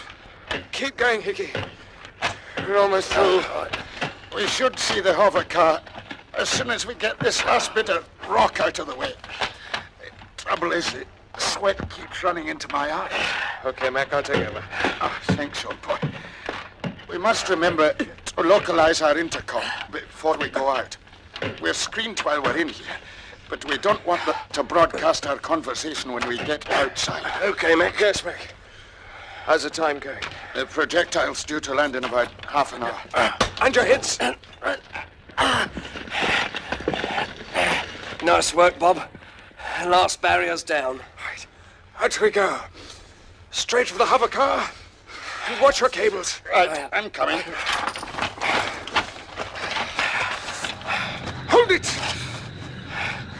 Oh, no! What is it? The hover car. It's taking off. Too late. Kramer's beaten us to it.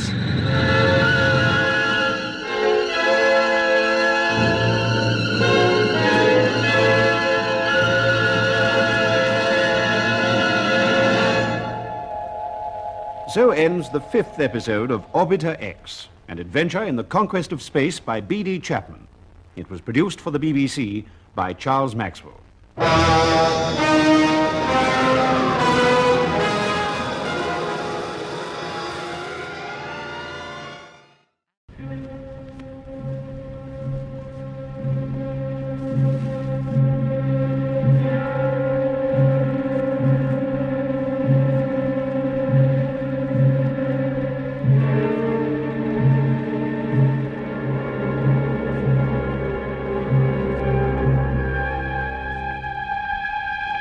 Orbiter X.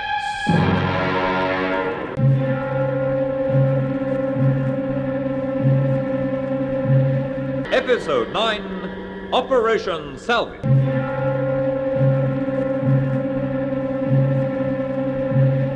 A 1,000 miles above the surface of the Earth, Bob Britton, Mac, and flight engineer Hicks are marooned aboard the workshops of the space station Orbiter X.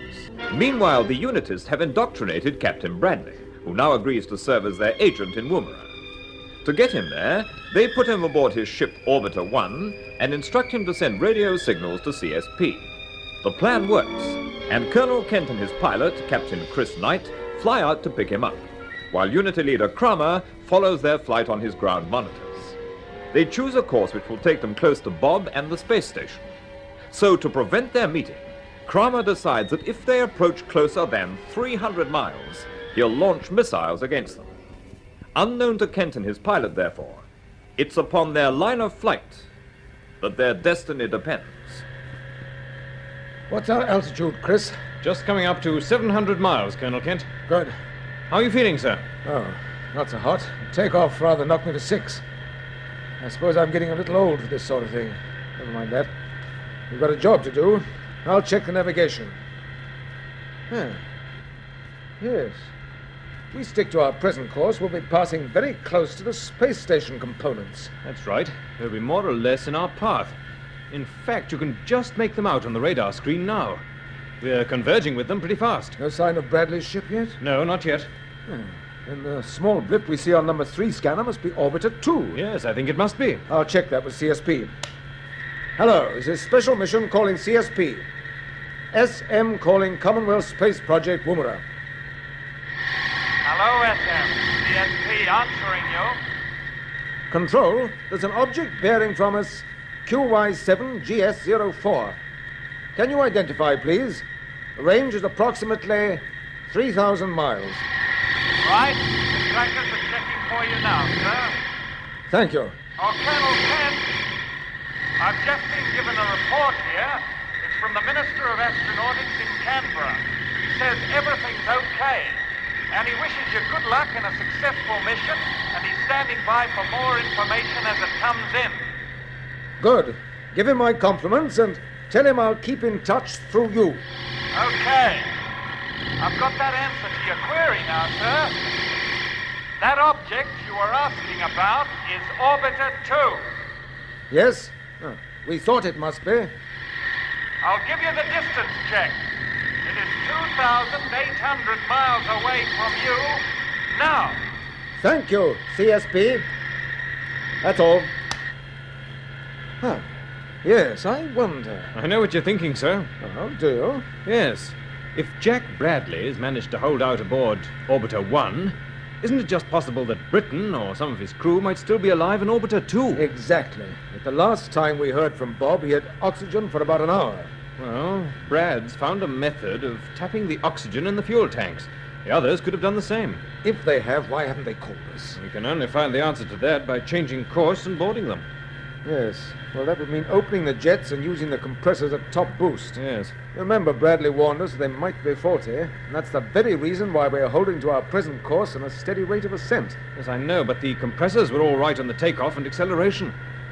We've got a perfect opportunity to go aboard Orbiter 2.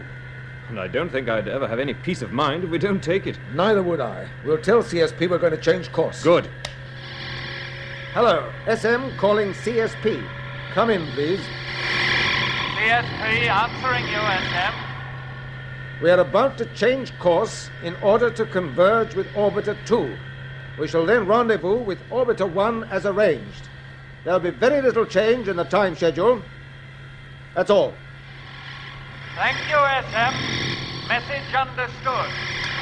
Well, we're committed now, Chris. Start the compressors. Yes, sir. The instrument readings are all quite normal. Certainly nothing wrong there. Open the jets slowly. Better to play safe. Right. All jets firing, 7/10 maximum. Good. Open them up and we'll change course. I'm sorry we won't be getting our close-up view of the Orbiter X space station, but that can wait. Here we go!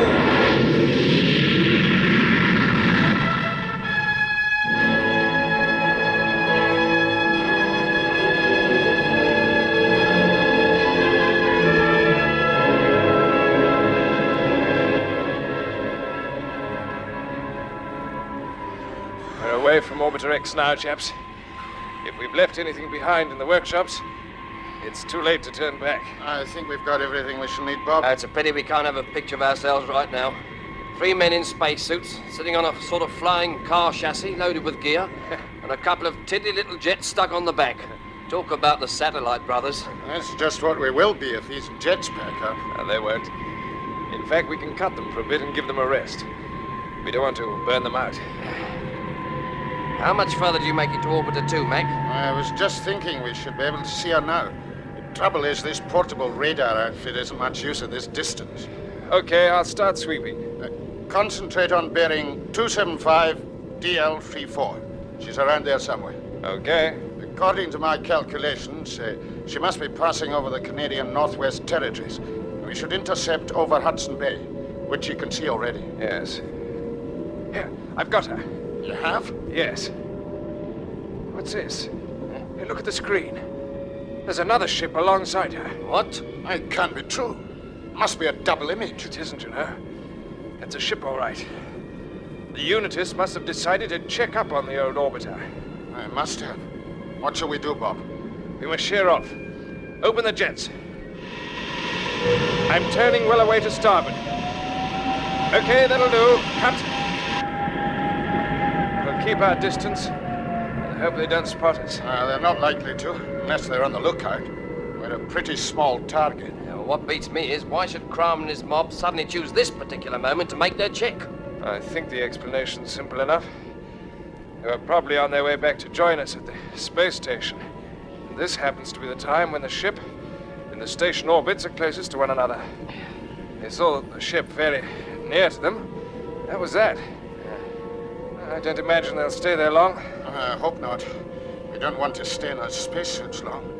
Even when we do get aboard, we'll have to work in them until we've patched up the hull and made it airtight. Yes.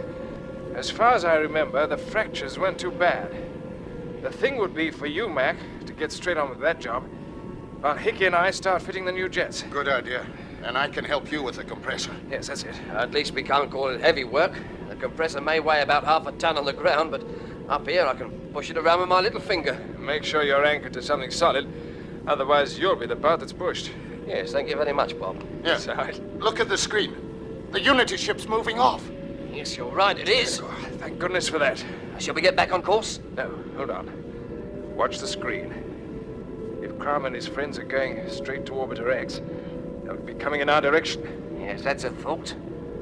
But they don't seem to be. No, they're going the other way. Yes. I wonder why. Well, maybe they've decided to have a look at Brad's ship while they're at it. Yes, maybe they have. The main thing is they haven't seen us. All right. We've got a lot of work to do. The sooner it's done, the sooner we'll be back with Colonel Kent and the boys again. You can open the jets now, Hickey. Give them all they've got. Okay.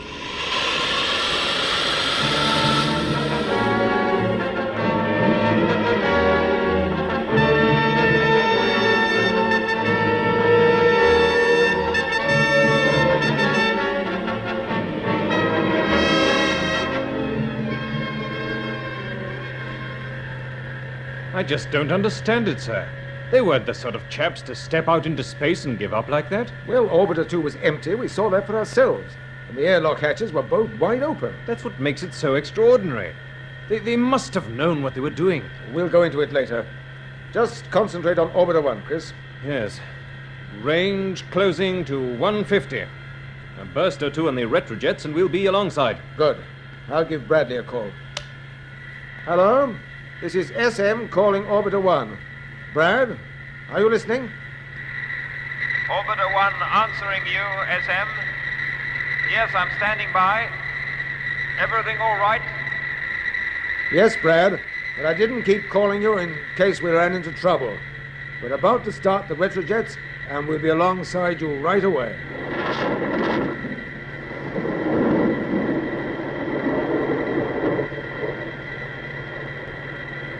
I can see a ship through the observation ports now. We're on target, Chris. Good. Hello, SM. Colonel Kent, I'll bail out and join you as soon as you give the word. You think you can make it by yourself? I can make it. Hold on, Brad. We're trimming up.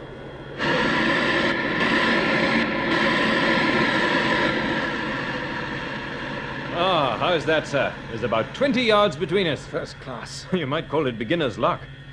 I didn't say anything, but for a split second on the run-in, I thought I was going to ram Orbiter 1. He's been rammed already. Do you see the damage to his starboard jets? Yes, I do. We'll have to come out here again and make a thorough examination. I won't keep Brad waiting around now. The most important thing is to get him back to Woomera as soon as possible. Yes, he must be in pretty poor shape. Do you think perhaps I should go over and help him across? I think you should. Check your suit. Right. I'll let him know you're coming over. Hello, Brad. We're all clear for you. Chris Knight is coming out to give you a hand. I tell you I can manage. I'm on my way.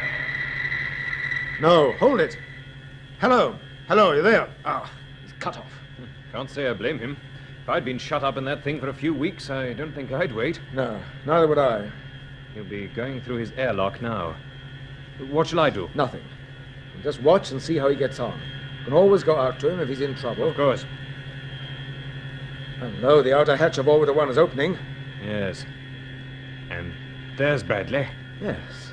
He's stepping out. He seems to be moving all right. Good. You can empty our airlock and make it ready for him. Right.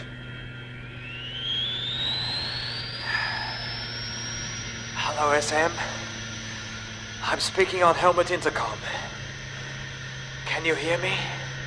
Yes, Brad, we can hear you. And we can see you. You're doing fine. Yes. I'm okay. Steady with your jet pistol. You've got a slight drift to your left. That's better. Our airlock is ready for you to step into. Thanks. Almost there. Yes. I've made it. Good man. He's aboard.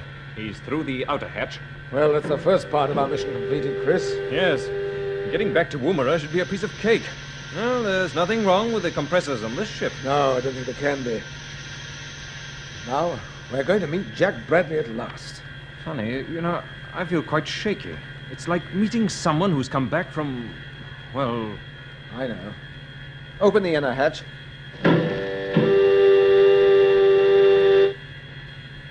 Brad. Get his helmet off, quickly. Right. Oh, poor chap, he looks as if he's practically dead on his feet. Yes. I made it. Yes, you made it. You're safe now. Chris, turn on the small oxygen cylinder and hold the tube close to his mouth. Okay. Keep him steady while I see to the rest of his suit. I've got him. Oh, funny, it never occurred to me until now that when a man collapsed out here, he'd stay more or less upright. Now you know. I'm all right. Yes, well, now don't worry. But what happened to that leg of yours? I don't know. I can't remember. Give me a drink or something. Of course. I'll get a squeeze bottle for you. You'd better lie down now, Brad. I'll help you over to one of the contour seats. All right, all right. I can get there myself. Steady now. I'm all right, I tell you. I can take it. Oh, but you don't have to anymore. Try and relax. Here's your drink, Brad. What is it? Coffee. Oh, that's fine, thanks. It's good of you to come out for me. The radio packed up, you see. But after I repaired it, I kept trying to get through to you. And of course, we didn't hear anything until the interference lifted. Then we came straight out. You weren't the first one. You mean you saw Britton when he came after you? No, I never saw him. What? Was he out here? Yes. And he never came back. Oh. I'm sorry, that's bad. Brad, what did you mean when you said we weren't the first? I saw plenty of ships. Big, beautiful ships. They'd come alongside and tempt me to go out to them. I tried it a couple of times, but whenever I opened the outer hatch, they just melted away. They were all in my imagination. Then I remembered Wilson and I stayed in the cabin. I stayed with Carter until I couldn't stand his stupid, lifeless grin anymore, so I put him out through the airlock with his jet pistol fixed to him and working. And away he went. I see. Brad, are you quite sure that all those ships were in your imagination? Is there a chance they might have been real? Now listen, Colonel Kent, who's round the bend, you or me? I've done a lot of flying. I know when I'm seeing things and when I'm not. Of course. We won't worry you with any more questions. We want to get you back to Woomera as soon as possible. Do you know what it means? Do you think you can stand up to the jet thrust, or shall we wait a bit? No, let's going. I want to feel the ground under my feet again. All right, fasten your straps. Chris, start the compressors and we'll move out of orbit. Yes, sir. Taps open. Here we go.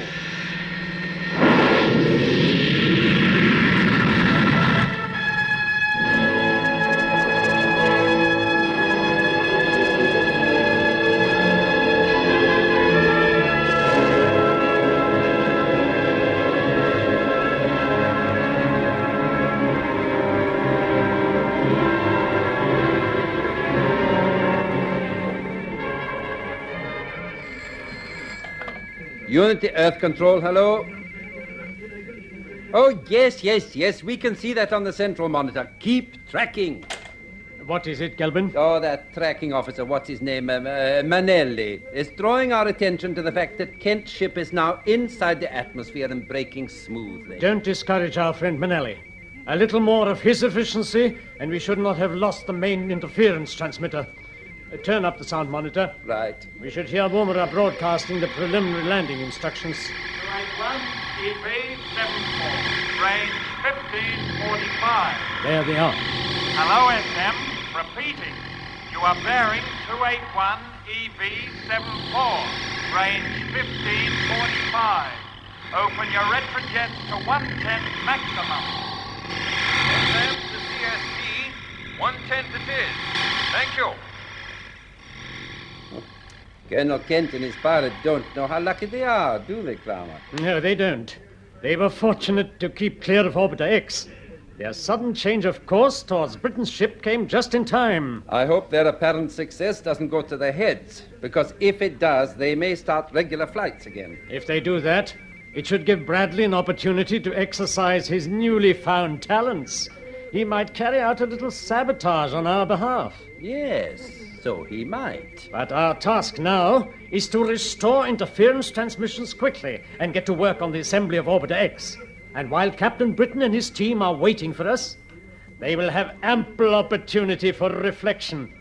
After a few more days in zero gravity, they should be even more willing to cooperate.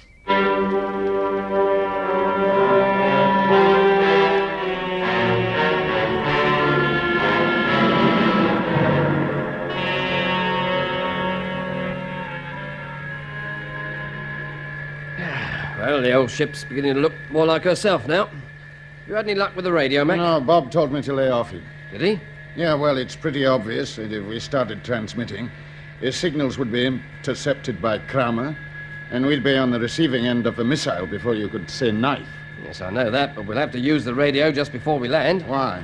Well, ships don't just drop down into Woomera without getting ground clearance first. This one's going to. Hey, you two. Stop nattering and help me check over the new compressor, will you? Yeah, Bob. Coming. Now, look. We can't afford any mistakes. Once we start moving, we've got to keep going. Otherwise, the Unitas will be on our tail. True. Hickey, you're supposed to be the expert. Have a look at these connections, will you? Aye, sir.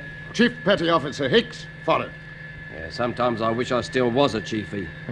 Just think of all that flight engineer's pay that's pouring into that account of yours while you're out here. I don't know about that. I reckon my wife's drawing a widow's pension by now. Oh, well, let's have a look at the plumbing. I've checked the jets outside, Bob. They seem to be fine. Yes, I went over them myself, too. It seems to me that the weakest part of the repair job is the hull.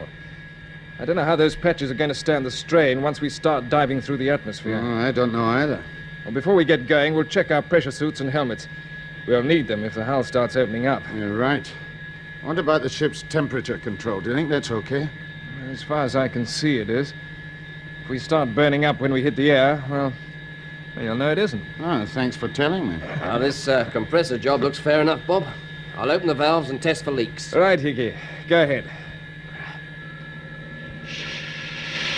Yeah. Yes, it sounds all right. Yes, the gauge is steady.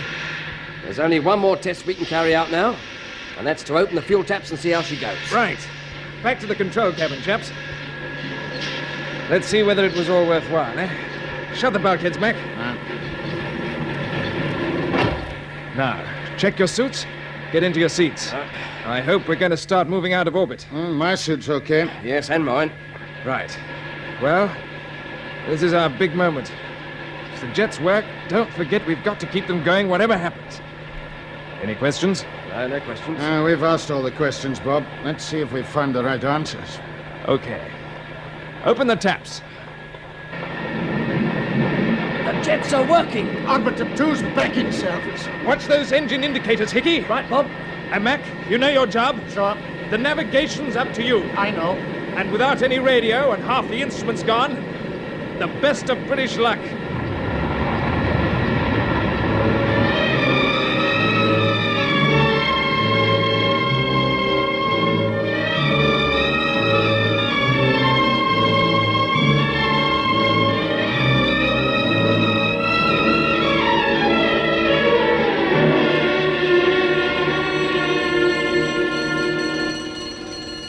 This is Unity Earth Control calling tracking stations. Keep sweeping. That ship must be located quickly. Gelvin, what has happened? Oh, Dr. Kramer, it is unbelievable, but Orbiter 2 has disappeared. What? The tracking stations are sweeping for her now. There must be some mistake. No, I am afraid not. Hello, yes? Right, put it through. The trackers have got her. The picture is coming up on number 1 monitor. Yes, there it is. Yes. That is Orbiter 2, under control with all jets working. Interesting. You take it very calmly. That ship was a derelict. Who has repaired it and who is on board? The answer is perfectly obvious. Not to me. There is no mystery. We have simply underestimated the ingenuity of our Commonwealth Space Project friends. You will remember that we saw Colonel Kent's ship stop alongside Orbiter 2. Yes. Now we know why he stopped. It was to put a repair squad on board. They would have taken all the necessary equipment with them, and this is the result. Yes, of course, you're right. Then what are your instructions? I see no reason for extreme measures. If the ship makes a safe landing, it can do no harm. But CSP will regard it as a great achievement. First, Colonel Kent arrives back safely at Woomera with Bradley. Then, if his salvage squad arrive, confidence will be restored and flying restrictions may be relaxed. You may be right there, Gilbin. Then what do you suggest? Let me see. Our main interference transmitter is out of action, but we can still transmit an emergency service for a short time. Oh, yes, it screened the return of Bradley to Orbiter 1. Exactly. We can use it again to jam the CSP tracking stations. Also, It will cut all communications between Orbiter 2 and Woomera. Of course. And without the help of electronics, the ship is hardly likely to make a successful landing. No. Even more important, perhaps, the people at Woomera will have little or no warning of its approach. They may even regard it as hostile and take the appropriate defensive action.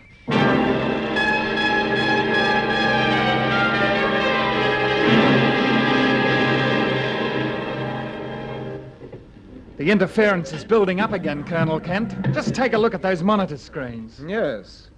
How's the level on the sound channels? All right, turn it down.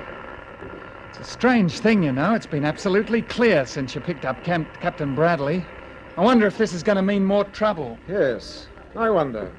No, the interference is back, is it? Yes. Come over here, will you, Captain Knight? I say, it's lucky this didn't clamp down before we got back. That's what I was thinking. It rather upsets my theories. Oh, well, never mind. What's the latest on Bradley? Well, he seems to be comfortable, but there's something about him that almost puts my back up. Oh, I know I shouldn't say that after all he's been through, but I never expected him to be, well, like he is. I used to get on very well with him, but now he's talking down to me. I know what you mean, but we must make allowances. Yes, the doctors say he stood up to his ordeal very well, and they're very pleased with him. You know his wife's flying out from England? Yes. She'll probably do more good than all the rest of us put together. Well, I hope she will. Has he been able to tell you exactly what happened to him out there, sir? Well, we're getting the story in bits and pieces, but so far it doesn't help us very much. You know, I'm still convinced that our efforts are being sabotaged. But we'll see whether or not I'm right when we master the interference trouble. Sir, there's an image coming up in number 1 monitor. What's this? Oh, it's probably part of the interference pattern. Check with the tracking stations, Brown. Right. Look at the picture now, sir. It's almost like a projectile. Or a ship.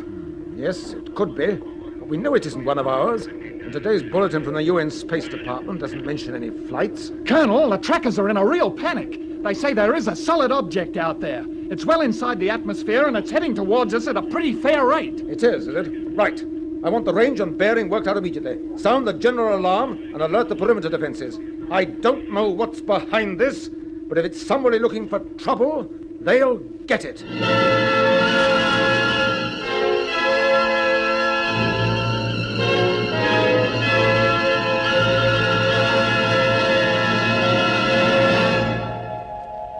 So ends the 9th episode of Orbiter X, an adventure in the conquest of space by B.D. Chapman.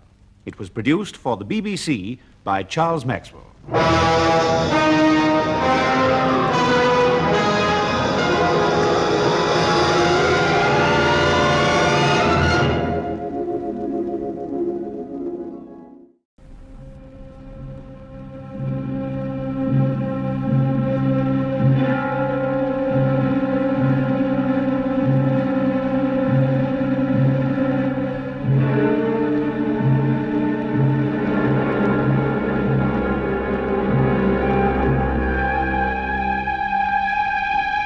Orbiter X!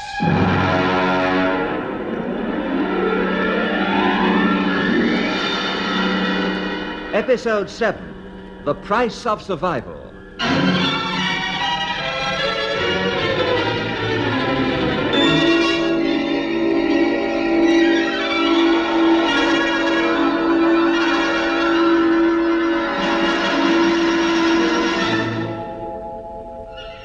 At the headquarters of the Commonwealth Space Project in Woomera, Colonel Kent is unaware that the Orbiter X assembly crew, led by Captain Bob Britton, have been taken to the moon base of the Unity organization. Bob has remained in the base in order to cover the escape of Douglas McClelland and Hickey.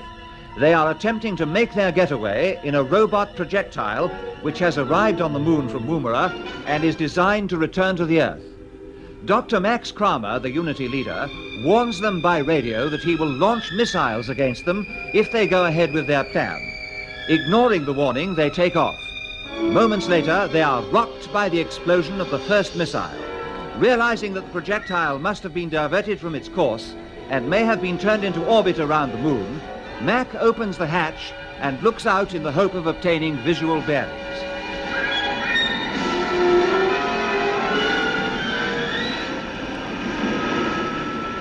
I'm afraid you're in for a shock, Hickey, old son. We haven't turned into orbit. It's worse than that. You mean we're not heading for Earth? No.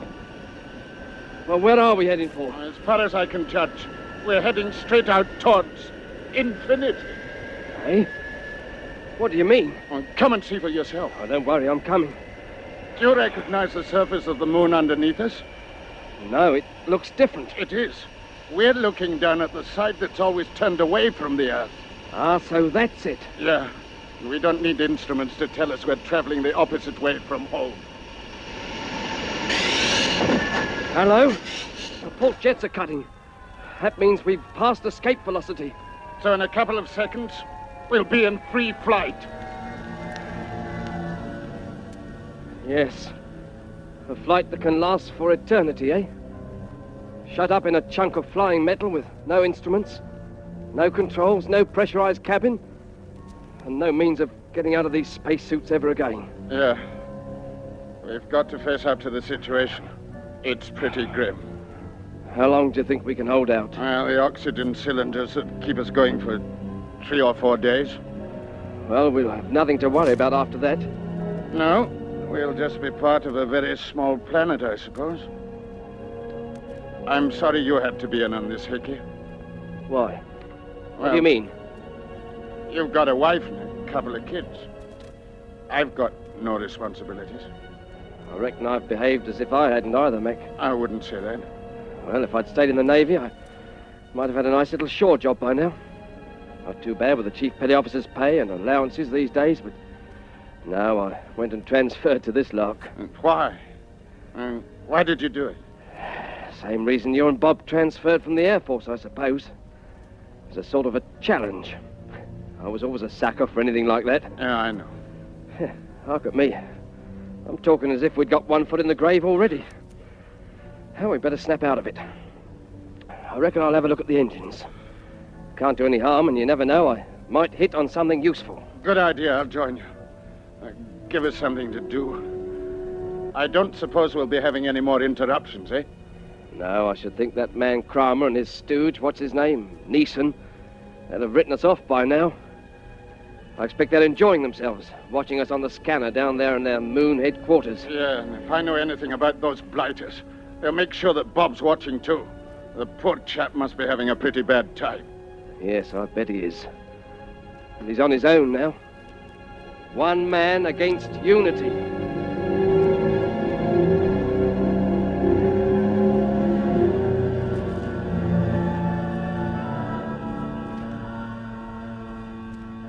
You're looking upset, Captain Britain.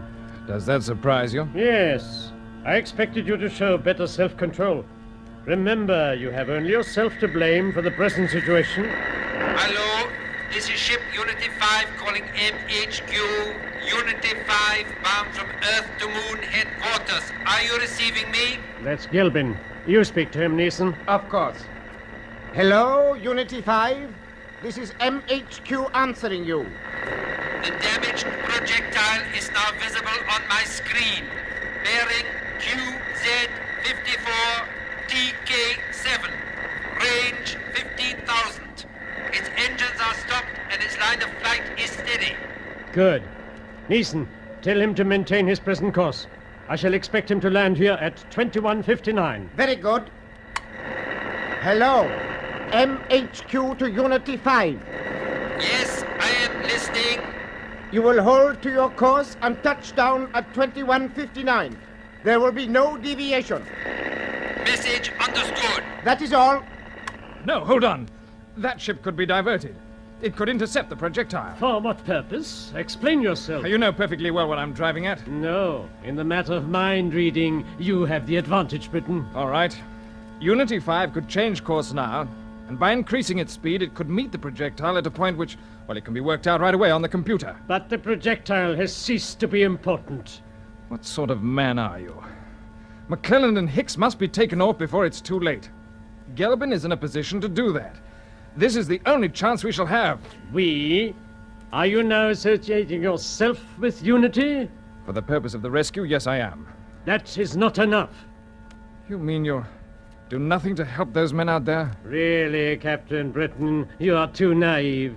What possible reason could I have for bringing back people who threaten the security of my organization? Where is the advantage to me? There is none. All right. What's your price? For the survival of your friends? Yes. So you wish to bargain? Yes, Kramer, I know what you want. I'll give you all the information you need to assemble Orbiter X, if you will bring McClelland and Hicks back here alive and well. I welcome your new approach, but I should need more than mere information. What do you mean? I should require your active assistance in the assembly work.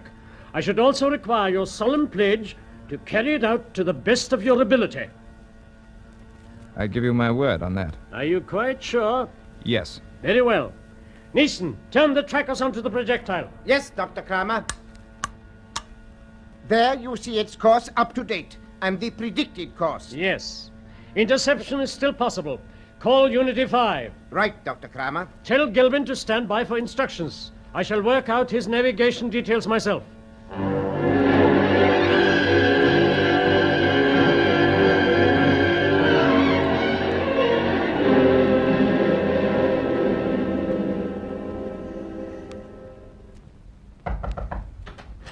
Colonel Kent? Yes? Sir Charles Day, the Minister of Astronautics, is here, sir. Oh, Sir Charles. Do come in. Oh, thank you. Well, Kent, I flew up from Canberra as soon as I could after I got your telephone call. That's very good of you. Do sit down. Can I get you something to drink? Scotch? Oh, thank you. Good. Thanks. I'm most interested to hear the recording of the radio signal you were telling me about. Ah, yes. Well, I've got it here on tape. But before you listen to it, I'd like you to look at this picture. It's just been radioed through from our Canadian observatory at Fort Churchill. Another photograph of the moon? Yes. As you see, it shows the third quadrant in fair detail. You'll recognize the Wargentin area. Yes, of course. That's where our projectile should have landed. Quite so, and it's the area where the UFO was spotted sometime previously. Exactly. Now, naturally, we can't expect to see any strange objects on a telescope picture like this. No. But our Canadian colleagues sent it straight through to Woomera because they thought they would be interested in the spot of light which you can see just off the moon's rim above Wargentin. Yes. What is it? Well, it must be an explosion. Explosion? Fantastic as it sounds, I believe that the projectile has been deliberately destroyed by some intelligent agent. Remember, it was bringing us back film, and whoever this agent is, he had to make sure that it never reached us. Yes. Well, we shall have to go into this very carefully. I think we should. And now, shall I play the recording I mentioned to you? Ah, yes, this extraordinary message that was picked up at Alice Spring. Yes, well, it's very short. Here it is.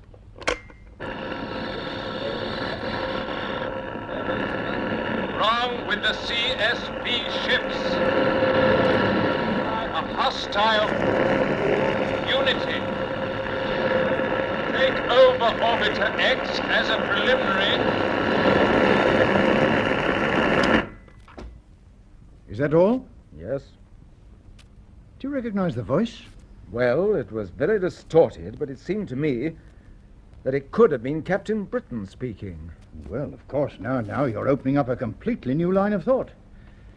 As far as we know, Britain and his crew died in their ship Orbiter 2, which is still circling around the Earth. Yes, I realize it sounds fantastic, but it's significant that at the moment when this message was transmitted, Orbiter 2 was traveling directly over us.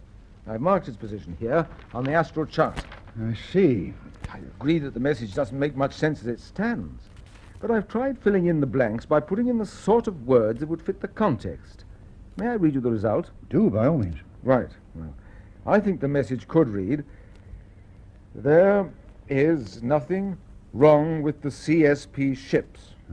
A hostile power called Unity is planning to take over Orbiter X as preliminary to an attack on the Commonwealth. Invasion. It's impossible to say."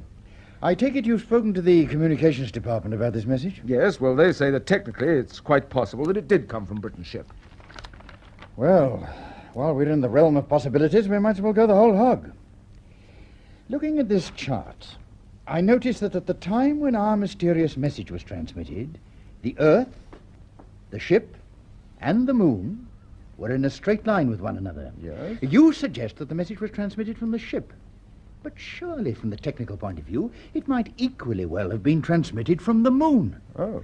And that, my dear Kent, might have some bearing on the explosion picture and the fate of the projectile.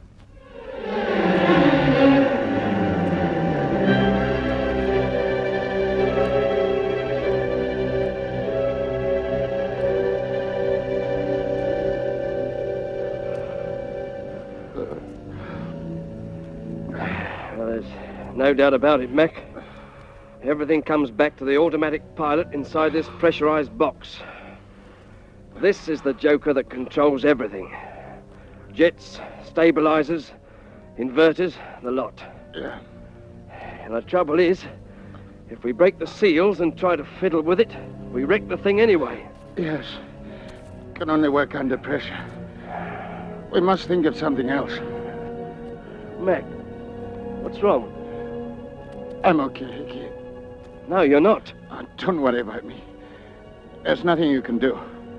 What do you mean? What's happened to you? It's my breathing apparatus. I'll be all right if I stop moving about. Hold on, I'll give you a new oxygen cylinder. One I've got's okay. I checked it a few minutes ago. Well then, for Pete's sake, what's the trouble? I think I'm rebreathing too much carbon dioxide. Must be something wrong with the extractor. Can't do anything about it while we're in vacuum. It means opening the suit. Oh, take it easy, Mac. Oh, I feel so dopey. I'm trying to keep awake. There's a noise in my ears. It's coming through the intercom. I can hear it too. And I'm not imagining things. No. It sounds almost like a carrier wave. Listen. Can you hear a voice? Yes, I can. What does it mean? It must be a freak reception from the Earth. Or it could be from the Unity transmitter on the moon. Yeah, I wonder. Hello, MHQ. Listen. This is Unity 5 calling MHQ. Are you receiving me? Am I dreaming? No, you're not. Now keep still. I'm going to open the hatch. Mac. You must come over here and look. Why? I'll give you a hand. Just tell me I'm not imagining things now. I know the sort of crazy ideas you can get in space, but we can't both have the same illusion. Can you see a ship out there? By all that's wonderful. Yes, I can. And it's coming alongside. Hello, MHQ. I can now see them. They have opened the hatch and I am closing in. It's Gelbin. Hello, Captain McClelland. Can you hear me? Yes. We're listening. Have you got jet pistols to guide yourselves across to my ship? No. We haven't. In that case, I will come immediately alongside you. I don't get it. Why is he doing this? First they try to blow us to bits. Now they're risking a collision to pick us up. Look out, here he comes. The outer hatch of my airlock is open. When it is level with you, jump aboard quickly. You understand? Yes. We understand. I reckon this is a case of Hobson's choice, Hickey. I hope I can make it. Yes, you'll make it all right. Now then, are you all set? All set. That's all right, I've got you. It shouldn't be difficult. There's only about 10 feet between the hulls. We can't go wrong. And we can't fall. Right. Now, push off and over we go.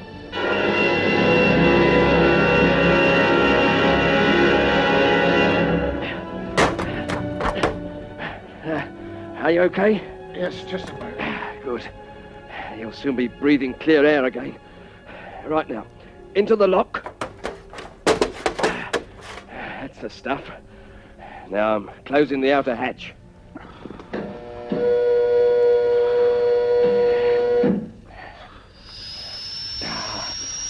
You hear that, Mac? The air's coming in. Oh, good. I don't know what's behind all this, or whether we shall land back on the Earth or the Moon. But the one thing that matters at the moment is we've got another lease of life.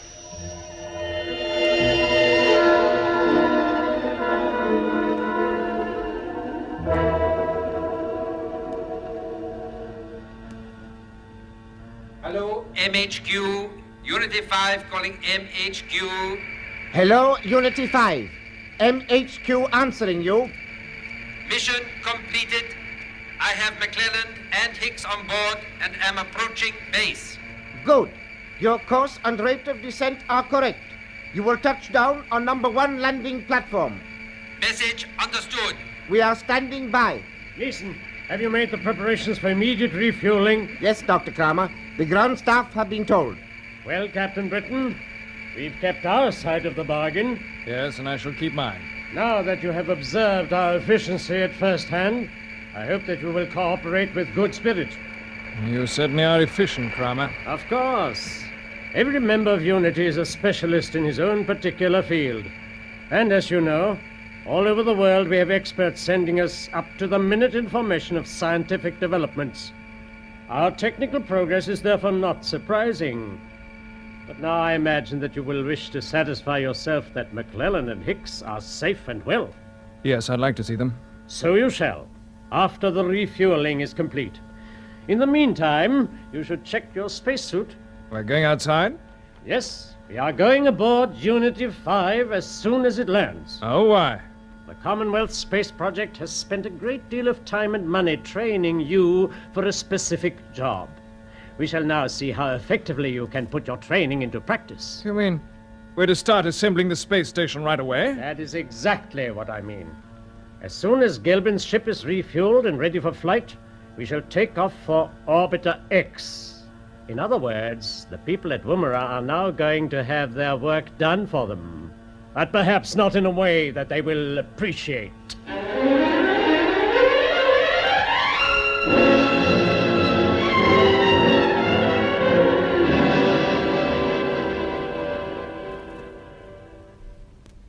Yes, I thought you'd be surprised to hear me talking about radio signals from the moon, Colonel Kent. But after all, we are living in an age when almost anything's possible. My dear Sir Charles, I couldn't agree with you more. The point is that as Minister of Astronautics, I've got to go very carefully. I'm always prepared to supply the Commonwealth governments with intelligent theories based on expert opinion. But we're not going to get any material backing until we produce hard and fast facts. I quite understand. Well, what have we got? The components of the space station were launched into orbit without undue difficulty. We didn't really run into trouble until Captain Bradley took off in his ship Orbiter 1, but we lost all contact with him. And it was the same story when Captain Britton tried to go to his relief in Orbiter 2. Quite. But he did succeed in getting one WT message through, warning us that there is a basic fault in the design of our ships. If you accept my construction of the latest message, you'll have to discard the first one as a trick. It may not have been sent by Britain at all. Perhaps not, but I'm trying to concentrate on the facts. Now, what have we got next? We had a reliable report that a UFO was sighted over the Wargentin area of the moon. Yes. And as a result, I agreed to the launching of the projectile. Again, we lost track of it because of interference, which blotted it out just before it landed in Wargentin. And now we have the pictures of an explosion over that very same area. There's no doubt something is going on up there. Yes, but unfortunately, we haven't got the means of landing a man on the moon and proving it. No, but give me permission to take off and examine Orbiter 2, and I might find the solution to some of our problems. Yeah. Our electronics people are working on the interference transmissions, aren't they? Yes, and at the same time, one group is developing a deflector system which could screen our own ships. How long will it be before they can start testing on the ground? Well, they say it might be any time now. And of course, this is terribly important. If a hostile force really is working against us, those deflectors would help to change the entire situation. In fact, I'll make you a promise. Yes? They shall be fitted to a ship the moment they're ready for a test. You can travel aboard that ship and try them out in space. And if by any chance you should happen to find yourself alongside Orbiter 2, what is it, 1,200 miles above the surface of the Earth? Yes, well... Do I have to say any more? No, thank you very much indeed. And now, if you'll excuse me, I have rather urgent business to hurry along in the electronics department.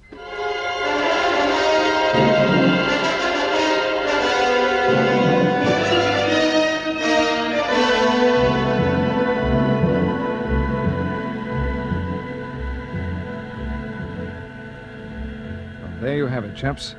We're approaching the space station components now, and I've pledged myself to work on them until the job's done. I'm more than grateful, Bob. Yes, me too. But what a price to pay for saving our skins. There's more to it than that. And don't worry. Just do as I say. Captain Britain. Hello? We are about to turn into orbit. Will you please give your attention to the scanning screen? All right, I'm coming over, Gelvin. What's your altitude? We are 1,050 miles above the surface of the Earth. As you see, we are now passing over the northern ice cap. According to my calculations, the Orbiter X component should be visible on the screen. Yes, there. Look, they're coming up now. Ah. Now I will start matching our speed to their orbital velocity. Get into your seats and fasten your belts. Before we come alongside, we shall require some preliminary information from you, Britain. Very well. I'm opening the retrojet. Stand by.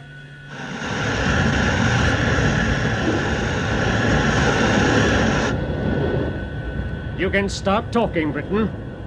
Well, you're now looking at the cluster of rockets which contain the components of the space station. Mm-hmm. As you see, each rocket has a large identity number painted on the hull. Yes. We should position ourselves as near as possible to number 1. What is the importance of number 1, Britain? Well, that's where the officer in charge of the assembly will make his headquarters. It contains the workshops and a large-scale plan of the complete station. We will start, then, by looking at the plan. And you can put us completely in the picture. One more burst and we shall be alongside. There. Good. Open the inner hatch of the airlock.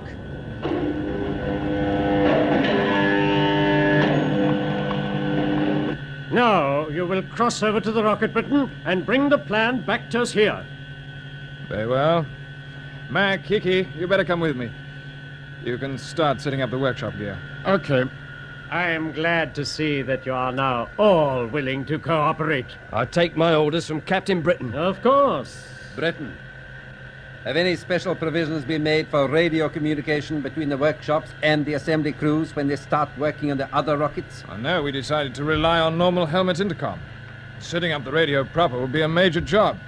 It can't be tackled until the station has been fitted together. Then how did you propose to keep in touch with CSP Woomera during the assembly period? Oh, by the transport ship's radio. We assumed that there'd always be plenty of our ships around. I see. Mac, is your breathing apparatus okay now? Yes, quite okay. Right. Close helmets. We'll get into the airlock. I'll be back shortly, Kramer. With the plan. Yes. Come on, here we go, chaps. Close the hatch on them, Gelvin. Well, we seem to have tamed them at last. Yes. There's no doubt that Britain will keep his word. And of course the others will carry out his instructions. Exactly. They will save us a great deal of time and effort on the construction work. And when it is completed, we shall be in a position to launch our attack. Good. And I think our first target will be Woomera, just in case they should consider further launchings. Does it not seem to you that CSP have been suspiciously inactive? Strangled by what they call red tape. This is Earth Headquarters calling Unity 5. EHQ to Unity 5. Come in, please. Urgent. I will take it. Hello, EHQ. Unity 5 answering you. Dr. Kramer, I regret I have bad news. There is serious trouble at the interference transmitter. What has happened? Fire broke out in the main generating room, and it has spread to the transmitter hall. The fire squad are trying to get it under control, but screening transmissions may be cut at any moment. Impossible. How did it start? There must have been a fault in the power cables. The engineers are working on the emergency transmitter, but you are in danger of being picked up on the CSP tracking screens. You must return to Earth Headquarters with all speed. I shall be back immediately. And tell the chief engineer I hold him responsible. He will answer to me personally. There can be no excuses. None at all. A situation like this could be disastrous. Yes, of course. And now we have to rely entirely on the ship's deflectors to screen us. I will recall Britain and his team right away. You will do nothing of the sort. He can do us no harm. But how long can they survive in space? We must think of our security. There is no time to lose. Start the compressors and open the jets. Britain and his friends must take a chance.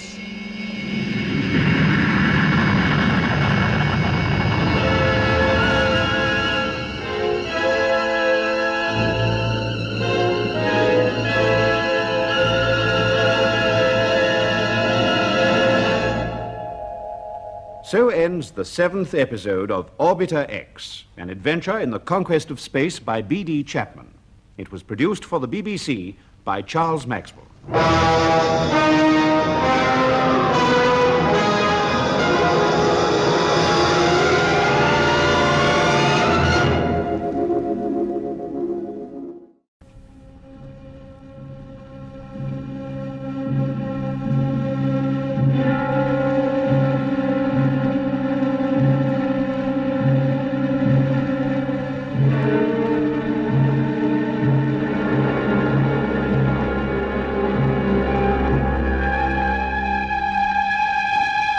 Orbiter X!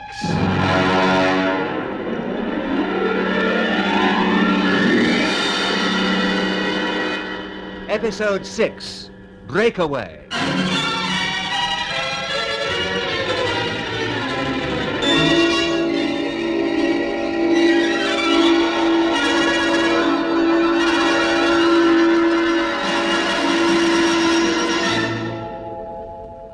At the headquarters of the Commonwealth Space Project in Woomera, Colonel Kent suspects that the plan to assemble the space station, known as Orbiter X, is being deliberately sabotaged. The hostile force is in fact the Unity organization led by Dr. Max Kramer. Ahead of the world in space travel, Unity has already established an underground base on the moon. Captain Bob Britton, Mac McClelland and Hickey, who are prisoners inside the base, discover that a large unmanned rocket from Woomera is soon to land only a few miles away from them. They believe that if they can reach it aboard a Unity hover car, it can take them back to the Earth. Working in a subterranean tunnel, they open a gap leading to the surface of the moon. Breaking through in their spacesuits, they run towards the hover car, which is the first vital link in their escape line. Hold it! Oh no! What is it? The hover car. It's taking off. But too late. Kramer's beaten us to it. Well, there must be something we can do. Yes, I think there is. But I shall have to move fast. What do you mean, Bob? I'm going back through the tunnel, through the airlock, and up to the control room. We've got to get that hover car back here. And the only way to do it is to send Kramer an emergency message on the radio. Oh, what will you say? I don't know yet, Mac. But I'll think of something. Maybe I'll make the radio operator do the talking. I suppose he refuses. Yeah. Remember I picked up a knife in the tunnel? I don't think he'll argue when he sees that. It's worth having a go. Let's get cracking. No, Hickey. You and Mac will stay in the tunnel entrance. If the plan works, you'll see the hover car come back pretty soon. Wait until Kramer gets out and goes back through the main airlock into the base. Then run like blazes. Get aboard the car, deal with the crew, and set off straight for the rocket. You know how to find it by steering on his radio bleeps. Wait a minute. What about you, Bob? I'll join you if I can. But if I don't show up by the time you're ready to start, don't wait. We're not leaving without you. Not likely. You will if I'm not there. Now, listen, Bobby. And that's an order. We've got to tell CSP about Unity and nothing else matters. But, Bob... Don't argue. There's no time to lose. I've got to get through the tunnel and into the control room quickly. Hope to see you later. Okay. Good luck. Good luck to you, chaps. Thanks, Bob. We'll be watching for you.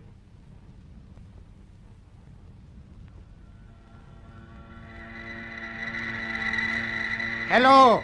This is Moon Control calling. MHQ to hover car. Are you receiving me?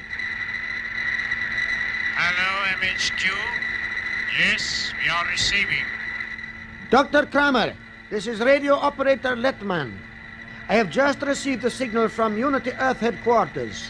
Commander Gelbin has taken off aboard relief ship Unity 4 and will be landing here as arranged. Message understood. Thank you. That is all. No, not quite all, Lettman. Britton, what are you doing here? Don't move. Keep your hand away from that transmission key. What do you want? I want Kramer brought back. Right away. But that's impossible. He's going to recover the Woomera projectile as soon as it lands. Exactly. That's why I'm here. I don't understand. Now listen. You're going to call him up again. You're going to tell him that you've just had another signal from your Earth headquarters. I can't do that. Tell him that you have an intelligence report saying that the Woomera moon probe is a trap. It's believed to be fitted with an atomic charge which is likely to explode as soon as he starts the recovery work. He would Say that Captain Britton should know about this and could probably make the charge harmless. You will also tell him to return here at once for more information. Have you got that? You'd better talk to Dr. Kramer yourself. I shall have nothing to do with it. I think you will. Take that knife away from my throat. Are you going to talk or not? No. Well, in that case, All right, I'll do it. Good. But be very careful what you say. Have you got the message straight? Yes, but I don't understand what you hope to achieve. Never mind. Press that transmission key and start talking. Hello? Moon Control calling. MHQ to hover car. Come in, please. Urgent. Hello, MHQ. Hover car answering you. Dr. Kramer, I've just received an intelligence report about the Woomera projectile. It is believed to be a trap. It has an atomic charge which may explode if you approach it. EHQ say that Captain Britton knows this and knows how the mechanism works. Yes, this is interesting. Earth headquarters ask if you will return to base as soon as possible for more information. Very well. I shall go into this most carefully. It confirms my suspicions. Your suspicions? Yes. It seemed a strange coincidence that the probe should be landing so close to base. I shall be with you shortly, Letman. Very good, sir. Well done, Ledman. Now, perhaps you will tell me what you hope to get out of this. You shall see, all in good time. And while we're waiting, you will cut the interference transmitter so that my friends in Woomera will be able to pick up the rocket on their monitors before it lands. You heard me, Letman? Very well. That's better. You are free to speak to them on the radio if you wish. Thanks for the suggestion, Ledman, but I know what you're thinking. Kramer might intercept the transmission. No, I shall wait until he's safely back and halfway through the airlock. That, my friend, is when I shall call Woomera.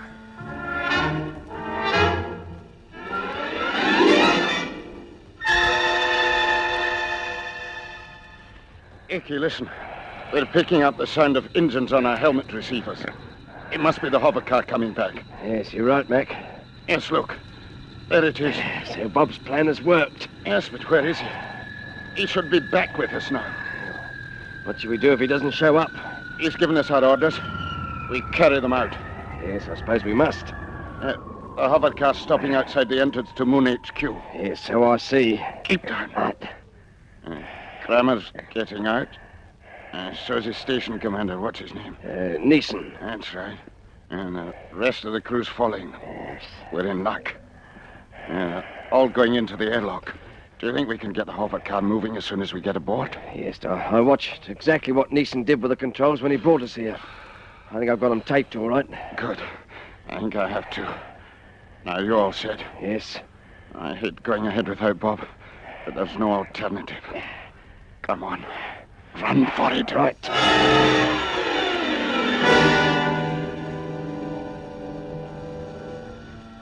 Hello. This is Captain Britton calling CSP Woomera. Captain Britton calling CSP Woomera. I'm speaking from a base 40 miles south of Wargentin in the third quadrant of the moon. Kramer's arrived back. You are too late. Go away, Ledman. This is urgent. There is nothing wrong with the CSP ships. We were attacked by a hostile force called Unity, which is planning to take over Orbiter X as a preliminary to world conquest. You must take action right away. All right, leave him to me. I can't say any more. That stopped him. Letman, did you cut the transmitter? No, but it's all right. The power was turned down. Huh. Trying to talk to CSP, was he? He was, but he will not have been heard, Dr. Neeson. Where are McClellan and Hicks? I haven't seen them. But what has been happening? Britton came in just after I sent you the signal about Commander Gelbin. He had a knife and... So he was here when you sent the second signal, the warning about the projectile? Yes. Why did he let you send it? Answer me. He made me. What do you mean he made you? Speak up. He forced me to send it. I thought it might be genuine. Had you any reason to doubt it? You got the warning from EHQ intelligence? Oh, did you, Letman? No, I did not. What? Britain gave it to me. So, it was a trick. Yes, a trick. And you knew it, Littman. He had a knife at my throat. You're under arrest. Take him away. No, let me explain. I believed you were in Get danger. him out of my sight. I shall deal with him later. Kramer, the interference transmitter has been turned off. Turn it on quickly. And turn up the monitors. Right. What's that on the screen? Why, it's the hover car. It's moving away. I don't understand. I think I do. Hello. This is MHQ calling hover car. Answer me immediately. They're not speaking. Who? Who is aboard? Britain can answer that. Give him a shot of restorative. My jet pistol has only knocked him out. He's not seriously hurt. Right. He has succeeded in making idiots of us all. I still don't follow. It is obvious that he and his friends found a way out of the tunnel. They hope to reach the hover car and meet the Woomera projectile when it lands. We left before they could reach it, so Britain used Littman to call us back. So McClellan and Hicks are aboard? Exactly. And look at the screen. They are steering straight for the Wargenton landing area. The restorative is beginning to work. Good. Britain. Britain! Rouse yourself. Kramer? Open your eyes. Now listen to me. You are going to the radio, and you are going to speak to McClellan and Hicks. What? Now I'm going to do the dictating. I have a message for you to broadcast to the friends who are trying to leave you behind. You mean they've got away? Oh, that's wonderful. Don't be too sure. I congratulate you on your enterprise, but you cannot match yourself against me, not even when you have the assistance of one of my own staff. But you have overlooked 2 points. Oh, what are they? First, I can stop your friends at any moment I choose. Huh? How? I will explain in a moment. The second point is that Littman did have the wit to turn down the power of the main transmitter, so you will not have been heard at CSP headquarters. It was a good effort, Captain Britain, but not quite good enough.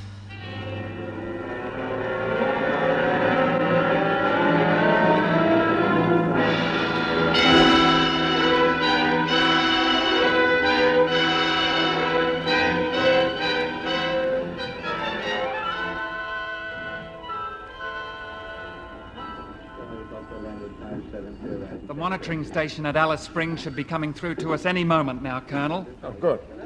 What exactly was it they said to you? Well, it was a junior engineer who came on the phone. All he said was he'd been playing around with a radio lash-up he'd built himself, and suddenly he picked up some RT.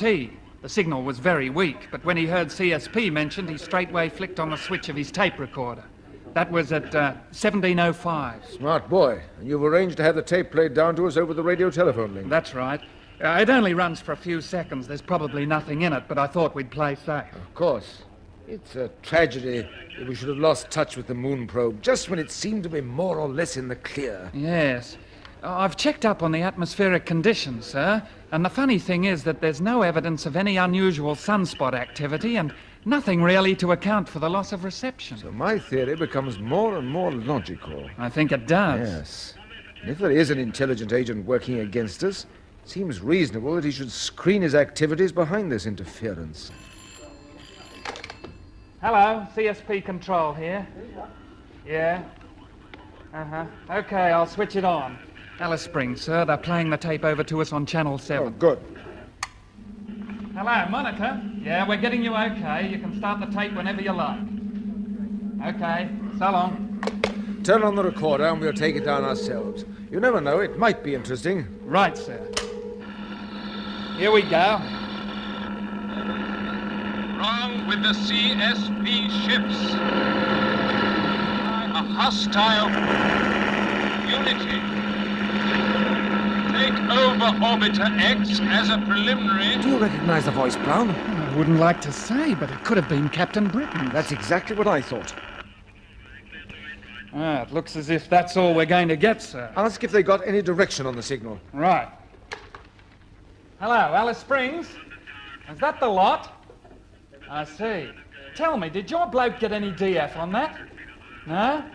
Well, did he hear anything else before he started recording? Just the words calling CSP. I see. Okay, then. Thank you. It couldn't have been Bob. Must have been some radio ham talking about the project.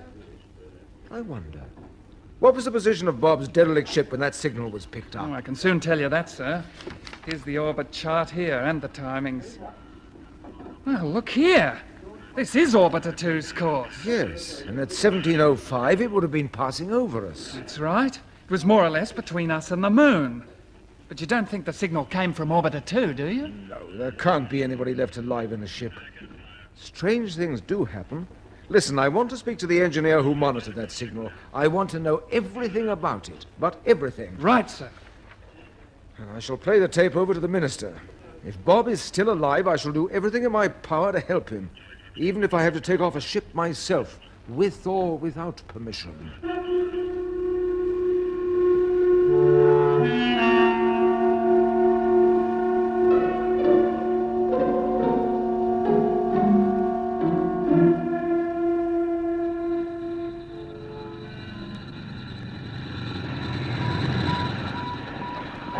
How are we doing, Mac? All right, Hickey. You seem to have got the hang of the controls okay. Yes, they're dead simple. The main thing is to keep the hover car just the right distance above the ground. 4 or 5 feet seems to be about the best.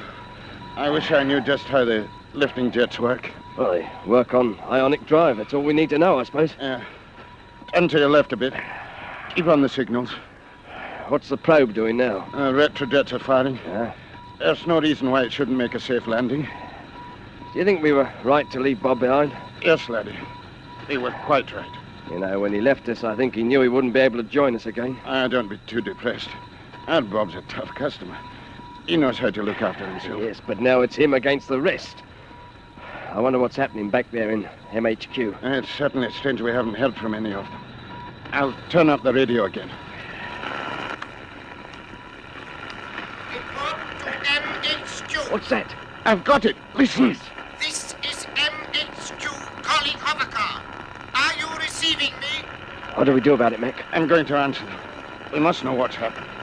They should hear me now if I press the transmission key. Hello, MHQ. We are now receiving you.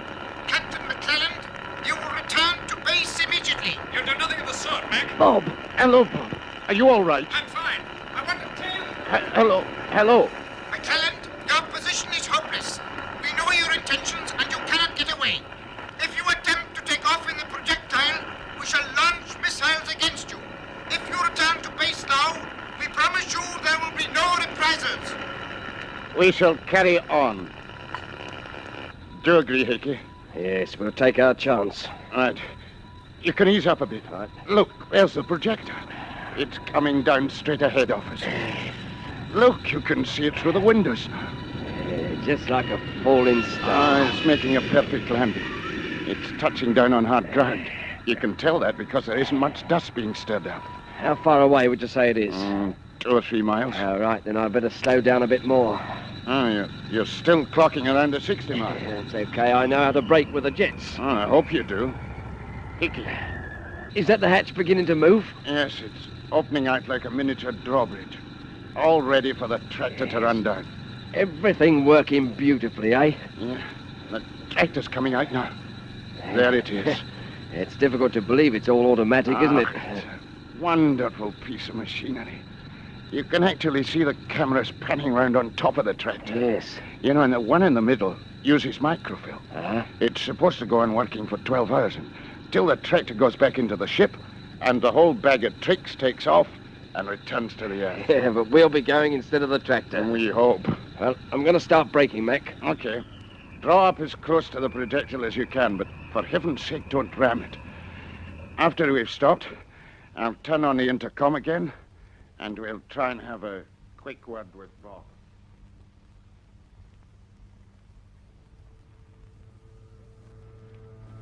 Well, Captain Britton, I'm giving you your last chance to order your men back. Their lives are in your hands. The decision is yours. I'll let you have it in due course. If you wait too long, we shall launch the first missile. Neeson, is the interference transmitter working correctly? Yes, all is well. Good. It'll be safe, then, to call up McClellan and Hicks. I wish to speak to them. Right. Hello? This is MHQ calling hovercar. MHQ calling. Are you receiving? Yes, we are receiving you. I'll take over. Captain McClellan, you've been warned that you are in serious danger. I'm holding my fire only because I wish to avoid unnecessary waste of life and valuable materials. Nevertheless, if you continue to ignore my warning, I shall be compelled to take action. You understand? Yes, we understand. I have told Captain Britain that the final decision rests with him. He seems reluctant to talk, but I shall now tell him to give you your official instructions. Pass to you, Britain. All right. Hello, Mac. Hello, Hickey.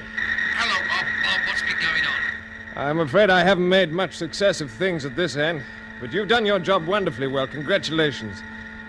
I see on the scanner here that you've stopped the hovercar alongside the projectile, and it only remains for you to put oxygen aboard and take off. That's the idea. But I know these people mean business. They'll certainly launch missiles against you. Yes, we'll take that risk, Bob. They will probably fire just after you take off. You'll be a difficult target, and if the first missile doesn't stop you, you may get away. Now, it's up to me to tell you whether or not to go ahead. You don't have to say any more, Bob. Leave it at that. Okay, Mac. Good luck to you both. This Unity organization has got to be broken. You know what to do? Right enough! Gone! Keep Captain Britain well away from the instrument panels. Watch that he doesn't try any tricks. And Neeson, you will line up the first missile. Very good. But do not fire until I give you the word.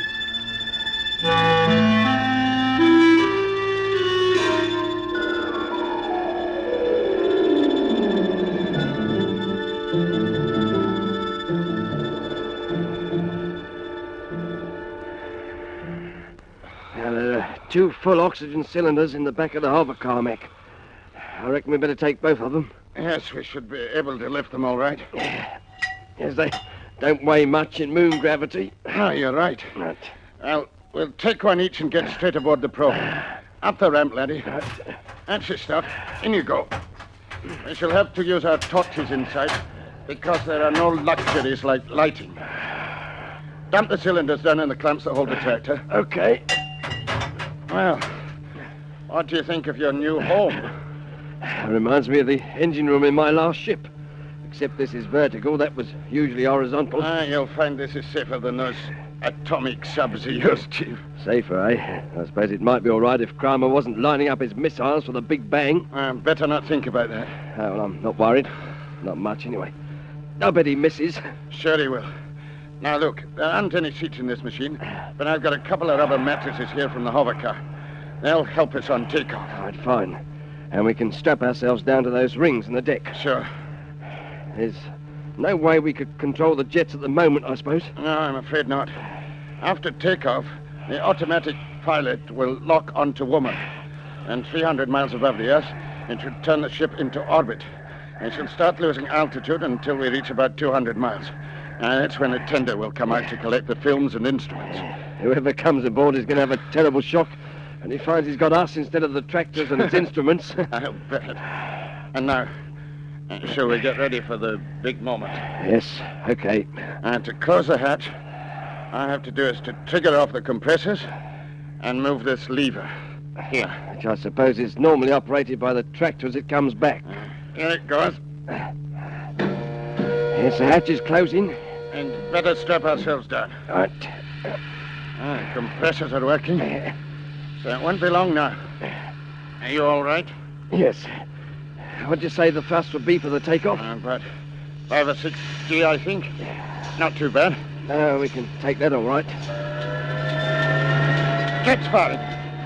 That's up to the CSP designers now. If they've done their job, we should start lifting. Yes, here we go. Get away!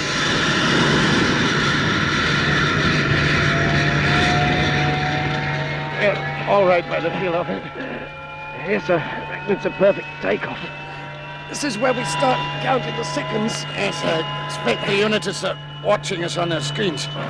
If we can survive the next minute or so, we might be all set for home. Yes, home. And just a few seconds can make all the difference.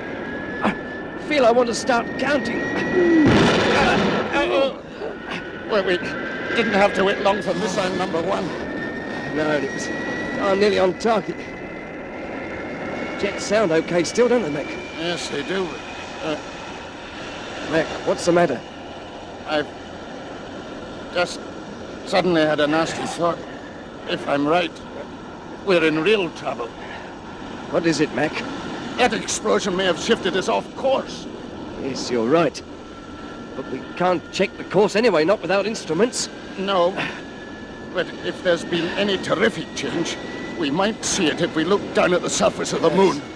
That means opening the hatch. Okay, open it up. Here we go. Just unfastening my straps. What can you see? Don't tell me we've turned into orbit. Mac, what's happening? Oh, I'm afraid you're in for a shock, Hickey, old son. We haven't turned into orbit. It's worse than that. You mean we're not heading for the Earth? No. Well, where are we heading for? As far as I can judge, straight out towards infinity.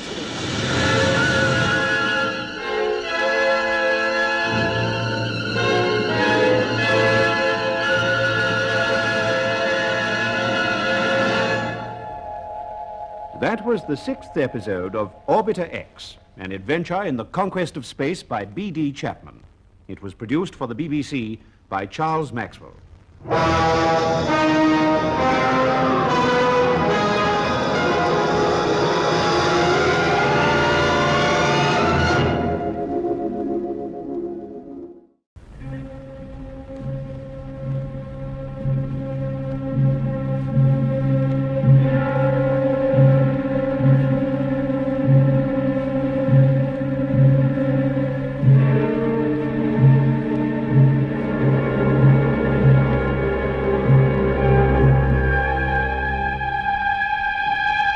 Orbiter X.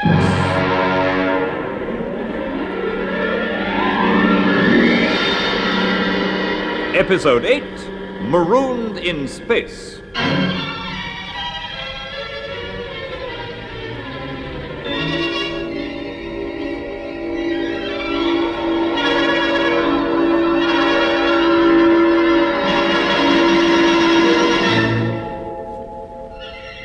The first attempts by the Commonwealth Space Project to assemble the space station Orbiter X had been sabotaged by the organization known as Unity. Jack Bradley, captain of the first CSP assembly crew, remains captive in Unity Earth headquarters, while Bob Britton, Douglas McClelland, and flight engineer Hicks have been compelled to help with the construction of the station. Unity leader Kramer flies them out to the cluster of components which are circling the world in orbit. He orders them to step out of his ship and board the central rocket which houses the space workshops. Moments after they leave, he receives a signal warning him that he's in danger. Fire has broken out in the interference transmitter, which helps to screen his ships from the ground tracking stations. Straightway he sets course for his Earth headquarters, leaving Bob, Mac and Hickey drifting in their spacesuits alongside the central rocket, 1,000 miles above the surface of the Earth. There's a handrail running right round the hull. Grab it. For Pete's sake, hold on. Okay, Bob. What's Kramer playing at? I don't know. He must have had a heck of a shock to suddenly pull out like that. Maybe the CSP ships have been armed, and they're coming up. Talk about it after we're safely inside this thing. You turned on your boot magnets? Yeah. Yes, mine are on, Bob. All right. But don't rely on them. Remember, we've no jet pistols to guide us back if we go adrift. Just follow the rail along to the hatch of the airlock. Okay, I can see it. Good. Open it up. Should be normal pressure inside the hull. Just about everything we need. Keep us going. It's fine. In we go.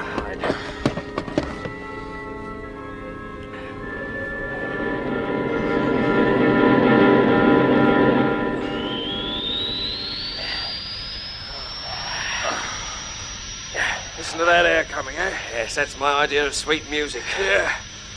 Pressure gauge is rising. I've an idea that if Kramer doesn't come back too soon, we might think up a little surprise for him. We might at that. Okay, pressure's normal. Open the inner hatch. Let's get these helmets off.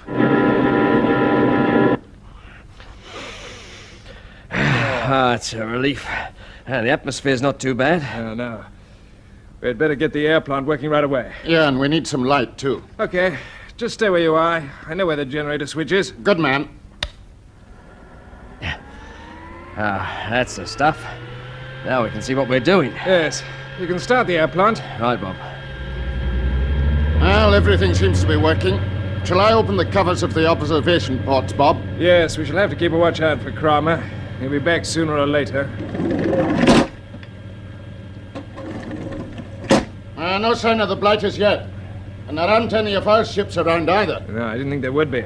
Beats me why Kramer and his stooge Galbin should buzz off and leave us like this. Well, they know we can't get in touch with Woomera. And they also know that these rockets weren't built to make the return trip to Earth. Yes, but why did they suddenly sheer off like that? Well, they obviously had a sudden panic on their hands. Maybe their ship developed a fault. It could be trouble at their Earth headquarters or their moon base. Yeah. Whatever it was, they've left us to it.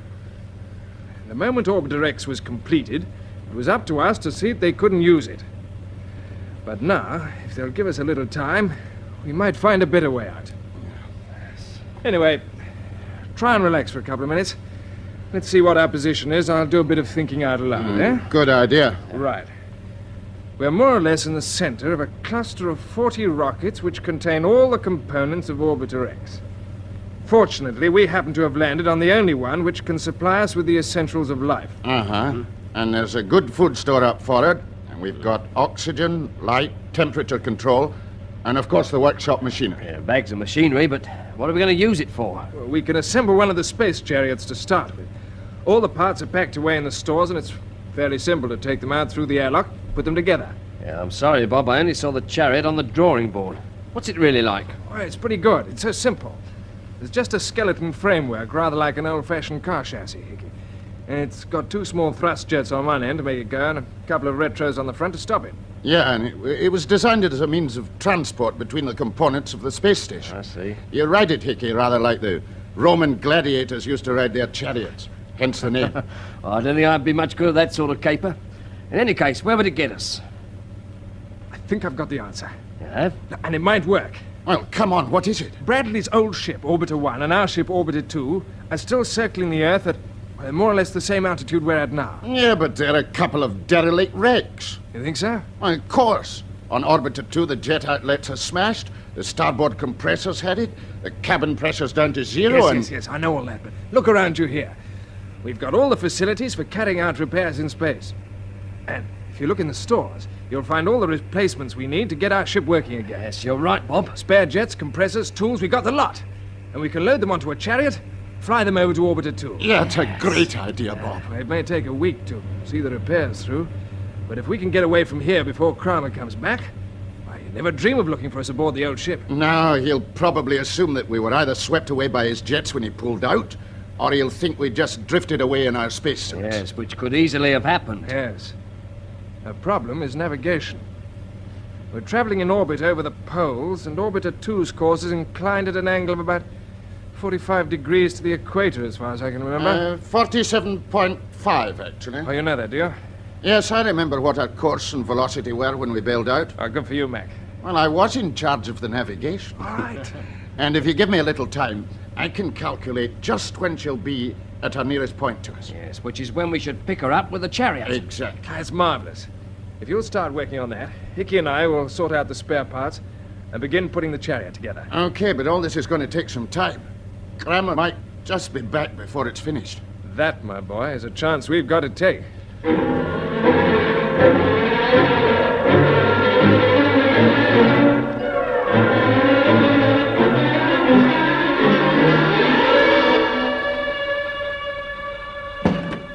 Well, Gelbin, what news? Almost our entire headquarters staff are working on the interference transmitter, Dr. Kramer. But it will have to be virtually rebuilt, I'm afraid. I knew that hours ago when I made my first inspection. What I want to know now is how long will it take? Several days, and I don't like leaving Britain and his team on Orbiter X. They can do no harm. Perhaps not. But we have an emergency interference transmitter ready for service. It can work for short periods, and it would screen us from the ground monitors if we did decide to fly out and collect Britain. But why? He has no radio and no transport. No, that's true enough. Yes, I think our main concern is Woomera. We know the ships are grounded, but what is happening there? We have no information at all. What we need is an agent at Woomera. Yes, but who? What about this pilot, Captain Bradley? I understand he's changed quite a lot during the past weeks. Oh, yes. Our new methods of indoctrination work quickly. Bradley is quite ready to work for us now, but CSP believe he's dead and still aboard his derelict ship Orbiter 1. Obviously, it will be out of the question for him to reappear suddenly in Woomera. I wonder. I like to see him. Yes, have him brought here. Right. Yes, sir. Have Captain Bradley sent to Dr. Kramer's office at once, will you? Yes, very good, sir. I will see to it. Before he comes in, tell me something about him, Gilbin. Tell me about his mental condition. Well, as a result of our treatment, he's lost interest in all his old associations, including his wife and family in London. Good. He is now opposed to the Commonwealth Space Project, and politically he despises both democracy and military dictatorship. In fact, if you ask him about these things, he will repeat our own party line. He's dedicated to unity. How does he look? Well, as you'd expect. It's obvious he's been through a period of stress, shall we say. You remember his leg was broken, so he still walks with a limp. And he's lost quite a bit of weight. Does he need any drugs? No, not now. His convictions have been stabilized. So he might make a good agent. I'm sure he would. If he could be planted without arousing suspicion. Of course. What have you got in mind, Kramer? I'll tell you later. First, I want to examine Bradley myself. I shall keep the interview very short, just 1 or 2 questions, and, of course, part of the test will be to offer him his freedom. Not that he'll get it, but if he declines the offer, we shall know that he's probably reliable. Yes, I'm certain he is, but you will see. Ah, that'll be him. Come in. Oh, come in, Captain Bradley. You remember me? Yes, you are Dr. Kramer. Of course you do. Gelbin, give him a chair, and perhaps he would like a little refreshment. But of course. Let me see. You had a small fracture in that right leg of yours, didn't you? I hope it's not troubling you too much. As you see, Dr. Kramer, we've been able to take the plaster off for him. I think our medical people have done quite a good job there. Good, I'm glad to hear it. How are you feeling in your general health, Bradley? I'm feeling very well, thank you. Excellent. Here, take this. I expect you would like to drink to our new understanding. Yes, I should. To our new understanding. We've had some difficult times together, but now that is all behind us, Yes, you have been very patient. I hear that Gelbin has talked a lot of politics to you. I hope he hasn't killed your interest in the subject. No, far from it. It's very important. It is indeed. You have lived in the British Commonwealth, so naturally we've been interested in your views on that form of government.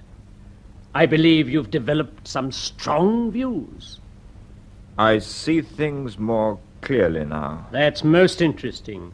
You now see faults which didn't strike you before. Yes, I do.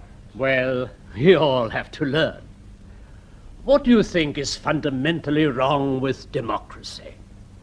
To me, the basic fault is that there is no effort to associate scientific qualifications with political power. So we have governments which are dangerous and quite unsuited to lead their countries in a world of scientific progress. I think you're quite right. But does this mean that you've swung over to the military state? No, I believe that arises when the scientist's rightful place of leadership is taken by mere men of action. You know, Gelbin, that's perfectly true. Yes, how very interesting. Now, if you take those views out into the world, Captain Bradley, you might do a great deal of good. What do you mean, Dr. Kramer? I mean, you are perfectly free to leave here whenever you like. We are not monsters. You can go to any country of your choice. If you choose to keep in touch with us, you're very welcome to. In fact, you might find it to your advantage. No, I'd prefer not to go away. Well, that's a very nice compliment to us. But what are your hopes for the future? I hope to see a world government created by unity and led by yourself, Dr. Kramer. And I want to help you if I can. So you are prepared to work for us? Yes. You said you would like to stay here at headquarters, but perhaps you could serve as best as a Unity agent. Would that interest you? Yes, I'm ready to do whatever you think best. We might send you to Woomera. What about that? Woomera. Yes, I'd even go there. Good. Now don't worry. That's all for the moment, Bradley. Off you go and try and get some rest. Thank you. I'm most grateful. Oh, by the way... Yes, Dr. Kramer? I should have mentioned it before. I believe your wife and family are in London. How would you like to send a message to them? No, thank you. It's not important.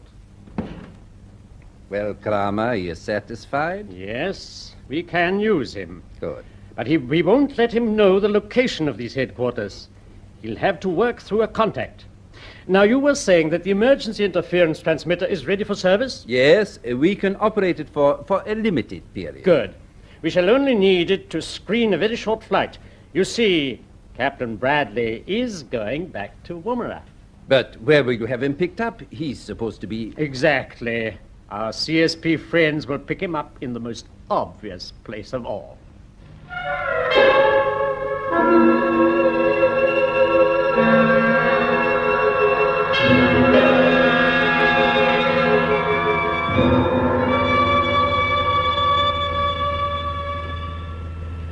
How's this space chariot shaping up, Bob? If you look through the observation port, you can see for yourself. It's floating right alongside. Hickey's out there fixing the control panel onto the framework. Framework is right. Looks a bit flimsy, doesn't it? Well, it's good enough for short hops. That's what's worrying me. I've just worked out our course for Orbiter 2. Ah, why didn't you say so? I'm afraid there's a snag. Oh, what's the trouble? Well, the nearest she'll ever come to us is 500 miles. Oh. And 500 miles on that piece of ironmongery is going to be a rather shaky do. Yeah. I don't even know what speed it's capable of. Neither do I. It was only built for pottering about, so nobody ever worried very much about that.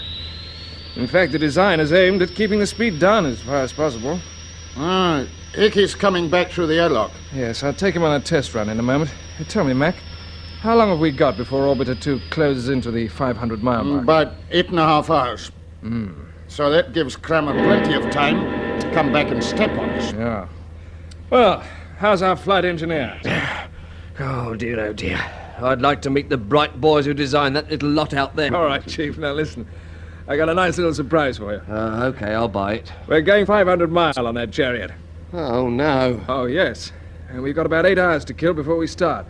So that gives us nice time for a test run. Yes, well, shall I stay here while you and Mac go? No. I want Mac to stay here and work out our speed by time and distance measurements. All right, Mac? Sure, Bob. Well, we'll just take a trip round the Orbiter X components, Hickey. See if we can remember what's inside the different rockets. Oh, so it's to be a revision test as well, is it? Come on, Chief, snap out of it. Cheer up. Let's get into the airlock. Okay. See you later, Mac. You hope. Thank you. Is your helmet intercom okay, Hickey? Yes, okay. Got your anti-magnetic spanners with you? Oh, no, turn it up, Bob. You'll probably need them. Yes, I reckon I will, too. No, yes, I've got them. Pressure 0. I'll open the outer hatch.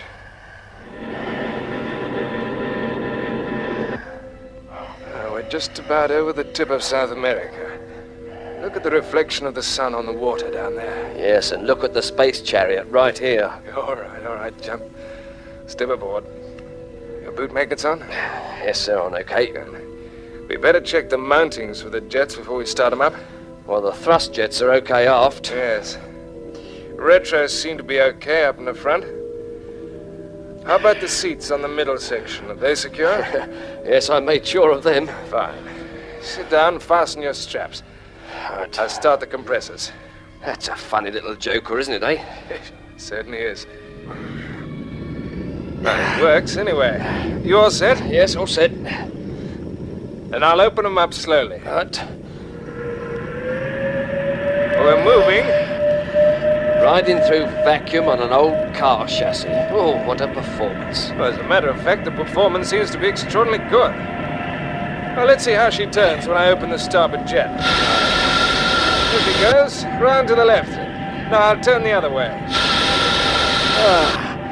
It's not too bad at all, is it? Now, before we get too far from the workshops, Rocket, I'll try the retros. Right. Hold on!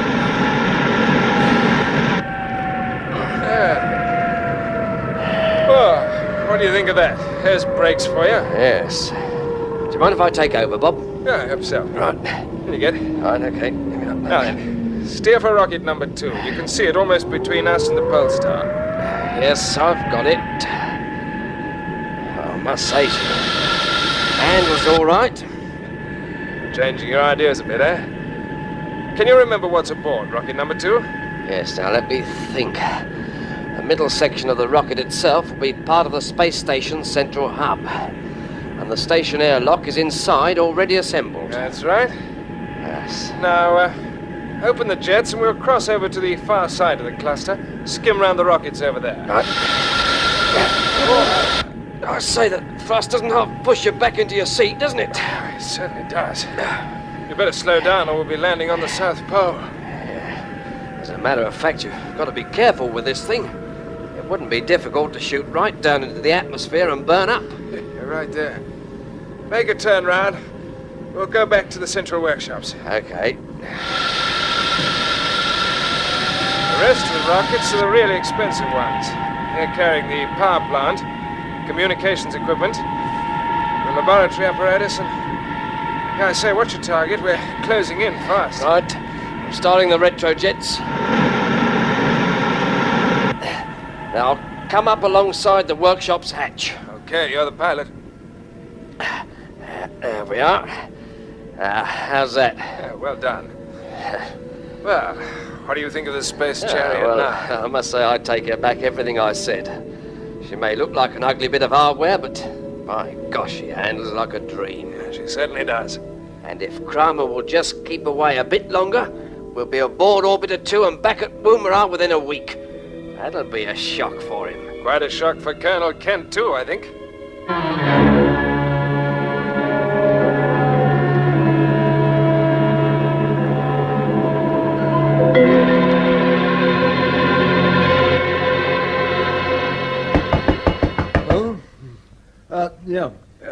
Come in.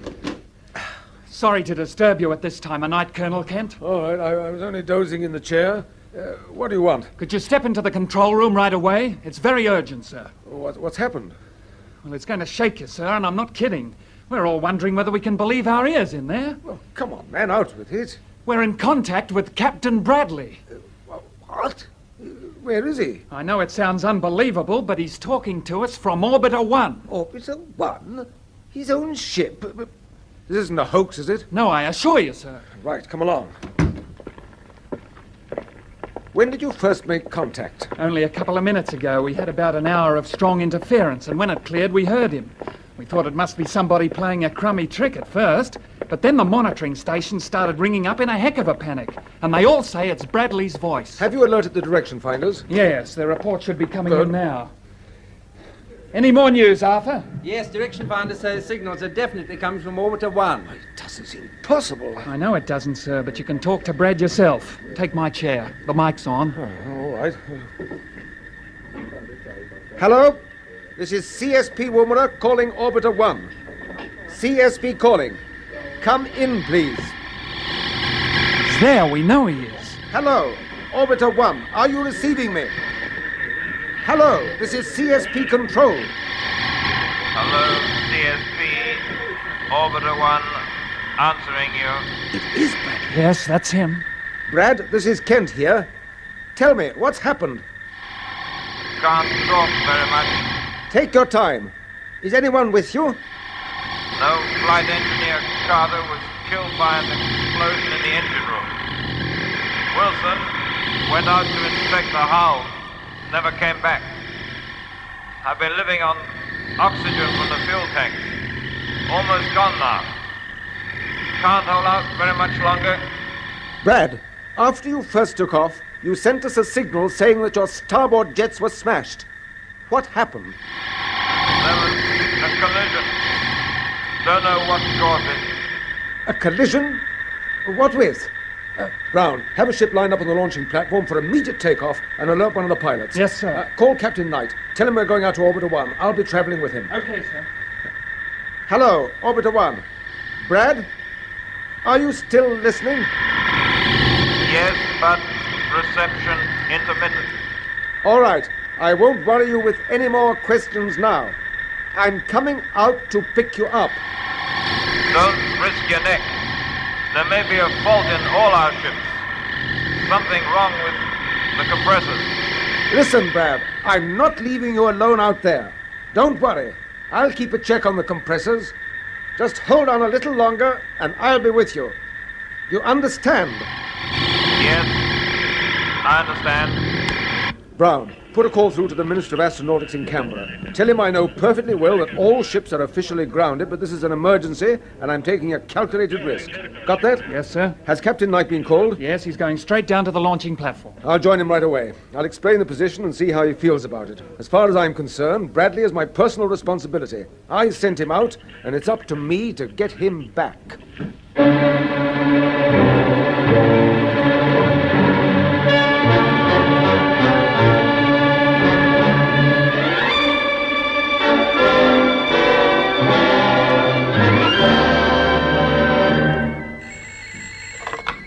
Unity control. Yes. Right, very good. Dr. Kramer. Yes, Kelvin? The tracking office is feeding vision signals straight through to our central monitor. We should see Kent's ship soon after he takes off from Woomera. Good. Stand by with the predictor to check his course and turn up the sound monitor. Right. You know, I must say, from the time we left Bradley aboard Orbiter 1, he has carried out his instructions admirably. His warning about the imaginary faults in the CSP ships was really quite convincing. It was essential that it should be. It ensures that the remainder of the Commonwealth fleet remains grounded. At the same time, it covers us if we should have to take the offensive against Kent. Calling Orbiter 1. Listen, another signal. CSP Woomera calling Orbiter 1. Orbiter 1 answering you, CSP. Hello, Brad. Colonel Kent and Captain Knight have taken off safely in a relief ship. Ah, good, they're on their way. You haven't long to wait now, old boy. They'll soon be with you. Thank you, CSP. Hope they make it. Standing by. Yes, Bradley's doing very well. Ah, look. There's Kent's ship coming up on the screen now. Good. Check his predicted course. Right. Now, let me see. The trajectory is... Ah, wait. There's a complication. Look. Yes. Instead of climbing straight up, he's conserving power. And if he follows his present course... Exactly. It will take him dangerously close to Orbiter X, and his attention will be concentrated on the component rockets. And if Britain makes a visual signal, it could hardly be missed. But we can't risk the meeting. What shall we do? I hate altering my plans, but unless Kent changes his course, he will have to be stopped. Check his range and line up the missile. Right. I shall allow Colonel Kent to within 300 miles of the space station. If he approaches closer than that, Gelbin, I shall order you to fire.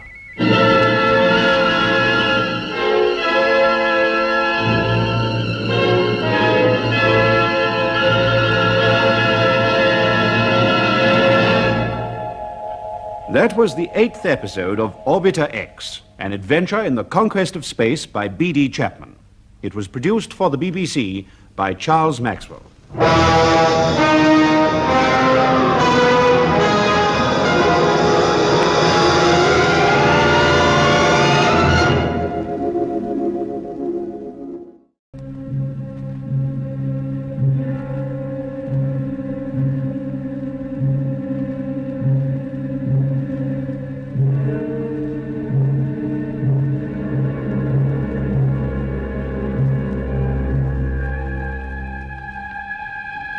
Orbiter X.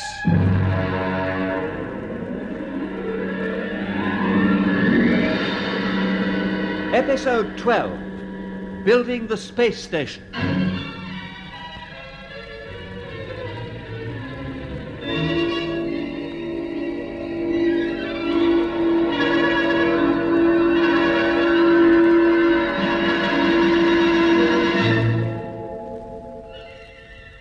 At the headquarters of the Commonwealth Space Project, Woomera, Captain Bob Britton, Mac, and Hickey are asked to fly back to the components of the Orbiter X space station, where Max Kramer, the leader of Unity, believes they are still waiting for him. When he returns, they are to plant a miniature radio beacon aboard his ship so that its movements can be traced from the ground. They are also to help him with the assembly of the space station. And, on its completion, they will send a signal to Woomera and make their getaway aboard a space chariot. The station is then to be taken over by a task force directed by Colonel Kent. Bob and the team agree to undertake their mission, and they are flown out to Orbiter X in a CSP ship which is screened by experimental deflectors. Shortly after they've been put aboard the workshop rocket at an altitude of 1,000 miles, Kramer's ship ranges alongside, and they fear he may have seen them arrive. Their fears increase as, speaking over the intercom, he orders them to join him without delay. You have had your instructions. Carry them out. I want you here at once, because you have quite a lot of explaining to do. Right, Mac. Right, Hickey. Well, this looks like it. Yeah, we must have been spotted. Yes, but we've still got a job to do. And if we cross to his ship, Unity 5, we can at least carry out the first part of it. We can plant the beacon. Yes, and you know, I ought to be the one to do it, because you two will have to do most of the talking. Yeah, he's got something there, Bob. You see, while you're trying to explain that we really haven't been away from here at all, and Kramer must have been seeing a mirage, I'll have chance to hide the beacon. Okay, Hickey, here it is. Slip it into your pocket. Thanks, Bob. And don't forget to switch it on when you plant it in Kramer's cabin. Try and hide it somewhere behind the paneling. Okay. Captain Britton, we are waiting for you. I ordered you to come over immediately. Why the delay? Quiet, chaps. I'm switching on my helmet transmitter. Hello, Dr. Kramer. After leaving us in zero gravity so long, you can hardly expect us to move quickly. We've checked our pressure suits. We're preparing to enter the airlock now. Then hurry up. All right, fellas. I've cut the transmitter again. We can talk freely. Grab your jet pistols and we'll cross over. Okay. One point, Bob. Yes? What shall we do with the portable deflector set? Well, it's as safe here as anywhere. It looks like a standard toolbox, and the unitists aren't likely to start taking it to pieces. No, I suppose not. Right. Close helmets and turn on intercom. And remember, from now on, Kramer will be able to hear us. So be careful what you say. Okay. Let's go then. Okay, Bob.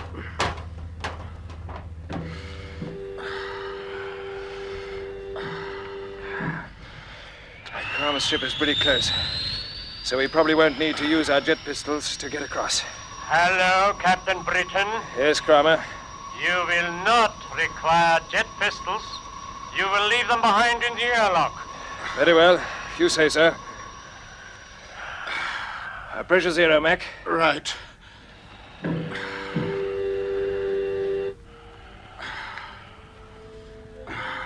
The hatch of our airlock is open and ready for you.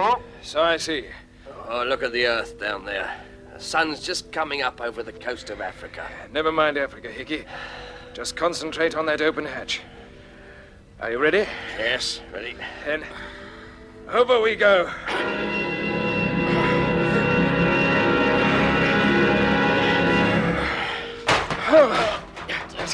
All aboard Unity 5.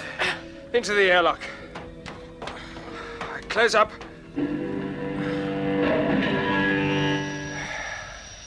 Remember the first time we went through this routine, Bob? Yes, I say I do. A lot's happened since then. Yes, it has.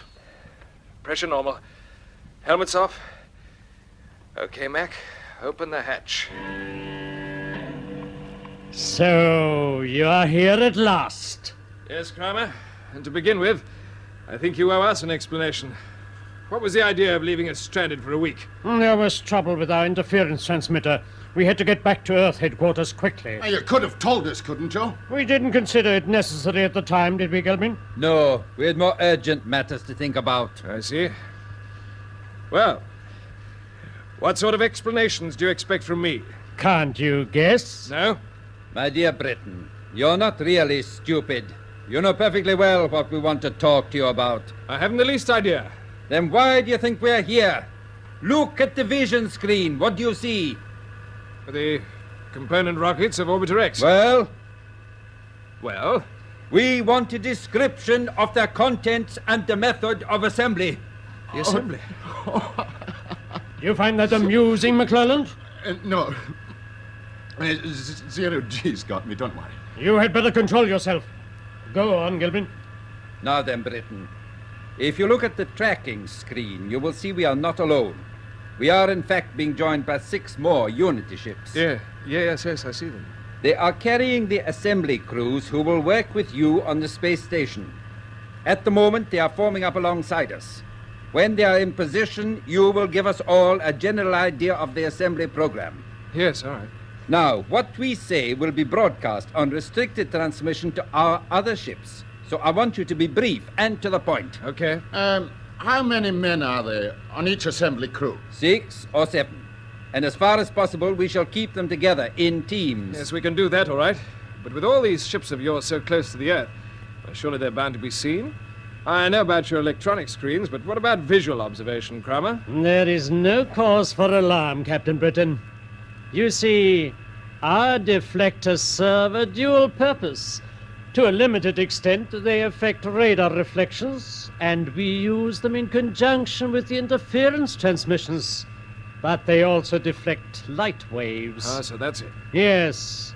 The effect is not apparent at close quarters, but I assure you that our ships are quite invisible from the Earth. Here, wait a minute. What about the Orbiter X components? When we start moving them around, won't the people down there see that something's going on? No. The components will be fitted with deflectors, and as they are moved, their present positions will be taken by substitutes made of thin metal foil. Ah, so even when the station's assembled, it won't be seen from the ground? No. Your ground forces will have no idea that it has been assembled. Hello, Unity 5. This is Escort Commander calling Unity 5. The formation is now in position. Thank you, Escort Commander. Stand by for instructions. Right. Captain Britain, you can start by giving us a general picture of Orbiter X as it will look when it's assembled. That's all right. Well, it'll take the form of a wheel 200 feet across. Yes? The hub in the middle will be joined to the rim by 2 spokes. And the inside of the rim, which will be about 25 feet across, will contain our laboratories, workshops, living accommodation, and so on. The main entrance will be in the hub, of course. Yes, the crew will go in through an airlock in the hub, and lifts will then carry them along inside the spokes and through to the different departments in the rim. I take it there's some provision for artificial gravity? Well, the people who are actually inside the rim will have the full benefit of that, because the whole station will revolve steadily around the hub. Yes, and while we're on the subject of movement, Britain, as the station is set in a near-polar orbit, it will continue to circle the Earth in slightly less than 2 hours, correct? Yes, that's true. And because the Earth itself is spinning, every part of its surface will be visible from the station every day, yes? Yes, as a matter of fact, our main telescope will be able to pick out objects no more than a foot apart from one another. Which shows just how important the station will be as an observation platform. Its assembly is, in fact, a vital step towards establishing our unity world government. Now, Britain, a preliminary word about the assembly. Well, at the moment, we're more or less in the middle of the cluster of rockets which contain the station components. Our job is to open them up, fit them together into the complete unit. And where do we start? Well, as you see, each rocket has a number on it. Number 1, which is alongside us, houses the central workshops. Yeah? We should actually start on numbers 2 and 3, because they make up the central hub of the station. Right. Escort Commander, do you understand? Our first 2 teams will work on the hub. We understand, sir. At the same time, the other teams can work on the next 4 rockets which make up the spokes. Good. After the hub and the spokes have been assembled, our entire working force should then concentrate on the next 20 rockets. Right. They're carrying the plastic self-sealing material, which has to be blown up to form the rim of the wheel. Mm-hmm. It's rather like the inner tube of a motor car tire. Yeah, and the tread on the tire is made from the rockets themselves. They form a bumper against meteorites. Yes, that's right. And to complete the picture, the remaining rockets in the cluster are carrying the solar generators, scientific equipment, and most of the gear that's needed for the research center and the space terminal. Excellent. There's just one other point. Yes? The men will travel between the rockets on small transporters, which we call space chariots. I see. But they'll actually steer the components into position with their ordinary jet pistols. Yes, well, I think that's about all. Thank you. The assembly crews will now leave their ships and report to the central workshops for more detailed instructions. Are there any questions? No, sir. We shall report to workshops immediately. Ah, yes, and don't forget, bring your own oxygen. Hello, Hickey. You seem very pleased with yourself, Hicks. Eh? Well, as an ex-petty officer, I'm rather looking forward to getting down to work. You are you? Yes, on the assembly teams. They don't know they've been born yet. They're going to work harder and faster than they've ever worked in their lives. That's if you'll give me a free hand with them. What do you say, Dr. Kramer? We seem to have overlooked one of our friend's outstanding qualities. Yes, Hicks. Within reason, you have a free hand. But remember, we shall be watching you. Aye, aye. But if you float around too much, I'll have you on the job as well. That's enough. Get into the airlock, all of you, and go back to the workshops. We shall follow. All right, chaps. Into the lock. Have you done the job, Hickey? Yes, I've planted the beacon. Good man. It was a piece of cake. I only hope they'll hear the signals at Woomera.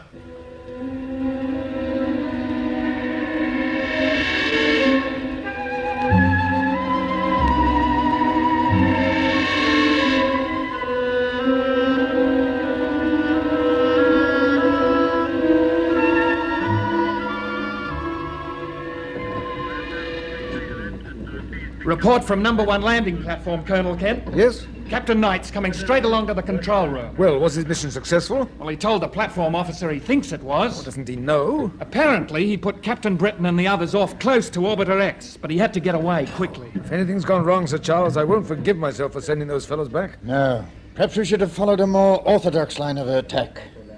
But if we came out into the open, this man Kramer would certainly be driven to action. Yes, he'd start his campaign right away. What are the latest observatory reports on Orbiter X? Negative, sir.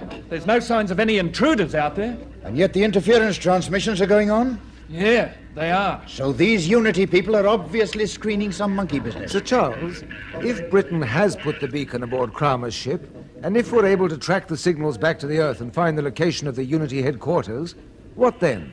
Well, the headquarters must be in somebody's country, so officially we should bring the matter to the attention of the United Nations. Ah, dear. And again, Kramer would be in action. He'd be launching missiles on the world before the first debate even started. I rather imagine he would. Well, so what's the answer, unofficially? We have missiles of our own, of course. That's what I was thinking. But a small mobile force of experienced troops could be dropped into the headquarters, and they might be more effective in destroying the Unity organization. You see, they could probably find a list of the members who are working in different parts of the world, perhaps from Russia to America and the Commonwealth itself. That's true, yes. Colonel Kent, the beacon signals are coming through. What? Yes, listen. This is magnificent. Yes. Get the direction finders onto them right away. So Captain Britain's really pulled it off. Yes, and he hasn't wasted much time. According to DF, Colonel, the signals are coming from Orbiter X, but there's nothing to be seen out there. That means the Unity ships have got visual screens. Yes, and it explains why Captain Knight had to come back fast. He could only just have got to the space station ahead of Kramer. Well, it proves a most important point, Kent. Our deflectors really work. Yes, they do. If they weren't 100% effective, Kramer would have spotted Knight's ship and it wouldn't be back here now. We wouldn't be hearing these signals either. Right you are. So when our whole fleet is fitted out with them, we really shall be able to go into action. And for the first time, the element of surprise will be on our side.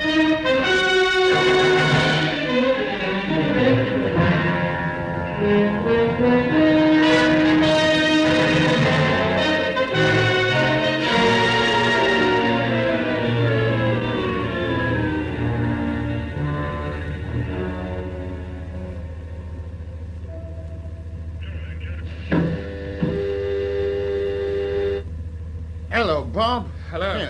You look worried. What's wrong? Plenty. Is anybody else here in the workshop? No, just the three of us. Good. Gelbin has just told me that Kramer and his ship are going to stay put right here until Orbiter X is complete. Oh, no. So the beacon will go on using up its batteries and sending out DF signals that won't get our ground boys anywhere. By the time Kramer does fly back to his headquarters, batteries will be exhausted. Well, can't we think of some excuse for getting him to go back now? Yeah, there must be something we can do. Well, yes, I think there is. We've got to get the beacon out of Unity 5 and transfer it to one of the other ships. Ah, yes. You see, they seem to take it in turn to go back to their headquarters and collect supplies. Yeah, that's right. Now, I'm almost certain Unity 7 is probably the next one to make the trip. And when it does, it's going to take the beacon with it. So I've got to get aboard Kramer's ship and pick it up, right? Yes. You know where you left it? Yeah, sure. I lodged it behind the paneling in one of the lockers. Good. Can you get it out fairly easily? I don't know. I'll try. Okay, now I'll tell you what we'll do. I want to move fast because Kramer's alone on the ship at the moment. I'll come over with you, Hickey. We can make the excuse that we want to give him a progress report on Orbiter X. Yes. I'll give him some guff about the way the components are being moved around. Now, while I'm holding his attention, it's up to you to do your stuff. All right. I'll have a go. Good, but whatever you do, don't let him catch you out. If that happens, he'll cotton on to the whole plan. He might even launch an attack on Woomera. You understand? Yes, I say I do. Can I come with you, Bob? No, I think two of us is enough, Mac. If we all go, Kramer might be suspicious. We don't want to strain his confidence too far. As it is, Hickey and I might just about get away with it.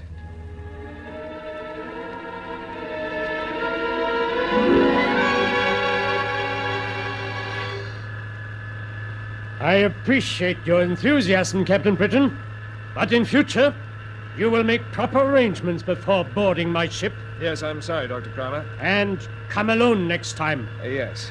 I only brought Hicks along because he's so much in contact with the assembly teams. Yes, that's right. I'm afraid they're getting a bit careless. Oh? What do you mean? Well, the thing is, if the components are moved into position too fast, you can't always stop them at the right moment. It's the old business of inertia, you know. Go on. Yes.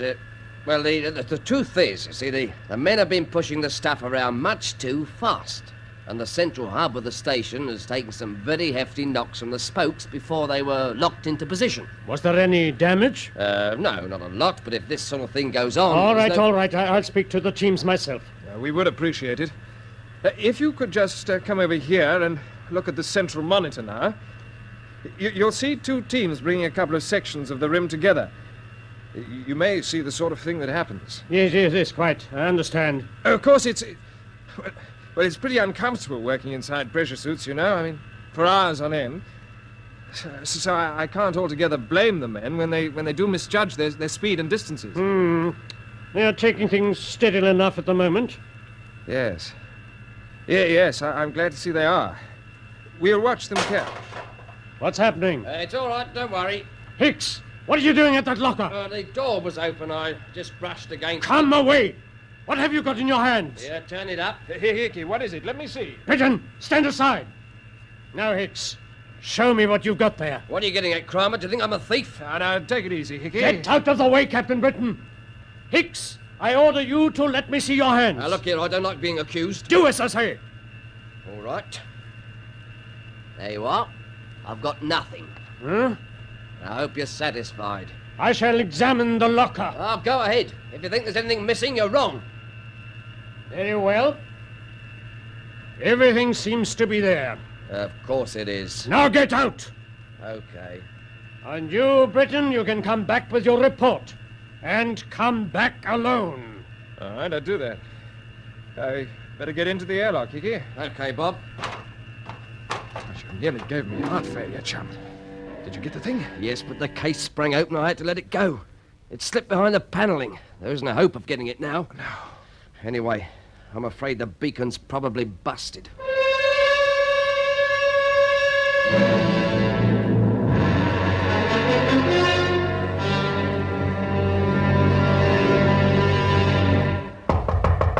Come in. Forgive me bursting in on you like this, Sir Charles, but I got some unpleasant news for you. Oh. What is it, Kent? Well, I'm sorry to say the beacon transmissions have finally stopped. Oh.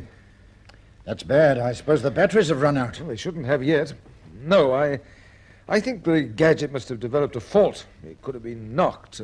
Anything could have happened. You don't think Kramer may have discovered it, do you? No, we would almost certainly have been in serious trouble. Kramer's no fool.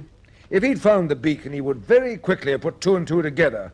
He'd have realized that we were after him. I've no doubt at all he would have taken violent countermeasures right away. Yes, I'm sure he would. So we can assume that Bob Britton and his chaps are still safe? Yes, I think so. I hope you're right. And assuming you are, all we can do now is to wait until they send the signal that the space station is complete. Well, that's what I wanted to talk to you about. You know, things have a habit of going wrong. We hoped that the beacon will give us the location of Unity headquarters, but Kramer has obviously stayed with Orbiter X. Now, in the same way, there might be a hold-up in the next part of our plan. We might never get the signal from Bob. So you'd like to fly out to Orbiter X and see what's going on, is that it? Why, yes. How did you know? I do have ideas of my own occasionally, and this one had occurred to me. Well, what did you say? My ship will be perfectly screened by the deflectors, and I shall be able to see exactly what's going on up there. With a bit of luck, I might even manage to shadow one of the Unity ships back to its headquarters. It's a nice idea, Kent, but far too risky. You said yourself that things have a habit of going wrong. And if the Unity spotted you, we really would be in trouble. But, No, we are not sending up any ships until the whole fleet has been fitted out. Not only with deflectors, but with armaments as well. How's the work going, by the way? Well, it should be finished within a week. Well, there you are. After that, we can put a complete task force into space. It could go up, destroy any Unity ships in its way, and take over the station. The trouble is, of course, a plan like this might be disastrous for Bob Britton and his team. Yes, it might well be. But I think we shall be hearing from them fairly soon. Although we can't see anything going on out there, I'm ready to take a bet that the station's almost complete. Well, there must be some very clever camouflage. Yes, and behind that camouflage, Orbiter X is growing. We must give our chaps time to let us know when it's finished, and time for them to get aboard their chariot and cross to Orbiter 1. Then we'll pick them up as arranged, and after that we can get busy on Mr. Kramer. But what if we don't get the signal from Britain? You know, there are times when you depress me, Kent. All right, we'll give him another week. If we haven't heard from him by then, I shall have to seek permission to launch the attack.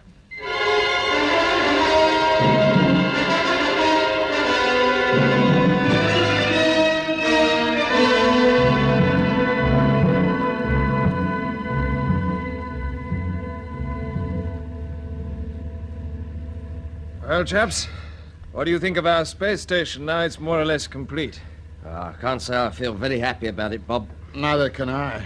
Gives me a funny sort of feeling standing here quietly in the control room, right inside the rim of Orbiter X. It's a bit lonely, isn't it? Yes, I know. This is going to be quite an occasion when the job was completed. Yes, quite a Victory Day celebration with worldwide radio and television hookups and ships coming and going with VIPs. Yeah, those that could stand the journey. That's true enough. Think of the headlines. The completion of Orbiter X. Man's first step to the stars. The Commonwealth Space Station opens its airlocks to the astronauts of the world. I don't think. Still, I suppose we mustn't be depressed. Our boys aren't going to let the Unity people stay here. You can bet your life on that. Sure. Tell me, Bob, when are you going to switch on that pocket transmitter of yours and let the boys at home know that the station's all ready to be taken over? Well, all in good time, Mac. Hold on. Orbiter X Control, Britain speaking. Hello, Britain. This is Commander Gelvin. Yes, Kelvin. You'll be pleased to know that Dr. Kramer is interested in that little matter we discussed. We shall be moving very shortly. You know what to do? Yes, okay. Thank you. Well, what's that all about? Yes, what have you been talking to Gelbin about, Bob? Don't worry. It simply means that the time has come for us to get out of here. You've got a chariot standing by outside the station airlock, haven't you? Yeah, and I've worked out the navigation. Orbiter 1's course is converging with ours right now. If we can get away on the chariot quickly, the crossing shouldn't be too bad. That's fine. But what's this business you've got with Gelbin? I don't understand it. You will. Come on, let's step on the lift and make that daring little trip up the spoke to the central hub. Come on. Here we go, then. Yeah, all aboard for the Tunnel of Love. Hold on. Yeah, I must say this would be a riot at Blackpool. You feel as if you're falling, don't you? Yeah, that's because the artificial gravity decreases as we move further away from the rim. When we arrive at the hub, we'll be weightless again. so switch on your magnet. Okay. Right, chaps. Prepare to get into the airlock. Now, have you got everything you need? No, not quite. No, I hid the deflector set away with some stores here. Now, it must be somewhere around. Let's see. You got it? Yes. Good. Now, you know what to do. You board the chariot and start collecting some of the debris left over from the assembly work. The unitists will think you're doing your normal job, but all the time you'll be moving further away. Then, when you think it's safe, you'll switch on the deflector and head out for Orbiter 1 as fast as you can. Yeah, but what about the signal getting back to Woomera? Don't you worry. I'll see to that, all right? But you're talking as if you weren't coming with us. As a matter of fact, chaps, I'm not. What? You serious, Bob? Absolutely. You see, I've got... Listen. Cromer and Gelbin are coming up on the other lift. Now, I've got to talk fast. I must get my transmitter onto their ship. When I do, it'll act as another beacon. And Woomera should be able to locate Unity headquarters at last. Yeah, but how the dickens are you going to get it aboard the ship? At any moment, Cromer and Gelbin will be leaving for their headquarters. They are. They're going right now. And believe it or not, Mac, they've agreed to take me with them.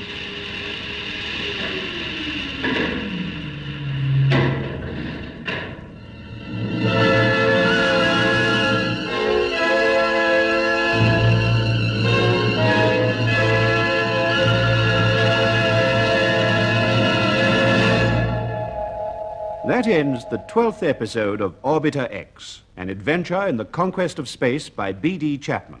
It was produced for the BBC by Charles Maxwell.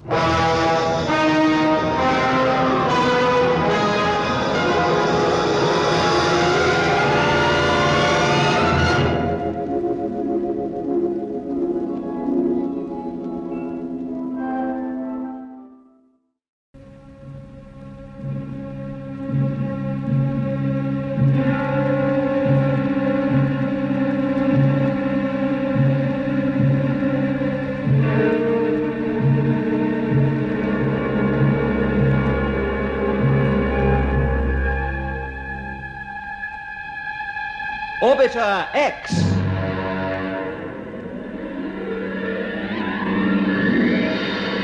Episode 13. The net closes.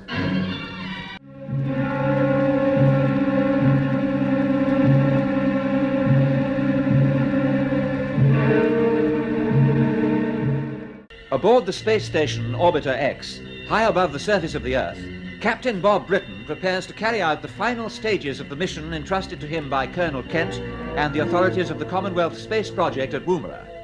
Although the plan to locate Unity headquarters has failed, Bob's duty now is to send a signal to Woomera indicating that the Unitists have completed work on the station, and he, together with Douglas McClelland and flight engineer Hicks, are about to make their getaway in a space chariot. As they reach the airlock of the station by lift and prepare to leave, Mac and Hickey are astonished when Bob announces that he will not be coming with them. Listen. Cromer and Gelbin are coming up in the other lift. I've got to talk fast. I must get my transmitter onto their ship. When I do, it'll act as another beacon, and Woomera should be able to locate Unity headquarters at last. And how the dickens are you going to get it aboard the ship? At any moment, Cromer and Gelbin might be leaving for their headquarters. They are. They're leaving right now. And believe it or not, Mac, they've agreed to take me with them. What? Hickey, don't forget to take the deflector box with you. You'll need it to screen the chariot. Okay, Bob. What are McClellan and Hicks doing here, Britain? There is no question of them coming with us. No, of course not, Cromer. They've got some work to do outside. Oh, and what precisely is this work, Hicks? Well, there's a lot of stuff left over from the assembly job. You know, bits and pieces floating all over the place.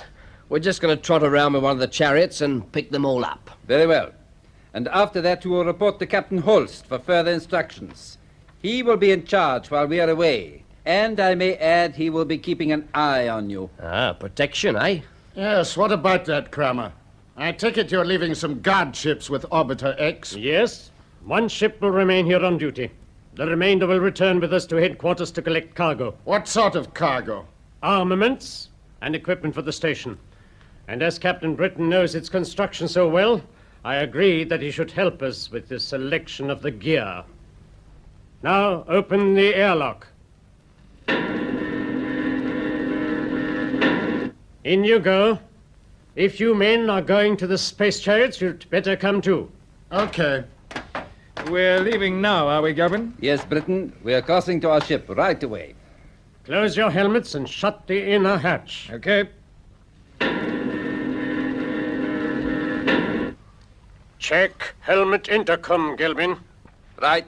All correct. Everything okay, fellas? Yeah. Okay, Bob. Now, open the air valve. Oh, I see you are taking a box with you, Hicks. What's inside it, may I ask? Sandwiches. What? Tools, of course. You never catch me riding a chariot without them. We must look into that. What's that? The chariots should be more reliable. Ah, yes, of course they should. Still, they were only meant for pottering around on. Quite. Pressure 0. Open the outer hatch, Britain. Right.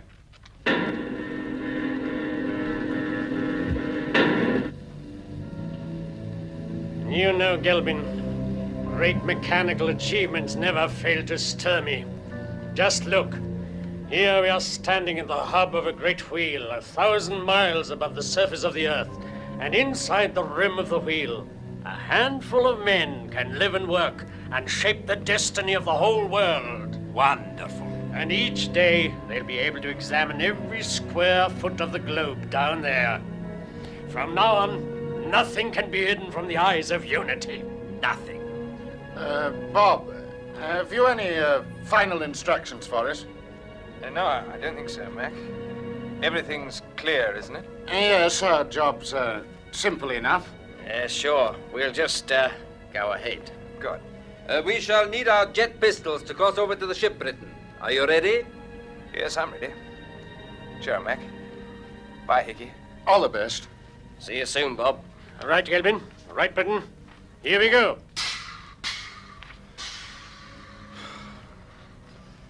Well, that's that, Hickey. I've just switched over to telephone intercom. We can speak freely. Ah, thank goodness. All this is a bit of a shake. That's putting it mildly. What beats me is why Bob didn't put us in the picture earlier. I think he was afraid we'd talk him into taking us with him. Yes, I suppose so. But we'd better get cracking, and let's hope that Bob has started transmitting the signal. And that the boys at Woomera are listening for it.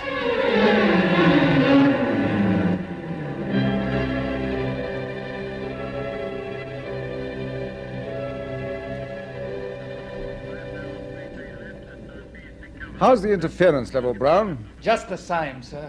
And still nothing on the special sound channel? No, not a thing. Any news, anybody? Ah, it's you, Captain Knight. Yes, sir. No, I'm afraid there's nothing to report. That ship of yours must just about be taking root out there on the launching platform. Yes, it has been ready for takeoff for rather a long time. In fact, the the ground staff are talking about planting a few creepers round it. Yes, well, do you think we shall ever get the call-up signal from Bob, Colonel Kent? Well, I think so, but the Minister seems to have given up hope. He's actually gone into Canberra to discuss a new plan of action. Or something big, do you mean? Yes. You see, the whole fleet is now fitted out with arms and deflectors, and it could give a pretty good account of itself. Yes, I'll say it could. And with the new radio equipment, our transmitters can be heard over the interference without the Unitists being any the wiser. So the element of surprise would be completely on our side. Colonel Kent, listen! There's something coming through on the special channel. Huh? By George, yes, at last! The signal we've been waiting for. Brown, make sure the direction finders get onto it right away. Okay, Colonel. Hello, DF. Check transmission on special channel, please. Urgent. So this is Bob's signal. Yes, and you know what it means? Orbiter X is complete and the boys are crossing over to Orbiter 1. Can I have permission to take off and pick them up, sir? Well, just a moment. We'll check the origin first. Direction finders say the transmission is definitely coming from Orbiter X, sir. Good. You can get down to the launching platform, Captain Knight. Thank you. I'm on my way. Hold it 1 second, Chris. Why? What's wrong? The transmitter sending this signal is moving. So is Orbiter X. Yes, but it's moving away from Orbiter X. What? DF are feeding a tracking chart through to us now, sir. Look, it's coming up on the central monitor. Yes, I see. What do you make of it, sir? Well, I think I know what's happened. Yes, Bob must have realized that the original beacon he put onto Kramer's ship had packed up, so he's replaced it with the pocket transmitter. Then we're actually watching the track of Kramer's ship right now. Yes. You mean we can follow it right down to his HQ and find exactly where the location is? Yes, the whole situation has suddenly turned in our favor. Brown, get a line to Canberra for me straight away. I must tell the Minister about this before he goes into his conference. Right, sir. Captain Knight, you're in business after all. Go ahead and take off for Orbiter 1. The sooner you bring those boys back here, the better.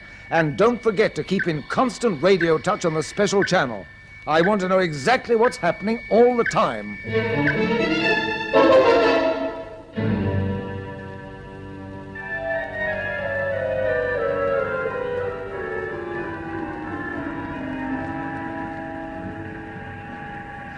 Well, we're clear of the space station, Hickey, old boy. If my navigation's right, we ought to pick up Orbiter 1 on bearing ZN74TK5. Yes. Anyway, concentrate your radar sweep in that area. Okay, Mac, but the interference is all over the screen. We won't be able to see anything much until we're practically on top of it. Can't be helped. We'll just keep to our course, hope for the best. This reminds me of the time we used a chariot to get aboard Orbiter 2. Bob was with us then. Yes, I remember. You said it was a pity we couldn't have a picture of ourselves. 3 little men in spacesuits sitting on a sort of flying car chassis with a couple of tiddly little jets stuck on the back. And now there's only 2 little men. Ah, well, we haven't finished with Kramer yet. We haven't started, you wait. If Bob's plan works and CSP find Unity headquarters, my bet is Kramer's had it. Yes, and I reckon you're right. And if we can get back to Woomera and tell Colonel Kent that there's only one guard ship on duty on Orbiter X, the CSP fleet can come out and take it over without too much trouble. She'll be a piece of cake. I don't think that Unity fellow, what's his name, Captain Holst, can be a very bright spark. Well, he gave him the slip, all right. I suppose he didn't have a chance of tracking us when we turned on the deflector set. He's probably written us off as lost in space. I don't suppose he's going into mourning. Hey, I was saying, look, Mac, there's something on the screen. Look. Where? A couple of blips. You can just see them between the interference ripples. Yeah. They're moving towards one another. Yes, I see them. Yeah. Orbiter 1 in the relief ship. They can't be anything else. Open the jets, Hickey. Right. Give them full boost. There's no speed limit here, my boy.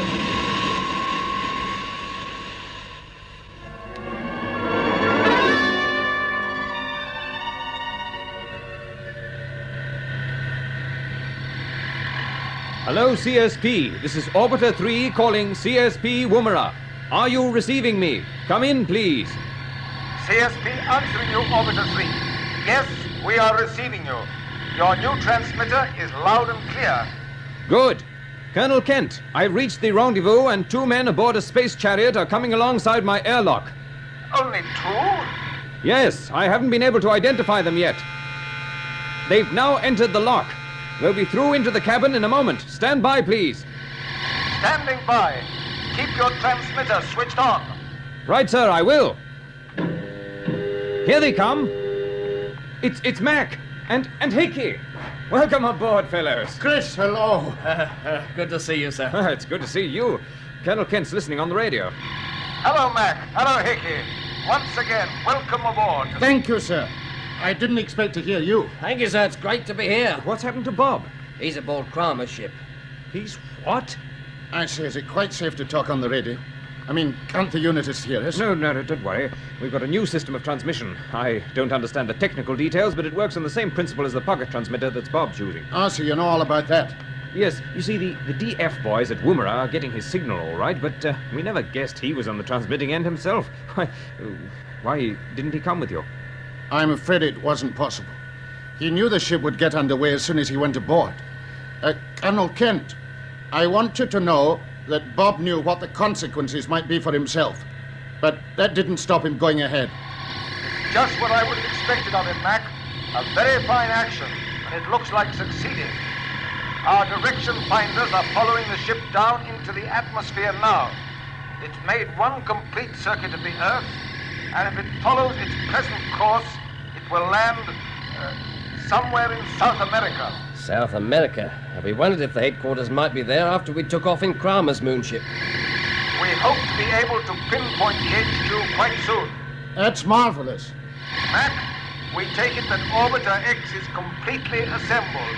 Is that right? Yes, I should have told you. There's only one guard ship with it, sir. And if you can send up a task force quickly, this is the time to take it over. Thank you. That is most important information. Is there anything else you have to report immediately? Well, I've an idea that would involve Captain Knight. I don't know how you feel about this, Chris. What is it, Mac? Well, although we don't know where the Unity headquarters are just yet, Hickey and I have been there, and we know the layout pretty well. Yes, we do, and I think I know what you're going to say, Mac. Once CSP tell us the exact location, I was wondering if Chris would land us somewhere in the area. Yes, that's it. The country is mountainous. We could probably touch down within 10 miles of the HQ without being spotted. Exactly. And you and I could then make our way to the headquarters and get in through the back door. Do you remember how Kramer brought us out through those tunnels? Yes, of course. We could go in by the same route. And with a bit of luck, we'd find Bob and bring him back to the ship. What do you say, Chris? Well, I'm for it, but there is one point. After we land, I'll come to the headquarters with you. Colonel Kent, did you hear all that? Yes, and I may say that our conversation is being piped through to Canberra, where a special committee is also listening. I am consulting the minister now. Oh, I'd have put on my telephone voice if I'd known. Oh, I hope I haven't mucked up our chances. No, it's a great idea, Mac. And after we've landed, we can use the rotorcycles. Motorcycles? No, you clot. Rotorcycles. Oh, yes. Yeah, you know, the one-man helicopters. Yeah. I've got a couple on board. They're part of the new issue to all ships now in case of emergency landings in out-of-the-way places. Well, they are. That's just the job. Hello, Orbiter 3. Mac, your suggestion has been accepted. Thank you, sir. Good-o. But you will check with me before landing. And Captain Knight must remain with the ship. Is that clear? As you say, sir. Very well. Our direction finders indicate that Kramer's ship is now preparing to land. I will give you its position and the course you must follow. Stand by.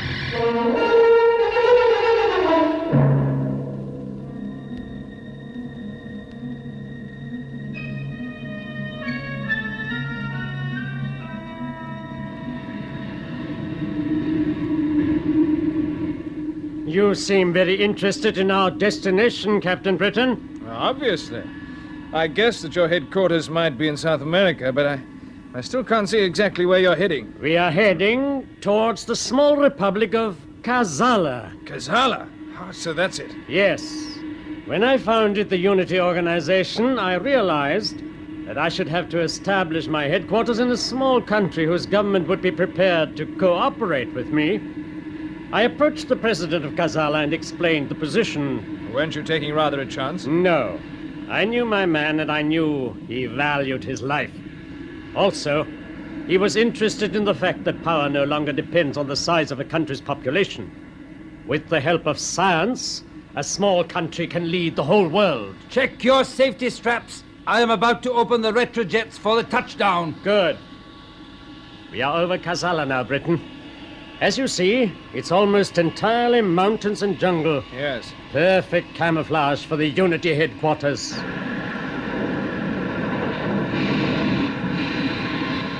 The headquarters are immediately below us. You can see the landing zone. EHQ calling Unity 5.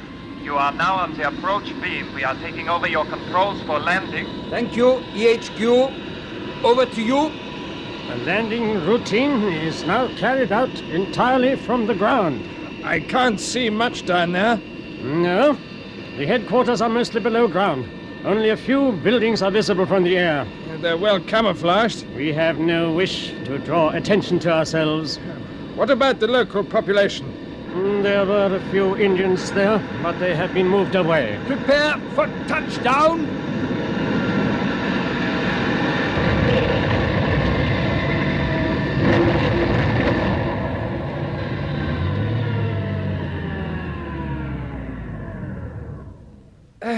There we are, right outside the entrance to the main hangar. Open the exit hatch, Gilvin. All right. Now, follow me, Captain Britain.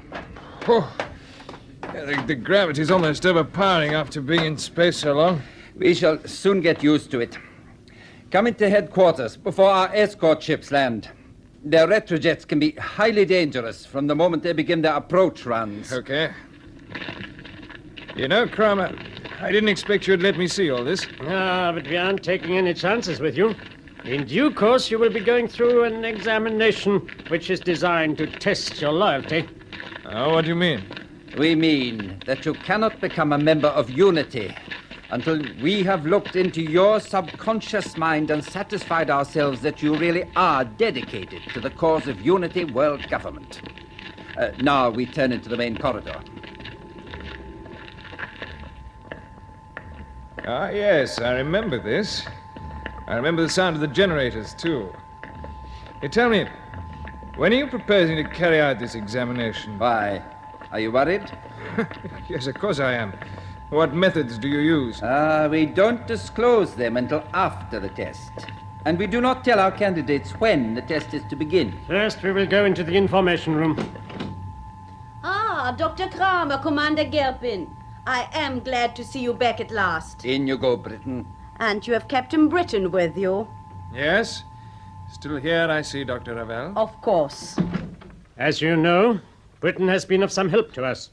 He may join the organization, subject to test, of course. Oh, I see. Have you been in touch with Moonbase? Yes, all is well. But all is not well at the headquarters of the Commonwealth Space Project. What's happened? It looks as if Captain Bradley has defected. What? The contact warned us about him in the last signal from Australia. He said that he would call back with more information, but we've heard nothing. I've had a monitoring service working for the past 24 hours, but there's still no word.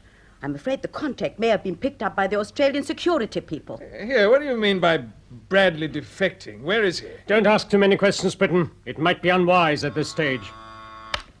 Hello, information room? This is the senior maintenance officer. Is Dr. Kramer there? Yes, I am. I am speaking from your ship on the landing platform, sir. We have this moment discovered an unusual piece of electronic equipment inside a locker in the control cabin. Well, what is it? It is difficult to say until we have examined it in detail. It seems to be some sort of radio set, but we cannot measure any transmissions from it. Perhaps you could tell me what this thing is. This seems extraordinary, Gilbin. Did we have any experimental gear on board? No, nothing like that. There must be some mistake. Nevertheless, we must check. Hello, maintenance? Yes, sir. We will come over and check this equipment right away. Come along, Gilbin. And you, Britain, you will stay right here until we return.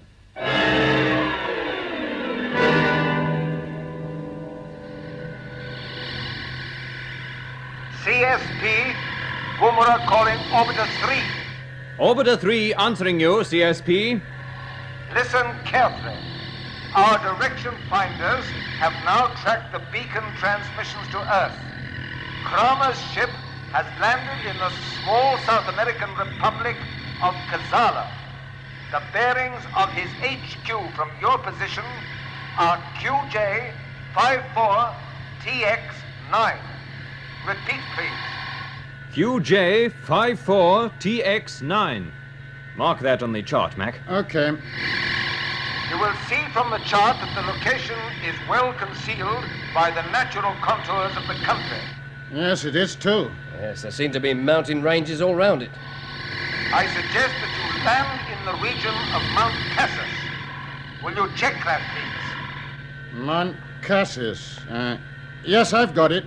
About 18 miles southeast of Unity headquarters. Can you make a landing on the flat ground to the north, Chris? I should think so. According to the chart, sir, it looks pretty deserted. Good. Now listen. When you reach the headquarters, your first consideration will be for Captain Britain. Next, you will obtain such information as you can about the Unity organization. If possible, get a list of members. Finally, you will carry out sabotage to the best of your ability. Understood, sir. Right. Go in and land. Good luck, Orbiter 3.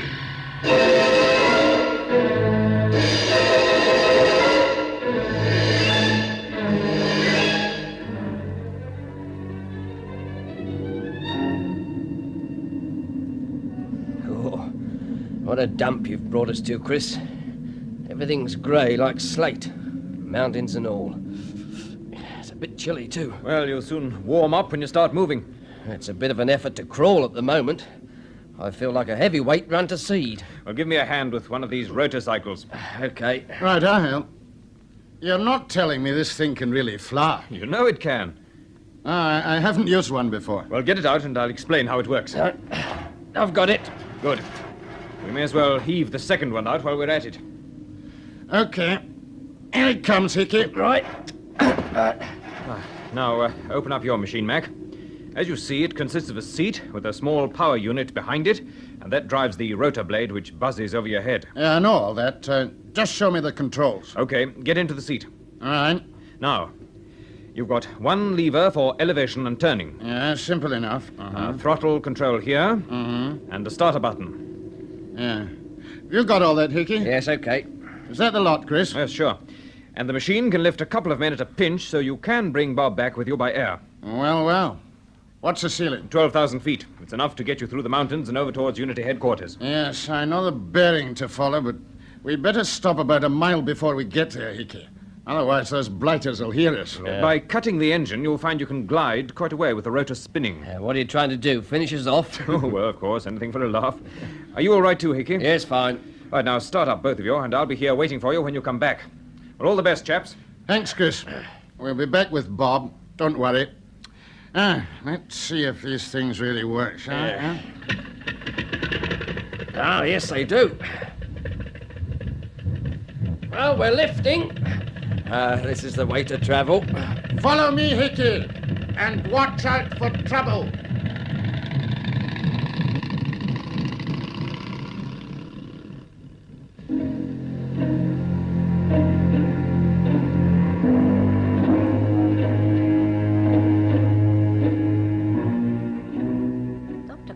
Away a long time, Bob. Tell me, have you any idea what it is they have discovered on his ship? Yes. Yes, I know only too well. Why, what do you mean? What is it? Greta, I'm afraid I'm in trouble. You helped me the last time I was here with Mac and Hickey. I shouldn't have done it, but I couldn't help remembering our student days. You never noticed me very much, but I never forgot you, Bob. And I'm not going to forget you.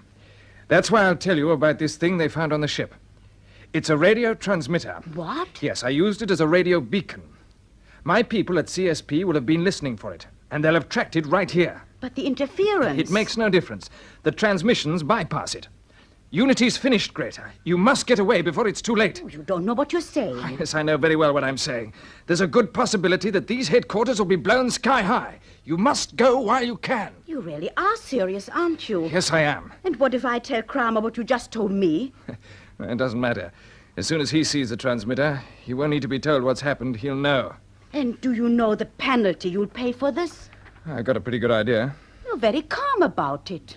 Well, there's not much I can do. I can't get away. Oh, you stupid idiot. You've no excuse for this. No, none at all. Oh, then why did you do... There he is, the treacherous dog! What have you got to say for yourself, Britain? What about?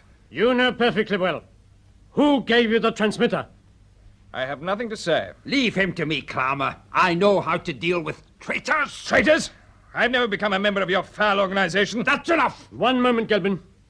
Captain Britain, you have tried to play a double game, but as far as you are concerned, it is all over. I fully realize that. I thought you might. So I want you to know the full measure of your achievement as it affects your friends in the Commonwealth Space Project. You see, you have not only tricked us, but them as well, because you have brought about their total annihilation.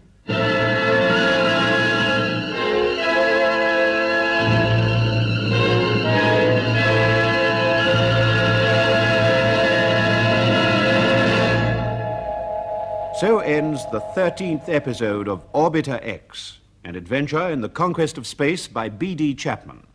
It was produced for the BBC by Charles Maxwell.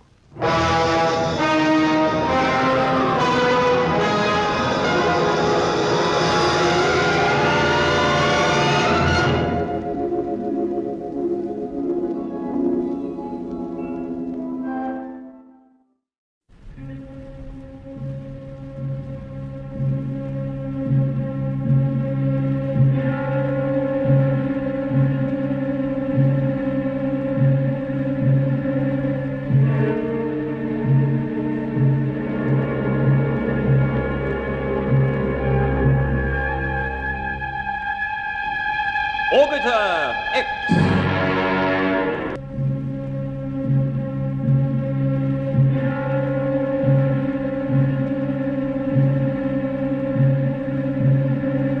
Episode 10, Return to Woomera.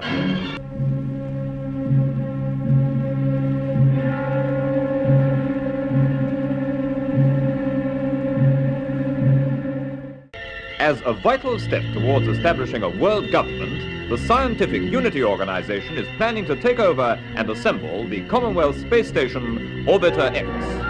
Captain Bradley of the Commonwealth Space Project has been indoctrinated by the Unitists and returned to his headquarters at Woomera, where he's to work as a Unity agent.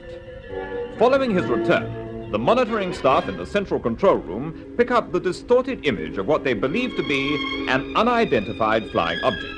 It's approaching their headquarters fast, but interference on the tracking screens makes identification impossible. The object is, in fact, the Commonwealth ship Orbiter 2, with Captain Bob Britton, Douglas McClellan, and flight engineer Hicks on board. Unaware of this, and believing that it may be hostile, Colonel Kent prepares to take defensive action. I want the range and bearing worked out immediately. Sound the general alarm and alert the perimeter defenses. I don't know what's behind this, but if somebody's looking for trouble, they'll get it.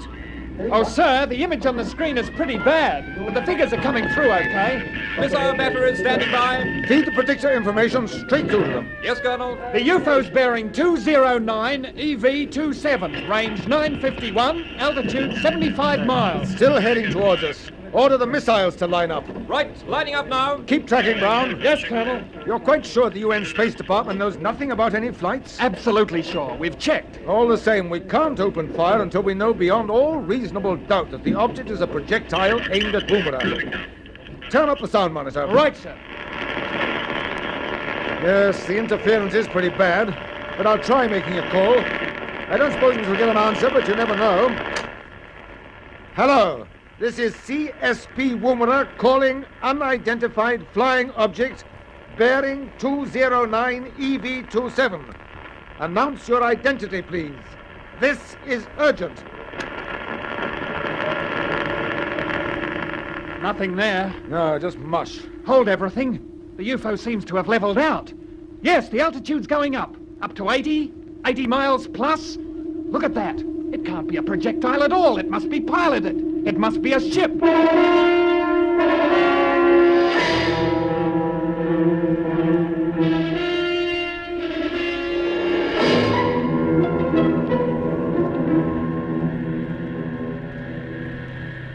Sorry we had to overshoot our target and climb away from Woomera, chaps. It was either that or we'd have burnt up, Bob. Yes. Blimey, it was like a furnace when we got down into the atmosphere. What's our position now, Mac? We're almost over the Gulf of Carpentaria. Altitude around 90 miles. So, the big question is, do we carry on and make a complete circuit around the Earth? Or do we turn and make another dive towards home sweet home? Well, if we make the full circuit, we should have bags of time to slow down to landing speed. But what about Kramer and the Unitists? Yes, it's 10 to 1 they'd start throwing things, and we'd be a nice, easy target for the blighters. Yes, that's the whole trouble, Hickey. Well, I reckon we ought to turn and dive. Let's risk it. If we start heating up again, we can always pull out, as long as we don't leave it too late. Yeah, it's the only way, Bob. All right. What's the cabin temperature now? It's fallen to 120 degrees. Shades of Aden. I remember when I was there in the Navy, it was so blooming hot. You can tell us about that some other time, old lad. How's the cooling plant working? It's a bit dicey. We should have given it a thorough check when we carried out the general repairs, I suppose. Yeah, can't be helped now. The thing is, are we all agreed that we have another bash for Woomera? Yeah. Yes, agreed. Right. Then open up the starboard jets at 9/10 maximum. We'll start turning. Okay. Here we go, and the best of luck. That's fine. Open the port jets and balance off.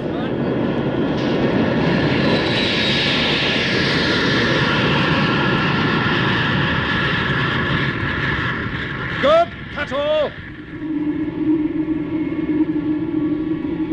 Going into the dive.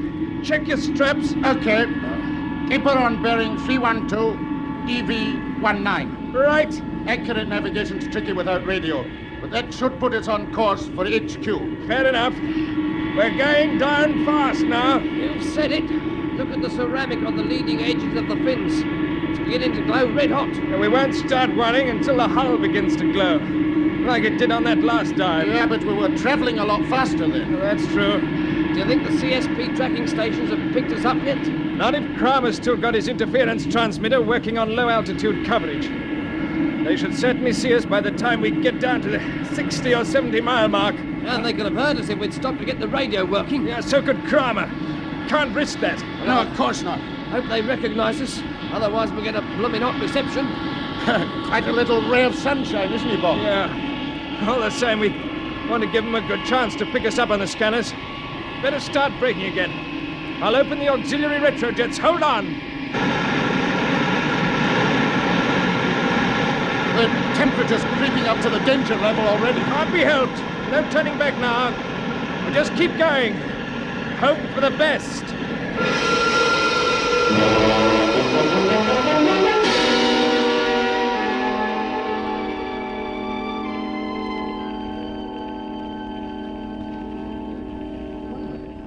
UFO bearing 042, EV23. Altitude 60 miles. It looks as if it's holding to its course this time, Sir Charles. Yes. What do you make of it? I wish I knew.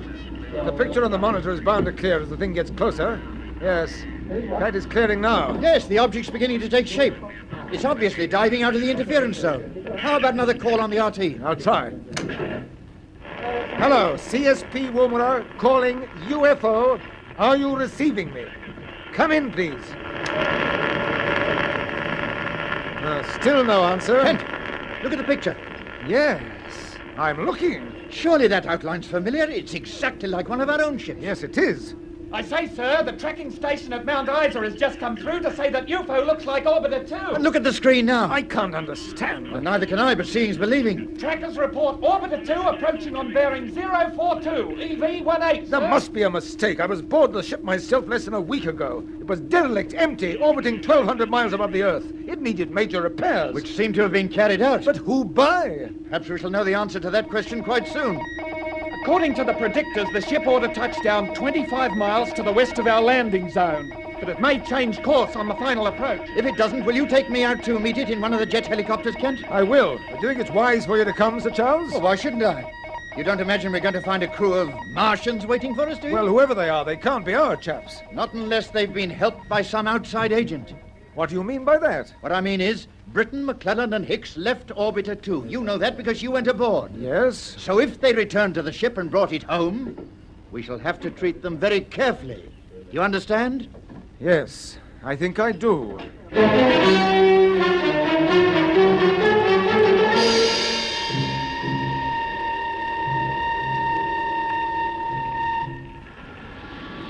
The ground's coming up fast. It's too late to turn towards Woomera, Mac. Yeah, I'm sorry I couldn't bring you right in on target. Don't apologize.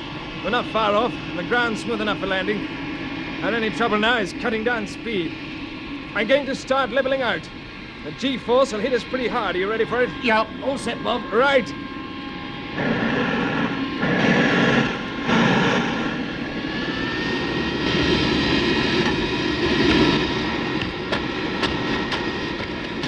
Something's breaking up. What is it? The starboard fin is beginning to crack. The heat must have done it. Okay, we'll have to crash land. It won't be too bad. I'm going in on the approach run. Now just remember, the moment we stop, we must get out quickly in case of fire. Yeah, I've opened the inner hatch, Bob. We're all ready. Good. That fin will just hold together while I put the tail down. We'll be okay. Here we go. Right. Tails down.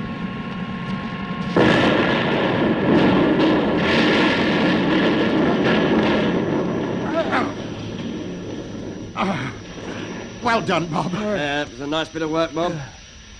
You both all right? Yes, all right. Sure. Sure. Out we go. Quickly, come on. After being in zero gravity, you feel you weigh about a ton when you stand up. We must move. You said it. Those fuel tanks might go up at any moment. The hatch is jammed. I think it's shifting. Here, we'll give you a hand. Right. Get your shoulder to it, Mac. Okay. Right. Heave. That's it. Go on. Out we go. Jump. Oh, look at that. The engine room's burning all right. Yes. Just got out in time. Come on. Run for it. Fast as you can. Right. You must find some cover.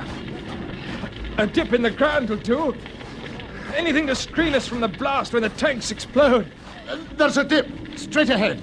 It goes down 3 or 4 feet. Just a jump. Into it quickly and lie flat. Okay. Come on, Higgy. Don't worry, I'm with you. A good man. Over we go into the dip. Heads down.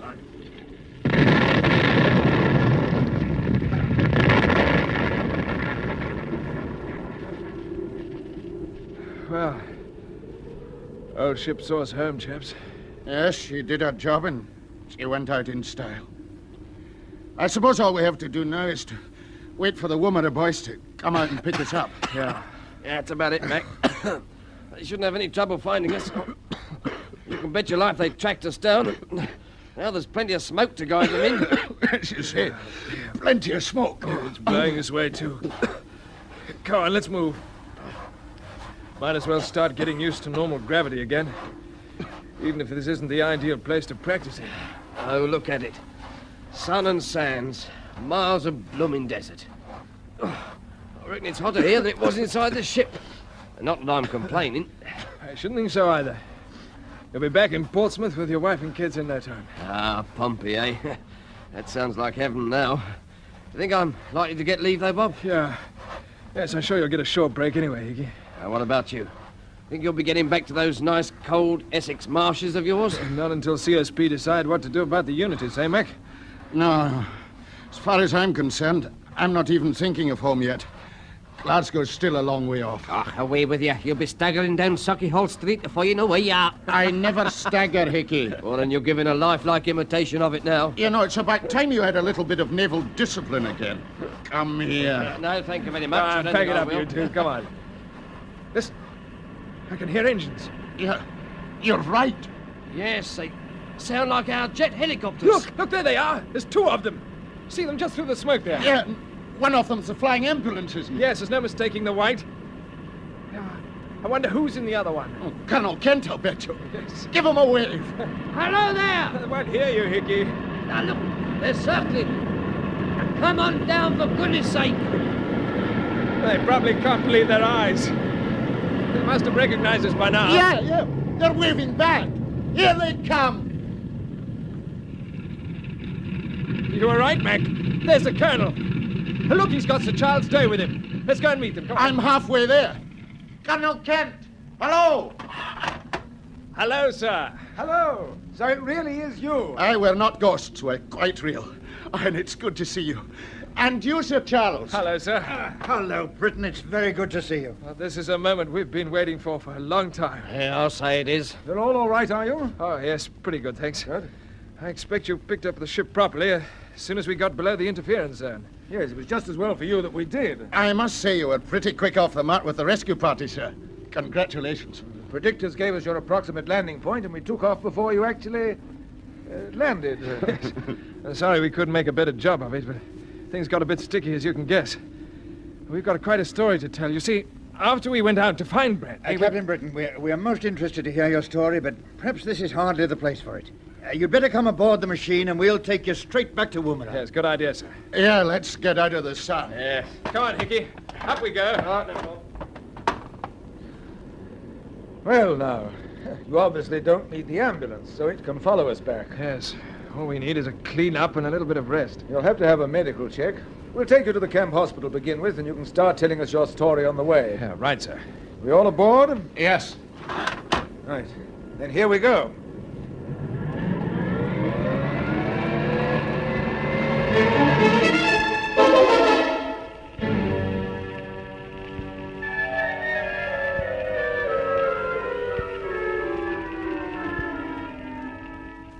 And quite frankly, Bob, I don't like it. I don't think Kent and that old idiot of a minister believe a word we've told them. No. Did you see the Colonel's face when you explained how we repaired Orbiter 2? Then when you said we'd been on board the Orbiter X workshop rocket, well, he looked downright suspicious. Look, take it easy, boys. That's your trouble, Bob. Sometimes you're too easy. Just because this numbskull Kent's your senior officer, you say, yes, sir, no, sir. Mac, be quiet. No, I won't. Putting us here in this hospital room is as good as locking us up. We're under arrest, that's what we are. Oh, they haven't told us yet, but don't worry, they will when they've cooked up a case. That's enough, Mac. Don't you realize while Colonel Blimp and his satellite minister are fumbling round in circles, Cramer's getting down to business? Now, look, Mac. May I come in? Oh, yes. Colonel Kent, yes, of course. I suppose you have the rumpus. Well, perhaps it would be better to forget it. No, you don't have to be diplomatic with us, sir. It's time we cleared the air, and it's time we started asking you a few questions. Oh, Mac, for heaven's sake. If I don't shake this place up, the Unitists will. Now, listen. You can let off steam with me, but don't try it with the Minister, and don't underestimate him. He'll be back in a moment, and I thought I'd have a quiet word with you first. Okay. You must admit you've told us a most astonishing story. There are bound to be more questions, and you may be in for one or two shocks. And so will you, sir. If you don't believe what we tell you. I'm bound to say that's perfectly true, sir. There is a very serious danger, and you've got to accept the fact. Cool down, both of you. You must be patient. And to you in particular, Mac, a word of warning. Keep yourself in check and don't lose your temper. Now, this will be Sir Charles. Now, remember what I've said. Come in. Sir Charles. Well, gentlemen, it's nice to see you. I hope all of you are beginning to settle down. It's a little early to say yet, Sir Charles. Well, I'm glad to see that you're in good shape medically. Yes. And mentally, I think. Good. Well, now, Colonel Kent and I have been having a serious talk about what you told us. And there are just one or two points in your story that I'd like to clear up, so suppose you make yourselves comfortable and try and relax. All right, we'll try, Sir Charles. Now, Britain, when you first arrived at this place you call Unity Headquarters, I gather that you expected to be faced with a program of indoctrination. Well, I should say there was no doubt about it. You seem very sure of it. Well, yes. It wasn't difficult to recognize the early stages of the brainwashing technique. You know, the build-up of tension, uncertainty, repetitive noises, bright lights, interrogation. We had all that from the moment we arrived. But it made no impression on you? No. We weren't there long enough. But given time, do you think it might have had some effect? I honestly don't know. Presumably, Captain Bradley would. Bradley? Yes, I expect he would, poor chap. Well, he's been there long enough now. He's probably had the full treatment. By the way, you say he had a broken leg. Was it the left or the right leg? Do you remember? The right one, wasn't it, Mac? Yes, it was. Do you agree with that, Hicks? I can't say because I never saw him, sir. Captain Britton told you, sir. Hicks wasn't with us when we found Bradley in the headquarters. Oh, yes, it had slipped my mind. I suppose you think we should have brought him out with us, sir? No. Your duty was to get back here with the information. That's exactly what Brad said. Yes, he said we'd never make it if we tried to bring him along with us. He did he? Yes, but we made a promise that we'd go back for him. And we mean to keep that promise. That won't be necessary, will it, Colonel Kent? No, hardly. Well, what do you mean, sir? Bob, I've got a surprise for you. We haven't mentioned it before, but Jack Bradley is no longer at Unity Headquarters. What? He's right here inside the hospital. Brad, here? No, it can't be. I don't understand it. Well, it's wonderful news, but how on earth did he get back? He sent us a radio signal from Orbiter 1. He did what? He signaled us from his ship, and I flew out with Captain Knight and picked him up. And he was there? Yes. I also took the opportunity to look aboard Orbiter 2, and you were not there. Now you'll begin to see why we've been a little worried about your story. Yes, but it all adds up, doesn't it? Yes, Bradley must have been put back on his ship by the Unitists. They intended he should be picked up. Yes, hold on, wait a minute. How did you hear his signals through the interference, sir? It stopped. Well, that clinches it. Unity cut the interference to make jolly sure that you did hear him. This was their one way of getting him back to Woomera without arousing suspicion. Yes, but why should they want him back? Hasn't he told you all about them, sir? No, not a word. Do you realize what this means, Colonel Kent? Yes, Mac. We're not quite numbskulls, you know.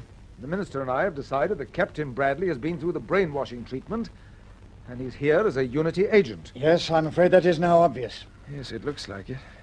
But Jack Bradley, no, he wouldn't agree to work for those people. Believe me, if they know their job, which I'm sure they do, there probably isn't a man alive who could hold out against them. Yes, I suppose you're right, Sir Charles. How is Brad? Can we see him? Yes, it's all been arranged. I've just spoken to the doctors, and they agree it might be a good idea for him to meet you right away. I'll have him sent in. We're going to see him now. Shh, quiet, Hickey. We are ready for Bradley. I take it he doesn't know we're here. No, indeed he doesn't. That's the whole point of the meeting. Shock tactics, eh? I don't like it. Neither do any of us. But we may help to trigger off the process of reconversion. It'll be interesting to see his reactions. Now, here he is. Come in. You wanted to see me, Sir Charles? Hello, Bradley. Britton. McLennan, Hicks, No, it isn't true. You weren't expecting this, were you, Bradley? Why not? Why shouldn't I? Why are you all staring at me? What is this? It's no good. You can't bluff. You see, we know all about you. Yes. Yes, of course you do. I've told you everything I know. Have you? Yes, I have. What are you getting at? Let me out of here. No. Bradley, pull yourself together. We want to help you. Captain Britain has given us the true story. He's told us about the Unity organization and this man Kramer and all that he stands for. What are you talking about? You know quite well. Britain and McClellan spoke to you when you were inside the Unity headquarters. That's where you first met Kramer and a man called Gelbin, do you remember? I've never heard of them. And there was a Dr. Ravel. These names mean nothing to me. But, Brad, you do know these people. You were in their hands. We were with you. I don't remember. Then you'd better think hard. How are you supposed to get in touch with them? Get in touch with them? You're talking nonsense. What have they done to you? Come on, snap out of it, man. Tell me about the indoctrination. You're all wrong. Leave me alone. Leave me alone. Then tell me where you think you've been for the past few weeks. I've been aboard Orbiter 1. You know that. We know that's not true. You weren't there when Britain went aboard? It was Kramer who put you there. Kramer, wasn't it? I don't know who Kramer is. Where are his headquarters? They must cover a large area. I tell you, I don't know. Well, which country are they in? The local government must know about them, and so must you. I don't know what you're talking about. I don't know. And as for you, Britain... Brad, you must help us. You wouldn't be the first to defect against Unity. Dr. Ravel helped us, and... She may have done, but I... She? Now, the game's up, Bradley. We never mentioned that Dr. Ravel is a woman. You obviously know about her, just as you know about Kramer and the rest of them. Now start talking. All right. I did promise to help Unity, and I'm proud of it. During the past weeks, I've learned to see things more clearly. I see that democracy, communism, dictatorships are all leading to the same end, destruction. The only hope for the future of the world is a unity world government. It's bound to happen. It's natural evolution, and whatever you do, you can't stop it. I hoped I'd be able to play a part in it, but now I realize that that's impossible. Yes, it is. Quite impossible. But you can't make me say anything that would injure the organization. You won't tell us where the headquarters are? Of course not. In any case, I don't know. But you mean they never told you? No. I realized they had to protect themselves in case something like this happened. That means you were to work through a contact. I've nothing to say. All right. We'll find out later. But purely as a matter of interest, do you know why Dr. Kramer left Britain, McClellan, and Hicks on Orbiter X? There must have been a sudden emergency because he left quite suddenly without any explanation. Yes, the interference transmitter caught fire at Unity headquarters. So that was it. He was afraid his ship would be seen on the ground tracking screens. Aye, no wonder he pushed off and left us to it. But he must have rebuilt the transmitter very quickly to cover your return to Orbiter 1, Bradley. No, he used a small emergency setup. Yes, of course. Of course. It will be obviously some time before Kramer can put the main transmitter back into service and return to Orbiter X. Don't you believe it? Their people are efficient. The new transmitter's probably working already. I wonder. Colonel Kent, would you be good enough to ring through to Central Control and check on them? By all means. Central Control speaking. Oh, hello, Brown. Kent here. Yes, sir. Tell me, what is the interference like on the sound and vision monitors at the moment? Well, there isn't any, sir. Both channels are clear. I suppose they would be when we don't want to use them. Yes. Well, perhaps you got something there. Right. That's all I wanted to know. Okay, sir. You heard that, Sir Charles? Yes, thank you. It appears that Dr. Kramer is less efficient than you thought, Bradley. I'm not saying any more. You can do what you like. Now, don't worry. You may not realize it, Bradley, but you're a sick man. We'll see that you're properly cared for. Come along, Bradley. This way. The minister and I will be back in a moment, Bob. Yes, sir. What do you know? I know what I'd like to do to Kramer and his gang. So do I. And I think what they must have done to Bradley. He's a completely different man. Yes. Will he ever be himself again, Bob? Yes, but it may take some time. Yeah, it was pretty grim the way he caved in when he first saw us. He soon pulled himself together, didn't he? Yeah, and when he realized he'd given himself away, he came right out on Kramer's side. Oh, see what happens when his wife visits him. Yes, well, she may be able to help. Well, gentlemen, I promised you some shocks. We've still another one in store for you, haven't we, Sir Charles? Yes, I'm afraid we have. I hope it's not a case of meeting another Bradley. I must say I feel a bit shaken after that. Oh, we all do. Yes, it was pretty frightening. I couldn't agree more. Now listen, gentlemen. This Unity organization's got to be broken up. But the important thing is that we don't want Kramer to know we're on his tail. Otherwise, he'll go into action. Am I right, Bob? Yes, quite right, sir. He's got stacks of ballistic missiles, and he won't hesitate to use them if he thought he was in danger. So at the moment, our best line of attack is through you. Well, yes, I suppose it is, but what can we do? It may be a job with a one-way ticket, Britain, so I shall quite understand if you decide not to take it on. The point is this. As far as Kramer knows, Bradley is still his agent, and you are still on our embryo space station Orbiter X. Yes? Now, we don't want to upset that illusion, and there's no reason why we should. But as soon as the interference transmitter is working again, Kramer will go back to the station. Exactly, and he must find things just as he left them. You mean you want us to go? Yes. Colonel Kent and I are asking you to return to the place you struggled so hard to get away from. In other words, what we are asking you to do is to go back to Orbiter X.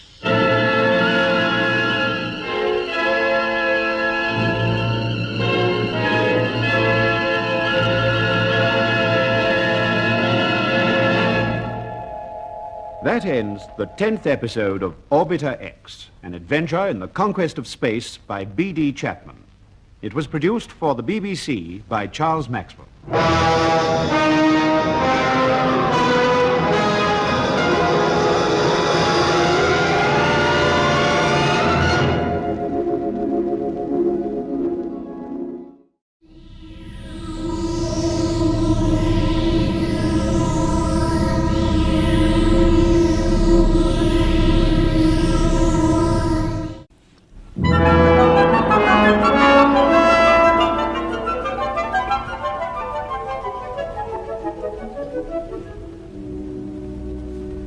From London, we present Orbit 10, a play in 6 episodes by Peter Elliott Hayes.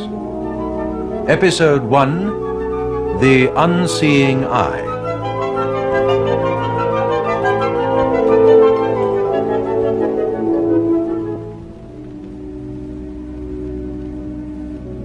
In Fleet Street, they say a good story gets its facts across. So facts it's going to be. My name's Tom Lambert, and I work on a daily paper that maybe came through your letterbox this morning. It's a good many years now since I wrote my last article on the cosmic noise and what followed. But it's my belief that the whole inside story never was told. That was why a few weeks ago I tracked down the man who lives with the whole truth, Dr. Hayward Petrie. I found him in an Oxfordshire village. He's retired now, and we talked about the old days for a long time. I came away with an empty notebook, but not empty-handed. I have here 6 reels of recording tape which Dr. Petrie lent me. His own recordings made 10 years ago, dictated by him, alone in his study, remembering. I've played these tapes. It's all here, better than I could tell it. Our glimpse across a weird threshold on the rim of space, where there should be nothing but eternal frozen darkness.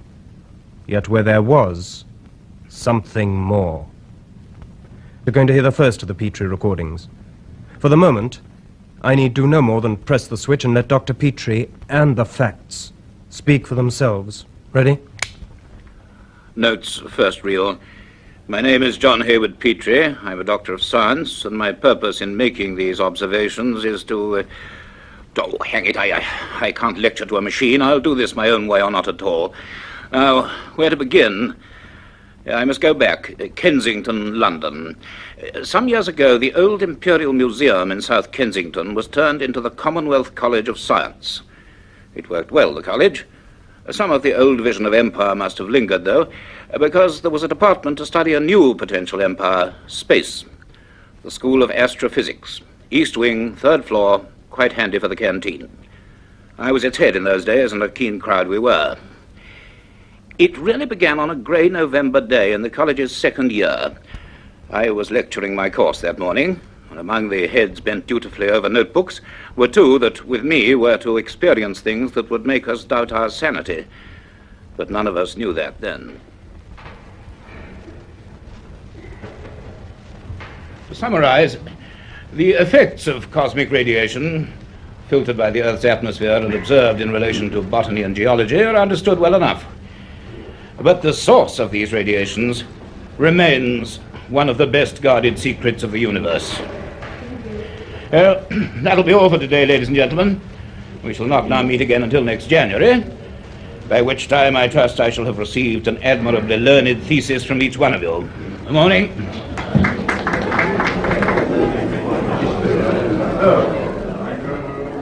What, my dear Miss Ryder, is that? A new form of lecture shorthand? Hello, Cliff.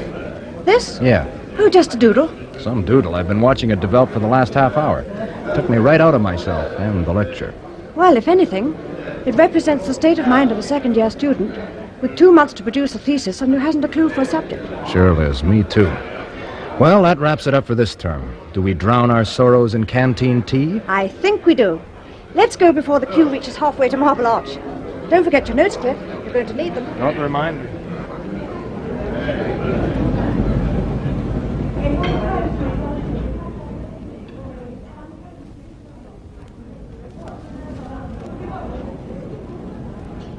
Madam's usual table? Am I the tray, Bill? Want some hot tea down your neck? Sorry. Well, I guess we can squeeze in here by the window. Okay, Have a chocolate biscuit? thanks. You know, Cliff, it's hard to believe sometimes. That this is tea? Believe me, in no other civilized land do they make tea quite no, like this. out there, Kensington, with the mist.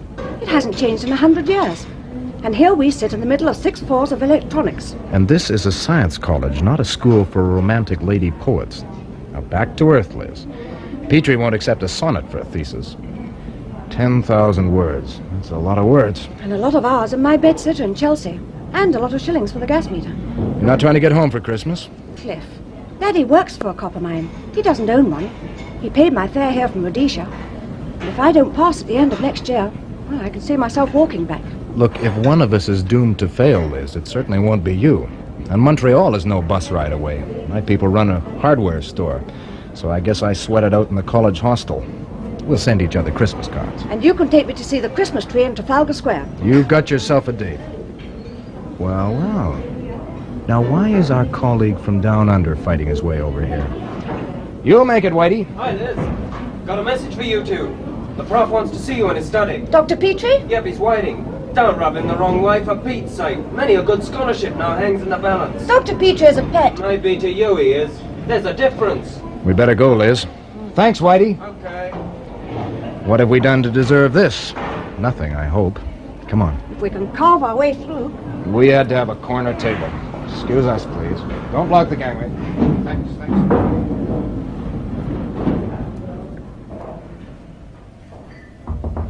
Come in. Ah, Mr. Boyd, Miss Ryder. You got my message? Yes, sir. Yes, Good. Sit down, please. Thank you, sir. Now, I have your course records here. I've been glancing through them. They may not on the whole suggest that you're the 2 most brilliantly gifted students of your year. We don't think so either, Doctor. We just hope we're good enough to get through all 3. Yes. Still, you do have something that's rare even here. Inquiring minds. Now, look here, if neither of you are committed for Christmas, how would you like to spend it 80 miles out in the Atlantic? The Atlantic? Well, not afloat, on an island. Well, sir, I guess... But we have theses to get started work on. Well, perhaps the two can be combined. I have a letter here from an old colleague of mine. Yes, Professor Campbell McLaren. He's in charge of the radio telescope that 3 of our universities built between them. The one in the Outer Hebrides? Yes, it's on the Isle of Skara, about 40 miles west of Barra. It's a very powerful apparatus, more adaptable than the one at Jodrell Bank. McLaren's been working there in splendid isolation for 2 years, studying cosmic radiation. Has he made any progress? Well, McLaren is the least excitable person alive, and that's why the voluble style of his letter puzzles me. However, the point is, he wants a second opinion on some findings. He suggests that I spend a few weeks there and bring a couple of students to assist. You can make observations, take notes, and I will accept in exchange 7,000 words on radio astronomy, but not one less. Well? I'd love to come, sir. I'm not asking what you would love, Miss Ryder. I wish to know if you feel you would benefit from an insight into field research. I mean, yes, I think it would be very helpful. Good. And what about you, Mr. Byrne? I'm glad if you'll count me in, too, sir. I was reading about the Skara telescope in the Scientific Journal. It has a range of 5 billion light years and can detect the fastest receding galaxies. I'm not unaware of those facts, Mr. Byrne. I wrote that article. Sorry, sir. Well, now, I shall be leaving in 3 days' time. McLaren mentions November gales and advises thick clothing. I'm purchasing a garment called a duffel coat, in which I shall look quite ridiculous. He does also mention some other work outside the laid-down program. In his own well-chosen words, some wee backroom messing about, which should be right up your street. Well, we shall see. Please meet me at Euston at 8 p.m. on Monday evening. Right. I'll make the travelling arrangements. Thank you, sir. Fine. Now, I really have a great deal of work to do, so good morning to you. We'll be there. Goodbye, sir. Good morning, Dr. Petrie. Good morning. Well, how do you like that? Is that character a sheep in wolf's clothing or the other way around? Now and then he gets to be almost human, but not for long. He's just a bit shy, that's all. Shy? Oh, sure, and modest, too, like your Dr. Johnson was. Now, come on, we've got a lot to do before Monday. Yes, let's go.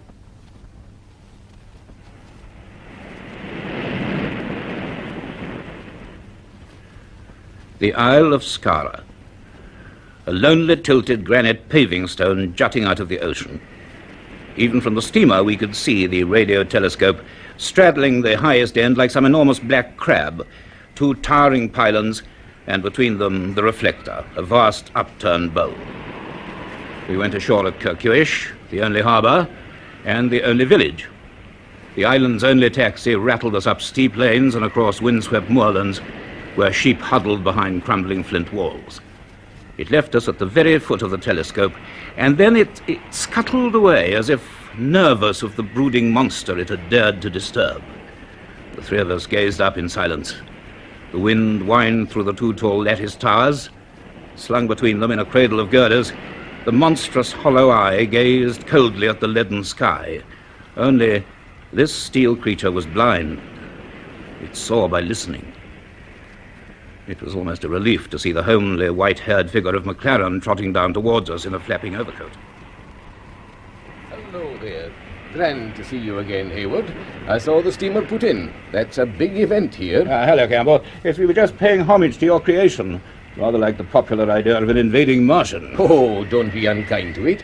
It may look a wee bit unfriendly today, but when the sun's out, it can look quite pretty. It looks as if it might decide to eat us at any moment. Oh, man. Campbell, may I introduce Miss Elizabeth Ryder, Mr. Clifford Bowden. How do you do, Miss Ryder, Mr. Bowden? So you're the ones he talked into this. That's right. Glad to have you. Now, let's get inside. It never stops blowing on Skara. I think we may as well go straight up to the signal box. The signal box? Aye, the control room. It's slung up there, just under the bowl. It's safer than it looks. There's a lift. A lift? Oh, we have every modern convenience. Now, watch your step. These paths are slippery. Right. We will. A lift inside one of the supporting towers whirred upwards. We crossed a narrow catwalk, where Elizabeth looked down once and didn't try it again. And then we were in a warm, spacious, glass-panelled laboratory. One felt still on the ground up there, until you looked out and saw all the island, the Atlantic below you, or up, where the bowl of the telescope blotted out the whole sky. This is where we work. And this is my assistant who shares my exile here, Peter Garrick. How do you do? Pleased to meet you, Dr. Petrie. I've read all your papers on solar physics. Oh, well, I'm glad someone has. And Miss Ryder and Mr. Bourne from the CCS in Kensington. How do you do? Know you. Well, now, you all know the form, of course. We can either send out impulses ourselves, and they're bounced back from bodies in their path, or we can receive short waves from any source that emits them. How's that analysis coming on, Peter? Is Alpha Centauri still complaining? Yes, quite a disturbance. It's coming through very steadily. We're tracking one of our celestial neighbors, the star Alpha Centauri, a mere 5 light years away. He seems to be having a little cosmic indigestion, throwing out masses of white-hot hydrogen. Like to hear him doing it. Love to. Let's have the audio range, Peter. Right. I'll bring him in.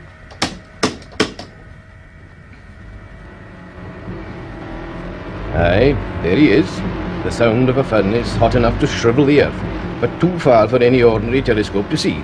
Of course, we're not hearing the physical activity, just the radiations it gives off. Yes, quite so. Swing off to a general bearing, Peter. Let's have the third program for a change. Anything in particular? No, the full orchestra. Right.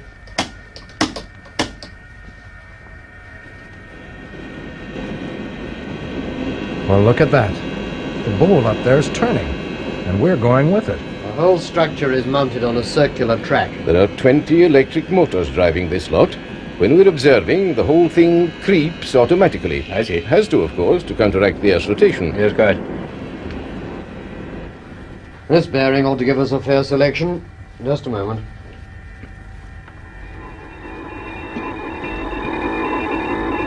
There it is, Hayward, the creaking of the universe, the voices of 1,000,000 galaxies. Some of those signals began their journey before men learned to live in caves and chip flints, and they've only just arrived. But all that is dead noise, given out by bodies much like our own sun. Aye, and there are more things in heaven and earth. Campbell, what do you mean? I'm not sure that I know myself. Oh. There, you see, it goes on tape and into these computers for analysis. And these pens scratch it out in graph form, mile after mile of it. Oh, you research people have all the fun. I'd like one of these in Kensington. Well, tomorrow we'll get down to it in detail. Surely. I'd be glad of your advice on one or two problems. Well, shall we go down? Yes. We have our quarters in those concrete buildings near the cliff. We live well enough, thanks to Mrs. McWhirter, our resident cook. She's promised us dinner at 7. Peter, at 8, will you go on to bearing C60? C60? Tonight, sir? Yes, tonight.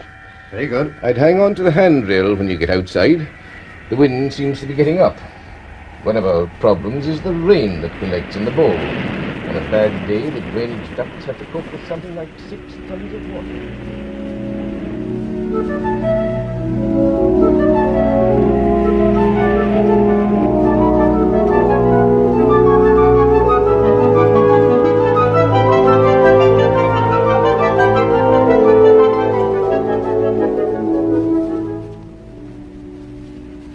McLaren's living room, with its chintz curtains and cheerful fire, seemed that night the cosiest place on earth. We might have been in the heart of London, save for the wind and the waves pounding on the rocks below.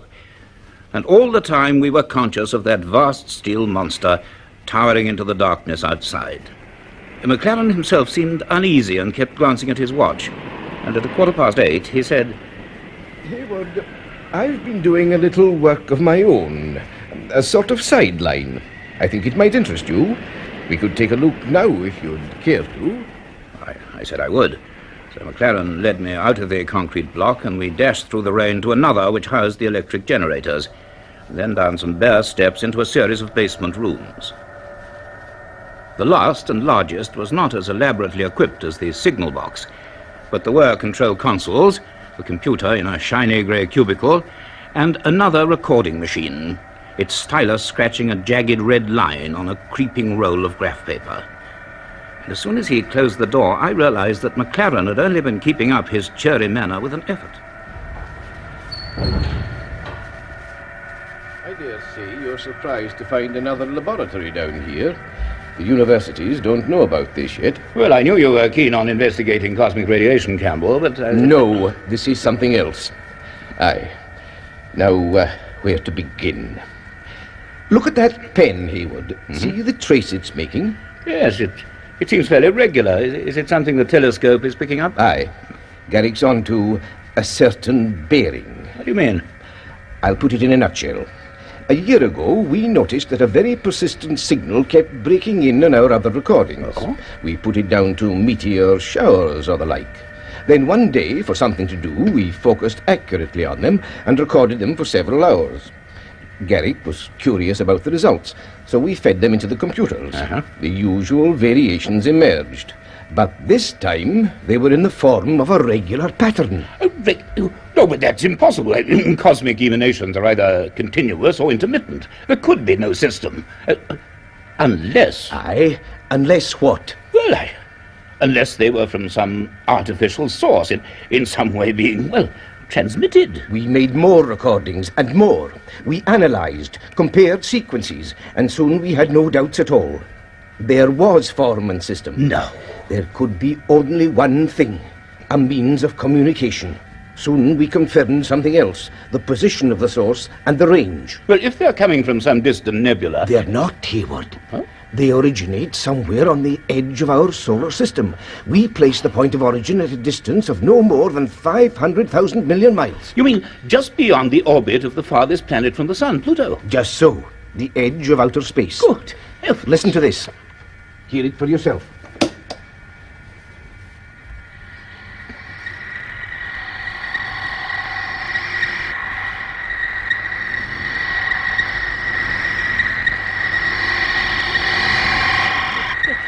cunning intelligence behind that sound. And I tell you something else. Garrick has worked for months on the breakdown graphs. An organized system is emerging.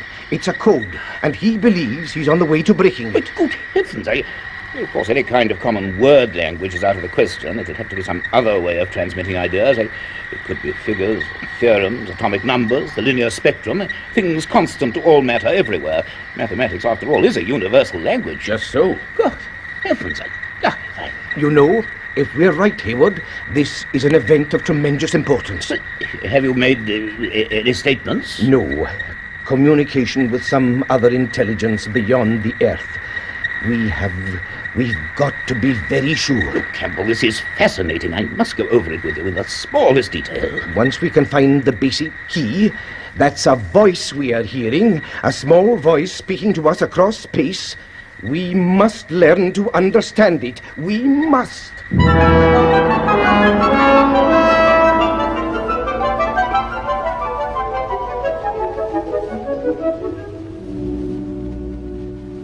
Well, I gave a brief account of the evening's activities to our two young people and let them hear the signals. And then for the next 3 days that followed, we thought of little else. We spent them either in the underground laboratory or in the high control room beneath the telescope, poring over the neatly filed rolls of squared paper. And on went that jagged red line, saying so much, but then meaning so little to us. On the third day, McLaren and I wanted to work alone, so Clifford and Elizabeth took the brief opportunity to look over the island.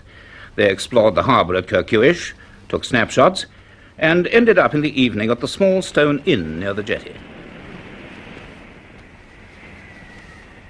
Any good at darts, Cliff? Heck no, that crazy little board, I can't even hit it. But I'll take you on at ice hockey anytime. It's not played much in pubs, I'm afraid. Good evening, sir. Good evening, landlord. Usual for you, Liz? Yes, please. 1 tomato juice and a half of draft. 1 tomato juice and a half of draft. Well, Cliff, we have walked into something. We certainly have. But nobody sane believes that any other planet beyond Mars can possibly support any life, beyond a few fungi and mosses. Too far from the sun. No light, no heat. And beyond Pluto, 500 million miles. There's nothing out there. Just freezing darkness. And nothing. Well, that's what the book says. But let's just hope, for the sake of professional dignity, that those signals don't turn out to be mixed-up dance music from Radio Istanbul or somewhere. Somehow, I don't think they will, Cliff. Neither do I. There's something about that noise that gave me the creeps around the back of my neck. 1 tomato juice and a half of draft. That will be 1 and 9pence, please, sir. Right. 1 and 9. Thank you. Thank you, sir. Thank you. Well, cheers. Cheers. The young lady and yourself will be concerned with the contraption, no doubt. That's right. Hey, just listen to that wind out there. Landlord, are there ever days here when you could keep a hat on? Oh, yes. But this is the 3rd winter, so there will be bad weather. The 3rd winter? What's that? It is the time when the Kirkuish monster visits us. The Kirkuish monster? It is a fisherman's story. It is said a sea monster returns to Skara every 3rd year and swims round it, bringing ill weather and driving off the fish. Have you seen him? Or does he only appear when no one's looking? It is a story. They say the place to watch from is Drumeard Point on the north of the island. No, I cannot say that I have seen the monster, but then I cannot say that I have not. I see. Well, I think it's time we were getting back, Cliff. Okay, Liz. Good night, landlord. Good night, sir. Good night. We'll look out for the monster. Aye.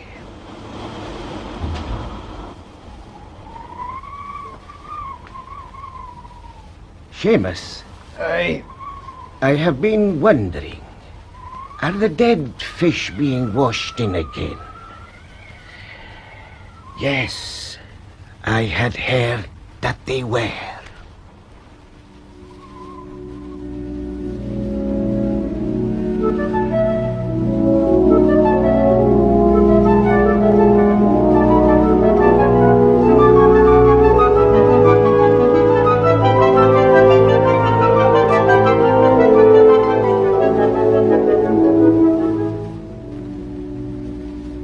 Our work continued. I saw McLaren's point. There was no hard proof, We might cause a sensation and then have to admit to chasing a theory. But the proof then was closer than any of us imagined.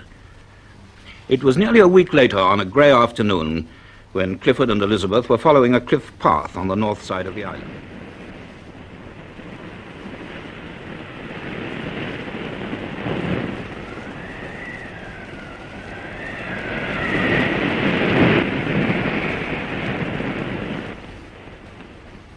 So this is Dromad Point. Goodness, it's bleak and lonely. Just Yeah. the rocks and the cold breakers crawling in from the Atlantic. Up here, you could almost start believing those fishermen's stories. Now, Liz, do you really believe that's the scientific approach? Well, it's supposed to be our inquiring minds that got us here. I just happen to have a little imagination as well. Well, my imagination never works so good with my ears half frozen off. Oh, poor old Cliff. Cliff, Yeah? look there. Where? Look at the sea. Just beyond the last of those rocks, where all the gulls are gathering. There's a big circle of foam. Hey, you're right, there is. Must be a couple of 100 yards across. The water's all churned up. Almost looks like it's boiling. Which today I would say is unlikely. Did you hear that? Yeah, and I felt it through the rock we're standing on. I'm sure it's coming from out there. That's quite some disturbance. Can't be volcanic, not here. Hey, and get a look at those waves coming in. Those gulls, Cliff. Which fish they're diving for? They're snatching them from the surface. They look as if they're dead ones. Yeah, they sure do. Hey, Liz, you know that spot isn't far below the tide line. And the tide's going out. Now, I reckon it'll be uncovered in another hour. We could walk out to it. Sure, let's do that. Let's stay around for a while and do it.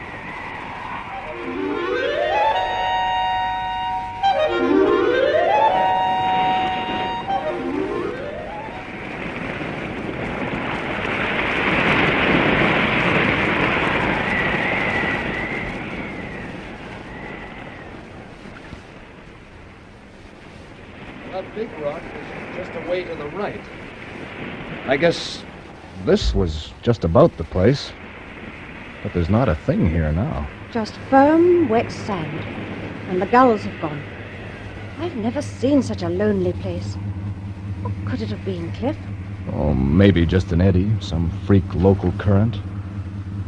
But there seemed to be force there. Something pretty powerful. Well, my feet are getting wet, so let's go. Hey, hold it. Can you hear that, Liz? It's a kind of humming. Yes. It's underneath the sand. I'm sure it is. Look, it's vibrating the seawater in that pool. Cliff, what is it? Well, I'd need more than 3 guesses. And for something that hums, this is some place for it to be. Hey, this sand is soft enough. It wouldn't take us long to scoop a hole. What with? Hands, girl, hands. The best tools in the world. Only 4 are better than 2. All right. Cliff, you don't suppose we could be teasing an old mine, do you? Mine's rust up. It could be we're sitting on top of something else. The lair of the Kikuish monster. Had you thought of that?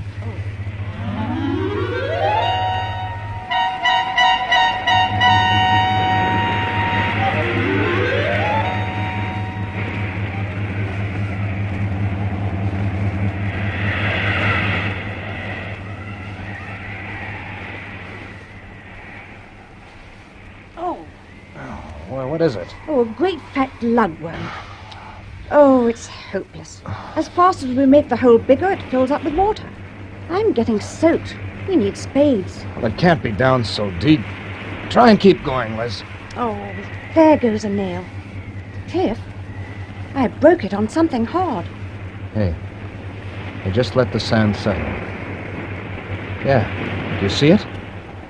There's some kind of curved edge. Let me get down there.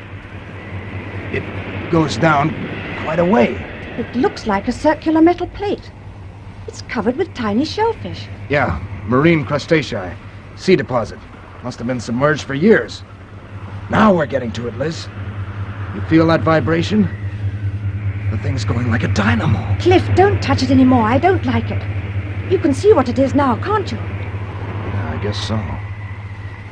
The end, it's about 3 feet across, and it runs quite a way under the sand. It's a cylinder. An enormous, great cylinder.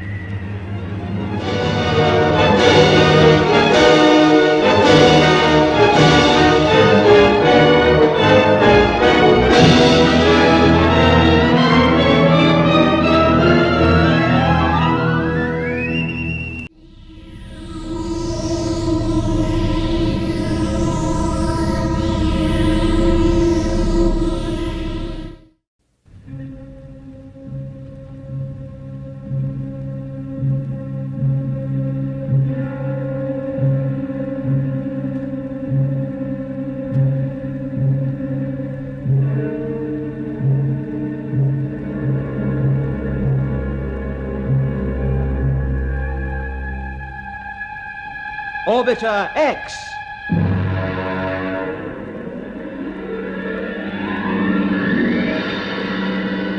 Episode 11, A Flight Against Time. Captain Bob Britton, his co-pilot Douglas McClelland, and flight engineer Hicks have arrived back at the headquarters of the Commonwealth Space Project, Woomera. They tell Colonel Kent and Sir Charles Day all they know about the Unity organization, which is led by Dr. Max Kramer. They explain how it plans to take over and assemble the Commonwealth Space Station Orbiter X as a vital step towards establishing a world government. And the first result of their information is that Captain Bradley is exposed as a Unity agent.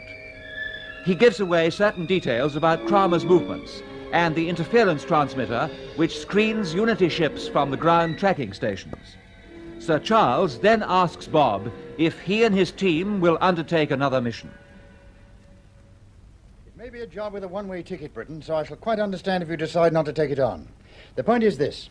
As far as Kramer knows, Bradley is still his agent, and you are still on our embryo space station Orbiter X. Yes? Now, we don't want to upset that illusion, and there's no reason why we should. Yes, but as soon as the interference transmitter's working again, Kramer will go back to the station. Exactly, and he must find things just as he'd left them. You mean you want us to go? Yes. Colonel Kent and I are asking you to return to the place you struggled so hard to get away from. In other words, what we are asking you to do is to go back to Orbiter X. Go back there? We'd never make it. Kramer would see us on his trackers. Yeah, just a minute, boys. Sir Charles, I expect you've got the answers to this. I think we have. Kent, perhaps you'd explain. Yes, of course.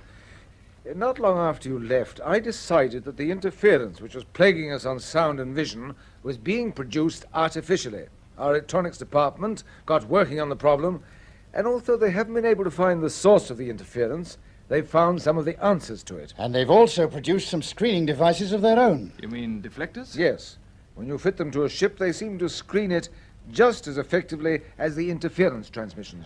They've just been fitted to one of our ships, and that's the one which could take you back to the space station components. Well, I'm ready to give it a try. How about you, Mac? Sure, I'll have a go.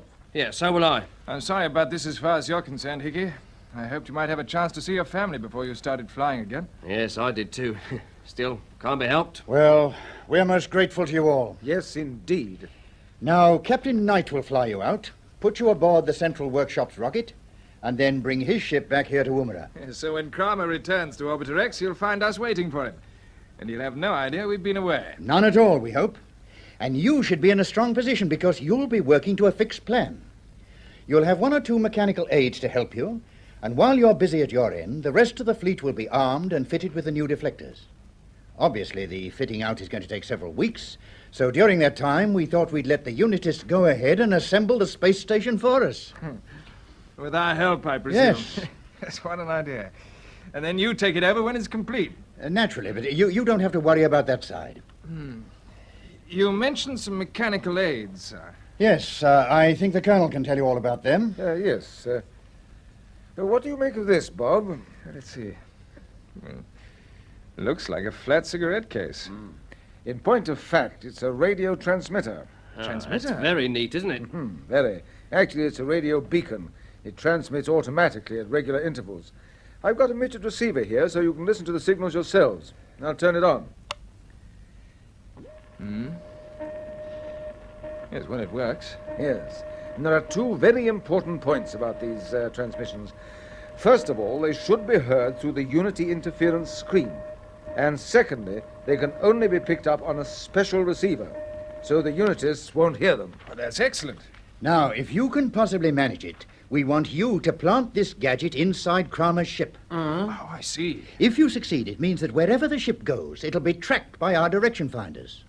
Sooner or later, we should be able to trace it right back to Unity headquarters and pinpoint them on the map. It sounds wonderful.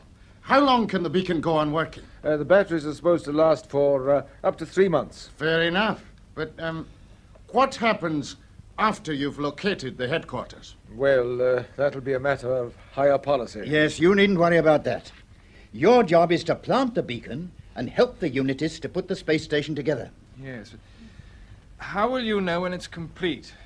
Kramer will obviously screen it electronically, and he must have a method of screening it visually as well. Well, that doesn't worry us too much, because we shall rely on you to send us a signal when the job's finished. Yes. You see, the transmitter you'll use is exactly like the beacon, but the signal is different. Now listen, here it is. Now, as soon as we hear this, we shall know that your mission has reached its final stage. That's when you'll make your getaway aboard one of the space station chariots.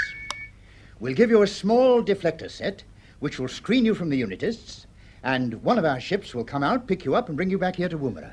Yes, but where will it pick us up? We'd better fix a rendezvous. Yeah, no. I know. How about Bradley's old ship, Orbiter 1? Oh, that's an idea, Bob. Yes, it's still circling the Earth, so we could cross over to it just as we crossed over to our own ship. In the chariot. Well, that's excellent. That seems to be the answer. The rendezvous is Orbiter 1. Well, that's the plan as it affects you, Bob. The main point's clear? Yes, I think so. First, we plant the beacon on Kramer's ship. Then, when the station's complete, we send you the signal and set out on the chariot for Orbiter 1. That's right. And we take that signal as our cue to send off a ship to meet you. It's a tough assignment. Now you've heard all about it. If any of you want to change your mind and back out, this is the moment to say so. No, we'd like to go ahead, sir. Good. Well, as you realize, it's essential that you arrive on the Orbiter X workshop rocket before Kramer gets there. So you'll have to move fast. Yes, of course. Kent, I understand you've briefed Captain Knight for a test run with the deflectors. Yes, they've been fitted to his ship, Orbiter 3, and the final adjustments are being made to them now. As soon as they're complete, I'll give him the word to take off. We'd very much like to see the test, sir. Yes, but there's no need for you to hang about. I think you all need all the rest you can get. Now, look, I'm going over to the control room, and I'll give you a call when the test flight begins.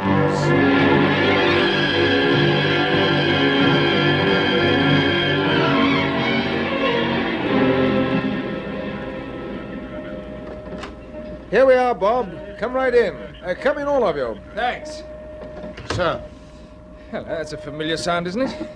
Yes, it's the beacon transmitter. Captain Knight's got it aboard his ship. He took off a few minutes ago. Orbiter 3, bearing 209, EV12, altitude 50 miles. Hello, fellas. Great to see you again. You too, old lad. I don't see anything on the monitors. No, we hope you won't. You mean they can't pick up Orbiter 3? No, they're trying, but they haven't managed it so far. So the deflectors really are working? Yes, as you see, the monitor screens are reassuringly blank. And this signal we're hearing, is it actually coming from a similar transmitter to the one you showed us? It's the same one. And as we're not using the normal radio, in case Kramer's listening, it's our only link with Orbiter 3. Yes, I'm getting my bearings from the direction finders which are locked onto it. The bearing now is 208 EV14, altitude 55 plus. So when we plant the beacon aboard Kramer's ship, you'll be able to trace him just like this. We hope so. If Kramer only knew what he's in for. That's something he must never know. This gadget changes the whole situation. Isn't there any chance of it being picked up on a normal receiver, sir? None at all. Altitude is up to 70 miles plus. And still nothing on the screens. No interference either, thank goodness. Oh, by the time Kramer gets his transmitter going again, we ought to be safely aboard Orbiter X. Hold on. There's something coming up on the central monitor, sir. Yes. You're right, Brown. A small disturbance plumb in the center. It's a 208 EV17. The same bearing I'm getting from DF for Orbiter 3. And so the deflectors are not quite perfect. Hello? Yeah? You seen it too? You can? Good. I'll call him straight back to base. Thank you. That was the electronics department. They're monitoring over there, and they spotted the fault. They think they can correct it with a small adjustment. I hope they can. I hope so, too. We'll order Captain Knight back right away. Well, how are you going to do that without using normal radio, sir? There's your answer. The second midget transmitter. I see. Knight has a receiver with him, and we told him that would be his recall signal. Bearing 209 EV16. He's diving, sir. Here, the screen's clear. Yes. And there seems to be a weakness in the deflectors round about the 70-mile mark. Bit of trouble, is there, Kent? Well, hello, Sir Charles. I didn't see you come in. I've only just got over from the security department. Is this fault serious? No, I've just been told it can probably be corrected quite quickly. Good. Well, I've got some rather interesting news for you as soon as you can leave the control room. Well, we can cross over into my office right away. I've seen all I need on the first test run. Knight's altitude is down to, what is it, Brown? 55 plus, sir. Everything seems okay. He's coming in smoothly on the predicted landing course, and the screens are clear. Right, well, give me a call if you want me. I shall be next door. Okay, sir. Will you come this way, Sir Charles? Yes, I will. And Britton and his team might come along, too. I'm sure they'll be equally interested in what I've got to say. Thank you, sir. In you come, gentlemen. Thanks, sir. Now then, I thought you should know that the psychiatrist's been having a long talk with Captain Bradley. He says there's no doubt the man has been well indoctrinated by the Unitists. The poor chap's thoroughly rattled, and as a result, he's given away his method of contacting Unity headquarters. He has? What is it, sir? It's very simple. He makes an apparently harmless telephone call on the radio telephone link. It doesn't matter who he calls, because at certain times, which we now know, the link is being monitored. Uh-huh. So he may ring, say, a Mr. Smith who keeps a garage in Alice Springs. He makes an apparently harmless inquiry about cars, but he uses a word code. Yes. The person being called is entirely innocent, of course, but somewhere along the line, a Unity agent is taking everything down and sorting out the real message. I see. It's going to be difficult to find the agent. Quite, but we don't want to find him at the moment. We want to use him, and we can use him because we know the code. Ah, you mean you'll get Bradley to send phony messages back to Unity? Not Bradley, but the security people have got hold of a pilot named King, whose voice sounds almost exactly like Bradley's on the phone. King, yes. Now that you mention it, their voices are alike. Well, we think it's essential that they should be, because the agent may have been sent a record of Bradley speaking. That's true. Anyway, gentlemen, at this precise moment, Captain King is speaking on the radio telephone to an innocent shopkeeper in Alice Springs. He's given his name as Bradley, and he's inquiring about some books. What is he really saying? When his words are decoded, the message that the agent will get is this. Thank you. Orbiter 2 crashed, no survivors, no more ships taking off in foreseeable future.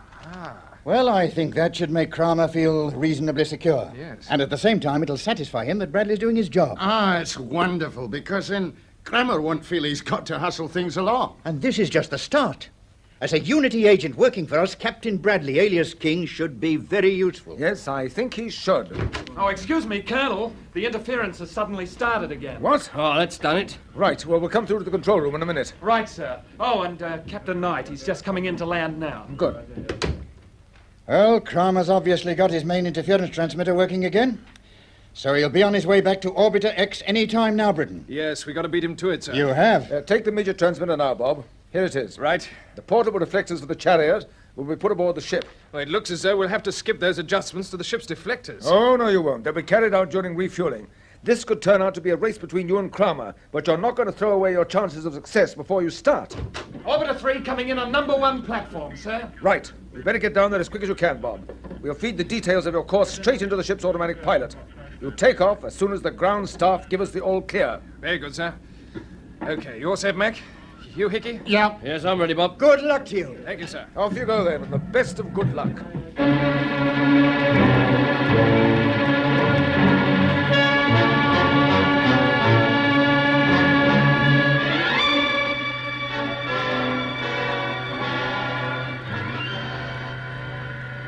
Bulkheads closed and hatches sealed, Captain Knight. Thanks, Hickey.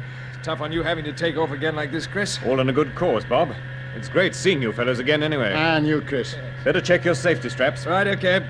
You've been through this routine more often than I have. You should be in charge. Oh, don't be silly. It's your ship, old boy. You're the boss.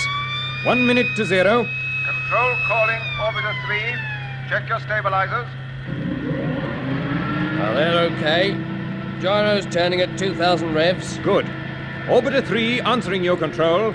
Stabilizers correct. Gyro spinning, 2,000 revs. Steady.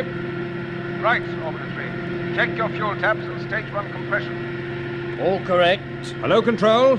Taps open. 4/5 compression. Rising. 0 minus 30. 9/10 pressure in the combustion chambers. Temperature 1200. Good. Hello, control. Compression 9/10 maximum. All jets firing. Hello, Orbiter 3. Stand by for normal takeoff. There'll be no deviation from predicted course. Good luck. Thanks. 10 seconds. 9, 8, 7. We're lifting. 6, 5, 4, 3, 2, 1. We're away.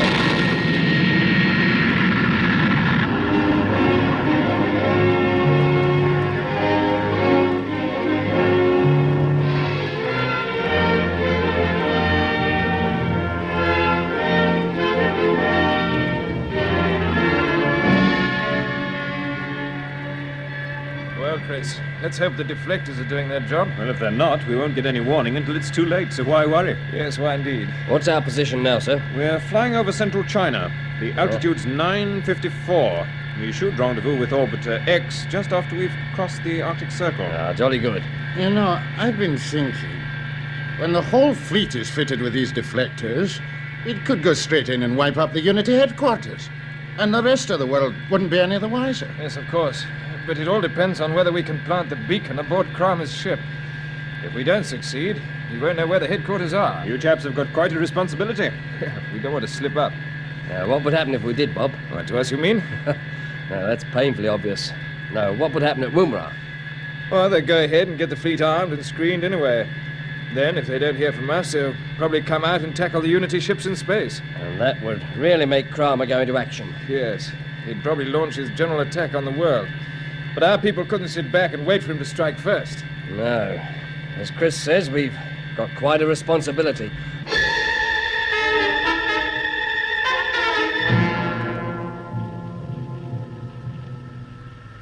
Watch your altitude, Gelbin.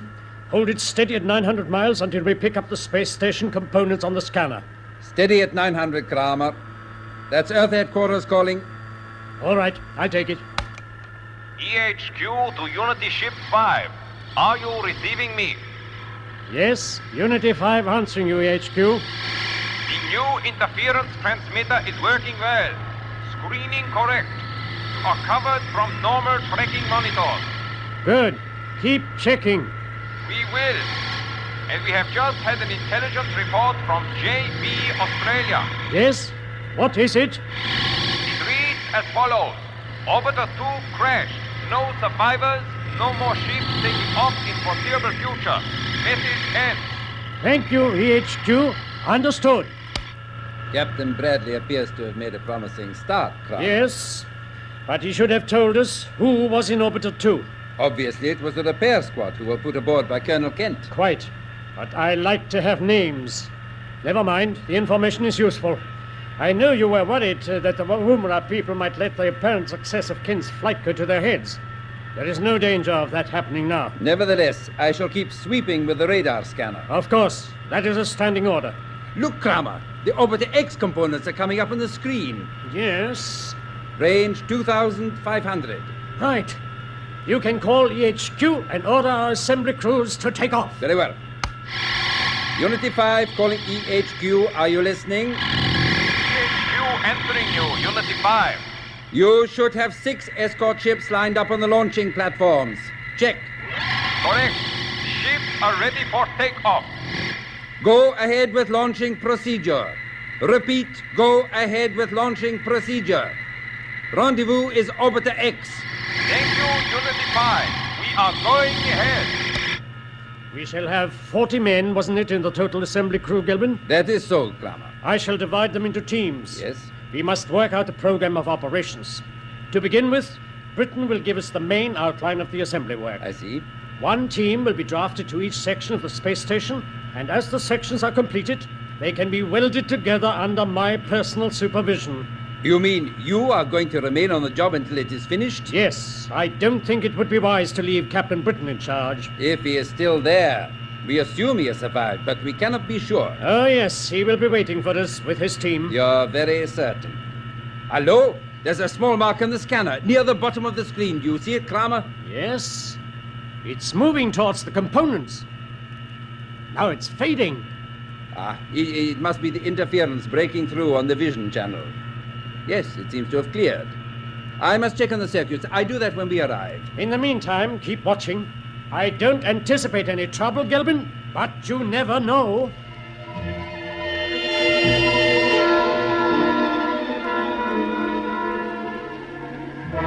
Orbiter X should be on a bearing TK75QX4.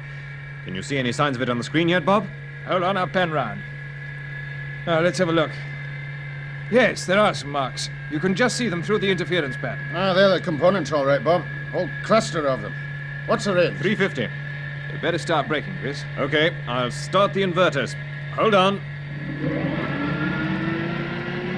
Over we go. I'll level off when our tail's pointing towards the target. Right, level off. You can start the compressors. Right. We can use the jets as brakes now. You think a 9/10 burst should do the trick, Bob? Try it. Okay. And again. I can see the component rockets through the observation windows. Look, there they are. Yes. The predictor boys know how to put a ship on target. I'll just maneuver alongside the big rocket in the middle of the cluster. That is the central workshops, isn't it? Yes, that's the one.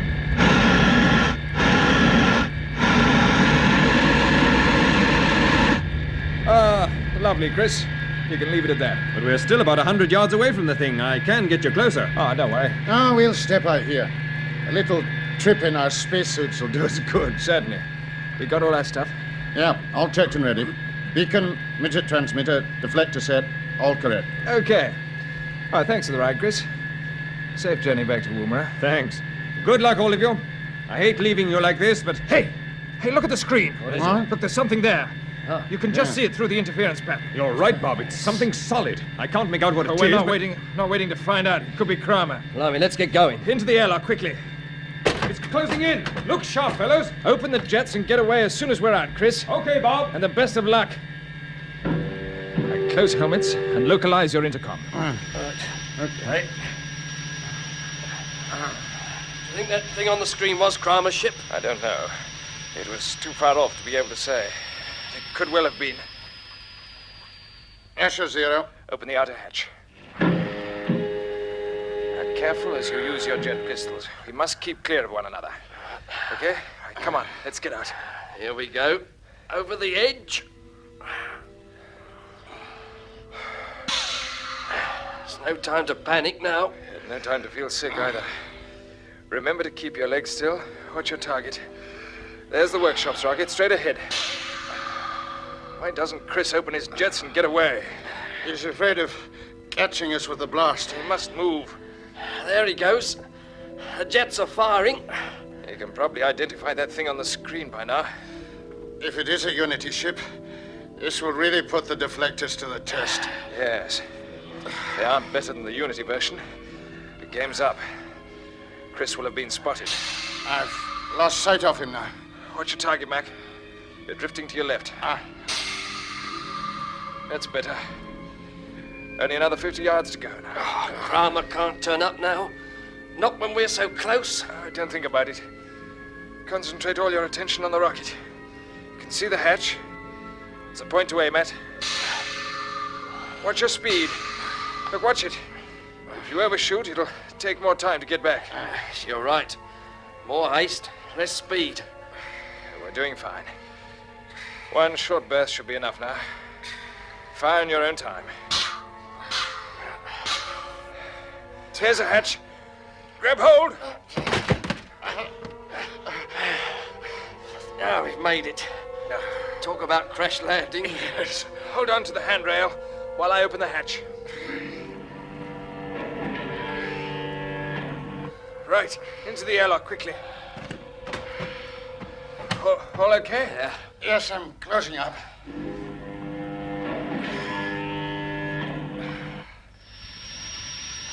Pressure's rising. Thank goodness everything's working. I can't wait to get into the ship and see if there's anything coming alongside. Yes, it's like waiting for the judge's verdict. Yes. A verdict on the efficiency of the CSB deflectors. Pressure normal. Good. In we go. Open your helmets. Turn up your intercom receivers. We might pick up something. Oh, glad to see the workshop is just as we left it. At least nobody's been aboard here. No, I don't think they have. Now, you two look out to port, and I'll watch through the starboard windows. I'll clear this side, Bob. Right. Hickey, turn on the generator and start the air conditioner. All right, okay. We want things to look as normal as possible. Now, I say, come over here, quickly. Why? What is it? A Unity ship. Yes, she's closing right in. You can read the number on the bows. Yeah, I can see it. U5, it's Kramer's ship. Yes, that's right. He's stopping alongside. No signs of his hatch opening. He doesn't seem to be in any hurry to deliver the verdict, does he? No. Whatever it is, we can only wait and see. Hello, Captain Burton. I hope you are listening. Here it comes. Okay. I'll turn on my intercom transmitter. Leave the talking to me. Now, perhaps this is a case where attack is the best defense. Yeah, maybe it is, Bob. Hello, Dr. Kramer. Yes, I'm listening. So you've come back, have you? What's the idea of leaving us stranded out here? Where have you been? Come aboard my ship immediately, and no tricks, do you understand? You're the expert in playing tricks. You haven't answered my questions. It is I who will ask the questions. You have had your instructions, carry them out. I want you here at once, because you have quite a lot of explaining to do. Right, Mac? You right, Hickey? This looks like it.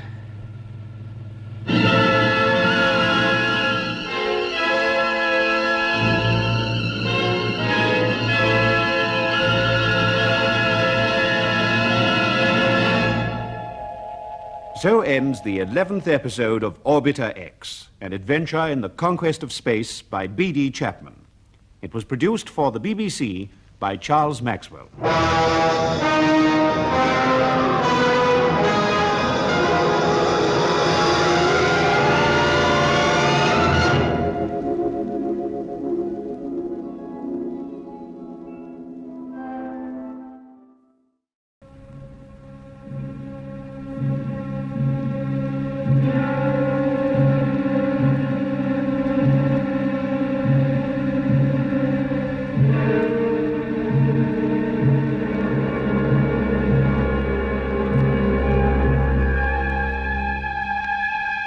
Orbiter X.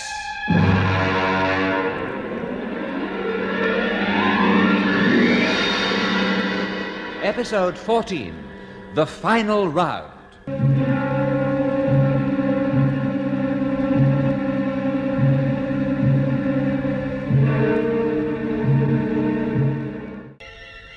Following the completion of the space station Orbiter X, the Unity leader Kramer and his deputy Gelbin fly Captain Bob Britton to Unity headquarters in the small South American Republic of Kazala. Mac and Hickey are landed in the area by a Commonwealth ship piloted by Captain Knight. Determined to join forces with Bob, they set out on the last stage of their journey to the headquarters on rotorcycles. Meanwhile, inside the headquarters, Bob tells Greta Ravel that as a result of his work, the Unity organization has been exposed, and she should get away before it is too late. But his warnings are interrupted by the arrival of Kramer and Gelbin, who have discovered their danger and are bent on reprisals. Captain Britton, you've tried to play a double game, but as far as you are concerned, it's all over. I fully realize that. I thought you might. So I want you to know the full measure of your achievement as it affects your friends in the Commonwealth Space Project. You see, you have not only tricked us, but them as well, because you have brought about their total annihilation. What the blazes do you mean? You know quite well that all my plans are aimed at a unity world government. Nothing can stand in my way. Gelbin, go ahead and mobilize the attack. Right, Kramer. Hello, Defense Section. This is Deputy Leader Gelbin. I have orders for immediate mobilization of ballistic missiles. Prepare for launchings. Call up atomic detonators. See that the warheads are fitted with all speed. Your first target will be Woomera. And Gelbin, the battery must be firing within 15 minutes. It will be. I hope you're satisfied, Britain. You can't do this. You must countermand those orders. He is right, Dr. Kramer. Rebel, I advise you to be careful what you say. Dr. Kramer, I have just been handed a signal which might give Captain Britain some cause for reflection with regard to his own immediate future. Yes? It actually comes from our commander on Orbiter X. Here it is. McClelland and Hicks lost in space, presumed dead. Well, well. Presumably they were involved in your treachery, Britain. This is their just reward. Now it's for us to see that you receive equal justice. Gelbin, have him taken away.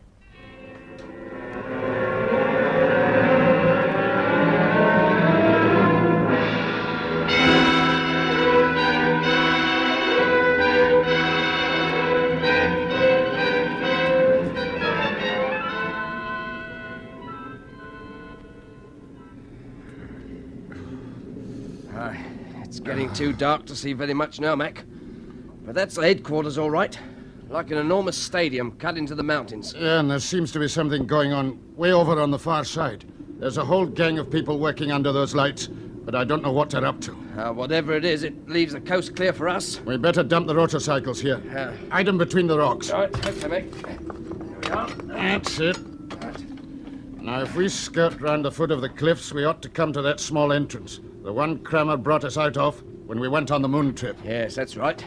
Now, let's get going. Before we do, I'll just put through a radio call to Chris Knight. Do you think it's safe to use the intercom, Mac? Yeah, he told us it's the new type that can be picked up on the Unity receivers. And with the poor chap sitting and waiting for us in the ship, about 20 miles away from all the fun, at least we can do is to keep him in the picture. This is your idea of fun, is it? Why did I leave the Navy? Okay, go on, have a word with him. I'll keep lookout. Right, here we go. Hello, this is McClelland calling Orbiter 3. Chris, are you listening? Hello, Mac. Yes, I'll say I'm listening. Is everything okay? Yes, we've reached Unity headquarters. We're outside at the moment. The problem is to get into the admin and control departments. We could take a chance and go through the hangar. It's a big cave about twice the size of St. Paul's, but we're going to look for a little side entrance we used before. That would be safer. I hope you find it all right. Now listen, I've just had a call from Colonel Kent in Woomera. He says the DF signals from Bob's transmitter have stopped. Stopped? Yes, he thinks the transmitter may have been found. Bob will be in trouble if it has. Exactly. There's one other thing the Colonel told me. Yeah? The big job is due to start in about 10 minutes. Okay, I understand. Thanks, Chris. Be seeing you. You know what he means by the big job, Hickey. Yes, the attack on Orbiter X, I suppose. I only hope our boys can take over in one piece. Anyway, our big job is to find Bob. We'll start moving along the cliff. That entrance can't be far away. I've an idea it's pretty close. We better be careful when we get round that next bend. Yeah, go steady. Hey, Mac, I believe those people over by the lights are working on some sort of launching ramp. Yeah, I think you're right. Now listen, there's a door opening. Yeah, and it's the one we're looking for. Shh, somebody's coming.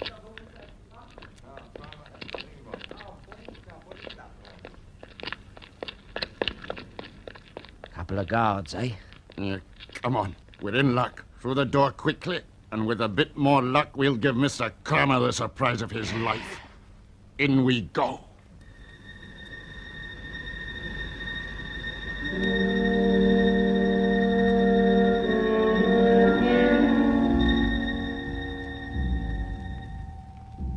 These tunnels are a bit of a maze. But isn't that the old glasshouse department straight ahead? Yeah, and if Bob has come unstuck, this is where we might find him. If he's not here, we'll make our way up to Kramer's office. Look out! Who's that at the end of the corridor? It's Greater Ravel. She's looking into the cells. So that's... Yeah, she helped Bob and me out the last time we were here. She might help us again. Yes, that's an idea. Gonna take a chance, Hickey. Right. Oh, here she comes. Hello, Dr. Ravel. Do you remember me? Oh, Captain McClelland. I can't believe it. And this man with you? Flight Engineer Hicks. But Kramer had a message from Orbiter X. They said you were lost. Yeah, that's what we meant them to think. But we're here, all right. How did you get here? I'll tell you about that later. Who were you looking for, Greta? I was looking for Bob. Oh, he is down here, is he? Yes, but I don't know which cell he's Mac, in. I found him. What? Over here. I looked through the peephole in this door. There he is. There's something wrong. Ear is hurt. Quickly, open up. It's locked. All right, I have a pass key. Give it to me. In you go.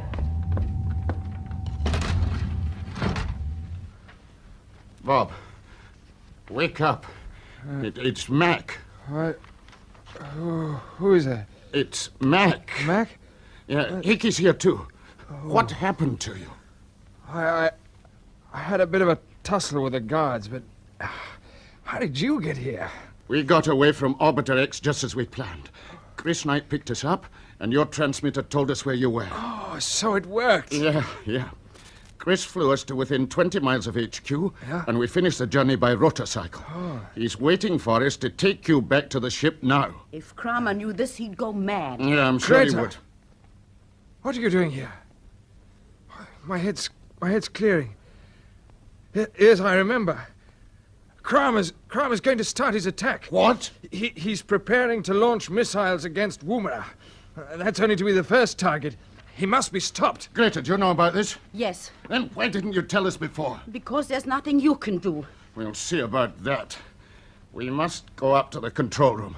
Kramer and Gelbin are sure to be there. Kramer is, but Gelbin is out on the launching platform. Now, listen to me. I've got all this worked out. You see, Kramer was always determined that if ever he was forced to leave this place, it would never fall into anybody else's hands. Go on. So he built demolition charges into the walls of the hangar and the generating hall.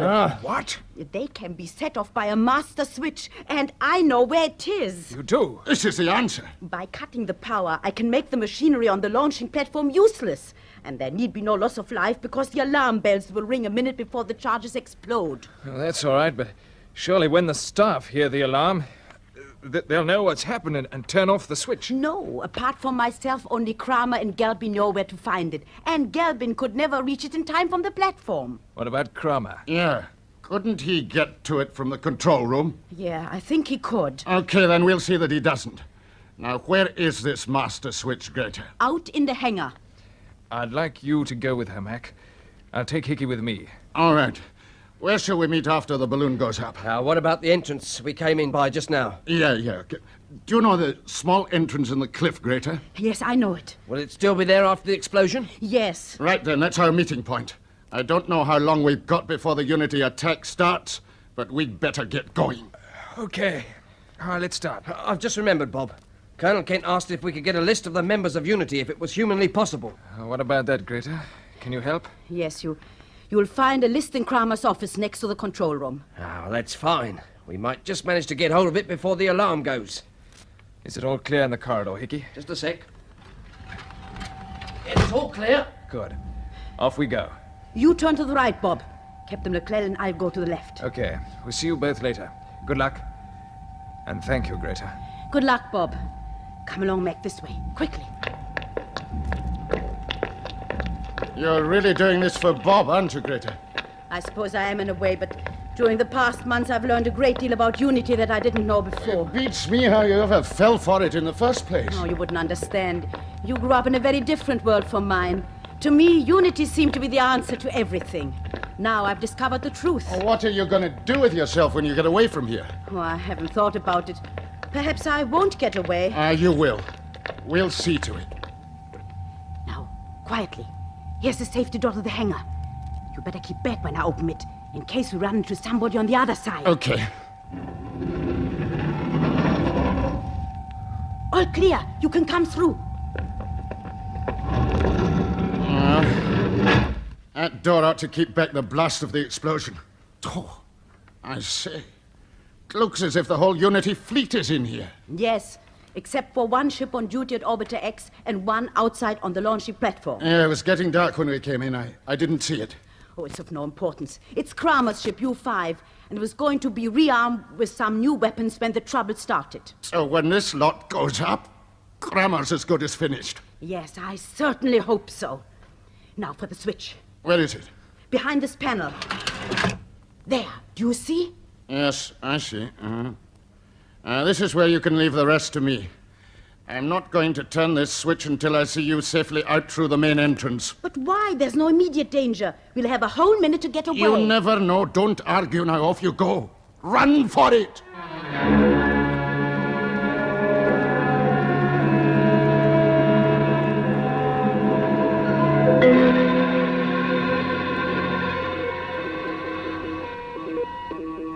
Control calling launching platform. Hello, Gelbin. I'm checking the projected course on the computer. Is the first missile lined up? Yes, Kramer. We are about to fit the detonator. Good. As soon as you can spare them in, I want all ships prepared for takeoff. It's the alarm. What's happened? It must be a fault in the wiring. But you should go to the hangar and check the emergency switch right away. You don't have to give me instructions. Stay where you are, Kramer. I give the instructions now. Britain, Hicks, it's not true. It's true enough. Let me get out of here. It's a matter of life and death. I told you to stay where you are. What this alarm means... We know what it means. The better part of your headquarters is going up in smoke any moment now. Kramer, you must get out. Do you hear me? We've been betrayed. Yes, and I know who's behind it. I shall be on the U-5 launching platform if you can get there. Britain, let me get past. Oh, no, you don't get past. Gelbin, there's no hope. We are destroyed. Yes, it's nearly over for both of you. Do you hear that, Gelbin? Unity's finished. The alarm stopped.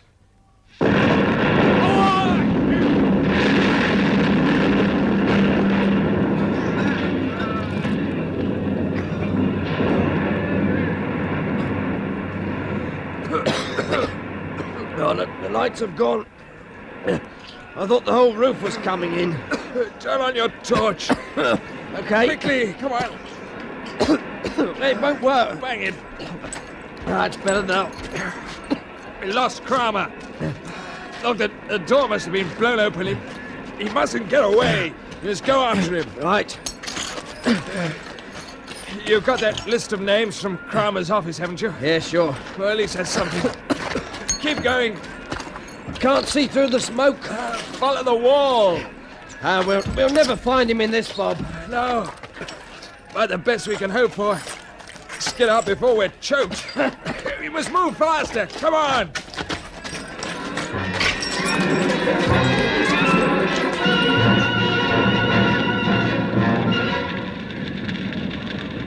Hello, Orbiter 3. Chris, can you hear me? This is Mac. Yes, I can hear you, Mac. Tell me, for Pete's sake, what's going on? I can see a blaze in the sky and there was a noise like thunder. That was the hangar going up. The fuel tanks are burning now. Most of the Unity fleet is finished. There's only one ship left on a platform a few hundred yards from where I'm standing. But the smoke's blinding. I can't see very far. Have you found Bob? Yes, he's with Hickey. I'm waiting for them to join me outside the entrance I told you about before. Just get onto Woomera and tell them the news. You can tell them that Unity's finished. I'll call you back. Mac, are you there? Oh, Bob! By all, it's wonderful. Yes, this way. So there you are, Mac. Thank goodness for that. Oh, am I glad to see you. Are you all right? Yeah. How are you two? Yeah, we're okay. A bit smoke-dried, that's all.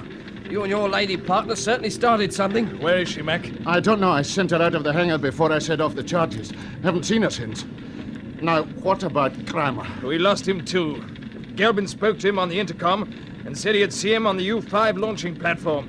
That's where the ship is. Do you know the direction? I've only a rough idea. Oh, never mind. They're obviously planning a getaway. We got to stop them if we can. There they are. Oh, that's... It's Greta. Yes, it is. Come on. I reckon we'll be too late to help her, Bob. Yeah, I'm afraid so. She had an idea she wouldn't get away. She told me. Look, I believe I can see her. Look, Among those rocks. Yes, you're right. Come on. Looks as if she's had it, Bob. Yes. Greta, what happened? Bob, I thought they tried to get to the ship. I waited here. Then I saw them. Gelbin and Kramer? Yes. Gelbin was too quick for me. He had the gun. They'll be aboard by now. But they can't do any more harm. I'll go after them. Stay where you are, Hickey. Can't see a thing through the smoke. If they are aboard... Oh, they're aboard, all right. They're taking off. Look, you can see the jets. Their ship's lifting. So they've made it. Yes, we're too late. Do you think we can get Greta back to Orbiter 3, Bob? We don't have to. Oh, you mean she's... Yes. Afraid she is. She was a strange woman. She justified herself in the end. A lot of people would be very grateful to her if they knew. Well, we are. I'll say we are. Yes, we are quite a lot. Oh, come on. Show me where those rotorcycles are. We'd better join Chris Knight. Oh, I promised I'd call him back. Okay, but make it brief. All right. Hello, Orbiter 3. Hello, are you there, Chris? Mac, I was looking at my monitor and I'm sure I saw a ship taking Yes, off from you the did, U5 Chris. launching platform. It was Kramer and Gelbin. So they've got away. Yes, we're coming back to you now. Bob and Hickey are here. Hello, Chris. Bob, it's wonderful to hear you again. Congratulations on a terrific job. You're congratulating the wrong one, old boy. But thanks all the same. Now listen, all of you. I've just had some good news from Colonel Kent. He's waiting to give you a big welcome. Everything at his end worked out perfectly, and he's looking forward to seeing you all aboard Orbiter X. He's there. That's great. Okay, Chris. You can tell him we're on our way.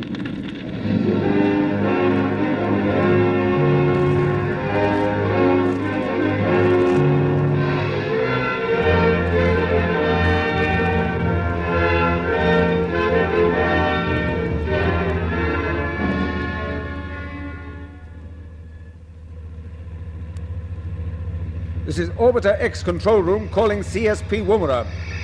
CSP answering you, Orbiter X. Brown, will you tell the Minister that Captain Britton and his team are coming aboard the station now? Judging by their radio reports, the Unity organization is as good as finished. But Kramer may still try to pull one out of the bag. So keep checking. Right, sir. Hello, My Colonel Kent. dear fellows. Good to see you Bob, again. Mac, Hickey, come right in. Thank you, sir. Home sweet home, eh? Welcome to the control room of Orbiter X. Thank you, sir.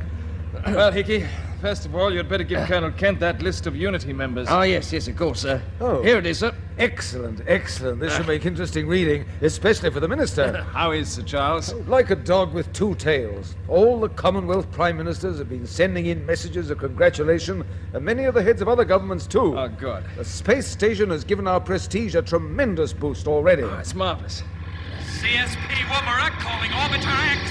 CSP to Orbiter X. Come in, please. Well, if it isn't old Brownie. Hello, CSP, Orbiter X answering you. Just a check call, Colonel. There have been no fresh sightings. Thank you. Fresh sightings? He was referring to Kramer's ship, U5. I didn't worry you about it earlier, but we've seen it. You have, eh? Yes, it passed pretty close to us, and we thought it was going to attack, but nothing happened, and it pulled clear. Oh, I should have thought they'd have headed straight for their moon base. No, they must realize that wouldn't be safe. We could wipe it out with screen missiles any time we like. Exactly. I'm quite sure that Kramer made a serious effort to destroy this space station. That's why I ordered Orbiter 3 to remain alongside as a guard ship. I've also got 12 others out on orbit patrol. You can see them on the monitors now. And isn't it marvelous to be free from the old interference? Yes, I'll say it is.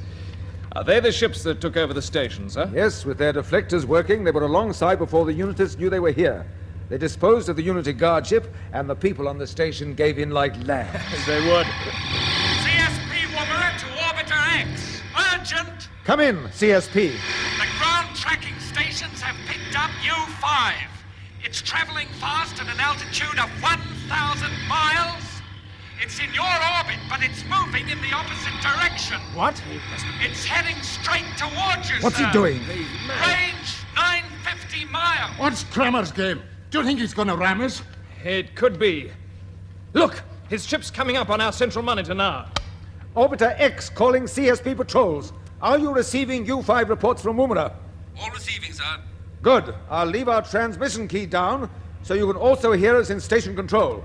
Captain Knight? Yes, sir. You may find yourself in action very soon. Check your armaments. I have, sir. Everything's in order. I'm